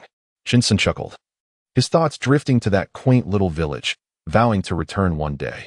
"Moo," the great black bull nodded, observing as Chun Sun descended from the ancient tree and stealthily gathered countless fallen leaves, promptly assisting him. After half a day, their labor bore fruit. Chun Sun gazed at the myriad of withered leaves fashioned into a lucky garment, his eyes brimming with satisfaction as he hastily donned it. "Moo," the great black bull gasped. For at that moment, as Chun Sun lay on the ground, he appeared almost invisible, entirely undetectable. "Huh." Chun Sun chuckled softly, rising from the ground. The multitude of dried leaves rustling as he swiftly draped another set over the great black bull. Save for its eyes, which remained visible, even the bull's horns were obscured. "Moo." The great black bull regarded Chun Sun with a singular expression, one of sheer awe. "Hey, old bull, let us move." Chun Sun grinned, his smile rendered fearsome by the headpiece. "Moo." 2 clusters of dry leaves glided gracefully among the towering ancient trees, their movements remarkably subtle and their speed astonishingly agile. They continued their journey and unexpectedly stumbled upon a rare herb, marking their first encounter with such a treasure in the wilderness. However, they did not harvest it, deeming it of little use. Suddenly, they halted before an ancient tree, revealing a vast lake ahead, shimmering with glistening reflections, surrounded by an abundance of spiritual herbs, exuding a fragrant aura of spiritual energy. Yet, the lake emanated a chilling air, with wisps of mist swirling above its surface, creating an enchanting spectacle. "Moo." The great black bull extended its hoof to halt Chun Sun, sensing the danger that lurked within the waters. "Old bull, are you instructing me on what to do? Isn't that obvious? Only a fool would venture in." Chun Sun chuckled, amused by the old bull's growing wisdom over the years. "Moo." The great black bull nudged Chun Sun, its eyes reflecting defiance. After all, it was the one who had made the discovery, while he merely echoed its sentiments. Indeed, there were iced duckweed and cold spirit grass, 2 vital supplementary herbs for foundation-building pills. Chun Sun observed from a distance, having meticulously gathered information on these spiritual herbs over the past 6 months, making their properties second nature to him. As his words faded, a series of swift sounds pierced the air from a nearby thicket. A small trio emerged, their origins indiscernible. "Old bull, look," We truly have some naive newcomers. Chun Sun shook his head, as if anticipating some monstrous creature to emerge from the lake at any moment. Moo. The great black bull nodded in agreement, perceiving these individuals as even less capable than itself. Yet, something felt amiss in the unfolding narrative. By the heavens! Moo. Chun Sun and the black bull stretched their heads forward, roaring in disbelief, their faces etched with incredulity. The three individuals continued to harvest the spiritual herbs with ease, and there were no signs of any water monsters in the lake. It was inconceivable, absolutely impossible. Chun Sun gripped the tree trunk tightly, the bark peeling away beneath his grasp. The black bull shook its head repeatedly, perplexed by the situation.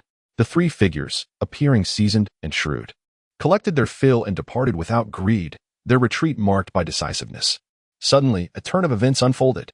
From both sides of the jungle, a group of disciples from a sect rushed forth, their attire suggesting a common affiliation. Shouts and reprimands echoed, and the two parties clashed immediately. Goodness, old six. Chun Sun's eyes widened in realization. The true danger lay not in beasts, but in humans. Moo?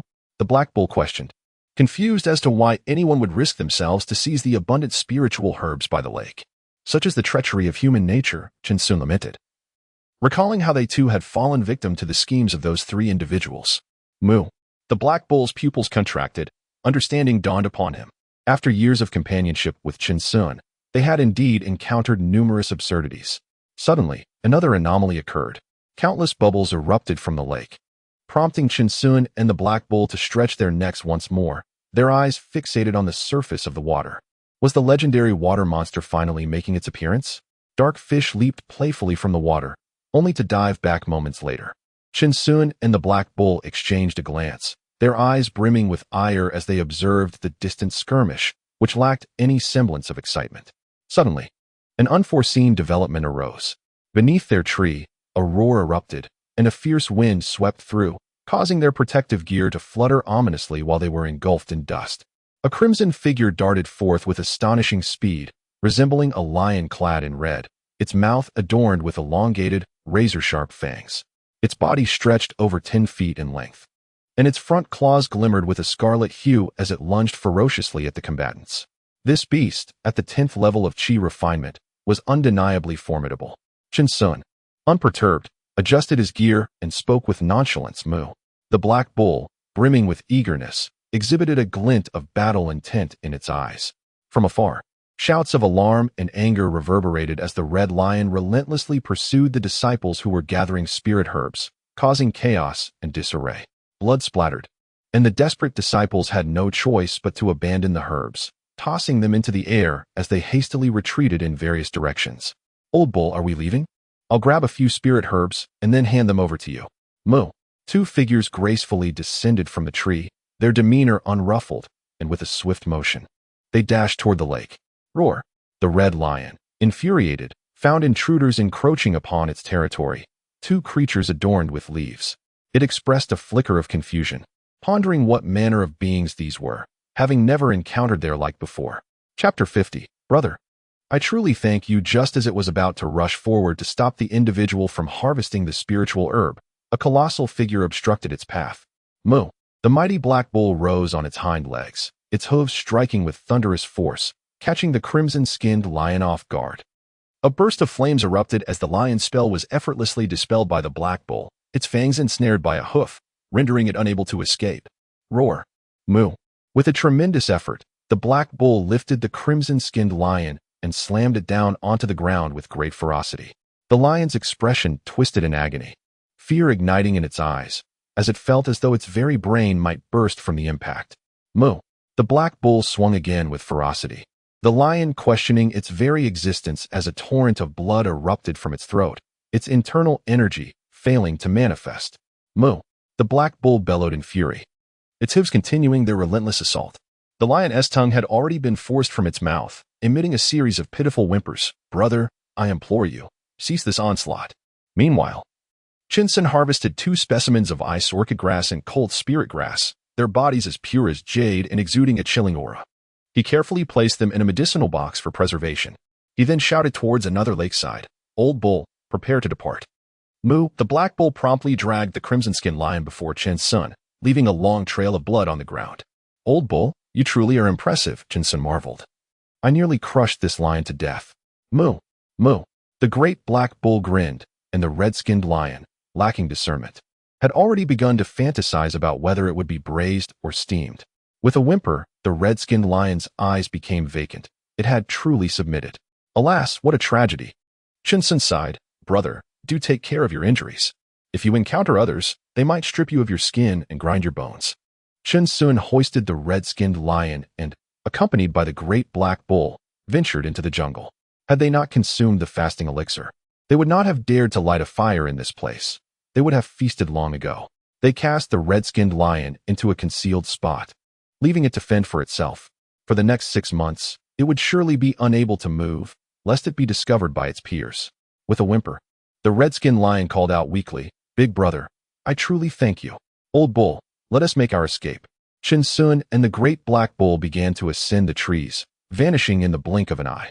Though they had departed, they left behind an indelible shadow upon the red-skinned lion, which would cause it to cower and weep at the sight of a pile of withered leaves, reminiscing about the missteps of its life. Old bull, take a look at the map.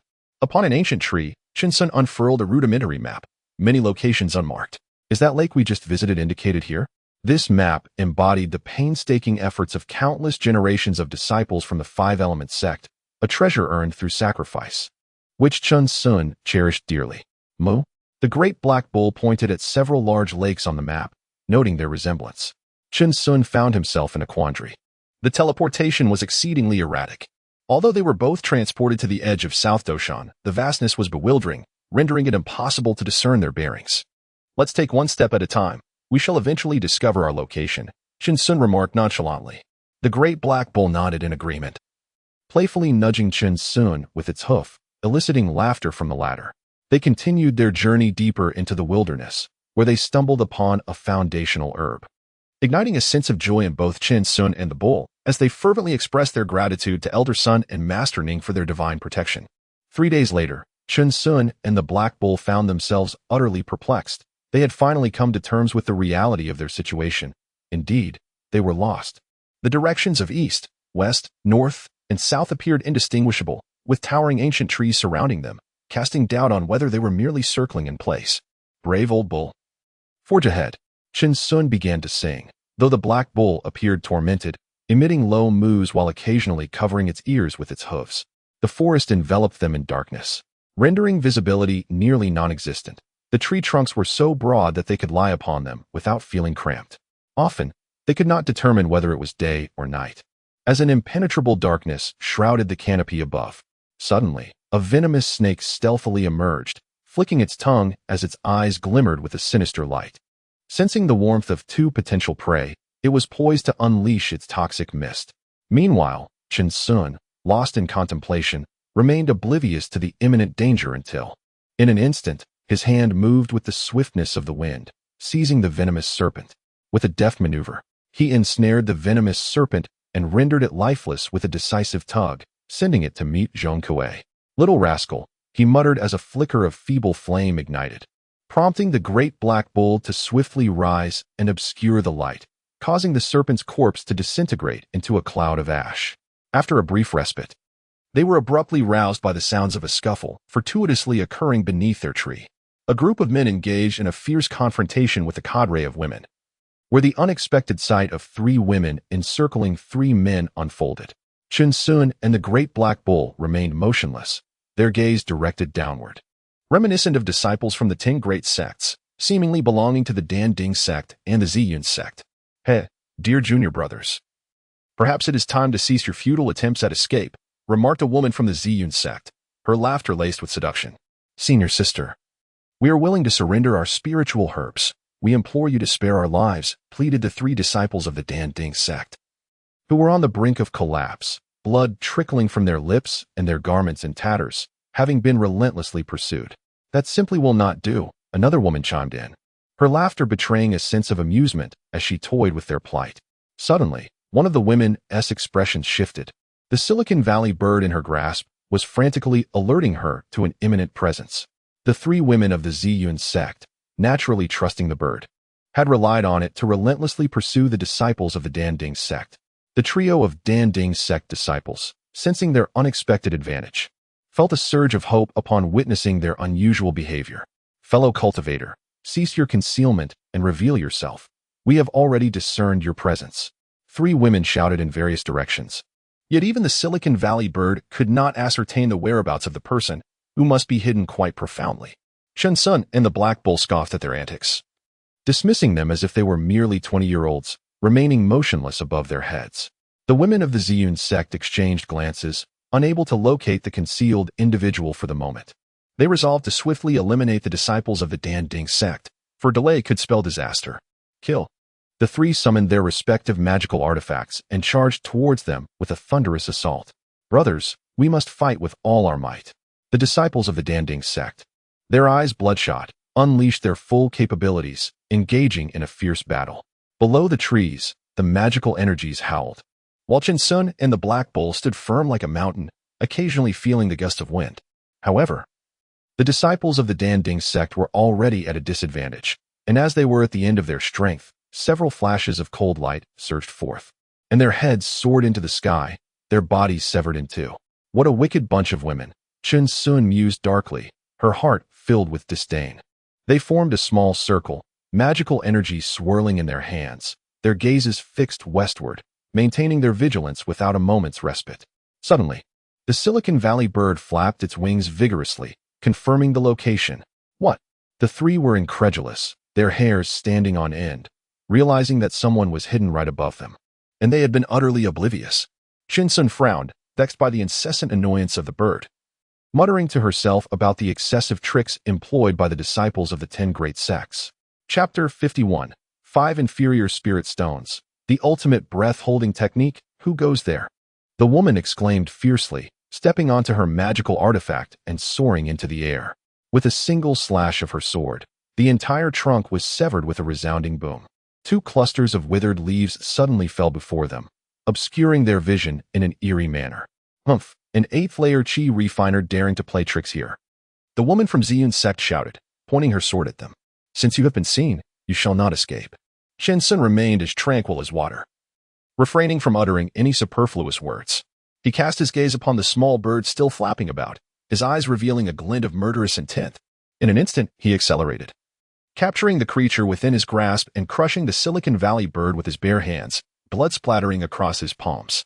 The speed of his movement left no time for reaction, inciting fury in the 3 women who witnessed the brutal act of killing the Silicon Valley bird right before their eyes. Impudent, seeking death. Where do these wildlings come from? The 3 women glared with icy expressions, their magical energies swirling in their hands, striking out in 3 directions.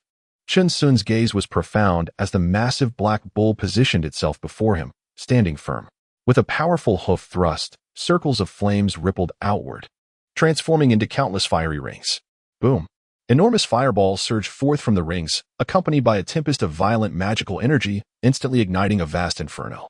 As the sea of flames erupted, their faces shifted dramatically, revealing disbelief and horror.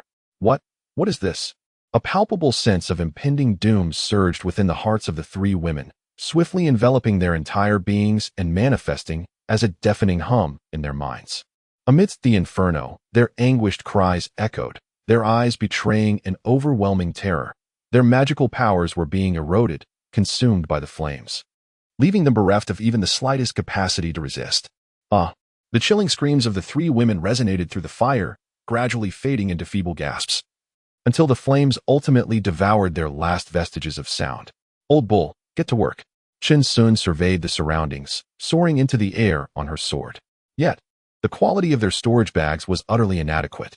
These bags could not withstand their magical energies, shattering within the confines of the shimmy space, causing their contents to vanish without a trace. However, atop their storage bags lay storage rings, which she noted adorned the fingers of prominent figures. Yet, such treasures remained beyond their reach for the time being. Moo! The great black bull nodded, its hooves weaving the water spirit technique, releasing countless wisps of vapor that coalesced into mist, swiftly engulfing the inferno. Over the years, they had cultivated the water spirit technique to the 3rd tier, encountering no obstacles in their progress. Chen Sun and the great black bull erased all traces, seizing the storage bags of the 3 disciples from the Dan Ding sect before hastily retreating, sparing no time for hesitation.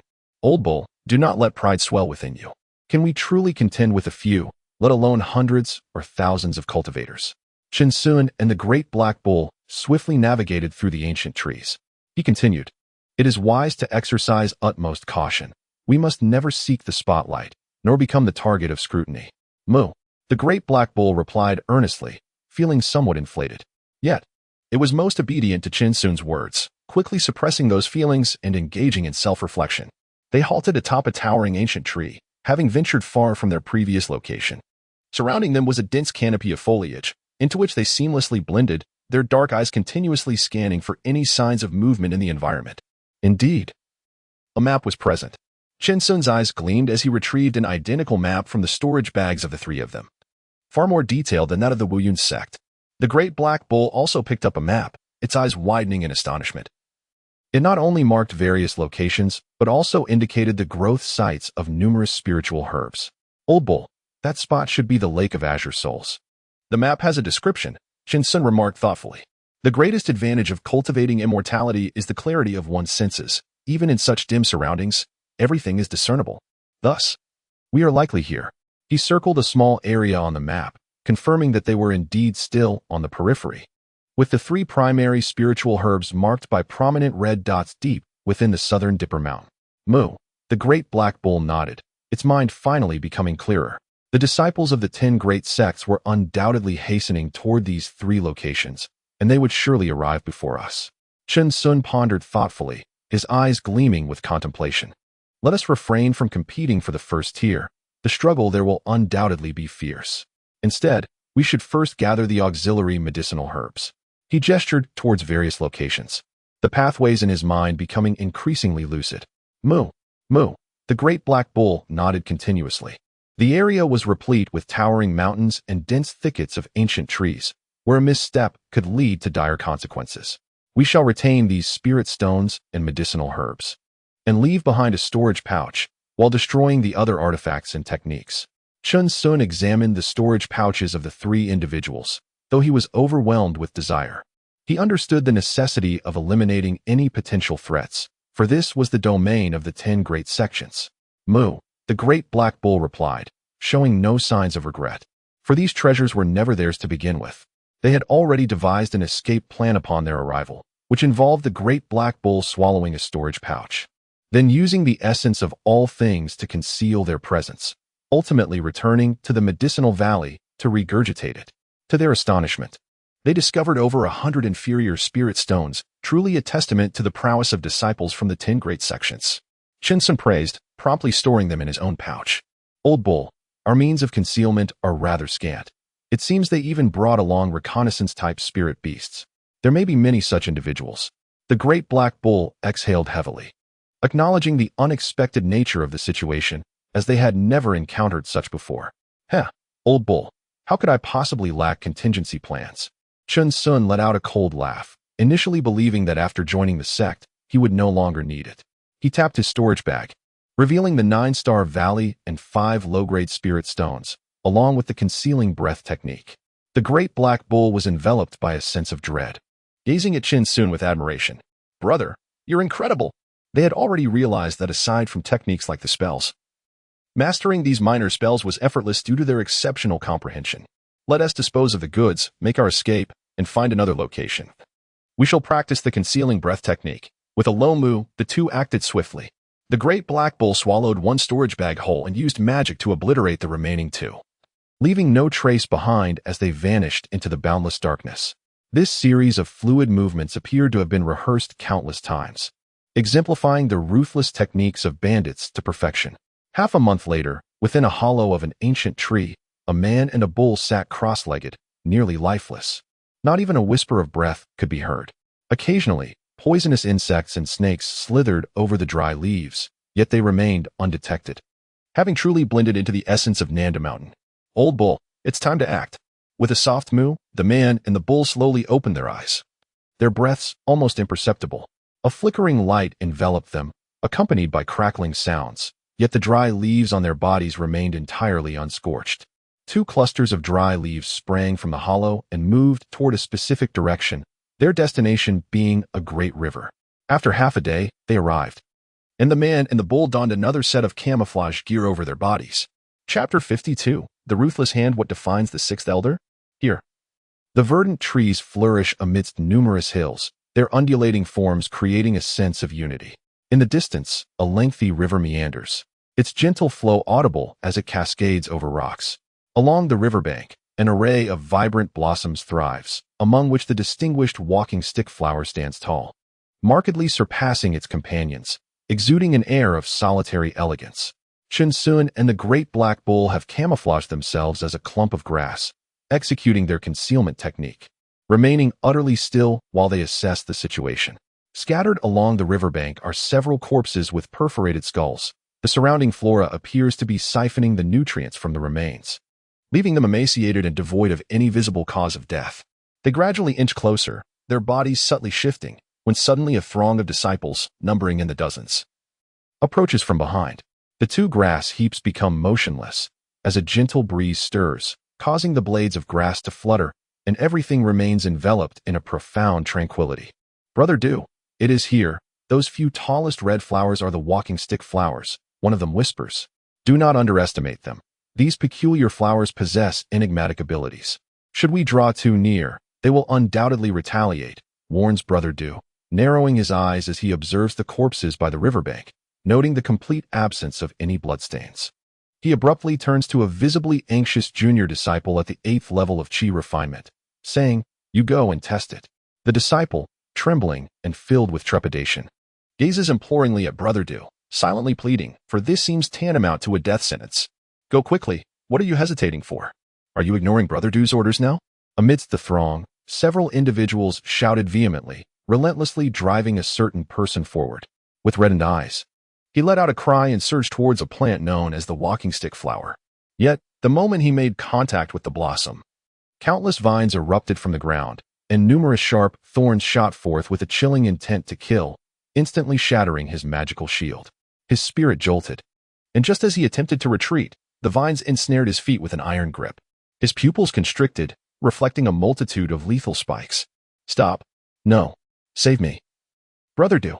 The young man's complexion turned ashen, his eyes wide with terror as he shouted incessantly, paralyzed by fear, his body trembling violently in a futile attempt to resist. However, before he could mount any defense, his head was pierced by countless thorns. Yet not a drop of blood spilled forth. The tendrils invaded his flesh, voraciously siphoning his essence, as his body visibly withered at an alarming rate. This horrifying spectacle sent chills down the spines of the onlookers, and Brother Du was no exception. He was a cultivator of the 10th level of Qi refinement. "We need to eliminate these ground vines. Do not engage in close combat." Brother Du discerned their weakness at a glance. Their range of attack was limited. Channeling his energy, he unleashed a barrage of wind blades that sliced through the air with precision. "Yes, Brother Du." The crowd's eyes gleamed with hope as they witnessed the effectiveness of his strategy. One by one, the vines fell beneath the relentless assault of the wind blades. They swiftly wielded their respective spells, striking at the man-eating vines, their eyes gleaming with delight. "Humph, which insignificant sect's disciples dare covet the staff flower?" From atop a hill, the resolute shouts of a dozen individuals echoed, their presence exuding a murderous aura, accompanied by spirit beasts standing beside them, their eyes betraying a thirst for blood. "Ah!"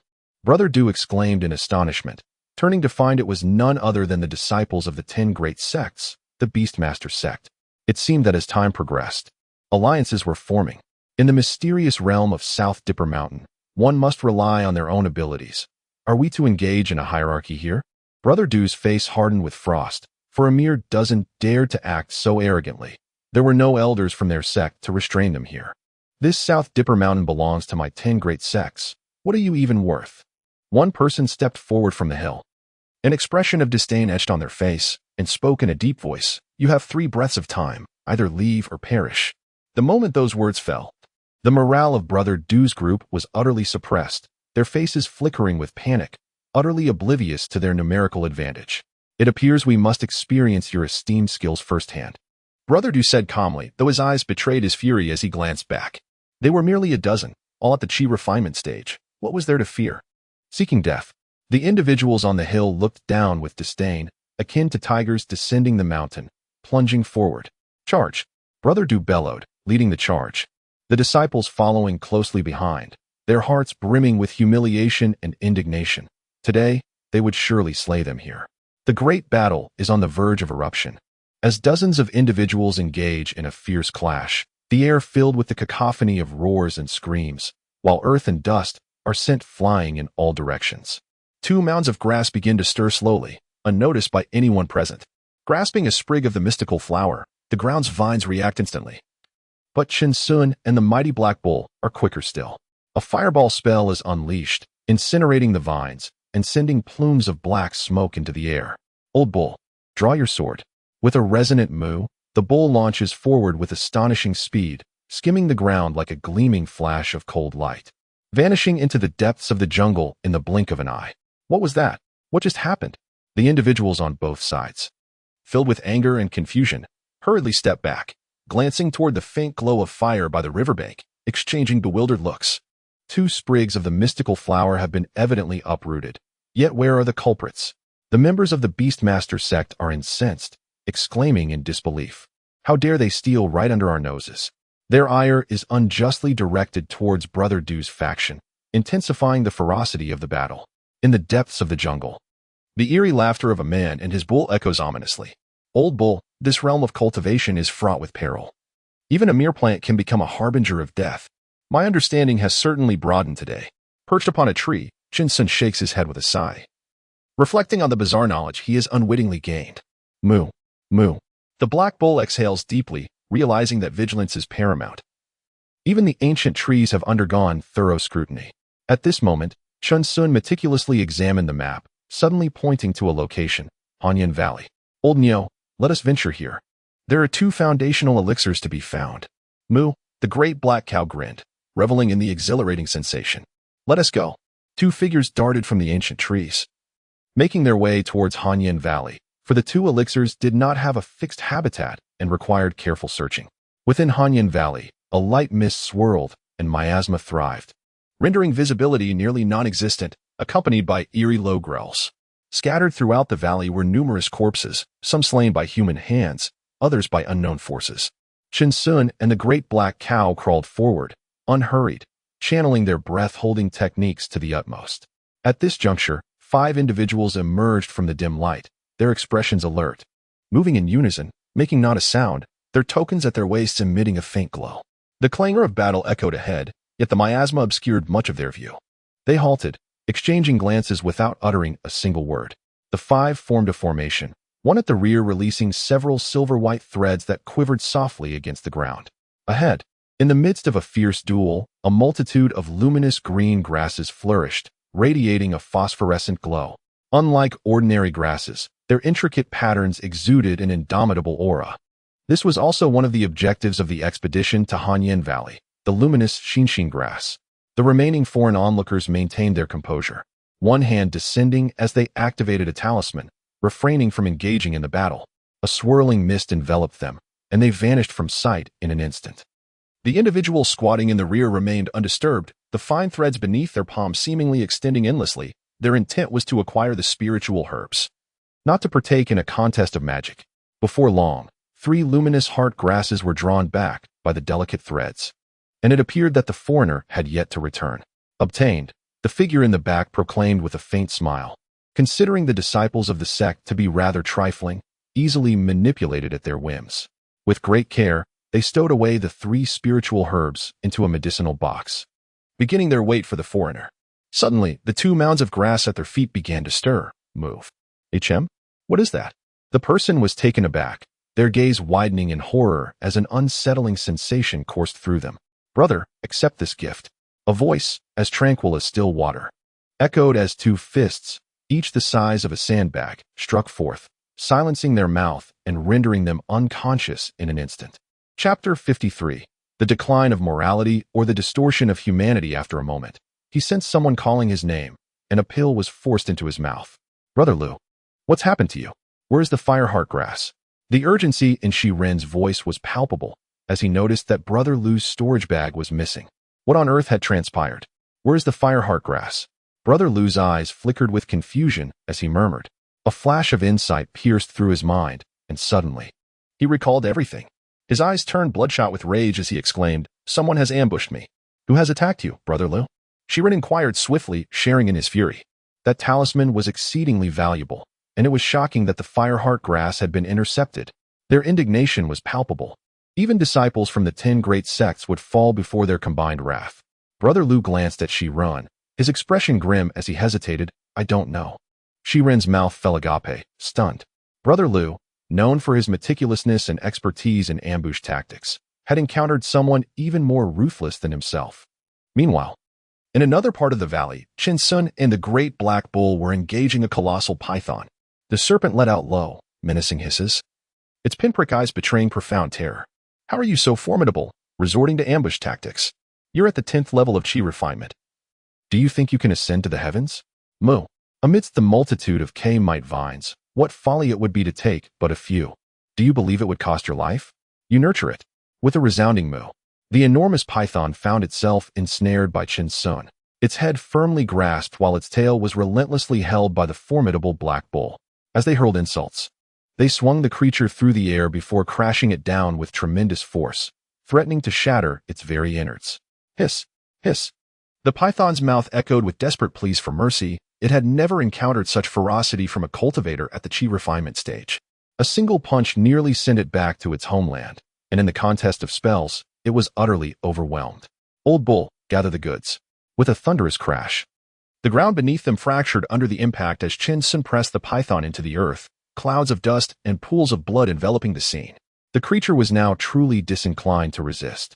Moo. The black bull released its hold and hurried to harvest the K-mite vines. With a dismissive snort, Qin Sun clapped his hands and, alongside the black bull, departed from the valley. They had secured the spiritual herbs within Hanyan Valley and were now en route to their next destination. A day later, a throng of individuals arrived.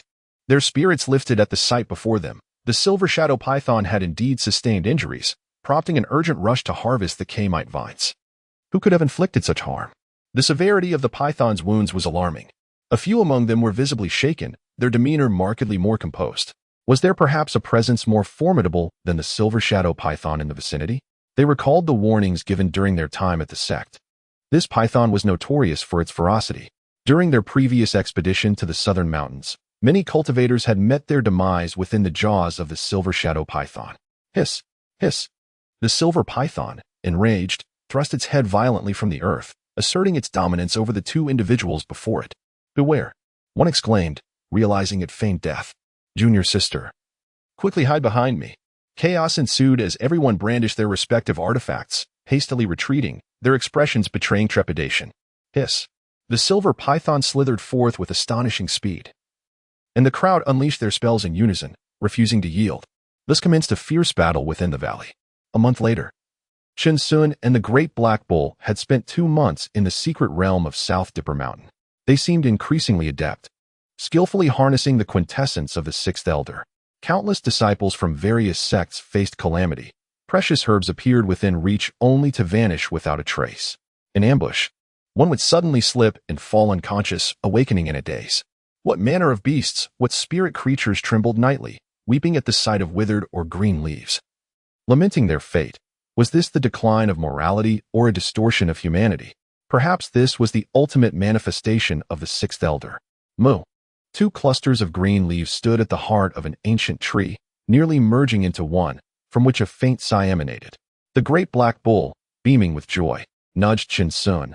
They had gathered numerous herbs, many of which were unseen in the herb valley.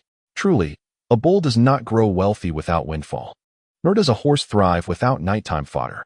"Calm down, old bull," Qin Sun remarked, observing the creature's wide-eyed astonishment. Qin Sun's eyes had transformed into the shape of spiritual elixirs as he retrieved his treasured tome, inscribing within it the myriad experiences he had encountered, priceless memories shared with the great black bull. Moo. The great black bull beamed, recalling the exhilarating journey to Nanda Mountain.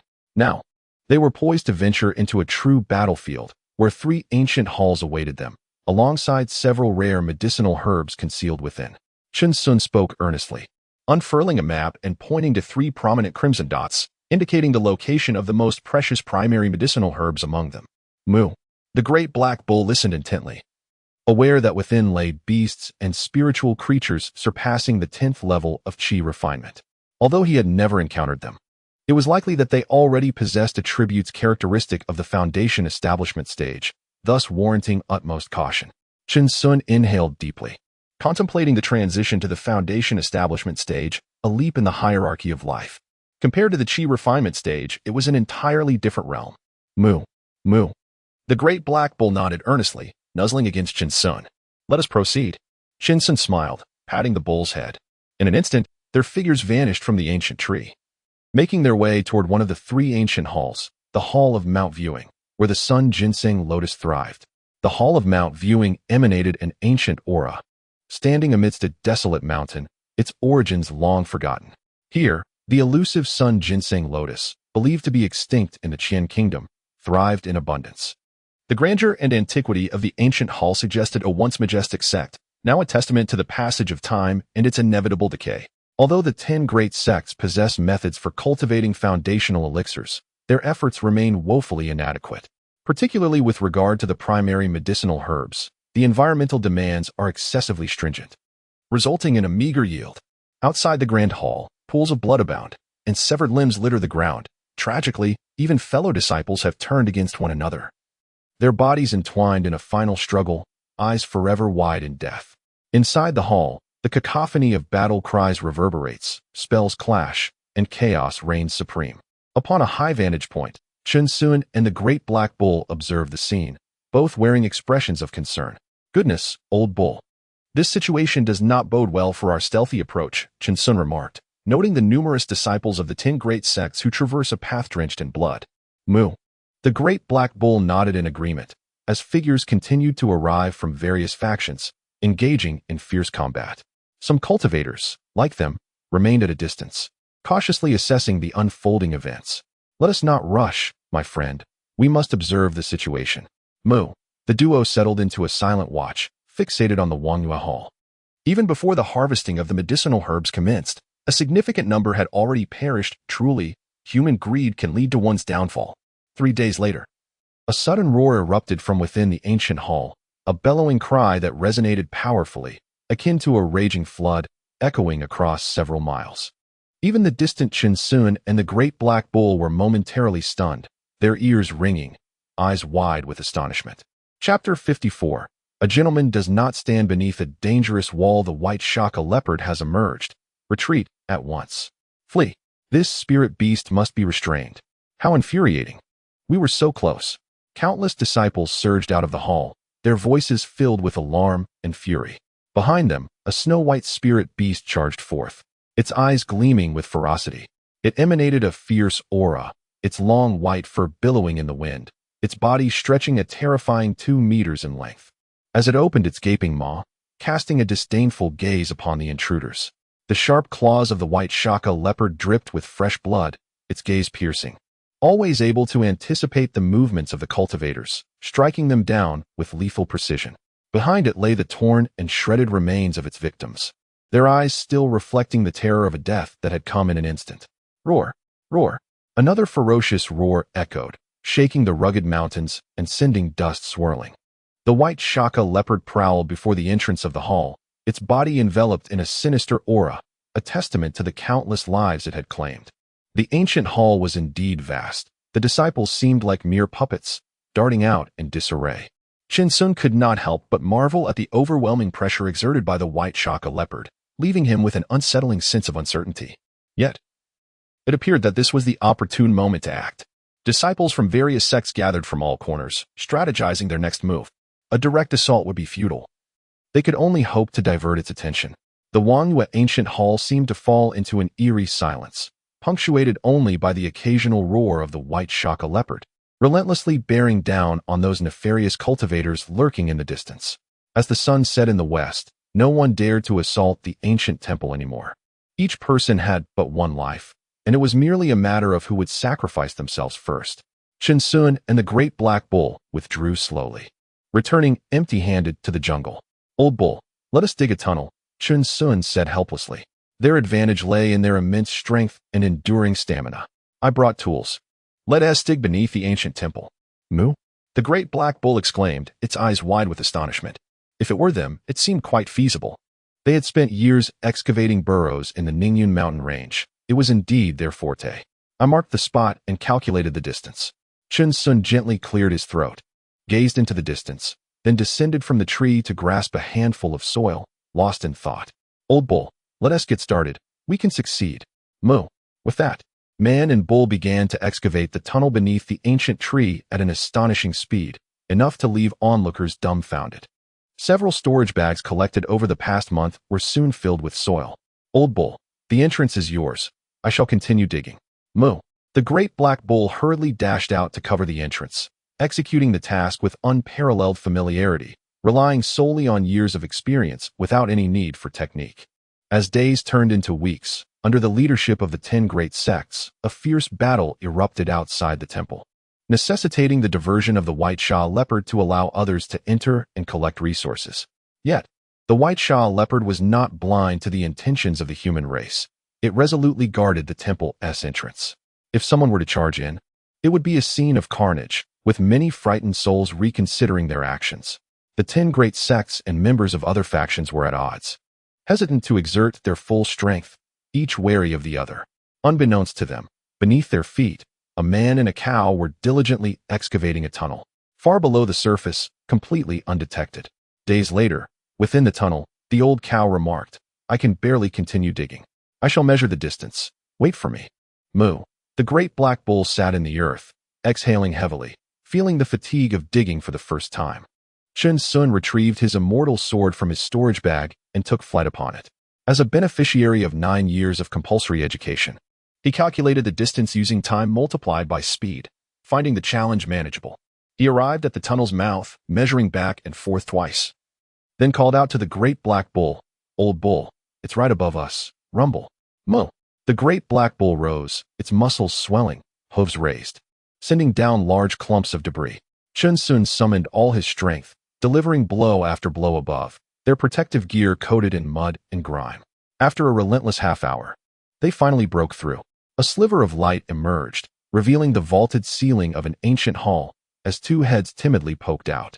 This ground is remarkably solid. It took us half an hour to break through. If we had unleashed such force upon a beast, it would have perished countless times, Chen Sun whispered, his gaze sweeping over the West Zhou, surveying the numerous corpses. Old bull, let's ascend. Chen Sun emerged from the depths of the earth, lending a hand to the great black ox, both of them brimming with a palpable sense of glee. Moo. The black ox exclaimed, startled, as it gazed into the deeper recesses of the grand hall, where a pond lay unexpectedly. However, the water appeared remarkably viscous, with a dozen sun ginseng lotuses flourishing within, accompanied by numerous rare medicinal herbs, truly extraordinary. Meanwhile, outside, a fierce battle raged on, with the crowd relentlessly engaging the white slaughter leopard in a war of attrition. Both sides weary and drained.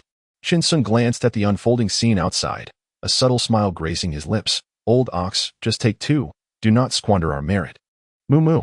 The black ox exclaimed in surprise, for it had never before abandoned the gathering of medicinal herbs during its journey. Chen Sun was merely teasing it.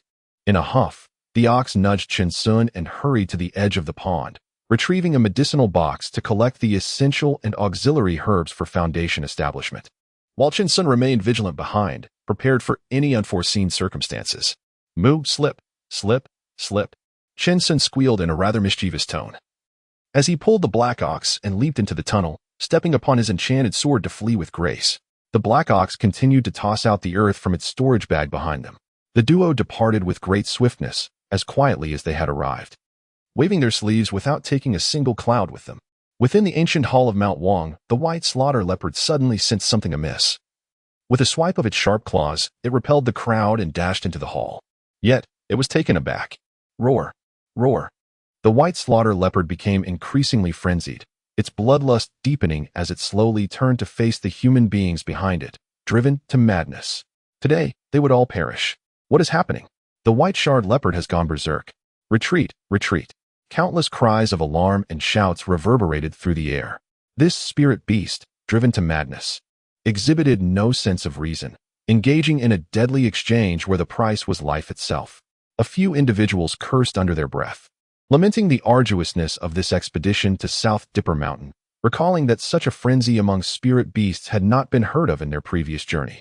Outside the ancient hall of Mount Wanyue, a brutal battle erupted once more, as many who sought to seize an opportunity began to stir, sensing that the time was ripe with the spirit beast having lost its sanity. In the Chilua Hall, nestled within an ancient forest teeming with demonic creatures, the sounds of conflict echoed incessantly, mingling with the metallic scent of blood that hung heavy in the air. Here, the once extinct Namma leaves flourished, while the hall's entrance was nearly obstructed by countless corpses. 3 demonic beasts, all at the 10th level of chi refinement, stood guard outside, their bodies marred with numerous wounds and splattered with blood. Behind them loomed an even more fearsome creature, epitomizing the perilous nature of the South Dipper Mountain journey, which, occurring every 2 decades, was a venture steeped in sacrifice, aimed solely at wearing down these beasts until they were exhausted. In such a dire scenario, wise individuals do not place themselves beneath crumbling walls. Thus, Chen Sun and the Great Black Bull refrained from charging forward, choosing instead to position themselves within the earth, employing the same strategy as before, one digging, the other excavating. Chapter 55. The extraordinary individual in the gas refinement stage. Half a month later, a violent tremor shook a certain section of the palace floor, and 2 disheveled heads emerged, their eyes betraying a hint of fatigue. Old Neo, fetch the spirit medicine, quickly. Moo. The Great Black Bull sprang forth from the underground passage, hastening towards the direction of the Nammo leaf. Roar! Roar! This beast reacted far more swiftly than the white-killing leopard, immediately sensing the disturbance surrounding the Nammo leaf and turning back towards the palace. Fireball technique, Chen Sun exclaimed, a rare seriousness overtaking his expression as massive fireballs surged forth, coalescing into a formidable wall of flames to thwart the beast's advance. The creature emitted a pained howl, but the crimson hue in its eyes deepened, and an eerie shield gradually isolated it from the inferno. What the? Chen Sun's pupils constricted, and he continued to cast spells fervently, turning his head to shout, Old Neo, how's it going? Moo. Roar. Roar. The beast suddenly burst forth from the flames, baring its teeth as it lunged fiercely at Chen Sun.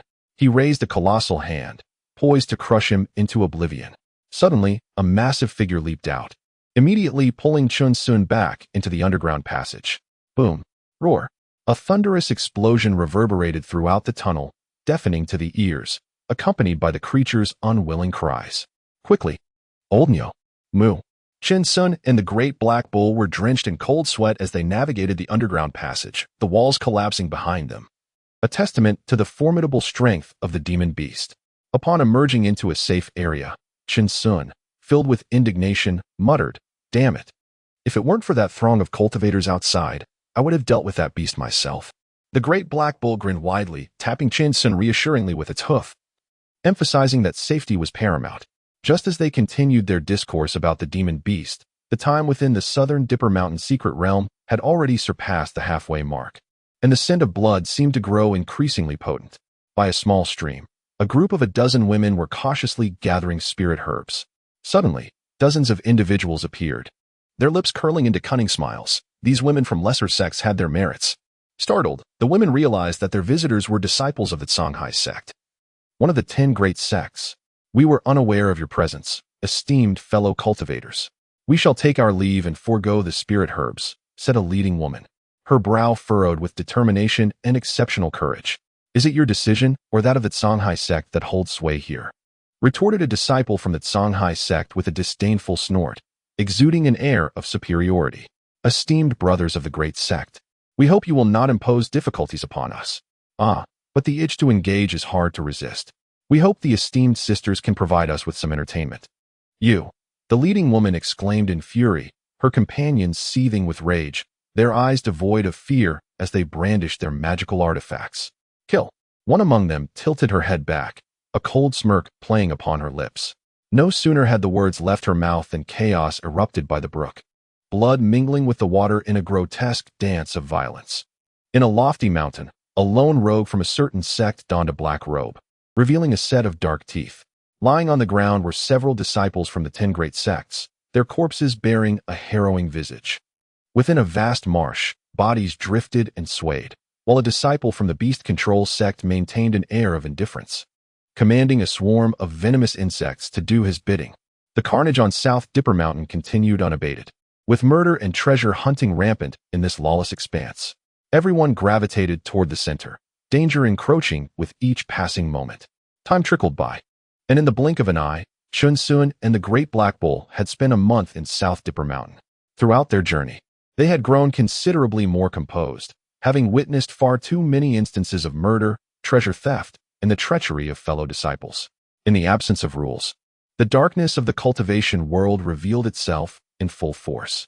At this moment, Chun Sun and the Great Black Bull leaned against a tree, resting, when suddenly their ears perked up, catching the sound of many footsteps.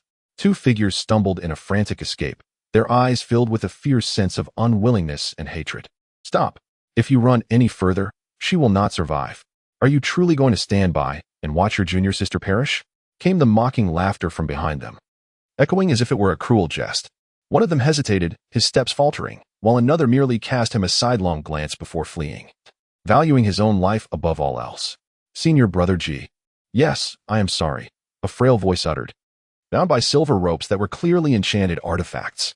Upon hearing this, both Chun Sun and the Great Black Bull were taken aback, their gazes swiftly darting towards the source of the voice. Indeed, it was a disciple of the Wuyun sect, and none other than Ji Kuan, Thunderclap sect. How disgraceful it is for you, one of the 10 great sects, to resort to such despicable tactics. Ji Kuan trembled with rage, knowing that many present were at the 10th level of chi refinement, rendering him no match for them. I can surrender the spiritual herbs, but please release her first. In the realm of cultivation, the law of the jungle reigns supreme. The strong dominate the weak, and small sects are indeed small sects, lacking even this fundamental understanding. Ha. The figures from the Thunderclap sect erupted in laughter, and one among them, a man named Chao Chen, stepped forward exuding a powerful aura. Coldly, he declared, "Hand over the Yang Shinli lotus. How audacious of you to dare steal under our very noses. Release her." Ji Kuan's junior sister cried out, writhing in distress. "Senior brother, please. Don't worry about me." A resounding slap echoed through the air, sending blood spattering from her lips as her hair fell disheveled around her. Ji Kuan held the Sun Ginseng lotus in his hand, his brow furrowed with intensity as he spoke each word with deliberate clarity. "Release the person, or you shall gain nothing. I can obliterate everything in an instant. Are you threatening us?" Chao Chen narrowed his eyes slightly, his magical energy surging in his grasp. "How many lives do you possess?" Suddenly, chaos erupted. Whoosh, whoosh. Two fierce gusts of wind surged forth, accompanied by a deafening sonic boom that sent shivers through the entirety of the Thunderbolt sect. Their hairs stood on end, bewildered by the inexplicable phenomenon. Chao Chen's expression shifted dramatically as a scarecrow materialized before him, their faces nearly touching. The figure wore a black hood, but his gaze was chillingly cold. Boom, boom.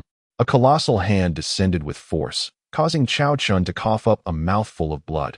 His neck was instantaneously pinned to the ground, fissures cracking through the earth, surrounded by a shower of rubble and dirt.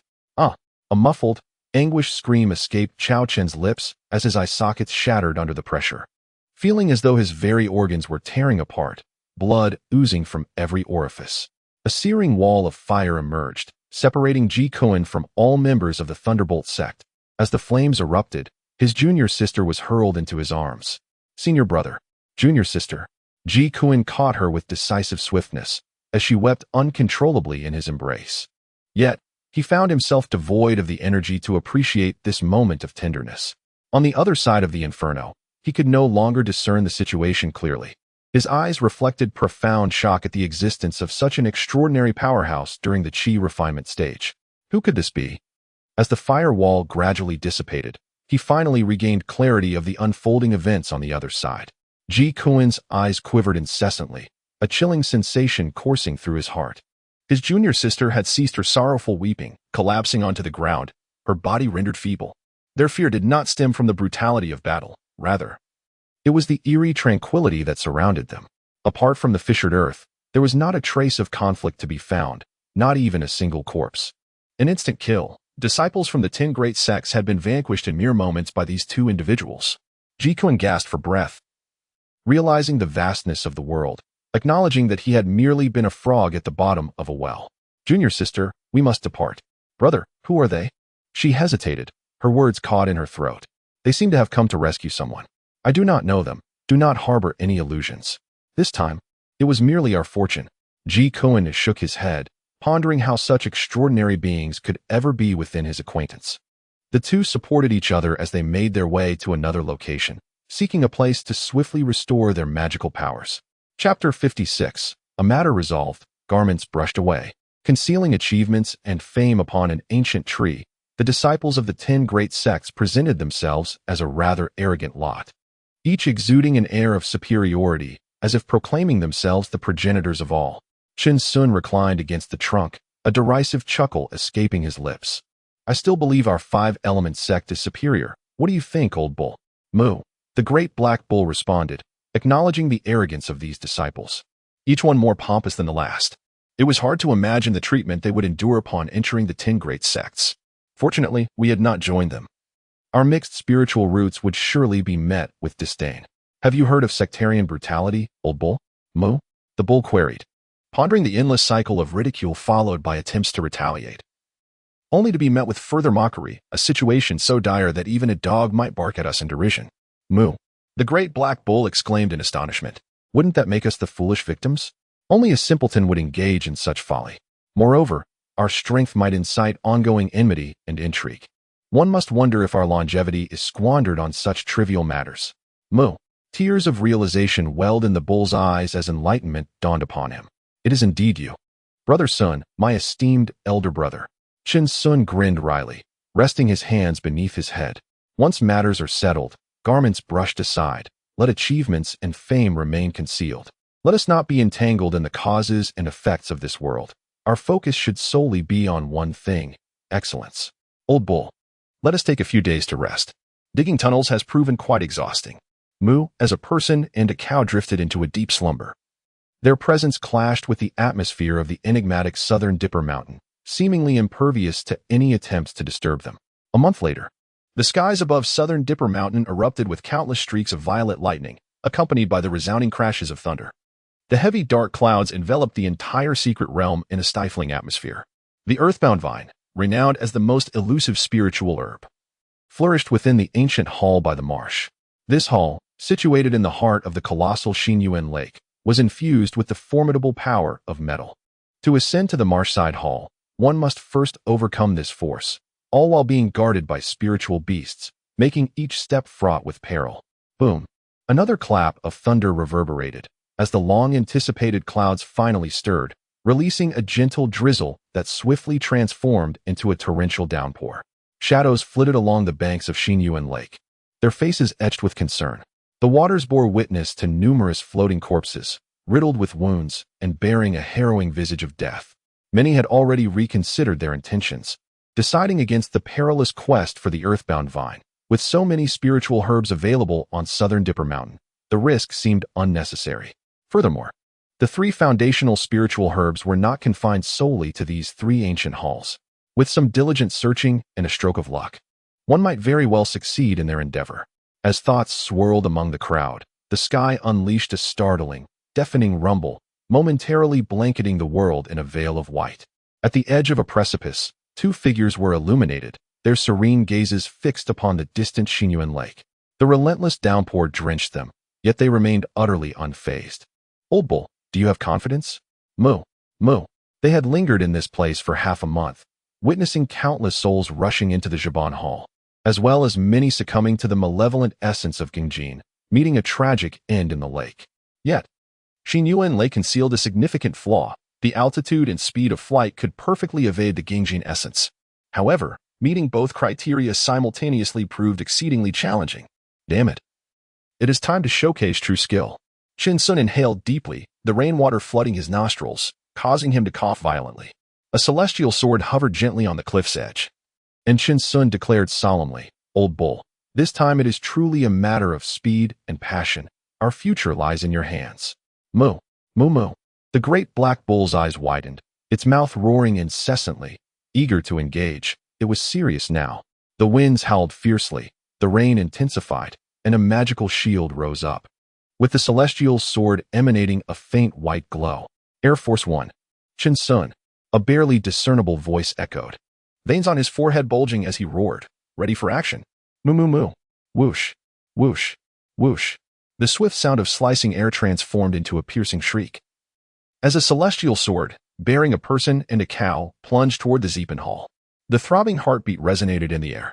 A beam of sword light cleaved through the heavens, relentlessly surging toward the Zeepan Hall, its speed utterly astonishing. Look, someone is riding the sword at this moment. The onlookers exclaimed in awe. Such incredible velocity, who could it be? What?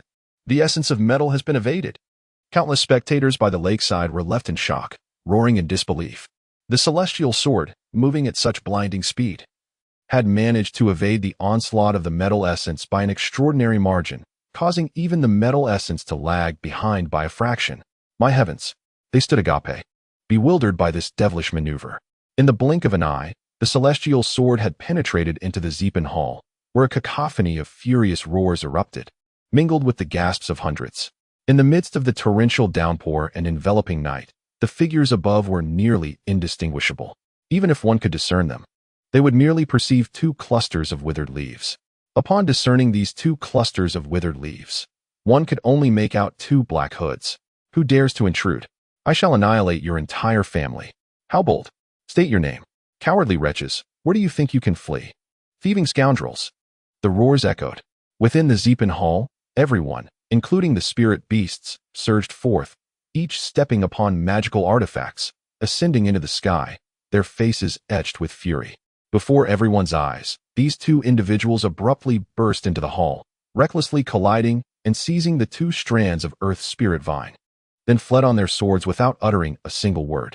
Halt! Which sex scoundrels are you? Concealment will not save you from our pursuit. Is your swiftness truly commendable? The echoes of shouts pursued them, accompanied by the sharp reprimands of a woman. They had never endured such a profound humiliation, akin to being trampled upon while others took liberties with them. As they observed the disciples of various sects receding into the distance, Shin Sun and the Black Bull exchanged sly smiles. Apologies, but their remarkable speed granted them a sense of impunity. With a whoosh, the celestial sword descended into the depths of the ancient forest, vanishing from sight. From that day forth, they acquired a new moniker, the sword deity of Xin Yuan Lake. Yet, they remained elusive, with even the celestial sword being a commonplace artifact, making it impossible to trace, as if they had evaporated from existence. They gradually became an enigmatic legend among the lower-ranked disciples of various sects, with whispers suggesting they might not be human at all, though perhaps there was a kernel of truth in that notion. Old bull, I can't hold on any longer. Quickly, find a place to recover my spiritual energy. Moo. The Black Bull, carrying Chen Sun, scoured for a concealed hollow in the trees. At last, a glimmer of insight sparked in the bull's eyes as he discovered a suitable spot. Chen Sun, drenched in perspiration and severely drained of spiritual energy, reluctantly produced a few low-grade spirit stones, forcing a smile as he remarked, I suppose I must indulge in a bit of extravagance this time. The great Black Bull continuously nudged Chen Sun, its eyes filled with concern. Old bull, do keep an eye on your surroundings. I am fine. Chen Sun sat cross-legged, regulating his breath. The inferior spiritual stone he held in his hand gradually disintegrated, with streams of spiritual energy flowing into his body, slowly replenishing his depleted magical power. The bull responded with a low moo, promptly extending its head and employing a breath-concealing technique, remaining utterly still. The intensity of the battle had been overwhelming, several times. Its heart raced to its throat as the spirit beast nearly launched an attack on them, only to be evaded by Chen Sun's deft maneuvers. The great Black Bull glanced back at the meditative Chen Sun, its eyes brimming with admiration. It was only today that it comprehended the essence of being bold yet meticulous, without losing one's composure. Chapter 57. Returning with abundant experience and resolve for 5 consecutive days, Chen Sun devoted himself to restoring his spiritual energy, recuperating from the considerable mental exertion he had endured. At last, he began to regain his composure. Old bull, Chen Sun said with a faint smile, opening his eyes. Moo. The great Black Bull, filled with excitement, rushed over, nearly overwhelming Chen Sun with its weight. Old bull, are you trying to crush me? Moo. The great Black Bull grinned and promptly stepped back. This place was unsafe. They needed to distance themselves from the center, where numerous cultivators congregated, and flee towards the outskirts. Moo. 2 figures darted away, clutching substantial sums of money, their expressions devoid of any arrogance. Instead, they became increasingly vigilant, weaving among the ancient trees, moving further from the core. After several days of travel, with less than a month remaining before the valley closed, they had successfully distanced themselves from the chaos of conflict. Old Bull, I entrust this storage bag to you. Chun Sun's gaze was intense as he focused on the storage bag in his hand, which contained all the spiritual herbs required for Foundation establishment elixirs. Moo. The great black bull solemnly accepted it, swallowing it whole. When the time comes, we will cultivate them slowly, Chun Sun murmured, emphasizing the need for patience, at least 2 years before commencing, as they had no shortage of time. Moo. The great black bull nodded, understanding without the slightest hint of impatience. This storage bag would be submitted to the sect. Chun Sun gazed at the storage bag in his hand, which contained 3 primary essence herbs and a dozen other medicinal plants. It was said that the 10 great sects only required a tribute of 70%. Moo. The great black bull, though aware, still struggled to comprehend why their sect demanded such a collection. Moreover, without gathering 3 primary essence herbs, not even a single Foundation establishment pill could be obtained. Old Bull, we are but cannon fodder and enforcers. How could we compare to the esteemed disciples of the 10 great sects? Chun Sun chuckled nonchalantly, adding that there was no need to harbor resentment towards the sect, as this was a choice they had made themselves, and they could blame no one else. Moo. The great black bull nodded in agreement. Indeed, without the Wuyun sect, they would have had no opportunity to come here at all. Let us await the transmission, Chun Sun said with a slight smile, feeling fulfilled from this journey, for eventually, there would naturally be a pull of transmission power without the need to go to a specific location. Moo. The great black bull gazed towards the west, marveling at the formidable array. They would surely need to study such techniques in the future. Old Bull, come, let us devise plans for what lies ahead. We have much to do. Chun Sun patted the great black bull, pondering that even if one were to attain immortality, should one merely become complacent or lose faith in life? To languish idly? No, the immortal beings are quite busy, harboring ideals and pursuits. Having witnessed numerous poignant partings fraught with regret, they instead embraced life with fervor and passion, acutely aware of the preciousness of time, urging them to cherish the present moment. Moo. The great black bull eagerly nestled its head into Chun Sun's embrace, its eyes filled with a fervent yearning. During the journey to South Dipper Mountain, it found itself suddenly eager to learn an abundance of new skills. Whether it was Chun Sun's protective attire, their mining techniques, or the exceptional sword-flying maneuvers displayed that day, each was a testament to years of accumulated experience and tenacity, now applied to real-world scenarios. Every step they took was grounded and purposeful, leading to a fulfilling existence. Time drifted by in the daily scribbles and sketches of Chun Sun, while the great black bull listened attentively, invigorated by each moment. They had merely begun their journey. Today, South Dipper Mountain was abruptly shaken, reminiscent of an earthquake. Chun Sun and the great black bull's protective gear lay in ruins, and they had not brought along the map of the Danding sect. Both were gravely injured, supporting each other, appearing on the brink of collapse. Old Bull, it's time to go home. Moo. Chun Sun clung tightly to the great black bull as beams of light locked onto them from all directions, enveloping them in a shroud. Their faces contorted in pain as a force of spatial distortion surged forth, and in an instant, they vanished from that place. Thus, their expedition to South Dipper Mountain came to a definitive close. At the various sect strongholds, disciples continued to arrive, some with expressions of elation, others filled with fury. Some lost in despair, while others bore severe injuries and disabilities. As time progressed, the wails of agony echoed throughout the major strongholds. The once vibrant atmosphere of 6 months prior replaced by a pervasive sense of relief at having survived a calamity. During this expedition to Nanda Mountain, the 10 great sects suffered devastating losses, marking the gravest toll in years, reportedly due to a significant upheaval within the mountain itself. Wei Shan stood at the station of the Wuyun sect, relentlessly counting the survivors, astonished to find over 100 individuals had endured. In the clearing, Chun Sun and the formidable Black Bull, both bearing numerous wounds and still bleeding profusely, leaned against each other. Chun Sun's gaze drifted toward a particular direction, where Ji Kun emerged alive, a flicker of relief illuminating his eyes. However, Ji Kun's expression was clouded with melancholy. He merely glanced at Chun Sun before casting his gaze afar, burdened with unspoken thoughts. It was not prudent to linger here. They should recuperate on the Qingya Eagle. Wei Shan produced several vials of medicinal elixirs, distributing them among the injured disciples, even bestowing one upon Chun Sun. Upon receiving the elixir, The profound emotion reflected in his eyes was a testament to his unwavering loyalty to the sect, a dedication that compelled Wei Shan to regard Qin Sun with renewed admiration. Wei Shan had no inclination to engage his disciples in trivial pursuits, such as comparing spiritual herbs with nearby sects. This was the sole gesture of respect he could offer to the fallen disciples.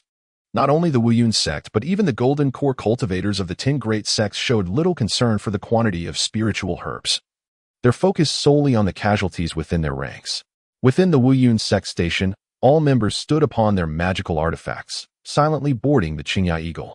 There was little conversation among them, and an air of malevolence hung about, their eyes reflecting a mix of unfamiliarity and wariness, as if they had yet to recover from their ordeal at Nanda Mountain, maintaining considerable distance from one another in their seating arrangements. The Azure Eagle soared gracefully into the sky, heading towards the direction of the Five Elements sect.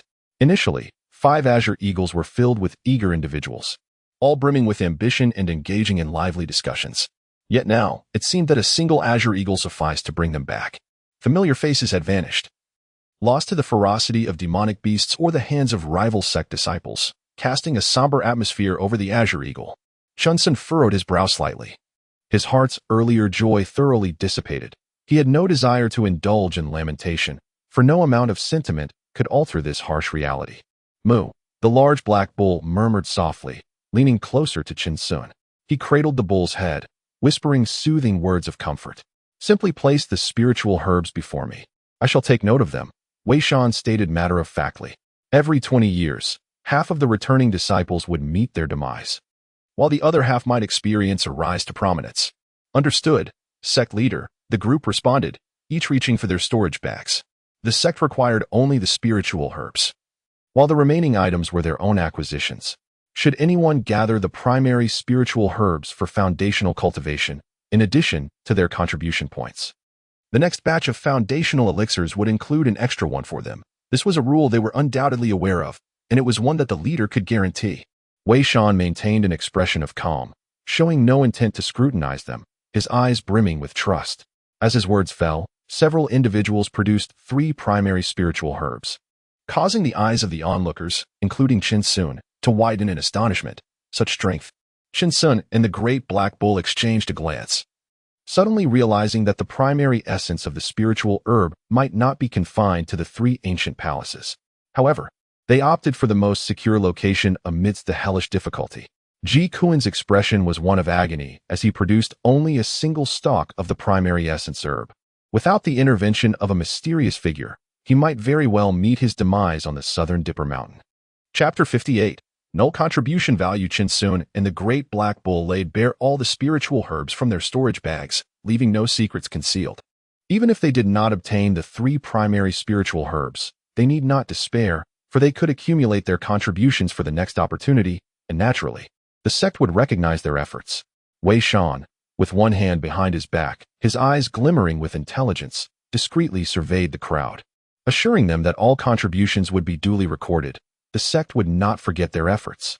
His declaration reignited the flickering hopes in many eyes, stirring their hearts with excitement. Having gained experience from this endeavor, they were aware that another chance awaited them in the next 20 years. However, Qin Sun and the great black bull trembled slightly. Although Wei Fengzhu claimed not to investigate, he had subtly scrutinized them under the resonance of the essence of all things. Fortunately, no one dared to misappropriate. They were all honest individuals. Among them, he and the great black bull were the most straightforward, having contributed the most to the sect, while the others remained oblivious to this probing and were attentively listening to Wei Shan's discourse. Present your contribution tokens, Wei Shan said nonchalantly, his fingers weaving through the air, channeling his mana. All the spiritual herbs from those present were drawn into his storage ring, and once the sect verified them, their contributions would be transformed from potential into reality. Understood, the crowd responded, bowing slightly as they produced their sect contribution tokens. Wei Shan had already prepared estimations based on the types and ages of the spiritual herbs presented by the gathered individuals.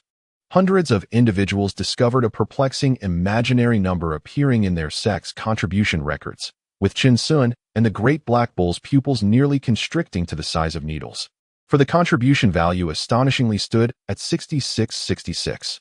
However, The majority of the spiritual herbs they had harvested were limited to the specific year of their medicinal use, primarily below 300 years. Otherwise, the yield could have been even more substantial. Ding! The host is now able to allocate points. As they soared on the Qingya eagle, a sudden voice resonated within Chun Sun's mind. The piercing cry of an eagle echoed across the heavens as Chun Sun continued to invest his points into his magical prowess. They then flew towards the Wuyun sect, vanishing in the blink of an eye. Another fortnight passed, and a weary group returned to the Wuyun sect. Many individuals finally easing their expressions, their vigilance dissipating. It felt as though they had traversed through time. Chun Sun, cradling the great black bull, gazed upon the vast and majestic mountains below, a glimmer of joy illuminating his eyes. He had finally returned. Before the main hall of the sect leader, the familiar faces awaited, their eyes reflecting a sense of anticipation. After the Qingya eagle touched down, it offered words of encouragement to the crowd. Subsequently, they entered the grand hall alongside Wei Shan and others, drawing little attention to them. A sense of emptiness lingered in everyone's hearts, as though they were not particularly significant, being led down the mountain by several senior uncles. Chun Sun and the great black bull trailed at the back, taking in the scenery of the sect leader peak, marveling at the sights with their mouths agape, entirely captivated by the landscape, their minds devoid of any further contemplation. However, upon Ji Kuan's return, he exhibited a marked change in temperament, becoming noticeably distant from Chun Sun, who, in turn, did not intrude upon him. For each individual treads a unique path. After descending the mountain, the group commenced their flight on swords, heading towards their respective abodes, not exchanging a word. Old Nyo, let us depart, Chun Sun remarked with a smile, summoning his celestial sword from his storage bag, as he carried the great black bull towards the Medicine Valley. Within the Medicine Valley, a maiden of exquisite beauty was diligently tending to the spiritual herbs. She appeared to be around 16 or 17 years of age. Clad in a green robe, her smile radiant as a blooming flower. With her lips pursed and brows like ink strokes, her gaze was as serene as autumn waters. As she observed the butterflies flitting about the valley, her eyes brimming with innocence and purity. Her name was Lu Wan, a disciple of the Alchemy Hall, who had been brought into the Wuyun sect at a tender age to oversee the spiritual herbs, and she had now reached the 7th level of Qi refinement. Lu Wan, we have returned, haha. A strident laugh echoed through the air. Lu Wan's expression brightened with joy, and she quickly turned, exclaiming, Chun Sun, Black Bull, you are back. Chun Sun and the great black bull beamed broadly, their gums exposed in laughter, as they approached her step by step. Lu Wan, my dear junior sister, you have worked hard these past 6 months, but as we agreed, 30 inferior spirit stones are due, Chun Sun stated earnestly. Lu Wan had been acquainted with them 2 years prior when they were inspecting the quantity of spiritual herbs in the valley, and she possessed profound knowledge in the study of these herbs. Naturally, they had no intention of relinquishing this place, and it was fortuitous that Lu Wan was there to oversee it. Moreover, the flourishing growth of the spiritual herbs had indeed met their expectations. Brother, you have managed the medicinal valley so splendidly that I have hardly contributed anything. Just 10 low-grade spirit stones will suffice. Lu Yuan's cheeks flushed crimson. She dared not ask for so much, thinking it was merely a casual remark from senior brother Chun Sun. Mu, the great black bull approached her, nudging her hand, encouraging her to accept it. Junior sister, time is fleeting. 30 spirit stones for half a year's effort is a fair exchange, Chun Sun stated earnestly, then retrieved 30 low-grade spirit stones from his storage pouch. Lu Yuan's face was a picture of anxiety as she clenched her petite fists. She merely came to observe daily and practice her water spirit technique. She felt utterly unworthy of such a substantial sum, given the solid foundation here. Senior brother Chun Sun, if we depart next time, will you come again? Please accept this as a token of gratitude. Very well, Lu Yuan nodded earnestly, resolving not to discuss spirit stones with her senior brother in the future.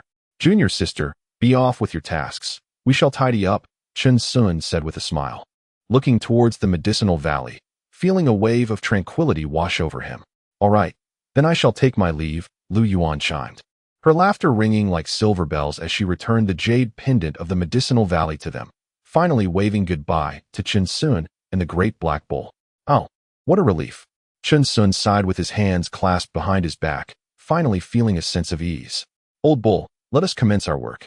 Moo moo, the great black bull responded cheerfully. They had yet to submit their contributions to the medicinal valley this year, and as Chen Sun had remarked, even the smallest of mosquitoes are still meat. Despite possessing a substantial contribution of 6,000, one must not squander such wealth. With a swift motion, Chen Sun soared through the air on his sword, reaching the heart of the waterfall, where torrents cascaded relentlessly, thwarted only by the magical barrier he conjured. What ferocity! Chen Sun mused, gazing upward as the water struck the barrier with immense force, draining his internal energy with each passing moment. Clang! Clang! He unsheathed his mountain-splitting axe, the rhythmic sound of his strikes reverberating through the air. However, the distant black bull was oblivious, the roar of the waterfall drowning out the noise.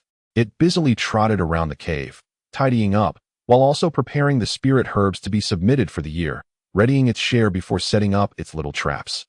5 days later, Chen Sun's contribution finally materialized into a tangible amount of 6,666.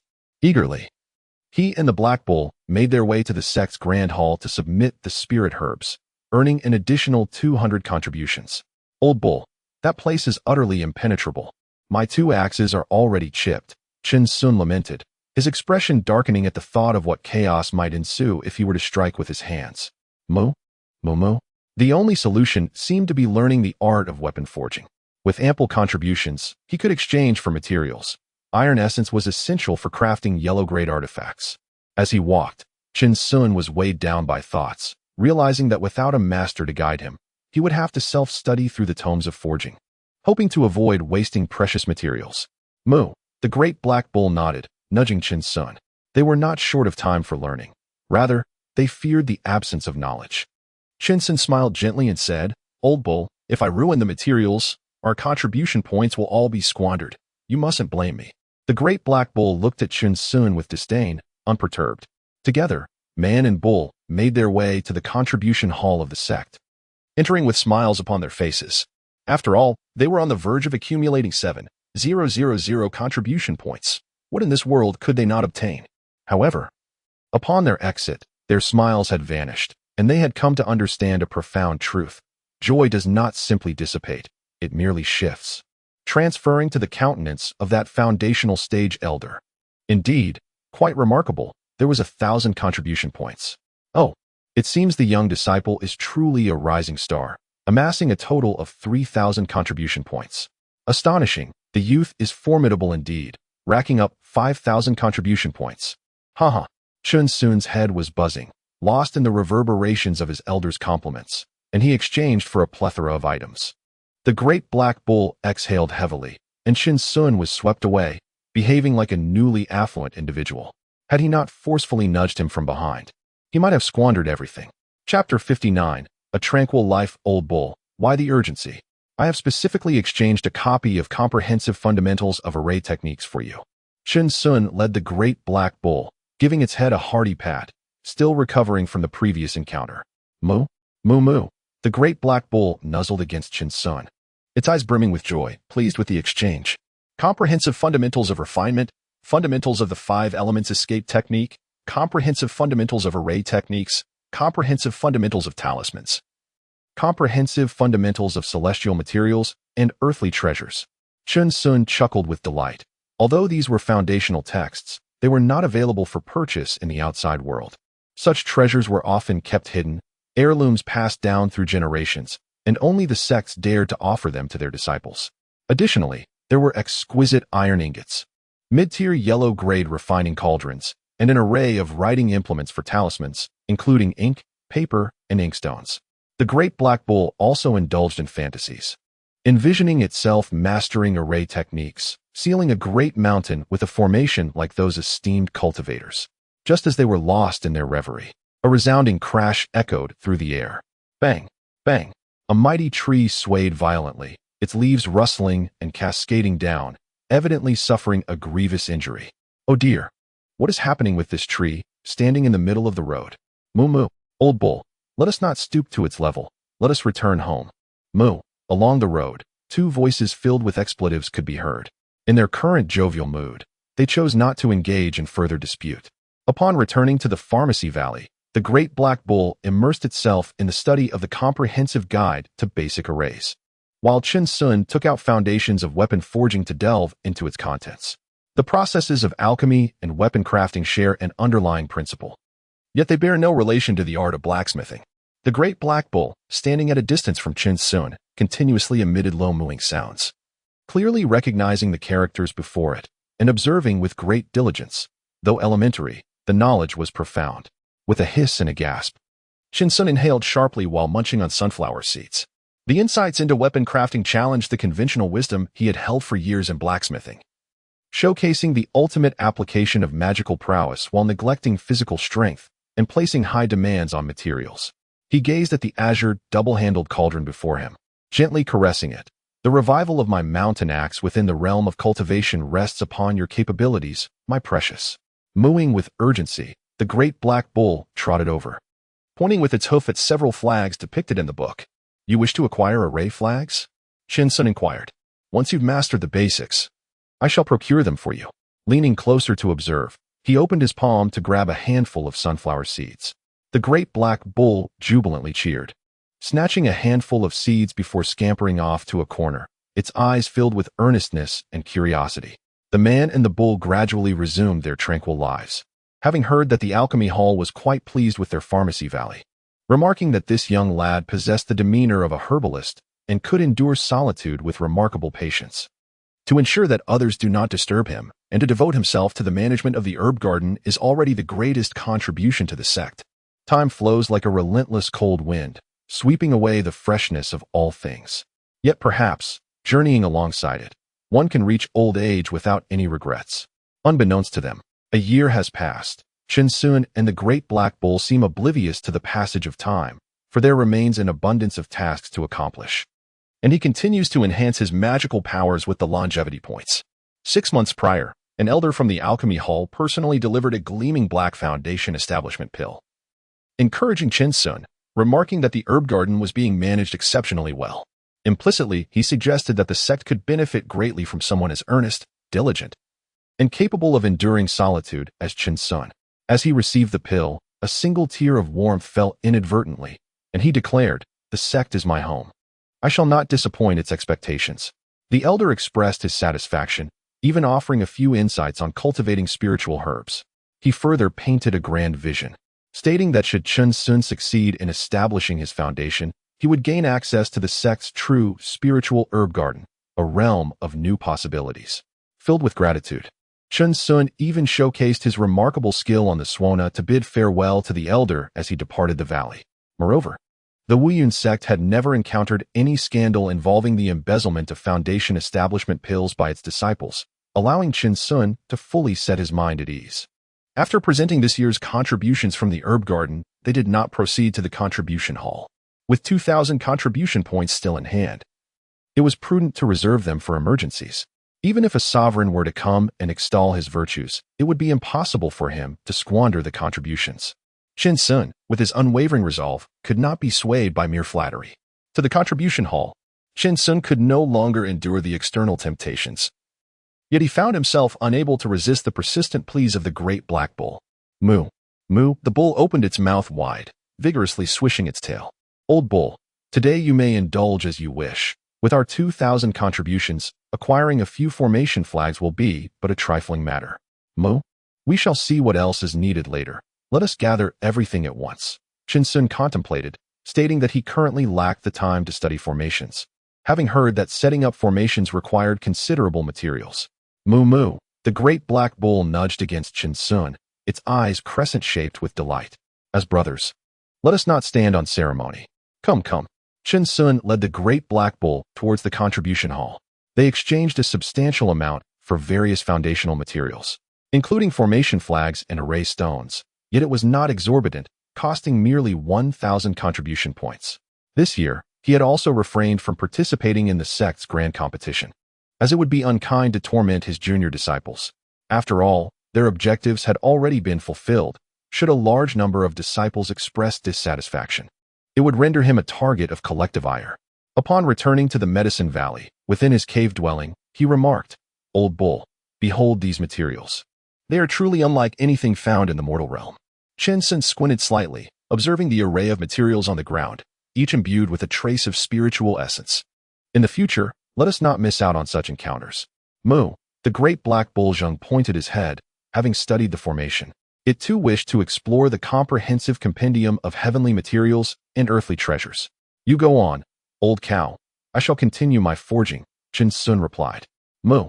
The great black bull responded, rolling up the items on the ground and dashing off. The art of forging is profound and intricate, and the process of refining materials presents numerous challenges.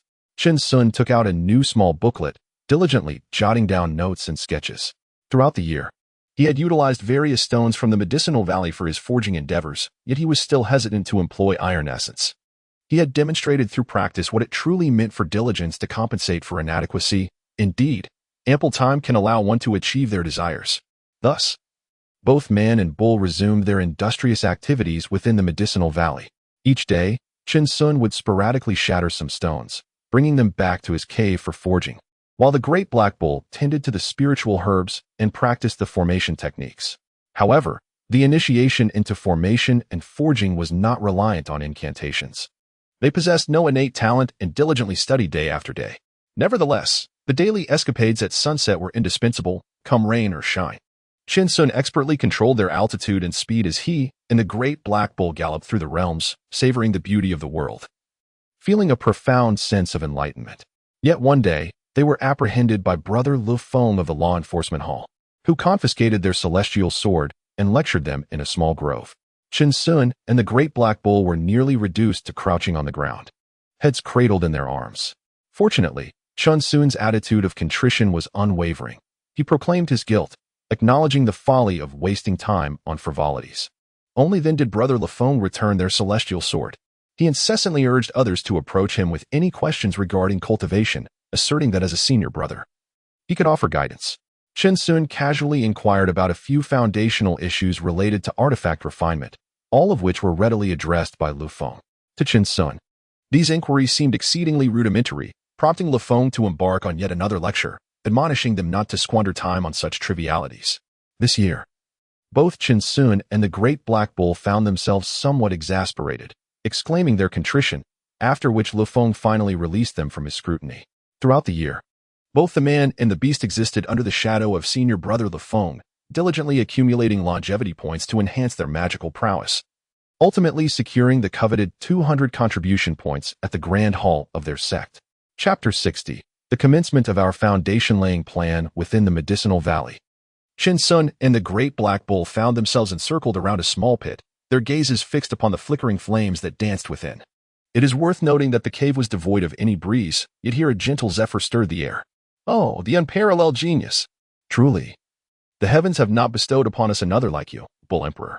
The formation is as eternal as the long night. Chen Sun marveled, glancing at the array stones positioned in the three corners of the cave. This formation was indeed extraordinary. It could harness spiritual energy to evoke a resonance with the heavens and earth, achieving various effects. Remarkably, in just a year's time, they had managed to establish a miniature formation. Although those disciples of formations might grasp the basics in a matter of days, in Chen Sun's heart, the great black bull reigned supreme. No multitude of prodigies could compare to its brilliance. Moo. The bull's tail swirled in excitement, for the effects of the formation were amplified by its magical power. With a concentrated gaze, it unleashed its energy. Moo. Suddenly, a tempest erupted within the cave, sending pots and pans flying in all directions. You old bull, you take care of it yourself. A furious voice roared from outside the cave, as Chen Sun, arms crossed, was hurled away, the sound of his voice fading into the distance. Moo, moo. The black bull's pupils constricted, and it abruptly ceased its incantation, dashing out in pursuit, momentarily forgetting that it alone was impervious to the formation's effects. Before long, Chen Sun stood firmly on the ground, his lustrous hair tousled by the wind. With a raised eyebrow, he unleashed a powerful force, sending the great black bull tumbling into the water. Haraha! Chen Sun relished the sight of the bull's disheveled state. Moo. The great black bull charged forward, splattering water all over Chen Sun. Time to head back and tidy up. I, too, shall commence my endeavor in forging, Chen Sun remarked, brushing off the water and chuckling. Moo. Almost done. It is merely a simple task of crafting a mountain-cleaving axe, not requiring intricate techniques, he replied. Moo. Then we can establish the hidden abode behind the waterfall. 2 years have passed, and no one has noticed us. It is time to initiate our plan, Chen Sun said mysteriously, raising an eyebrow. Maintaining a low profile in all matters is surely a prudent approach. Moo. The great black bull leaped with excitement, hastily darting ahead to prepare the cave. However, the array was indeed wondrous. Chun Sun praised. Although these were merely minor formations, gentle breezes and flickering flames that outsiders deemed frivolous and a waste of time, preferring their own spells. To them, however, this was a profound and intricate discipline, and they had only just begun to grasp its essence, a joy that no one else could truly appreciate. For the immortal, the pursuit of utilitarian gain may have lost its significance. They never sought to attract attention, yet wherever they go, they are met with exclamations or derision. In the Wuyan sect, being a true bystander is quite preferable. No one pays heed, and troubles do not come knocking. Within the Medicinal Valley's cave, Chun Sun officially commenced the alchemical process, while the large black bull nearby scattered petals and mooed cheerfully. Today, I shall refine artifacts. Esteemed immortals, please observe. Momo. With a deft flick of his palm, a lump of silver iron essence suddenly emerged from his storage bag. It was pockmarked and oval-shaped, roughly the size of a fist. Go. He formed a series of hand seals, causing the refining cauldron to emit a deep rumble, and flames roared to life around him. Given the constraints, he had to make do. Yet, Chun Sun's gaze grew increasingly fervent. He had previously experimented and discovered that his alchemical flames could be enhanced by his mystical energy, and he was certain this intensity would suffice. Moo. The large black bull watched anxiously, relegated to a supportive role. Such intricate tasks were beyond its capabilities, leaving Chun Sun to take the lead. With another flick of his fingers, the iron essence swiftly vanished into the cauldron. Chun Sun gently closed his eyes, watching as the alchemical flames danced within the vessel like living beings.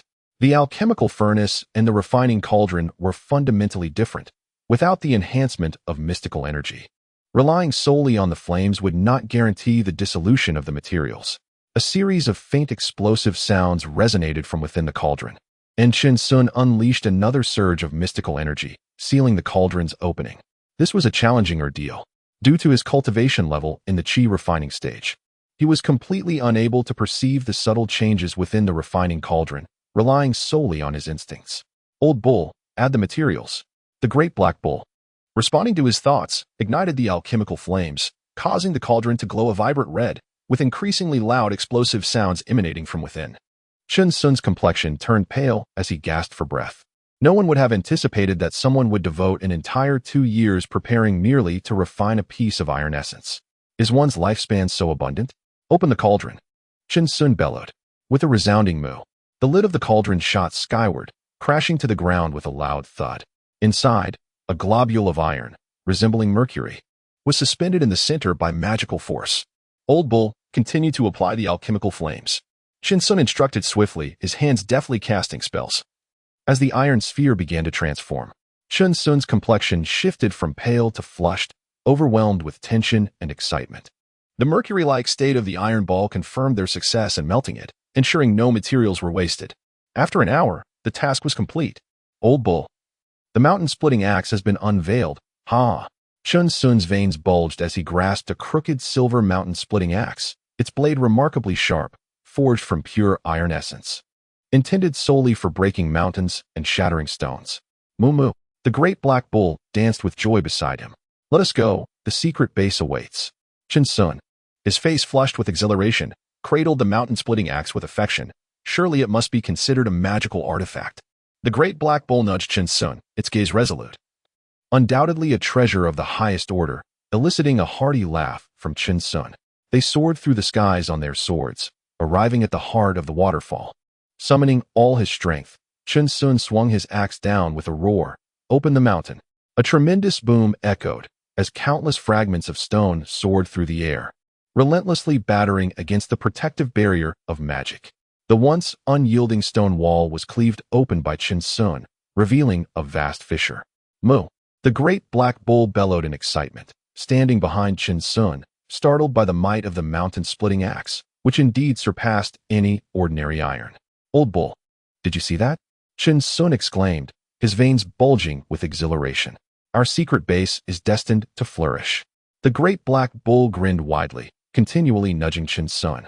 Its heart stirred with anticipation for the foundational spirit herbs that awaited within. Let us forge 2 more. We have 3 pieces of iron essence to penetrate this. Moo. They returned to their subterranean abode to restore their magical power and resumed their alchemical endeavors.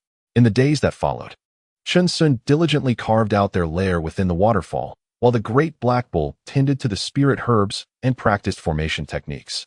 It even took the mountain-splitting axe Chun Sun had gifted it and began to polish a massive stone, intending to use it to seal the entrance once their secret base was fully established. After a month, the lair was complete. Chun Sun and the great black bull sat in the dimly lit cavern, listening to the sound of the waterfall outside, their hearts brimming with joy. Old bull, bring it out, Chun Sun smiled, for they could finally commence the cultivation of foundational spirit herbs. With a heavy snort, the great black bull expelled a storage pouch from within, filled to the brim with medicinal vials. The heartbeats of both individuals quickened in response. Within the cave, there lay another entrance, already covered with soil, meticulously prepared for the cultivation of seeds. The verdant essence of all things coalesced into a liquid, enabling them to disregard environmental factors while nurturing spiritual herbs. Astonishingly, they could cultivate a century-old herb within just a month. Chun Sun inhaled deeply and spoke slowly. Old bull, let us commence our foundational endeavor. Today marks the formal initiation of the recommendations, filling him with both excitement and trepidation. The world within this narrative is vast, and what has been revealed thus far is merely the tip of the iceberg. Readers can rest assured that neither convoluted plots nor cliché tropes will mar this tale. I shall not disappoint the expectations of those who cherish this story. According to the current guidelines for new works, the initial ratings are rather modest. Hence, I implore all readers to generously bestow 5-star reviews. Those who have made it this far must possess some affection for this book, and I sincerely hope you will not hesitate to spare a few moments to extend your support. You may enjoy the content without any obligation to spend. Merely offering some complimentary gifts would be a significant encouragement for me. Watching 3 advertisements over the course of 2 minutes could greatly enhance my earnings. Here, the author extends heartfelt gratitude to all readers. I may have rambled on a bit today, but I assure you such verbosity will not intrude upon your reading experience in the future. Thank you, and may all your endeavors in life be met with success. Chapter 61. We are not the overpowered heroes. He had yet to use the foundation establishment pill. For those of mediocre aptitude faced a considerable risk of failure with even a single pill. Moo. The great black bull nodded affirmatively, having long awaited this day, clutching a storage pouch in its mouth as it made its way toward another cave entrance. Chun Sun narrowed his eyes, taking flight on his sword and traversing the waterfall. He intended to stand guard outside, prepared for any unforeseen circumstances. Each day, they found themselves engulfed in tremendous busyness, with Chun Sun tirelessly studying alchemy and mastering the control of alchemical flames. It was well known that one's prowess during the chi refinement stage rendered them incapable of refining these centuries-old spiritual herbs. Firstly, the purity of the alchemical flames was insufficient. Secondly, the spiritual herbs were far too precious to squander. In just a century, the art of alchemy could consume an entire lifetime, a feat utterly unattainable at the chi refinement stage. Time, like a blade, relentlessly ages us. The years have swiftly passed, and 6 years have gone by in the blink of an eye. Numerous joyful tidings emerged from within the sect, with inner disciples successfully consuming foundation establishment pills and achieving foundation establishment. There were even prodigies who, without the need for the pills, effortlessly shattered the 10th layer of chi refinement and broke through to foundation establishment. It was said that a peak master, during his travels, encountered a girl with a heavenly spiritual root, causing a stir throughout the entire Wuyun sect. Prominent figures emerged from their seclusion to personally receive her, even preparing a grand ceremony for her entry into the sect. However, these ordinary outer disciples remained oblivious to such events, harboring only quiet envy in their hearts.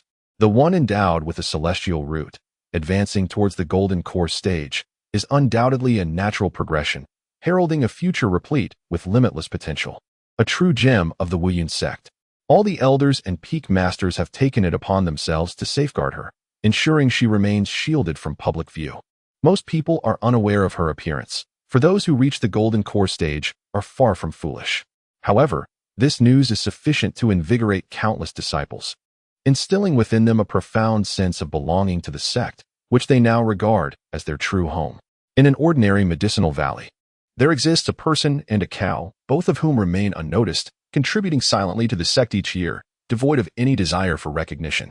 Cluck, cluck, cluck. Behind the waterfall in the valley, there is a chicken coop where Chun Sun is feeding the chickens, while the large black cow stands nearby, munching on a feed bucket. Inside the coop are over 20 mountain chickens, along with several chicks, all plump and robust. Their eggs are frequently double-yolked, a culinary delight. In Chun Sun's words, sustainable development is essential. Hunting daily will eventually deplete the mountain's beasts, which would tarnish one's merits. It is far more gratifying to raise them oneself. Old cow, our Wuyun sect has grown stronger once again, and life is becoming increasingly better, Chun Sun joyfully declared. Continuing to scatter feed. The celestial root has indeed caught the eye of the peak master. Perhaps with a few years of cultivation, she will become a formidable golden core practitioner. Moo. The large black cow happily wagged its tail, secretly wishing for all celestial roots to come to the Wuyun sect, sharing in its glory. The so-called innate talent is irrelevant when one's peers have already attained the golden core stage during their qi refinement period. What does it matter to them? There is no enmity among us. In their humble village, it's possible that some have already reached the pinnacle of the Tao. Comparing oneself to others only invites unnecessary discomfort, for they are not the invincible dragon, immune to ridicule. However, with greater ability comes greater responsibility. These esteemed seniors bear considerable pressure, shouldering the burdens for our Wuyun sect. Chun Sun remarked with a smile that the feed had finally been consumed. He had heard rumors over the years of smaller sects being eradicated, their gates laid to waste, and many from our sect had been dispatched for investigation. Moo. The great black bull nodded solemnly. It is not only the mortal realm that is rife with conflict, the world of cultivation is equally tumultuous.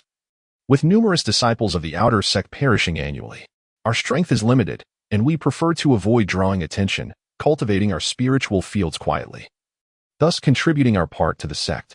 Chun Sun smiled, his disposition having mellowed significantly. He was no longer the impulsive youth he once was.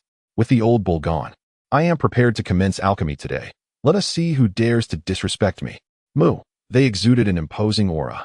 The great black bull thumped down the feed, startling the chickens in their coop into a frantic escape.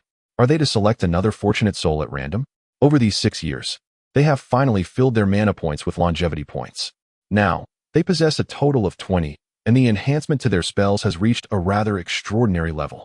They had once attempted to unleash their full power of Dan fire, which could have melted the very essence of the refining cauldron. Originally, the Dan fire during the qi refining stage resembled a diminutive crimson flame. However, if left unchecked, their Dan fire began to turn pale and cold, undergoing a significant transformation. The situation with the small fireball technique was even more dramatic. Last year, a thunderous roar accompanied a barrage of fireballs raining down like meteors. Had they not rained it in promptly, the restrictions of the medicinal valley would have suffered catastrophic damage. Old bull, we can finally test that defense. Moo. Ha. We might become impervious to blades and bullets, with chests as solid as boulders, perhaps even possessing the potential of the king of worldly jests. Ha ha. Moo. A hearty laughter echoed through the air of the medicinal valley, followed by a plunge into the waterfall, leading them to their clandestine base. Within another entrance of the cavern, intricate formations laid out by the great black bull filled the space. Should any unforeseen event arise, it could remotely manipulate the formations to obliterate the inner spiritual herbs without leaving a trace.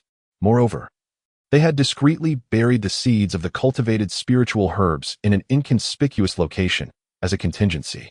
Moo. The great black bull softly called out, standing tall, as it formed a peculiar gesture with its hooves. Only then did the entrance reveal its entirety, showcasing an abundance of foundational spiritual herbs, enough to drive one to madness. At this moment, Chun Sun stood at a considerable distance, his gaze constantly scanning the surroundings, feeling a twinge of trepidation regarding the great black bull's formations. The old ox, seemingly carefree, possesses a profound wisdom acquired through experience. Within the medicinal valley, numerous formations have been laid out, subjecting him to considerable torment. Moo, they're coming. Chun Sun's gaze was sharp as he surveyed the array of foundational spiritual herbs within the cave dwelling, each primary herb exceeding 300 years in age, exquisite and translucent, continuously radiating spiritual energy.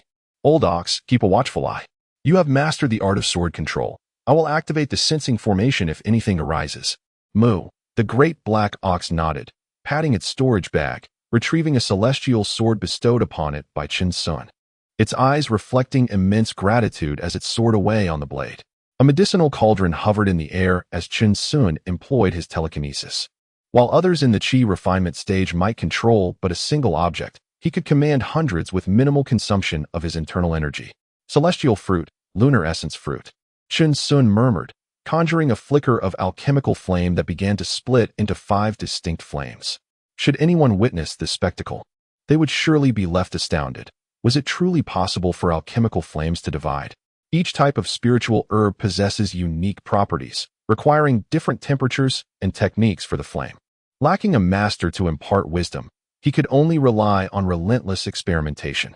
With graceful hand gestures, he directed the celestial fruit to soar into the cauldron. An hour later, as expected, it transformed into a pool of useless medicinal liquid. A grimace crossed his face, his heart aching at the loss. As he picked up a small booklet to record his recent experiences, revising and refining his notes with a calm demeanor. Chapter 62. Embracing the bittersweet trials of nature. As several hours passed, the alchemical furnace was filled with failed medicinal liquids, with not a single successful elixir to show for it. Yet, Chen Sun remained calm and unperturbed, delving into a state of meditation to analyze his endeavors. The spiritual herbs were indeed remarkable. The disparity in their efficacy due to varying ages was astonishing.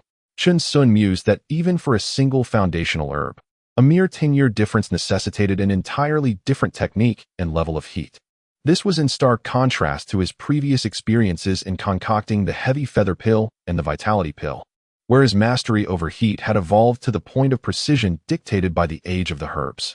It was no wonder that the Qi refinement stage proved insurmountable for such creations. Mastery over these herbs likely required the legendary consciousness to fully harness their potential, significantly enhancing the rate of successful pill formation. However, what I possess in abundance are these spiritual herbs and the gift of time. A gentle smile graced Chen Sun's lips as he found the process intriguing, devoid of any despair over failure. Time passed as Chen Sun devoted himself to alchemy, gradually limiting his production to no more than 5 pills each month. With each failure, he meticulously documented his experiences and sensations, entering a meditative state to explore the feelings he had during the process. Seasons changed, and another year swiftly slipped by. Within the medicinal valley, the eternal spring of the western season seemed to leave no trace on Chen Sun or the Great Black Bull. In their secret sanctuary, the Great Black Bull gazed intently at Chen Sun's alchemical furnace, the enticing aroma of herbs wafting through the air, causing it to sniff eagerly with its bovine nose. Moo. The Great Black Bull suddenly grew animated. This past year had been exceedingly arduous for Chen Sun, and the bull felt utterly helpless, only able to assist from the sidelines by nurturing the spiritual herbs. A precious elixir has finally been refined by Chen Xian, yet his expression remains unperturbed, devoid of any ecstatic joy. Everything is well within his grasp. Chen Xian's eyes, as tranquil as a still pond, gradually shift into a smirk. The foundational elixir is but a trifling matter, easily managed. Moo moo. The mighty black bull circles around Chen Xian, bellowing in exhilaration. Incredible. Truly my big brother. It senses that everything is finally aligning. Chen Xian rises slowly, exhaling a deep breath of stale air. Old bull, we have hope for foundation establishment. Moo. The black bull, brimming with excitement, leaps toward Chen Xian, who can no longer contain himself and bursts into hearty laughter. The beginning is always the hardest. Yet they have finally taken the first step. Ding. The host may allocate points. Old bull, we can allocate points now. We can.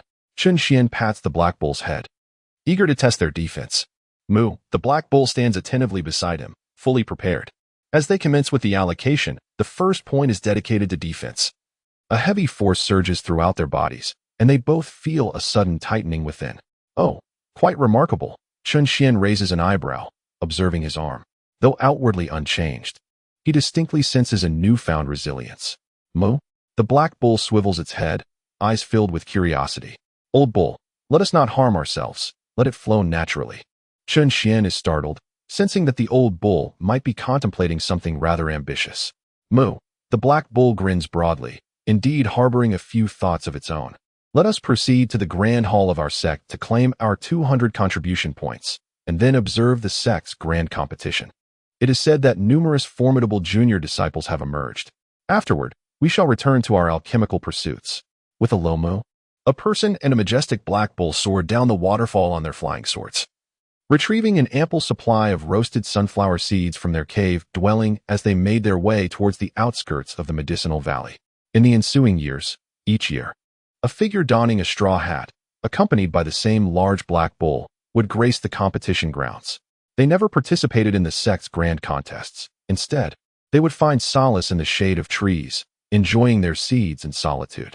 They appeared quite content, seemingly devoid of ambition regarding strength, fervently cheering for the powerful. Once the competition concluded, they would quietly descend the mountain, exhibiting a remarkable kindness. Anyone who caught sight of them was met with a warm and inviting smile. They would always make way for others, fostering a profound sense of goodwill. No one knew his name, and he seemed not to possess social inclinations, having few acquaintances within the sect. He was but a solitary figure, leading an ethereal black bull spirit beast, akin to an invisible man. Time flowed swiftly, and upon reflection, the years passed in a whirlwind of trials and tribulations, both bitter and sweet. A decade slipped by quietly as Chen Sun and the Black Bull had resided in the Wuyun sect for over 20 years. Numerous significant events transpired within the sect, and the clash between the Qian Kingdom's celestial faction and the Wu Kingdom's celestial faction grew increasingly intense. The path of cultivation, much like navigating against a current, demands relentless effort. Stagnation equates to regression. The Qian Kingdom possesses many resources coveted by the Wu Kingdom's cultivators, while the Wu Kingdom similarly harbors resources essential to the Qian Kingdom's practitioners. Within the medicinal valley, behind the waterfall, lies the cave dwelling. Chen Sun and the Black Bull are merely among the countless souls, unable to influence the grand tides of fate, merely drifting along with the currents, having devoted a decade's worth of longevity points to defense. However, it is rumored that their fierce words have yet to escalate into action. Yet, the lower-tier disciples hold a different belief, with rumors swirling in abundance. Old Bull, why does it feel like a fight is about to break out? Chen Sun furrowed his brows as he glanced at the Black Bull, contemplating their course of action should a conflict reach the Five Elements sect. Mu? The Black Bull appeared somewhat anxious, as these lower-tier disciples incessantly spread alarming tales, claiming that a cataclysmic battle among cultivators could erupt every millennium. Damn it. Chen Sun muttered under his breath. The struggle for resources is a universal phenomenon across any realm. The pressing question remains, what will become of the common folk like them? Victorious or not, defeat could lead to the annihilation of their sect. Moreover, these grassroots disciples have no inkling of the current state of affairs between the two nations' immortal sections. Mu, the Black Bull nudged Chen Sun, its head gesturing toward the distance. Fleeing? That is not an option, at the very least. They must assist the sect in eliminating a dozen or so Foundation establishment cultivators. Chen Sun abruptly shook his head. If they were to abandon their responsibilities and leave without a trace, what would that make them? Unless the Five Elements sect truly cannot withstand the onslaught, they would fight to the bitter end against the Martial Kingdom. His gaze suddenly sharpened. The Five Elements sect was already their home. Unless faced with a siege of 100 formidable Golden Core cultivators, they would fight with all their might. Mu, the Great Black Bull, in a state of agitation, made it clear that it did not mean what was initially assumed. It shook its head vigorously and even picked up a stone to inscribe words. Chen Sun squinted slightly, a realization striking him as he slapped his forehead. He had fallen prey to preconceived notions. The true meaning of the Great Black Bull's message was that the prominent figures from the distant lands of the Qian Kingdom had yet to engage in conflict, so there was no need for them to worry unnecessarily. Indeed, it seemed plausible. If a battle were to ensue, it would undoubtedly be the 10 great sects at the forefront. Presently, there was no news concerning their own Wuyun sect, prompting Chen Sun to erupt in laughter, feeling an immense sense of relief. Rumors can be detrimental, as he had almost believed that the Wuyun sect was the center of the universe. The Great Black Bull rolled its eyes at Chen Sun, reflecting on the folly of overthinking. There would indeed come a day when cleverness would backfire. Nevertheless, the old bull reminded them to remain vigilant even in tranquility. Chen Sun cleared his throat, asserting that regardless of the contributions he could make to the sect, it was imperative to possess the strength to ensure their own safety. Mo. The Great Black Bull nodded solemnly, its eyes taking on a serious demeanor. If conflict were to arise, it could only act within its capabilities, never overstepping its bounds, a lesson imparted by Chen Sun. A faint smile graced Chen Sun's lips. He did not consider himself a sage, capable of gathering rage and ascending to explode like a golden core cultivator for the sake of the Wuyun sect. Such an act was beyond his reach. Their attention suddenly shifted downward to the alchemy furnace, where 5 gleaming white pills lay, each adorned with a pattern resembling a green leaf. After a decade of effort, Chen Sun had finally refined all the spiritual herbs necessary for the foundation establishment pill. However, the most crucial aspect lies in the seemingly effortless mastery of the alchemical technique. The outcome appears to be of lesser significance. They remain oblivious to the essence of the pill patterns, and the foundation-building elixir bears no resemblance to the one presented by the elder, leaving them perplexed as to the reason behind this discrepancy. Old Bull, prepare for foundation establishment. Mu. Chapter 63. We once crossed mountains and seas, allow me to lead the way. If danger arises, I shall forewarn you. Mu. Trust me this time, without a master, we can only feel our way across the river. Mu. The great black bull lowered its head, cautiously licked Chen Sun, and quickly distanced itself. Observing the gravity of his demeanor, which brooked no dissent, Chen Sun composed himself, slightly raising his hand as a foundational elixir slipped down his throat. The potent energy surged within him, causing his eyes to widen and a muffled groan to escape his lips. The great black bull, visibly anxious, hesitated to move, remaining silent. For any disturbance during the breakthrough was ill-advised. At that moment, Chen Sun's pores opened wide, his body shimmering with a faint glow as countless impurities surged forth. His expression fluctuated between agony and relief until he gradually closed his eyes. The iron barrier within him was being steadily dissolved by the elixir's power, and a significant transformation was occurring in his dantian, as waves of medicinal energy crashed within.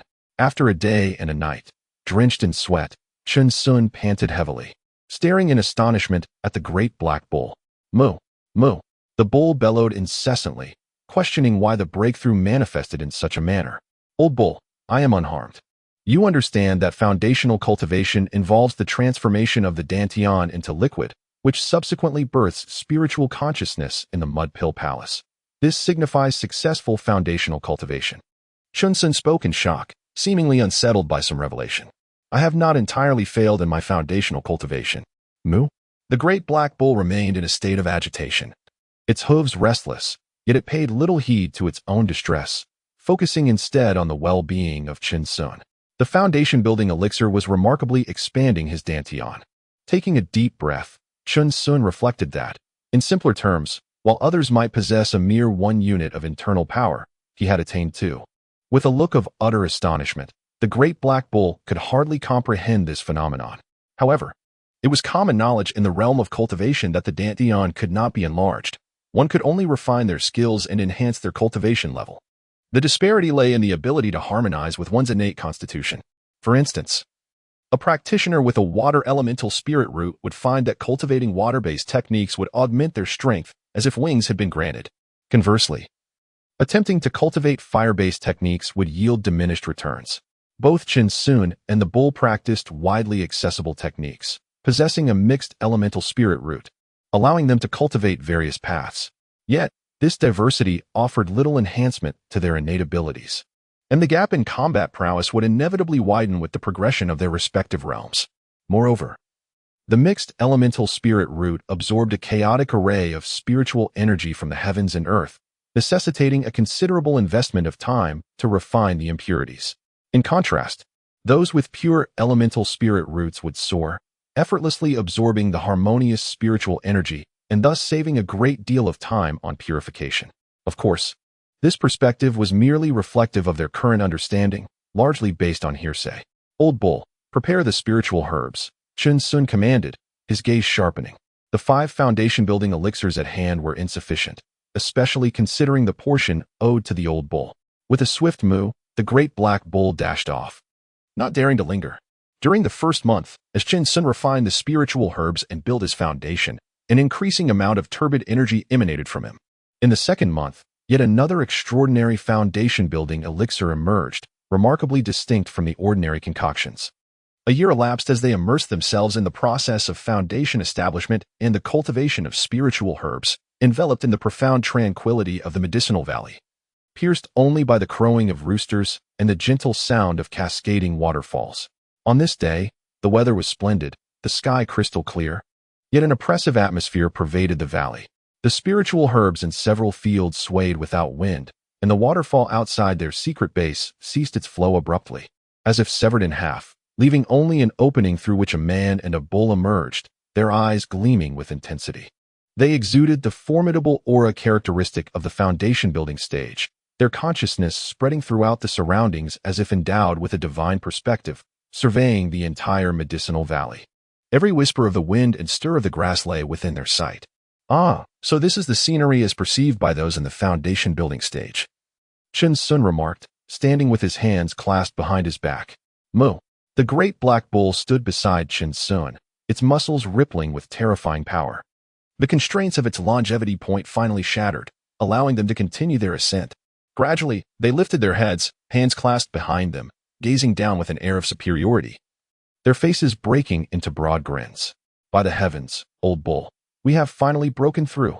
Moo moo. Two thunderous roars erupted, as if they had been building for countless years, resonating through the air and sending waves rippling across the water's surface, causing a continuous tremor. The foundation building stage is divided into the early, middle, and late phases, with the final step leading to the formation of the elixir. Should the breakthrough prove successful, one could achieve inner fasting, traverse the void, and significantly enhance their magical prowess, potentially leading to a lifespan exceeding a millennium. However, the attainment of the golden core stage remains a distant aspiration. For now, they are content with the foundation establishment stage. Old bull, with the foundation establishment stage, we can live beyond 100 years, allowing us to remain within the sect without enduring a life of wandering and uncertainty, Chen Sun exclaimed, affectionately cradling the great black bull's head. At last, we can have a stable home. Moo moo. The great black bull nuzzled against Chen Sun, its eyes reflecting deep emotion. They cherished stability, for it provided a sanctuary for their weary hearts and minds. Old bull, let us roast skewers and celebrate together. A festivity for ourselves. Moo moo. With a spirited leap, they plunged into the pond without the aid of a sword, creating a tremendous splash. Chen Sun's lips quivered with delight, as they both understood that their true exhilaration stemmed not solely from the prospect of advancing to the foundation establishment stage. As night descended, the heavens were adorned with a myriad of twinkling stars, casting a brilliant glow. Beneath the celestial tapestry, Chen Sun sang joyfully while grilling meat over an open fire. The crackling flames illuminated the scene, and the great black bull frolicked nearby, the ringing of its bells harmonizing with Chen Sun's melody. Wandering along the path, Chen Sun nodded rhythmically, savoring the sizzling skewers, his eyes sparkling with laughter as he gazed at the great black bull. His voice grew increasingly louder. Nearing a roar, we have traversed mountains and seas, and also navigated through throngs of people. Moo. Laughing and crying, they lived their ordinary lives. Moo. Ha ha. Moo moo. Chen Sun and the great black bull shared hearty laughter as the campfire flickered with a warm glow, illuminating their joyful faces. In the stillness of the night, they sat side by side, gazing at the vast expanse of stars. After careful consideration, they resolved to allocate their longevity points to enhance their magical prowess, as this would yield the greatest improvement to their strength for the time being, while also revealing the threshold of the foundation establishment stage and whether they would encounter any obstacles. Their current longevity points stood at Strength 21, Speed 21, Vital Essence 20, Magic 21, Defense 11. The following day, as the sun began to rise, gentle rays of sunlight cascaded down, imbued with a refreshing warmth. Chen Sun performed the dust removal technique on himself and the great black bull several times, smiling as he stood outside the medicinal valley, ready to embark on their journey. According to the regulations of the Five Elements sect, upon breaking through to the foundation establishment stage, one must register at their corresponding hall. And as members of the alchemy hall, they were obliged to complete the registration process. However, the great black bull had concealed its foundation establishment cultivation, presenting itself as merely a seventh-layer chi refining. Yet, as a spirit beast, its lifespan naturally exceeded that of ordinary cultivators of the same rank. Leaving no one to ascertain the true age of the great black bull, the alchemy hall is perched upon a principal peak shrouded in mist, where verdant mountains cradle a cluster of ancient, intricately designed structures. The air is perpetually infused with the fragrant aroma of elixirs, cleansing the weary hearts of countless disciples. Chen Sun and the great black bull strolled leisurely, reveling in this picturesque scenery, for they had scarcely explored the 10 or so principal peaks of the Wuyun sect. Chapter 64. Master Chen Sun, Brother Chen Sun. Brother Chen Sun. Two voices echoed from behind, one male and one female. Chen Sun smiled as he turned around to see Lu Yuan and Shi Jing. Shi Jing, with his lustrous black hair cascading down and his strikingly handsome brows, exuded a charming elegance. Dressed in the white robes of an inner disciple, he resembled a young master from a prominent family. His expression brightened upon recognizing Chen Sun. After all, he was the only one in the sect leading a large black bull. Lu Yuan's charming smile radiated confidence, having matured gracefully. Yet, due to her long years within the sect, she still retained a hint of youthful demeanor. Brother Chen Sun, what brings you to the alchemy hall? Shi Jing inquired with a smile, clearly fond of Chen Sun, whose words always felt like a refreshing breeze during their inspections of spiritual herbs. Lu Yuan gazed at Chen Sun in amazement, her bright, clear eyes widening. The aura surrounding him seemed to have shifted, and his face bore no signs of aging. You both are now inner disciples. It seems I should be addressing you as brothers and sisters, Chen Sun chuckled, glancing at the pair. No. Shi Jing shook his head vigorously like a drum. Brother Chen Sun, is there something important that has brought you to the alchemy hall? We can guide you. Lu Yuan felt a sudden jolt and discreetly attempted to gauge Chen Sun's cultivation level, only to find herself unable to discern anything. She covered her mouth tightly, then suddenly jumped in joy, exclaiming, Brother Chen Sun, you have broken through. Shi Jing was taken aback. He had not paid much attention to his senior brother Chen Sun's cultivation level, nor was he as perceptive as Lu Yuan, who had even noted Chen Sun's youthful appearance. As he probed further, he suddenly felt as though he had been struck by lightning, standing still in astonishment as he gazed at Chen Sun.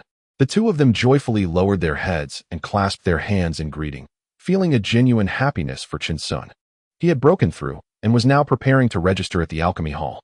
Chen Sun, with a serene smile and devoid of any arrogance, lifted them effortlessly with a wave of his spiritual energy. This scene evoked a sense of nostalgia within him, reminding him of how he had once been elevated by Master Wei. Then we shall not disturb you any longer, Master Uncle, they exclaimed, their excitement palpable. Indeed, Master Uncle Chen Sun, this is a momentous occasion. Their exuberance seemed to surpass even that of their own breakthroughs, and their hearts were free of malice.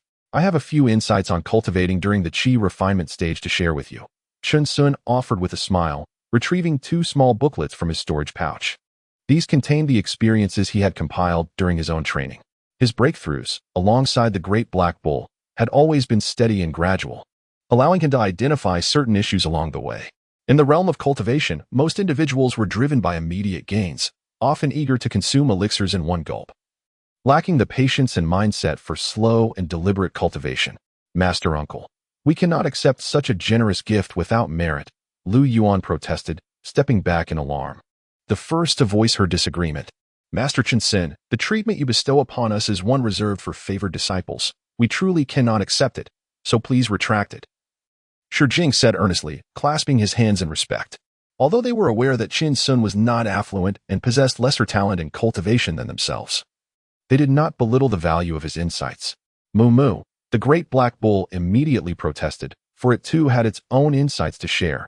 Acceptance was imperative. It seems I have not considered your feelings thoroughly. I apologize for the inconvenience, Chen Sun said, shaking his head with a wry smile as he reclaimed the booklet. The disciples of Weiyun's sect held their traditions in high regard, unlike the more carefree and casual demeanor of wandering cultivators. Moreover, these inner disciples had their own mentors guiding them, and his interference could cause them unnecessary confusion. You speak too harshly, Master, the two replied, visibly relieved as they saw Chen Sun retract the offer. Go ahead and attend to your matters. I shall take a leisurely stroll with Old Bull before heading back up the mountain. Do not let me delay you, Chen Sun said, gazing into the distance with a smile, his tone imbued with tranquility and serenity. The two clasped their hands in farewell and nodded at the Great Black Bull before departing. Moo, let us go, Old Bull. I have suddenly discovered an exquisite location. Moo, look at that elevated ground. If we linger there, we shall be able to admire the landscape of this flatland. Hurry along. Moo. Their eyes sparkled with excitement, and their pace quickened as they headed towards the high ground, the prospect of exploration far outweighing any concern about formalities. As they traversed the path, Lu Yuan and Shi Jing walked side by side, making their way toward their master's cave abode. Senior brother Shi, what kind of person do you think Uncle Chen Sun truly is? Lu Yuan inquired casually. Uncle Chen Sun. Shi Jing pondered for a moment before responding. He is amiable and generous, indeed. He nodded emphatically, increasingly convinced of his assertion. I, however, believe that Uncle Chin Sun lacks any ulterior motives. Each time I accompany the junior sisters to inspect the medicinal valley, he is always engrossed in his reading. Lu Yuan's voice resonated like a melodious aureole, imbued with an ethereal quality. Upon hearing this, Shi Jing paused, then shook his head. When I go with the junior brothers, Uncle Chin Sun is often seen with a black cow, catching chickens, claiming he intends to prepare a delightful meal for us. Ah? Ha. Lu Yuan chuckled softly, covering her face. Uncle Chin Sun is undeniably an amusing individual, and his temperament is quite unorthodox. Indeed, Shi Jing sighed deeply. It seems that many of these uncles and elders in our sect have lived for so long that they exhibit peculiar traits. Should one provoke their ire, they could face dire consequences. What are you two conspiring about so sneakily? A disheveled woman suddenly appeared behind them, making not a sound. The two were taken aback, standing frozen in shock, a chill of dread sweeping over them as cold sweat broke out on their backs. It was all over. Hiki, master, what brings you out here? It's quite unexpected. What a welcome. Shi Jing, if you do not establish your foundation within 5 years, there will be no place for you among the cooks of the Wuyun sect. The disheveled woman effortlessly lifted Shi Jing as if he were a small chick, dragging him towards the cave dwelling. Lu Yuan, follow closely behind me. You're not in a much better position either. Are you, my dear girl? Perhaps seeking a marriage proposal? Lu Yuan's face flushed crimson at the remark, rendering her speechless as she hurriedly trotted after them. Master, please spare me some dignity. There are so many people around. Shi Jing exclaimed in desperation, his eyes wide with disbelief. To be carried like this in broad daylight. How could he ever maintain his standing in the Wuyun sect? Humph, this is the fate of the weak. Dignity is reserved for the strong. The disheveled woman even slowed her pace, raising her lotus-like arms a notch higher. Since you have reached the foundation establishment stage, I shall grant you a temporary reprieve. Shi Jing continued to wail, stripped of his previous aristocratic demeanor. As he noticed the peculiar gazes directed at him from all around, he yearned to break through madly. The trio ambled along the path, accompanied by Shi Jing's pig-like cries, a sound that would bring tears to listeners and sorrow to onlookers. Lu Yuan trembled in fear, wishing desperately not to be treated in such a manner. Within the alchemy hall, several foundation establishment elders surrounded Chin Sun, who was smiling and bowing repeatedly, eager to introduce himself. Unexpectedly, junior brother Chin Sun possesses such fortuitous destiny. A single foundational pill could enable him to transcend realms. Truly, it is a blessing for our Wuyun sect. The path of cultivation inherently involves matters of fate. Old man Jing Huang, do you imply that junior brother Chin Sun is unworthy of entering the foundation establishment stage merely by virtue of a single foundational pill? Humph, I have never harbored such thoughts. Junior brother Chin Sun, do not heed the nonsensical ramblings of that Taoist Ruanzhong. This man has succumbed to the obsession of alchemy. How dare you, old man Jing Huang, slander me before our newly initiated junior? To the arena. Come, who fears whom? The atmosphere in the grand hall, which was once harmonious, suddenly became tense and confrontational. Chin Sun, drenched in sweat, along with several elders nearby, managed to separate them, and after much persuasion, they finally calmed down. The great black bull was also in a state of panic, continually shaking its head, bewildered by the two's readiness to draw blades at the slightest disagreement. Silence. A cold-faced woman suddenly appeared upon the high platform of the grand hall, frowning as she spoke, her formidable aura overpowering all within the hall. Chapter 65. My disinterest in violence among the various peaks of the Wuyun sect. The alchemy hall is notably the most chaotic, with the elders acting at their whims. This lack of order is not only due to the high status of the alchemy hall within the sect, which is upheld by the reverence of others, but also because of a rather disheveled peak master, leading to a situation where the upper echelons set a poor example for the lower ranks. Zui Ying, as the deputy peak master, is burdened with the responsibility of maintaining the alchemy hall's integrity. Senior Sister Zua, the crowd instantly grew solemn, hastily cupping their hands in respect, clearly intimidated by her presence. Chin Sun followed suit, bowing his head and swallowing hard. The deputy peak master was at least a late-stage foundation establishment cultivator. Yet, she possessed an extraordinary youthfulness, exuding a commanding aura.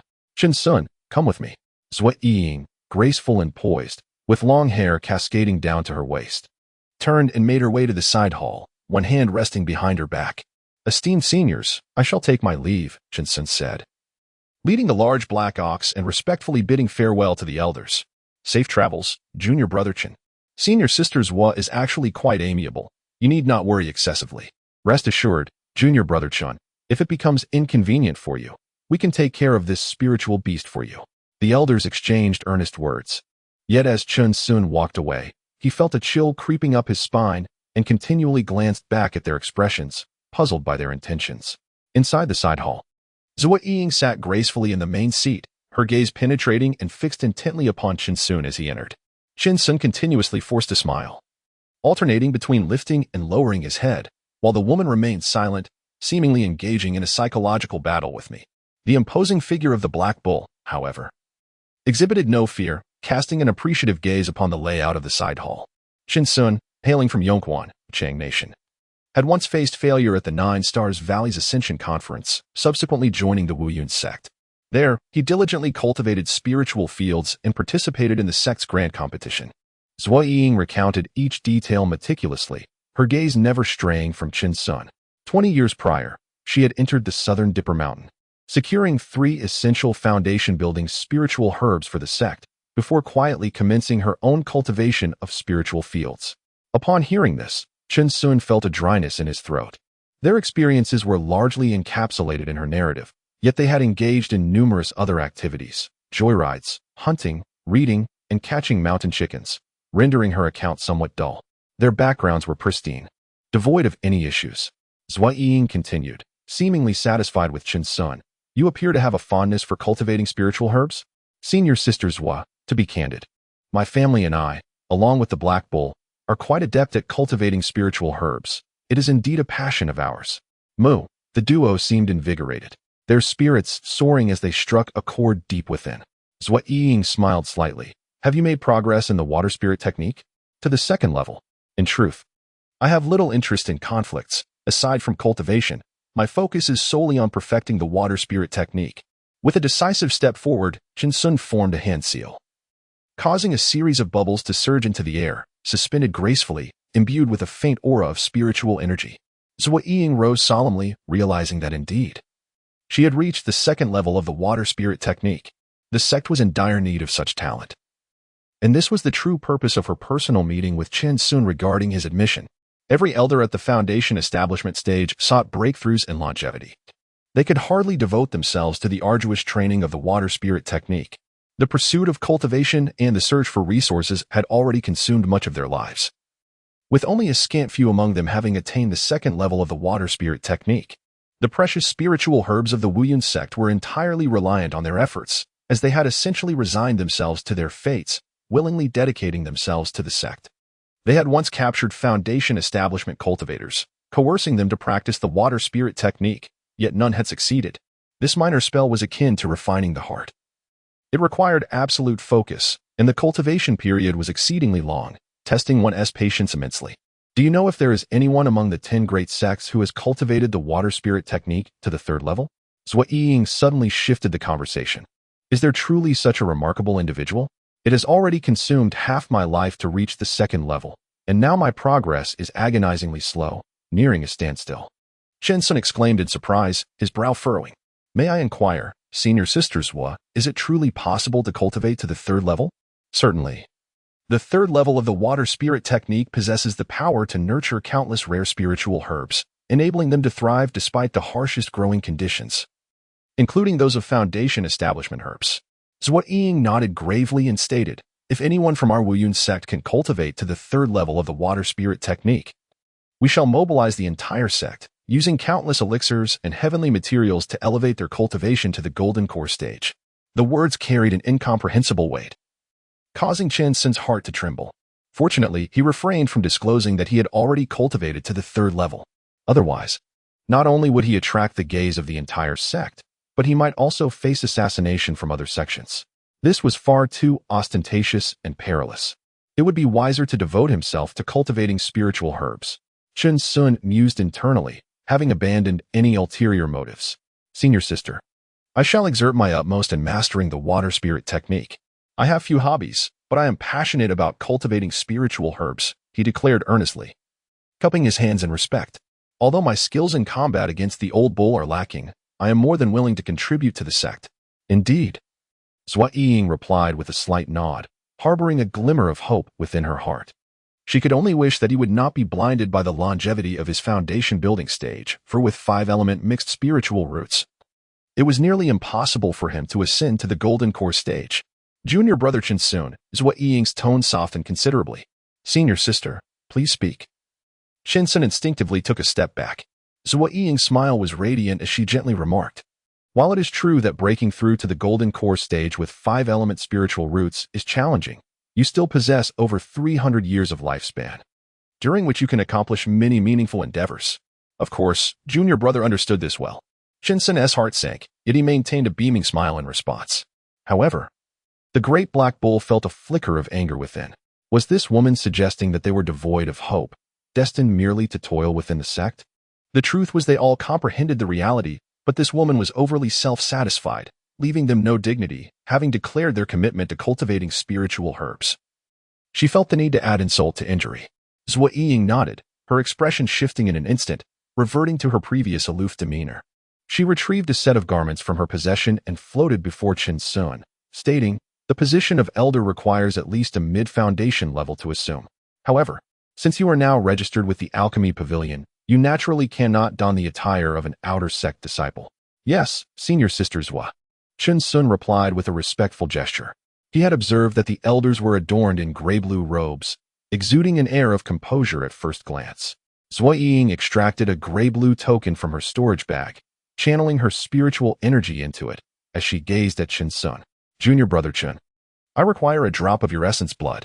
Chinsun's eyes narrowed slightly, and without hesitation, he summoned a drop of essence blood from within, which shot forth through the air.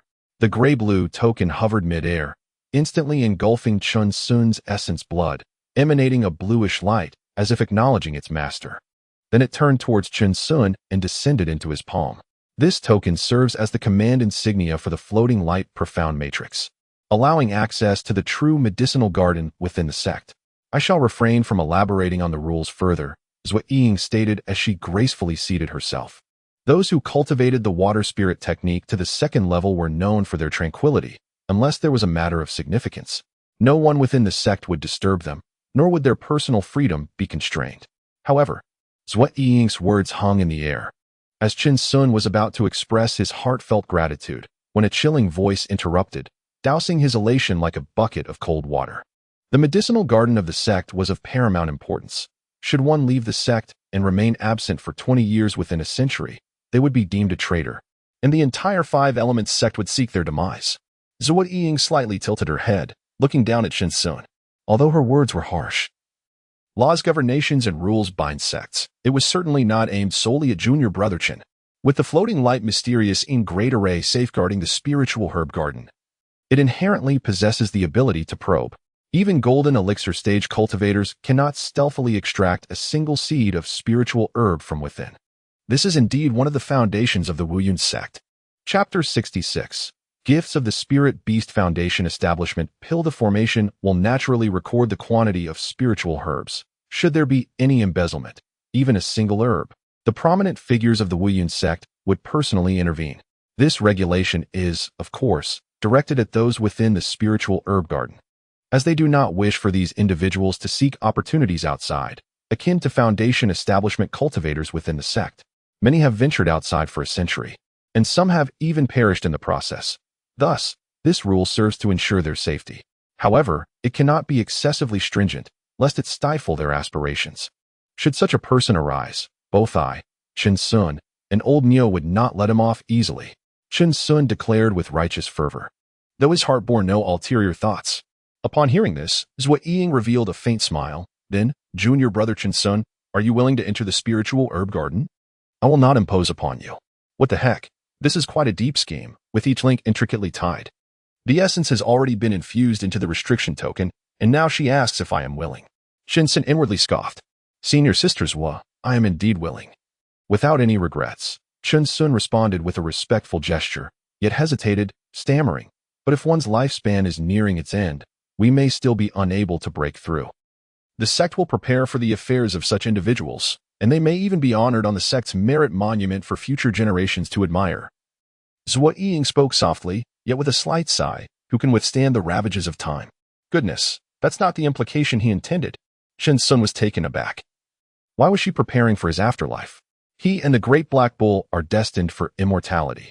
Upon observing Chen Sun's expression, Zhou Ying added, of course, after all matters have been handed over, one may also descend the mountain to resolve certain regrets. Senior Sister Zhou, that would be splendid. I have yet to marry and bear children. Chen Sun exhaled deeply, his eyes reflecting a profound sense of relief. Zhou Ying's countenance flickered. Senior Sister Zhou, please, speak, junior brother Chen. Are there any benefits in our sect's spiritual herb garden each year? Chen Sun gazed at her with hope. Having spoken at length without addressing the matter of compensation, they were not greedy. Even 300 contributions would suffice. Moo, the great black bull, echoed softly, its expression mirroring the anticipation of Zhou Ying, as it too was most concerned about this matter. Benefits? Zhou Ying observed the eager faces of both Chen Sun and the black bull spirit beast, her expression one of bewilderment. Merely the annual salary. Chen Sun lowered his head, clasping his hands, and even licked his lips. Their financial situation was dire, and it was not yet the time to trade in spiritual herbs. Zhou Ying, realizing the implication, shook her head with a light laugh, finding junior brother Chen rather amusing. Rest assured, there are indeed benefits. Once one is registered as a foundational stage cultivator, they are considered a true member of the Wuyun sect, and the sect will never shortchange its own. Registered cultivators not only gain access to significant matters within the sect, but may also receive 500 sect contributions annually. Those in positions may receive even more. The sect's contribution hall will also provide registered cultivators with access to a wider array of exchangeable items. Furthermore, should one accrue notable achievements, there would be opportunities to exchange for the sect's various treasured inheritances. However, those who attain citizenship in the sect are invariably individuals of impeccable background. Conversely, foundational cultivators who join midway do not receive such treatment. They mostly serve as guest disciples of the sect. Zhou Ying recounted the tale with eloquence, her gaze drifting towards Chen Sun, who sat in the center of the side hall, his expression tinged with mild exasperation. He was gazing at her ardently, and even the spirit beast beside him shared the same sentiment, its eyes glistening with moisture. Chen Sun proclaimed loudly, "We shall dedicate ourselves wholeheartedly to the sect." Moo moo moo. The great black bull lowered its head, deeply moved, pondering why such declarations had not been made sooner. For there was no need for excessive words amongst them. Suddenly, Zhou Ying's demeanor shifted to one of gravity as she turned her attention to the great black bull. From her storage pouch, she produced a luminous foundational pill for spirit beasts, stating, "This is a foundational pill for spirit beasts. Although it lacks the rarity of a conventional foundational pill, its refinement is no trivial matter." Both Chen Sun and the great black bull were taken aback. What did this signify? This gift was a congratulatory token from the alchemy hall to celebrate Chen Sun's acquisition of citizenship. However, the contributions you make over the next decade will be attributed to the hall. Senior Sister Zhou, this pill holds immense significance for us, and I shall not decline it. Chen Sun replied earnestly, stepping forward to receive the pill from the air. He sincerely bowed in gratitude to the alchemy hall for their generous act, a kindness he would never forget. Moo moo. The great black bull also expressed its thanks towards the west. Its predicament had long left Chen Sun in a state of distress, as each night he struggled to find rest, even preparing for the worst-case scenario. Zhou Ying silently nodded, a glimmer of satisfaction flickering in her eyes. Chen Sun's words were heartfelt, devoid of any pretense. The sect would never hesitate to invest resources and talent. The individuals managing the sect's medicinal herb garden were predominantly reclusive. Some nurtured turtles, others tended to fish, while some similarly cared for spirit beasts. These pursuits seemed to serve as their final spiritual solace, anchoring them from drifting aimlessly along the path of cultivation. The Wuyun sect, having endured countless years, already understood how to retain those who practiced the water spirit technique. The prominent figures of the 10 great sects were even more adept in this regard. For instance, their descendants were often instructed by formidable golden core cultivators.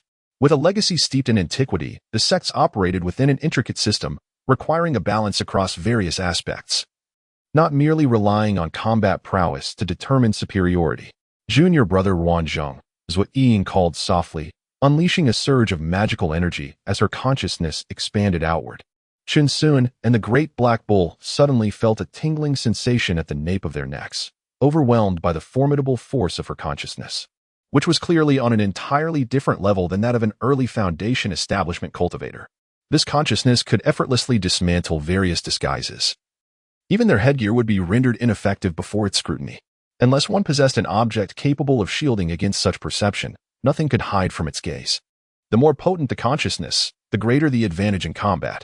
However, battles among Foundation establishment cultivators were fierce, characterized by vast magical power and area effect spells, with consciousness primarily serving as a means of exploration or assistance. Nonetheless, the common understanding in the cultivation world is that consciousness cannot be cultivated or artificially enhanced. It naturally grows alongside one's advancement in cultivation, resulting in only slight variations in power among cultivators of equal standing. The Foundation stage, having undergone a transcendence of life levels, is utterly incomparable to the Qi refining stage. Whether it be the formidable magical shield or the enhancement of the body's fundamental abilities during the Foundation establishment, it has entirely surpassed the disciples of the Qi refining stage. Engaging in combat across such a vast realm is, in Chun Sun's mind, sheer folly. The disparity in these grand realms will only widen with the elevation of one's cultivation level. Senior Sister Zhua, Wanzheng approached leisurely. His head adorned with white hair and a flowing beard, his countenance radiant, a celestial sword slung over his back, dressed rather simply. Please guide junior brother Chen Sun in familiarizing himself with the alchemy hall, is what Ying said, turning to Chen Sun. In 3 days, you may activate the restriction order to visit the Spirit Herb Garden, which will not hinder your reporting duties at the sect's Grand Hall. The two exchanged respectful gestures and subsequently departed with the Great Black Bull. Outside the alchemy hall, countless disciples moved to and fro, and upon seeing Chen Sun and Wanzheng, they all saluted and referred to them as Uncle Master. Chen Sun relished the experience of being regarded as a senior. Casting an envious glance at the Great Black Bull, does junior brother Chen have an interest in the path of alchemy? Well, I have dabbled a bit. Haha, splendid. You must surely be aware of the foundational spirit herbs. I've heard a little. Chen Sun smiled awkwardly, feeling somewhat at a loss. Senior brother, I actually intend to go to the Spirit Herb Garden, not to pursue alchemy. Ruan Zheng's hand tightened as he stroked his white beard, his face a mask of astonishment. Shinshiti, you have only just made a breakthrough. What purpose do you have in venturing to that desolate Spirit Herb Garden? There is not a soul there, and what opportunities for advancement can you hope to find within the sect? Brother Ruan, I must confess, I have already cultivated the water spirit technique to the 2nd tier. I can only contribute to the sect in this manner. Chen Sun replied with a gentle smile, appreciating Ruan Zheng's good intentions. Yet, one must not forsake other paths. If you were to pursue the way of alchemy. Wanzheng paused, as Su Ying emerged from behind them, casting a frosty glare at him. Indeed, the Spirit Herb Garden possesses its own merits. With its rich history and the underground spiritual veins, it has nurtured countless spirit herbs, benefiting innumerable cultivators of our Wuyun sect, Wanzheng stated with solemnity, his hands clasped behind his back. It is, without doubt, a place of refinement, which I believe would greatly aid in Shinshiti's cultivation. Chapter 67. Packing up and moving in. Senior brother Ruan, what tasks are required of me? Chen Sun inquired with a courteous smile. Wanzheng, maintaining a steady gaze, had already sensed that Luo Ying had departed. A sudden wave of disinterest washed over him. He had initially anticipated a stroke of fortune, hoping to enlist this newly ascended loose cultivator junior to assist him. In the Foundation establishment stage, not only does one gain spiritual awareness, but the potency of alchemical fire also significantly increases, allowing for the refinement of supplementary herbs, thereby greatly economizing his time. This junior, Chen Sun, being of loose cultivation origin, appeared to lack any substantial backing within the sect, making it all too easy to manipulate him into compliance, perhaps even inspiring a sense of gratitude. At that juncture, he could casually impart a few pointers to Chen Sun, binding him to his side as a useful tool. What a delightful prospect. This was indeed the primary reason they had just surrounded Chen Sun, showering him with flattery, only to be unexpectedly thwarted. The Spiritual Herb Garden does not require annual submissions of spiritual herbs. Those in need will have individuals come to harvest them, perhaps once in a decade, or even a few decades.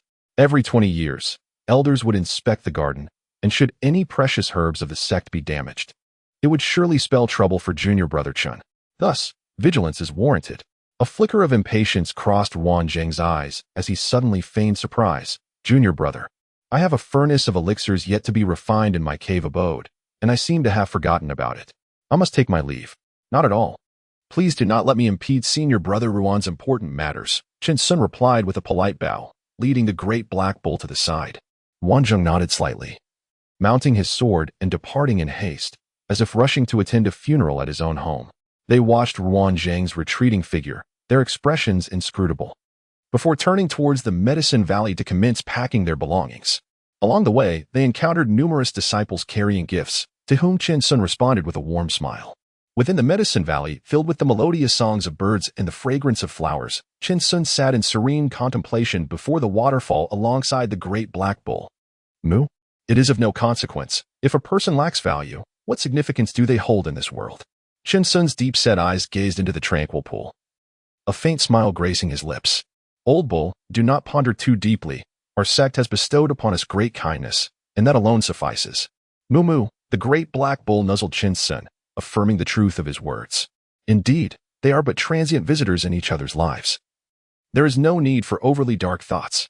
One should harbor no ill intentions, yet remain vigilant against the designs of others. It is essential to observe the true spirit herb garden of the sect thoroughly, adhering to the customary ways. Moo, moo, the great black bull bellowed, its eyes gleaming with intensity as it regarded Chen Sun.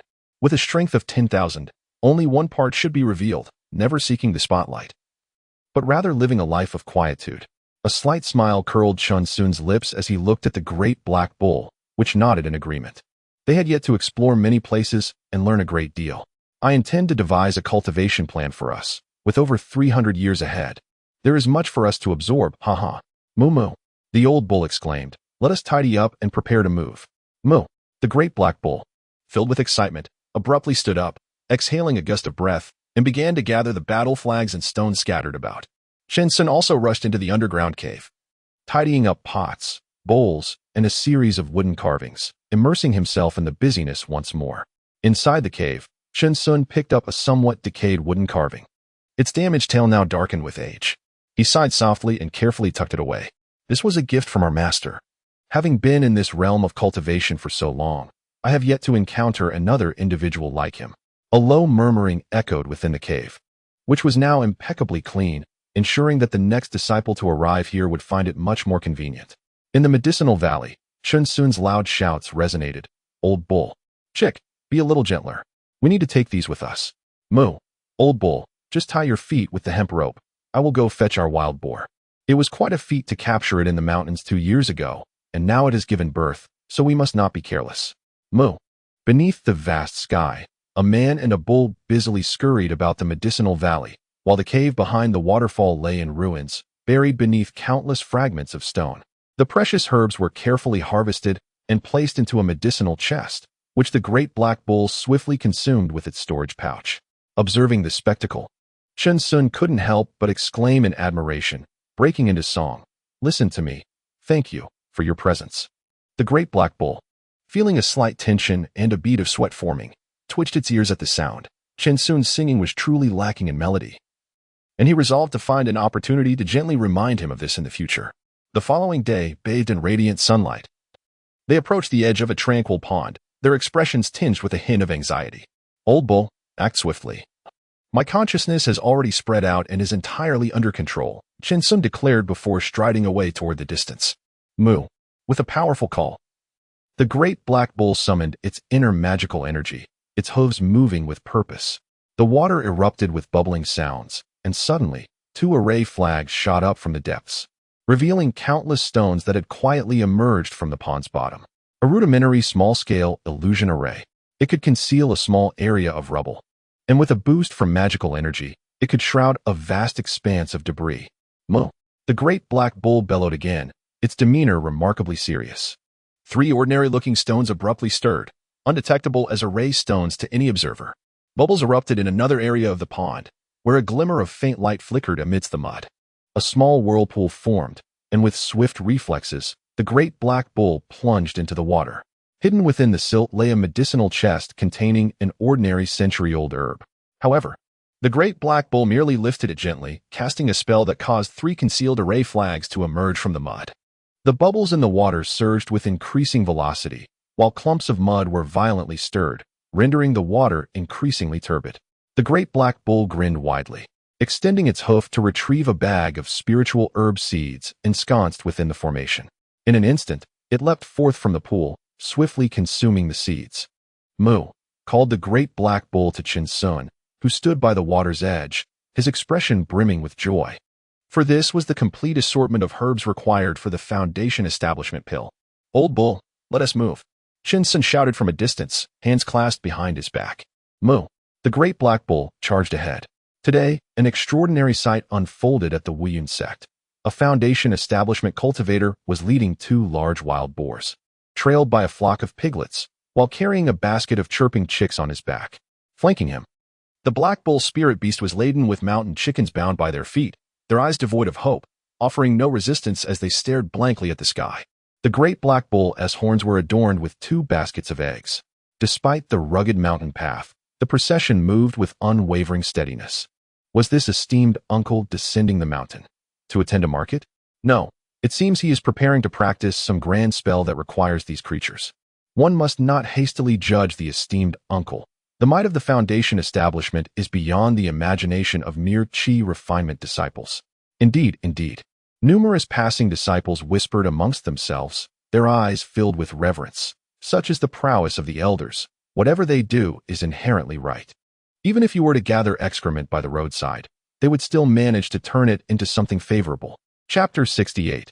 The ethereal array of transcendence. In a secluded corner of the world, the true medicinal garden of the sect resides, hidden deep within the mountains. A veritable sanctuary shrouded in mystery.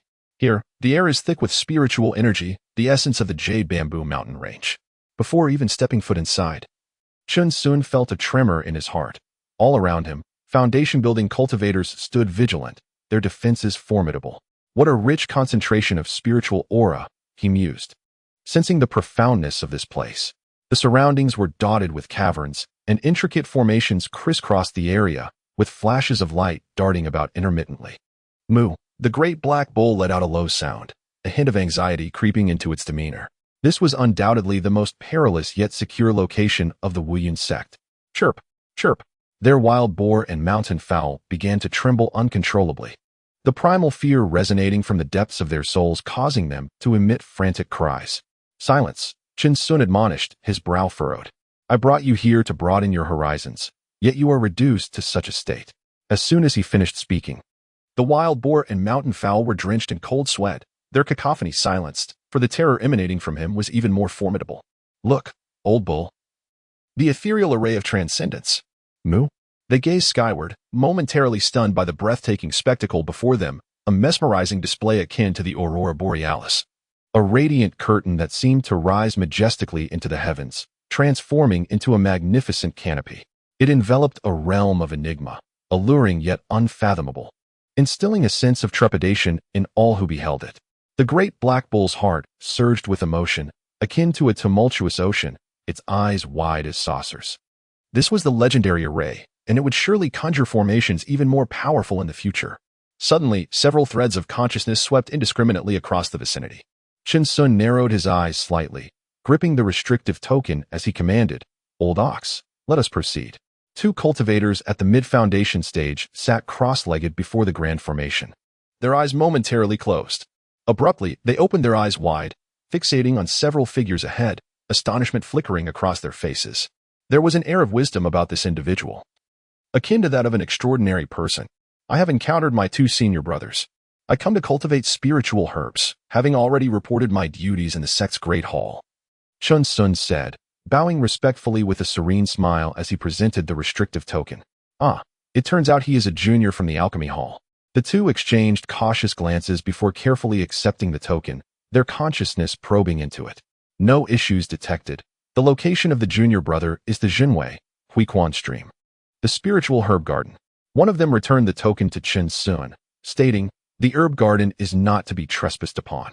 Each restrictive token permits access to only one area." "Thank you, esteemed senior brothers." Chin Sun expressed his gratitude with a bow. Were it not for the otherworldly demeanor of these 2 seniors, he would have offered them a mountain chicken. "Go forth, Brother Chun," they replied calmly, then resumed their cultivation. Taking their positions anew, Chin Sun narrowed his eyes slightly, realizing they knew his name. Evidently, this restrictive token was not as simple as it appeared. They were subtly cautioning him against causing any disturbances in the herb garden. Unperturbed, he led Old Ox and the livestock into the garden, swiftly enveloped by the grand formation. Vanishing from sight, Old Ox, maintain your tranquility. As Chin Sun and the great black bull stepped into the moment, an unexpected transformation occurred. Countless presences emerged, their innate essence continuously warning them, and only after the passage of an incense stick did these presences dissipate. Chin Sun gazed skyward, where shimmering lights danced. As though encapsulated within a vibrant, kaleidoscopic glass dome, isolated from the world beyond, rendering the exterior utterly opaque to the happenings within. Surrounding them was a veil of mystical fog, shrouding their senses to the extent that they could not discern even half a mile, enveloping everything in serene tranquility. Yet the spiritual energy here was intoxicatingly refreshing. What a rich concentration of spiritual essence. Truly a place of spiritual veins. Chin Sun remarked to the great black bull. Elated by their first encounter with such veins, pondering the grade of this particular one. In the realm of cultivation, spiritual veins are classified into 9 grades, determined by their quality and size, with the first grade being the most esteemed and the 9th the least, possessing boundless applications, even giving rise to accompanying spiritual stone veins.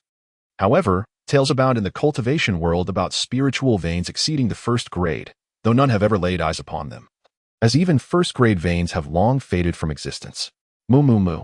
The great black bull cheered, indifferent to the grading, confident that they had indeed struck a fortune. Oh, old bull, I once read that the emergence of a 5th-grade spiritual vein could incite a great war in the cultivation world, Chin Sun replied nonchalantly, uncertain of its veracity, yet intrigued to delve deeper into the mysteries of spiritual veins. Who knows, perhaps during their wanderings, they might stumble upon a first-grade vein. He chuckled at the thought. With a great black bull nudged Chin Sun, lifting its head in affirmation. Indeed, we possess numerous merits. This spiritual vein not only accelerates cultivation, but also boasts exceptionally pure spiritual energy, proving even more effective during breakthrough moments. It is the object of pursuit for countless cultivators and the source of many grand conflicts. Old bull, let us proceed to the Huiquan stream and secure accommodations. Mu Chun Sun infused a strand of magic into the restriction token in his hand, causing the surrounding mystical fog to gradually recede, revealing a narrow path that seemed to stretch endlessly. They began to walk leisurely, exchanging playful banter, their curious laughter sending shivers down the spines of the wild boars trailing behind them. The medicinal herb garden at Huiquan Stream is situated at the heart of a powerful formation, enveloped in a vast expanse of white, ethereal fog, rendering visibility nearly impossible. Even the ground they had traversed was cloaked in the mist. Moo, the great black bull, sensing a shift in direction, warily nudged Chin Sun. It was clear that retracing their steps would lead to disorientation. No worries, we are not here for mischief. Let us relax, Chin Sun replied with a smile, patting the great black bull. It was comforting to see how much it had progressed during their time together. Moo the great black bull grinned, seemingly in agreement. After all, they were good people. The restriction token floated in midair, appearing to merge with a thin membrane. As the expansive scenery of Huiquan Stream unfolded before Chin Sun and the great black bull. Wow, moo, chirp. They all appeared as if frozen in time. Even the little piglets gazed wide-eyed at the wondrous scene before them. It resembled a melody that yearns to carry the dreams of dawn, trailing the beautiful sunlight through every corner of the soul, illuminating even the darkest recesses with its warm embrace. Scattered throughout the medicinal garden were numerous extraordinary herbs. Some nestled within the gently flowing mountain stream, while others thrived in several spirit-filled fields. As they trod upon the vibrant grass, it felt akin to being immersed in an expansive emerald ocean. Though enveloped by formations, a refreshing breeze wafted through, and Chin Sun lay languidly on the ground, surrendering to the tranquility as he admired the azure sky and fluffy clouds. The piglets began to frolic joyfully, disappearing into the verdant expanse, occasionally becoming motionless as if savoring boundless delight. The big black cow joined in the revelry, munching on the tender grass, while the mountain chickens on either side anxiously clucked, urging, "Come on, big brother, let us run too." Under the vast sky, the medicinal garden stretched infinitely in a rich hue of green, yet it felt anything but desolate. Small hills dotted the western part of the garden, all adorned in lush greenery. It resembled a grand painting unfurling across the heavens and earth. An emerald so pure and distant, the west appeared boundless and infinite, leaving one with a sense of emptiness akin to a tranquil sea. Atop the hills grew several silver-white blossoms, radiating gentle glimmers of light, while streams of vibrant green meandered throughout the garden, as if gently flowing into the clouds above. The tranquil expanse of the medicinal garden is enveloped in serenity, as a gentle breeze sweeps through, causing the grass to undulate gracefully, creating a sense of exquisite comfort.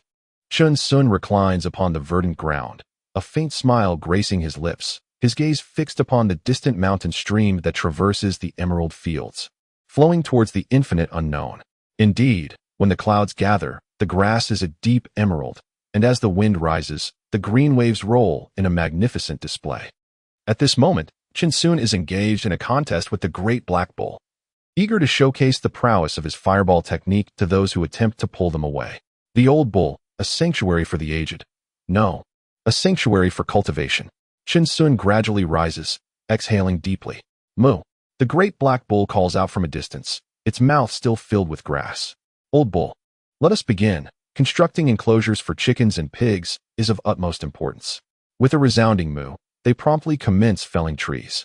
Despite the towering ancient trees, they are no match for Chun Sun's mountain-splitting axe, while the black bull busily drags the timber in search of a favorable location for their endeavors. Within the cliffs here, there are not only several caves, but also traces of past cultivation, indicating recent activity. This is to be expected.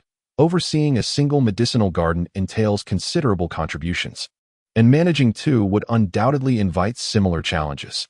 No one would willingly invite such complications upon themselves.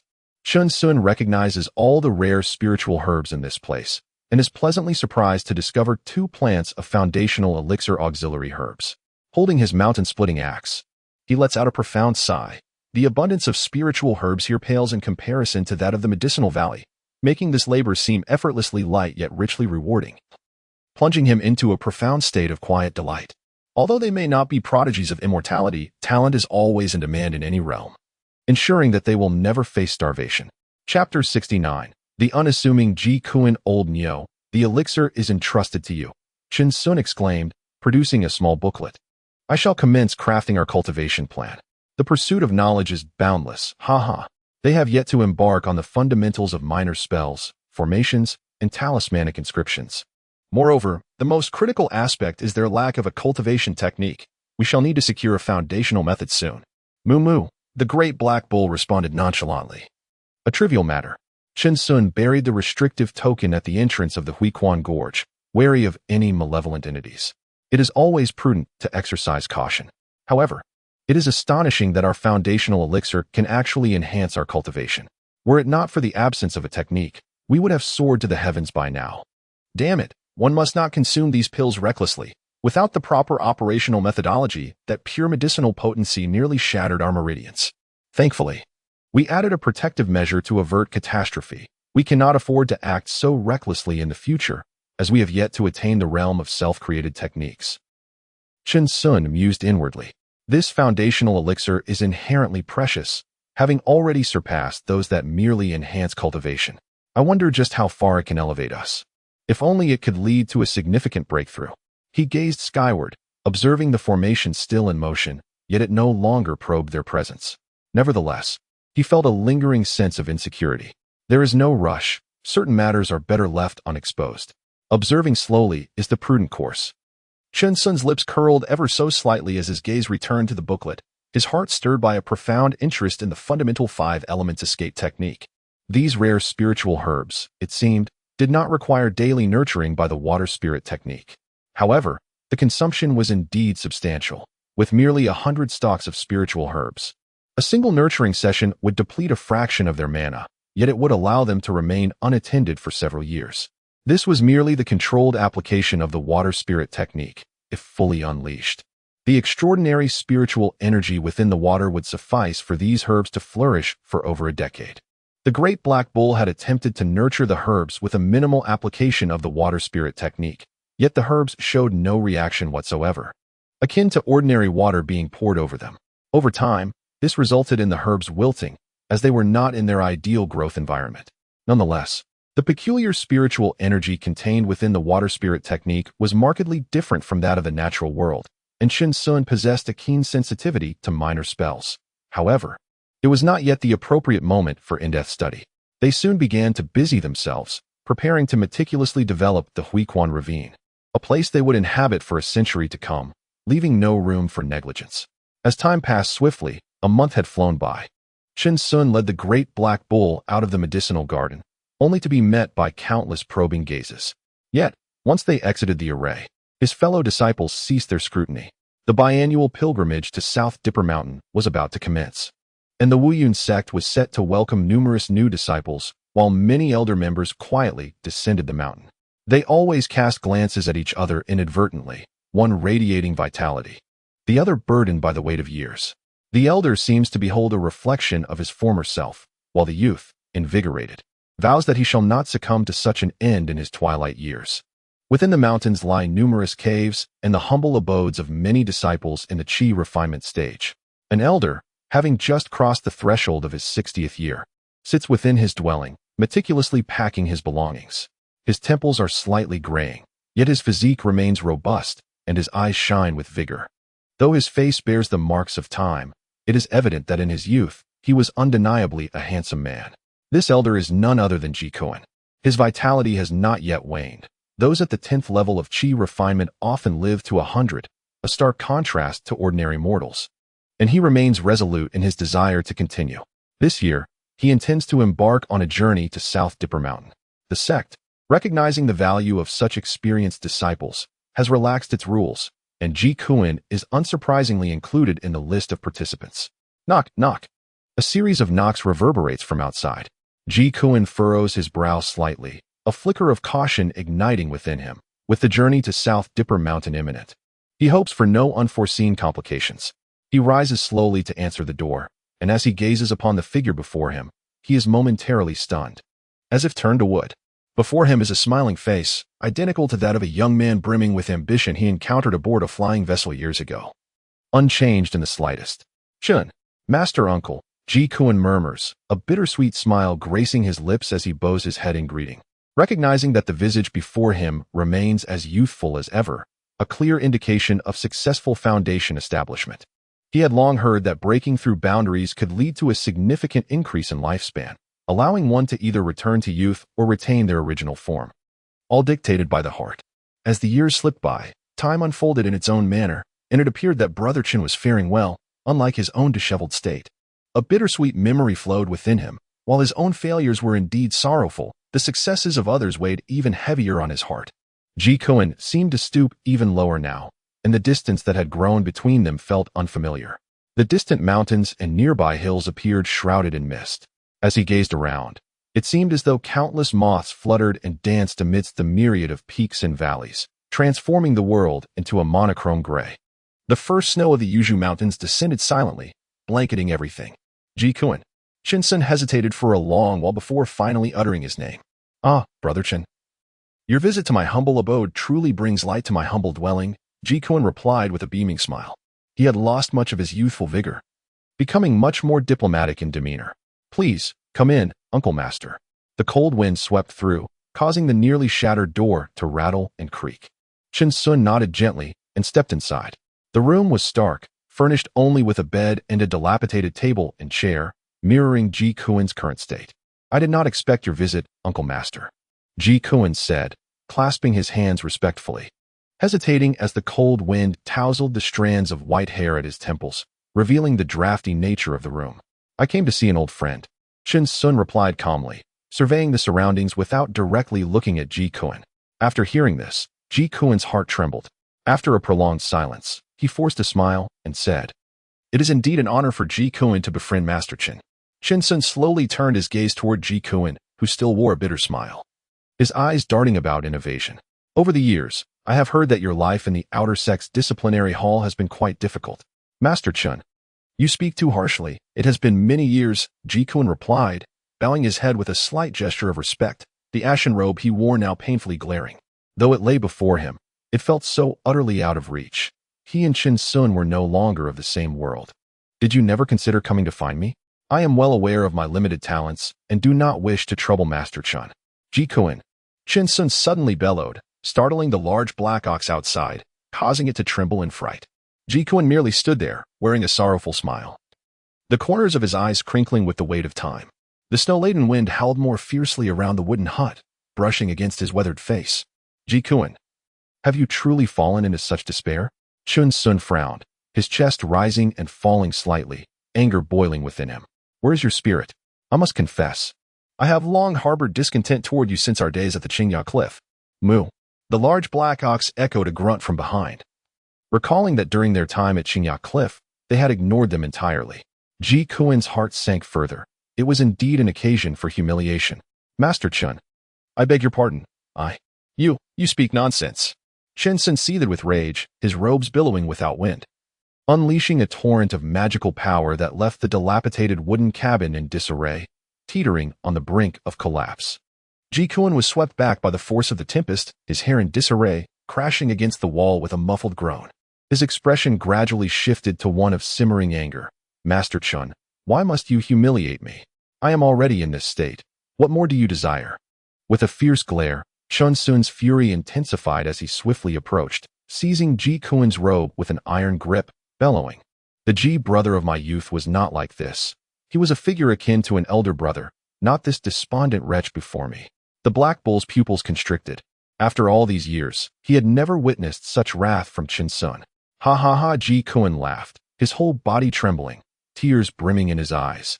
The laughter tinged with a profound sorrow, utterly devoid of the spirited Ji Kun he once was. He was but a provincial figure in the realm of cultivation, gazing at the sky from a well. Chapter 70. One cannot remain forever alone, how dare you? With a resounding crash, Chen Sun struck towards the side of Ji Kun, shattering the wall behind him and leaving a terrifying gash. The cold wind howled relentlessly. Ji Kun, drenched in cold sweat, finally managed to regain his composure. The chilling gusts from behind enveloped him, instilling a profound sense of dread. Chun Sun slowly raised his fist, his fierce energy bombarding Ji Kun as if intent on delivering a fatal blow. Ji Kun's gaze sharpened, icy determination gleaming in his eyes, and he unleashed a powerful punch. Moo. Chen Sun. In an instant, the ferocious gale generated by the punch came to an abrupt halt, mere inches from Ji Kun's face, causing his silvery hair to surge backward. Yet, Ji Kun did not flinch. He regarded Chen Sun with unwavering calmness and stated, Master Chen, please lower your hand. Chen Sun took a step back, lowering his hand, his expression still imbued with indifference. I shall venture into the Nando Mountain secret realm. I am aware.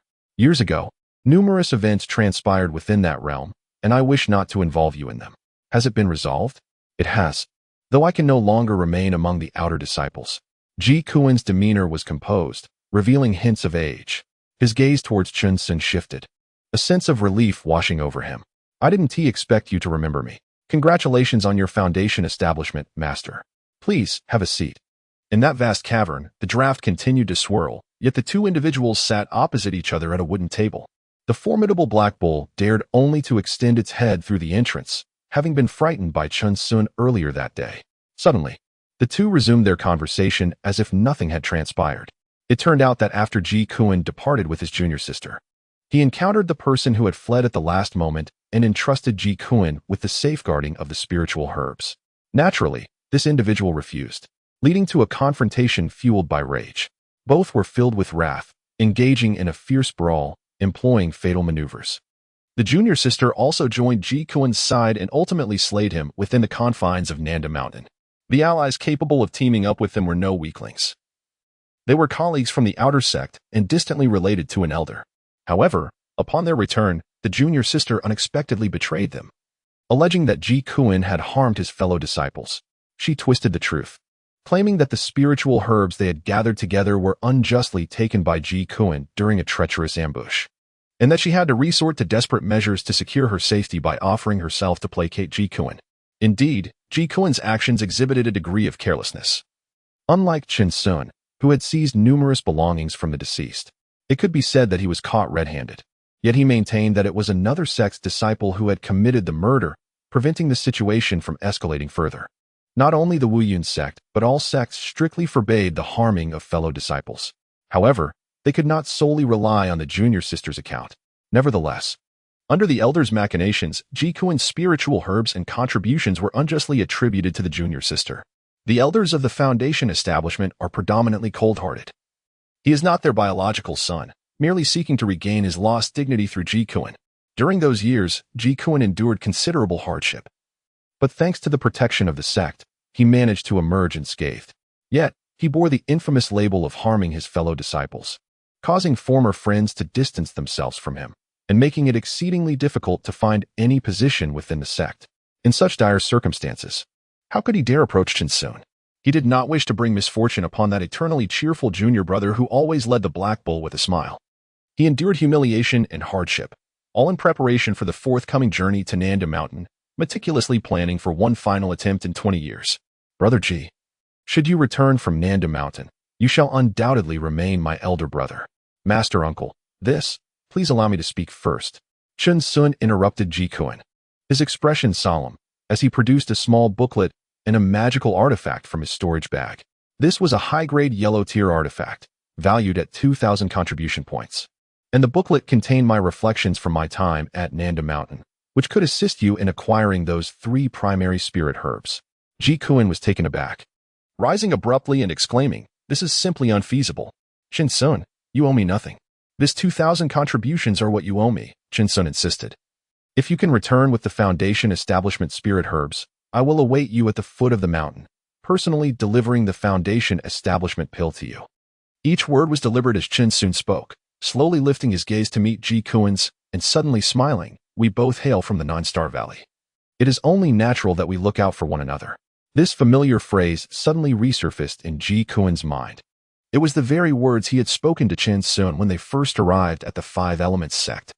He never anticipated that Chinsun would remember them for so many years. Jikuin felt as if he could no longer contain himself, his entire being trembled.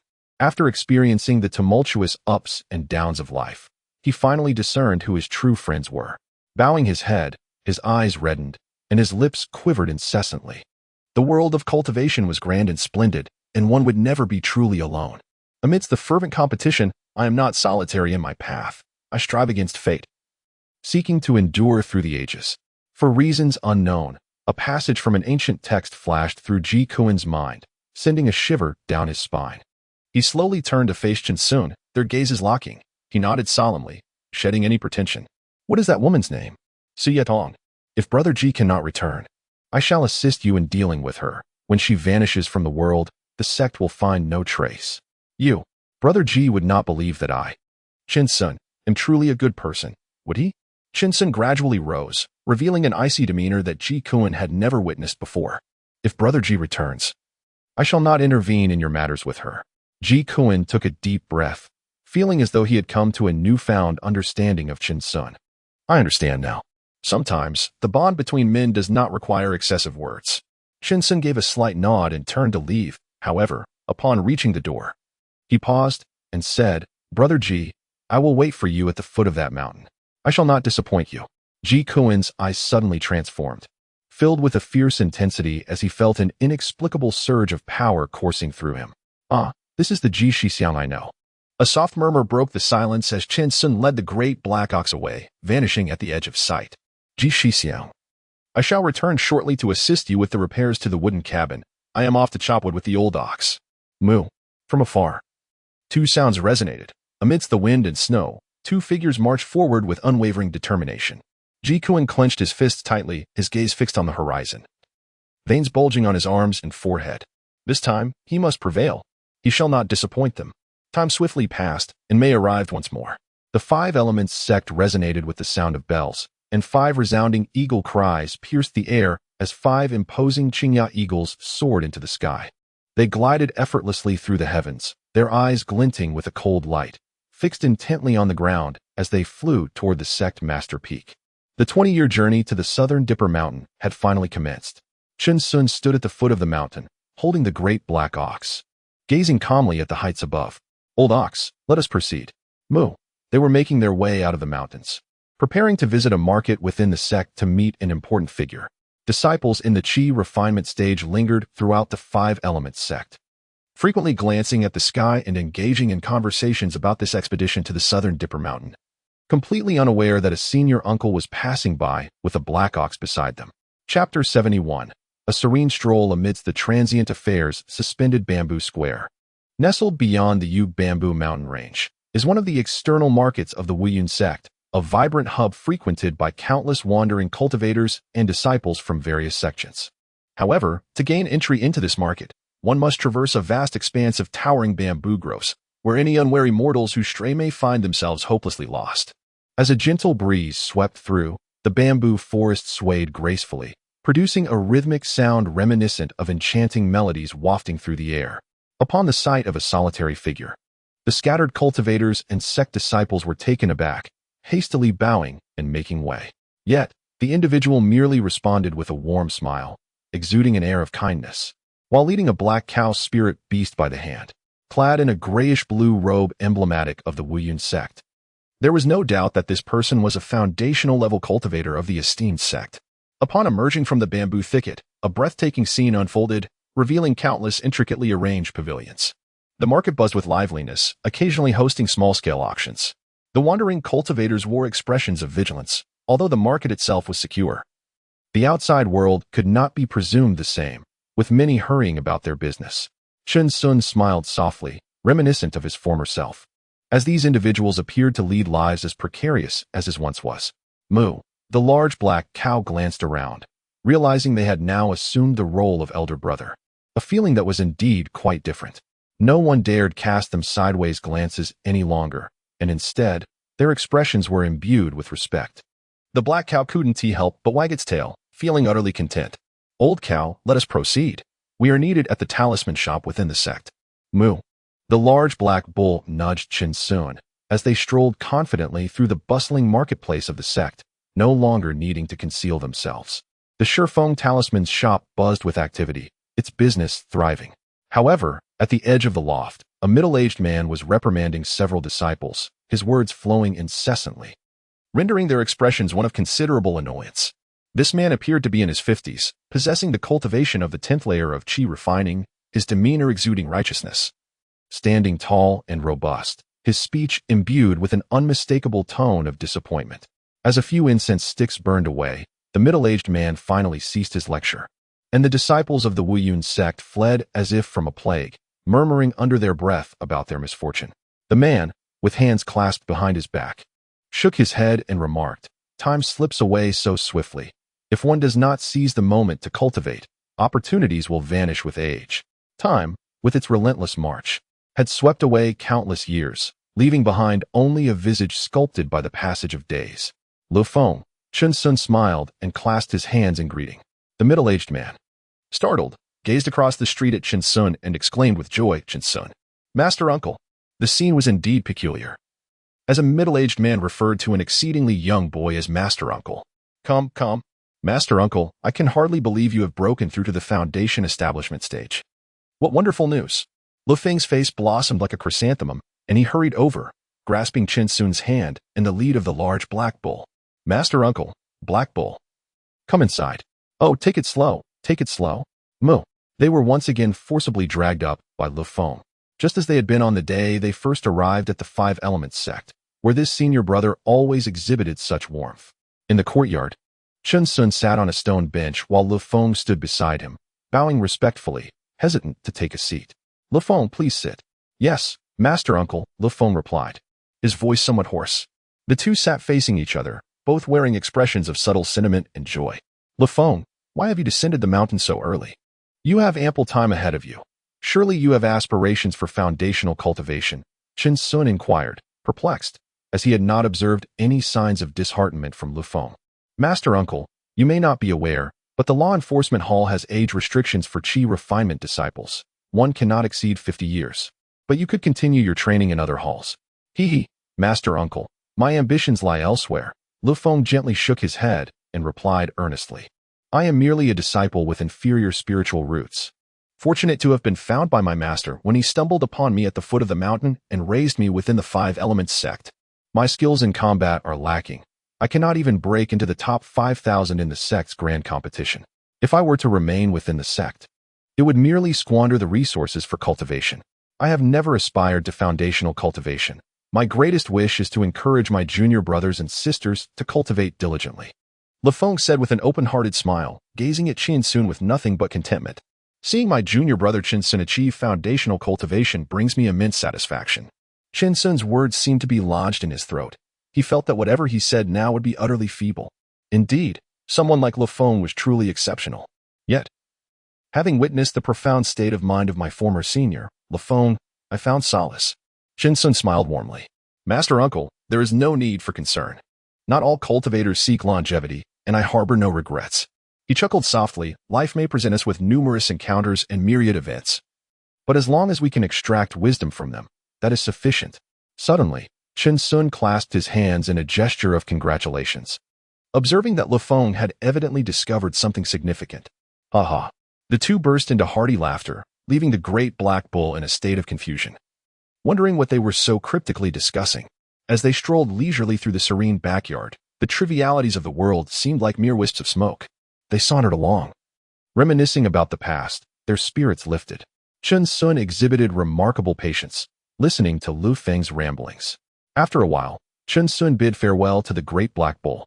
Master Uncle, great bull, time slips away swiftly. Do not become ensnared by idle pleasures. Lu Feng called after their retreating figures, a hint of urgency in his expression. Chen Sun turned gracefully, clasped his hands, and laughed heartily, declaring, Chen Sun will remember. Moo. The great black bull also turned back and made a sound, affirming that it too would remember. The two individuals departed from the marketplace, and Lu Feng stood gazing at the vanishing silhouettes for a considerable time. Finally, he let out a gentle sigh and returned to the talisman shop, preparing to randomly select a fortunate soul, with Master Chen Sun as an exemplar. He pondered which young ones would dare to squander their time and neglect their cultivation. Meanwhile, Chen Sun and the great black bull returned to the spirit herb garden, diligently tending to the cultivation of spiritual herbs. Their primary focus was the shimmering Shuangguang Xuanzhen array, and they engaged in no superfluous activities. They nurtured mountain chickens and wild boars, while perusing the comprehensive guide to celestial materials and earthly treasures, which left them salivating daily, for it contained an abundance of treasures. There were items like gung metal, which enhanced the sharpness of magical tools during refinement, and 8 treasure red gold, which augmented the compatibility of internal mana with magical artifacts, significantly increasing their potency. They also discovered Xian Bing Yuya, which could be utilized to refine visual acuity, proving effective in discerning even the most concealed formations. One particular item, known as Huanjin Shiru, captivated the great black bull to the point of drooling. This remarkable substance could be used for body refinement. If utilized on its horns, it would render them invincible, unbreakable by any force. Seated atop a hill in the herb garden, the man and the bull surveyed the grassy expanse below. Old bull. This is truly astonishing. My knowledge has expanded immensely, Chen Sun exclaimed, repeatedly pointing out various items from the tome. The great black bull was equally entranced. And this was merely the most rudimentary of discoveries. Chen Sun finally comprehended that this iron essence was merely the most rudimentary material for crafting magical artifacts. And his journey with the mountain-cleaving axe was fraught with challenges. They were engulfed in their emotions, at times weeping bitterly over the realization that this item did not belong to them, while at other moments erupting into bizarre laughter at the prospect of possibly discovering such a treasure in the future. The enthusiasm of one person and one ox grew ever more intense as they roamed the medicinal garden, their peculiar cries sending shivers down the spines of the mountain fowls and wild boars. The path to immortality stretched endlessly before them, filled with uncertainties and remarkable adventures yet to unfold. Chapter 72. Woodcutting enlightens our thoughts. Old bull, let us venture to the alchemy hall and observe. It seems the elders could greatly benefit from the assistance of Foundation establishment practitioners, Chen Sun remarked with a smile at the black bull. We seek no reward. Simply learning the nuances of alchemy from our seniors would suffice. The black bull nodded eagerly, for it had its own responsibilities in the spiritual herb garden, and the elders could hardly retain them. After making the necessary preparations, Chen Sun led the black bull toward the alchemy hall, where the guards at the array paid them little heed. As long as they were not embarking on a long journey, such matters were trivial. This was not a prison. After all, upon arriving at the alchemy hall, Chen Sun sought out Elder Jing Huang, expressing his willingness to assist in alchemical endeavors without remuneration, hoping to learn a thing or two in the process. Elder Jing Huang was overjoyed, stroking his beard as he exclaimed that with Chen Sun's mindset, he was undoubtedly destined for the Golden Core stage. This was a fortuitous turn of events. Foundation establishment practitioners were significantly busier than their chi refinement counterparts, often with their noses in the air. Moreover, the fact that he would not need to provide Qin Sun with the spiritual stones necessary to replenish his depleted mana was a boon. What's more, he could harness Qin Sun's spiritual consciousness, which was far more advantageous than relying on his registered disciples. The success rate of forming elixirs would surely soar. However, Qin Sun stipulated 3 conditions, noting that he had obligations in the herb garden and could not be present frequently. Elder Jing Huang, demonstrating his principled nature, agreed, stating that they were all fellow disciples of the Alchemy Hall and that such formalities were unnecessary. He would never impose upon Qin Sun to do more than he was able. Qin Sun was indeed elated. It was evident that within a department, communication was far more agreeable. Had he ventured into the refining hall, he likely would have been expelled. The rules of the 5 Elements sect were stringent, not to be trifled with as one might in a quaint village. For half a month, Qin Sun remained ensconced in a certain alchemy chamber. While the great black bull perused books nearby, Jing Huang had bestowed upon him numerous low-tier spiritual herbs for refinement, and the resulting elixirs greatly pleased Jing Huang, proving even more effective than those crafted by his own disciples. However, he had never imparted any alchemical techniques to Qin Sun. Such knowledge was a cherished legacy. He merely offered guidance on basic alchemical principles, which Qin Sun found sufficiently enlightening. For example, while they enjoyed tea in Jing Huang's abode today, Qin Sun's spiritual energy had been significantly depleted, necessitating time for recovery. This was the first occasion Jing Huang had invited Qin Sun to his dwelling. Senior Brother Jing, is it truly possible to refine more than one batch of foundation establishment pills from this primary spiritual herb? Qin Sun exclaimed in astonishment. Realizing the immense profit to be gained, he stared at Jing Huang, incredulous. Could it mean that numerous spiritual herbs could yield several batches of elixirs? Jing Huang chuckled softly, bemused by his junior brother's apparent lack of understanding. Indeed, if the potency of the herb is excessively intense, it can adversely affect the refinement process. And foundation establishment pills are no exception. For instance, if a herb that matures in 30 years is used to produce an elixir akin to one refined from a 300-year-old herb, what do you suppose the outcome would be? The potency of the elixir would be greatly enhanced, wouldn't it? Qin Sun pondered briefly, acknowledging his prior experiences with such misguided practices. Brother Qin is overthinking. That would merely cause the elixir to dissipate, as it cannot withstand such potent medicinal power. Jing Huang chuckled heartily while savoring his tea, finding Brother Qin truly amusing. When water fills to the brim, it overflows. When the moon is full, it wanes. Extremes inevitably lead to opposites. And the same applies to the heavenly herbs. Now I understand, Brother Qin acknowledged. If it weren't for your guidance, Brother Jing, I might have remained in ignorance for a lifetime. Qin Sun, perspiring profusely, felt increasingly uneasy, realizing he had taken too many detours. He wondered why the spiritual herbs in the garden were not allowed to grow and age simultaneously. Now the reason was clear. Jing Huang smiled gently, refilling the spiritual tea before Qin Sun. He had matters to attend to, and today's invitation to Qin Sun was also to express his gratitude. Brother Jing, I shall not impose any longer, Qin Sun said, rising and cupping his hands in farewell as the tea was offered to send off guests. Very well. I shall not keep you any longer, brother. Should you have any uncertainties, feel free to seek me at the cave abode. Jing Huang replied with a composed nod. Brother Qin demonstrated a commendable sense of propriety, understanding when to engage and when to refrain, never probing too deeply into the alchemical arts, only inquiring about minor matters. Qin Sun smiled faintly and turned to leave. He glanced at the large black ox outside the cave, which was contemplating a pile of timber. He paused in his steps and turned back to say, Brother Jing, what is it, brother? What is this wood outside? I have noticed many brothers have it in front of their cave abodes. That wood belongs to the crane spirit tree, utilized for crafting medicinal boxes or preserving elixirs. It can be found in many areas of the Jade Bamboo Mountains. What? Qin Sun's eyes suddenly filled with blood, and he shouted in disbelief, realizing he had been a fool for so many years. His eyelids fluttered violently, accompanied by a convulsion of his body, and he collapsed to the ground. Junior Brother Qin. Moo. Along the path, the great black bull carried Qin Sun on its back, while the latter stared blankly at the sky, feeling as if ants were crawling all over him. His anger simmered within, and the mountain axe at his waist glimmered ominously. The great black bull frequently glanced back at Qin Sun, truly feeling the weight of their misfortune. Years ago, they had been so impoverished that selling a single spirit herb required them to reclaim the medicinal box. Yet now they were informed that this spirit tree was abundantly available wherever spiritual energy converged. Having endured hardship, the disparity in their circumstances was profoundly disheartening. Old bull. Shin Sun suddenly roared from the bull's back. Let's go chop some trees. Damn it, from now on, our bowls, spoons, pig pens, chicken coops, and everything else will be crafted from the crane spirit tree. Otherwise, how shall we cultivate our thoughts? How shall we pursue immortality? We cannot continue living like this. Moo moo. Fueled by fury, man and bull plunged into the mountains, wielding the mountain axe like a sledgehammer against the crane spirit tree. The sound of thunderous impacts echoing through the ranges. Shin Sun and the great black ox simultaneously shouldered a massive pile of timber. Making their way towards the spirit herb garden, the disciples they passed by gazed in astonishment. For it was evident that this esteemed uncle was about to cultivate some formidable wood-based techniques. Outside the spirit herb garden, the gatekeeper, a foundational cultivator, trembled in fear at the sight.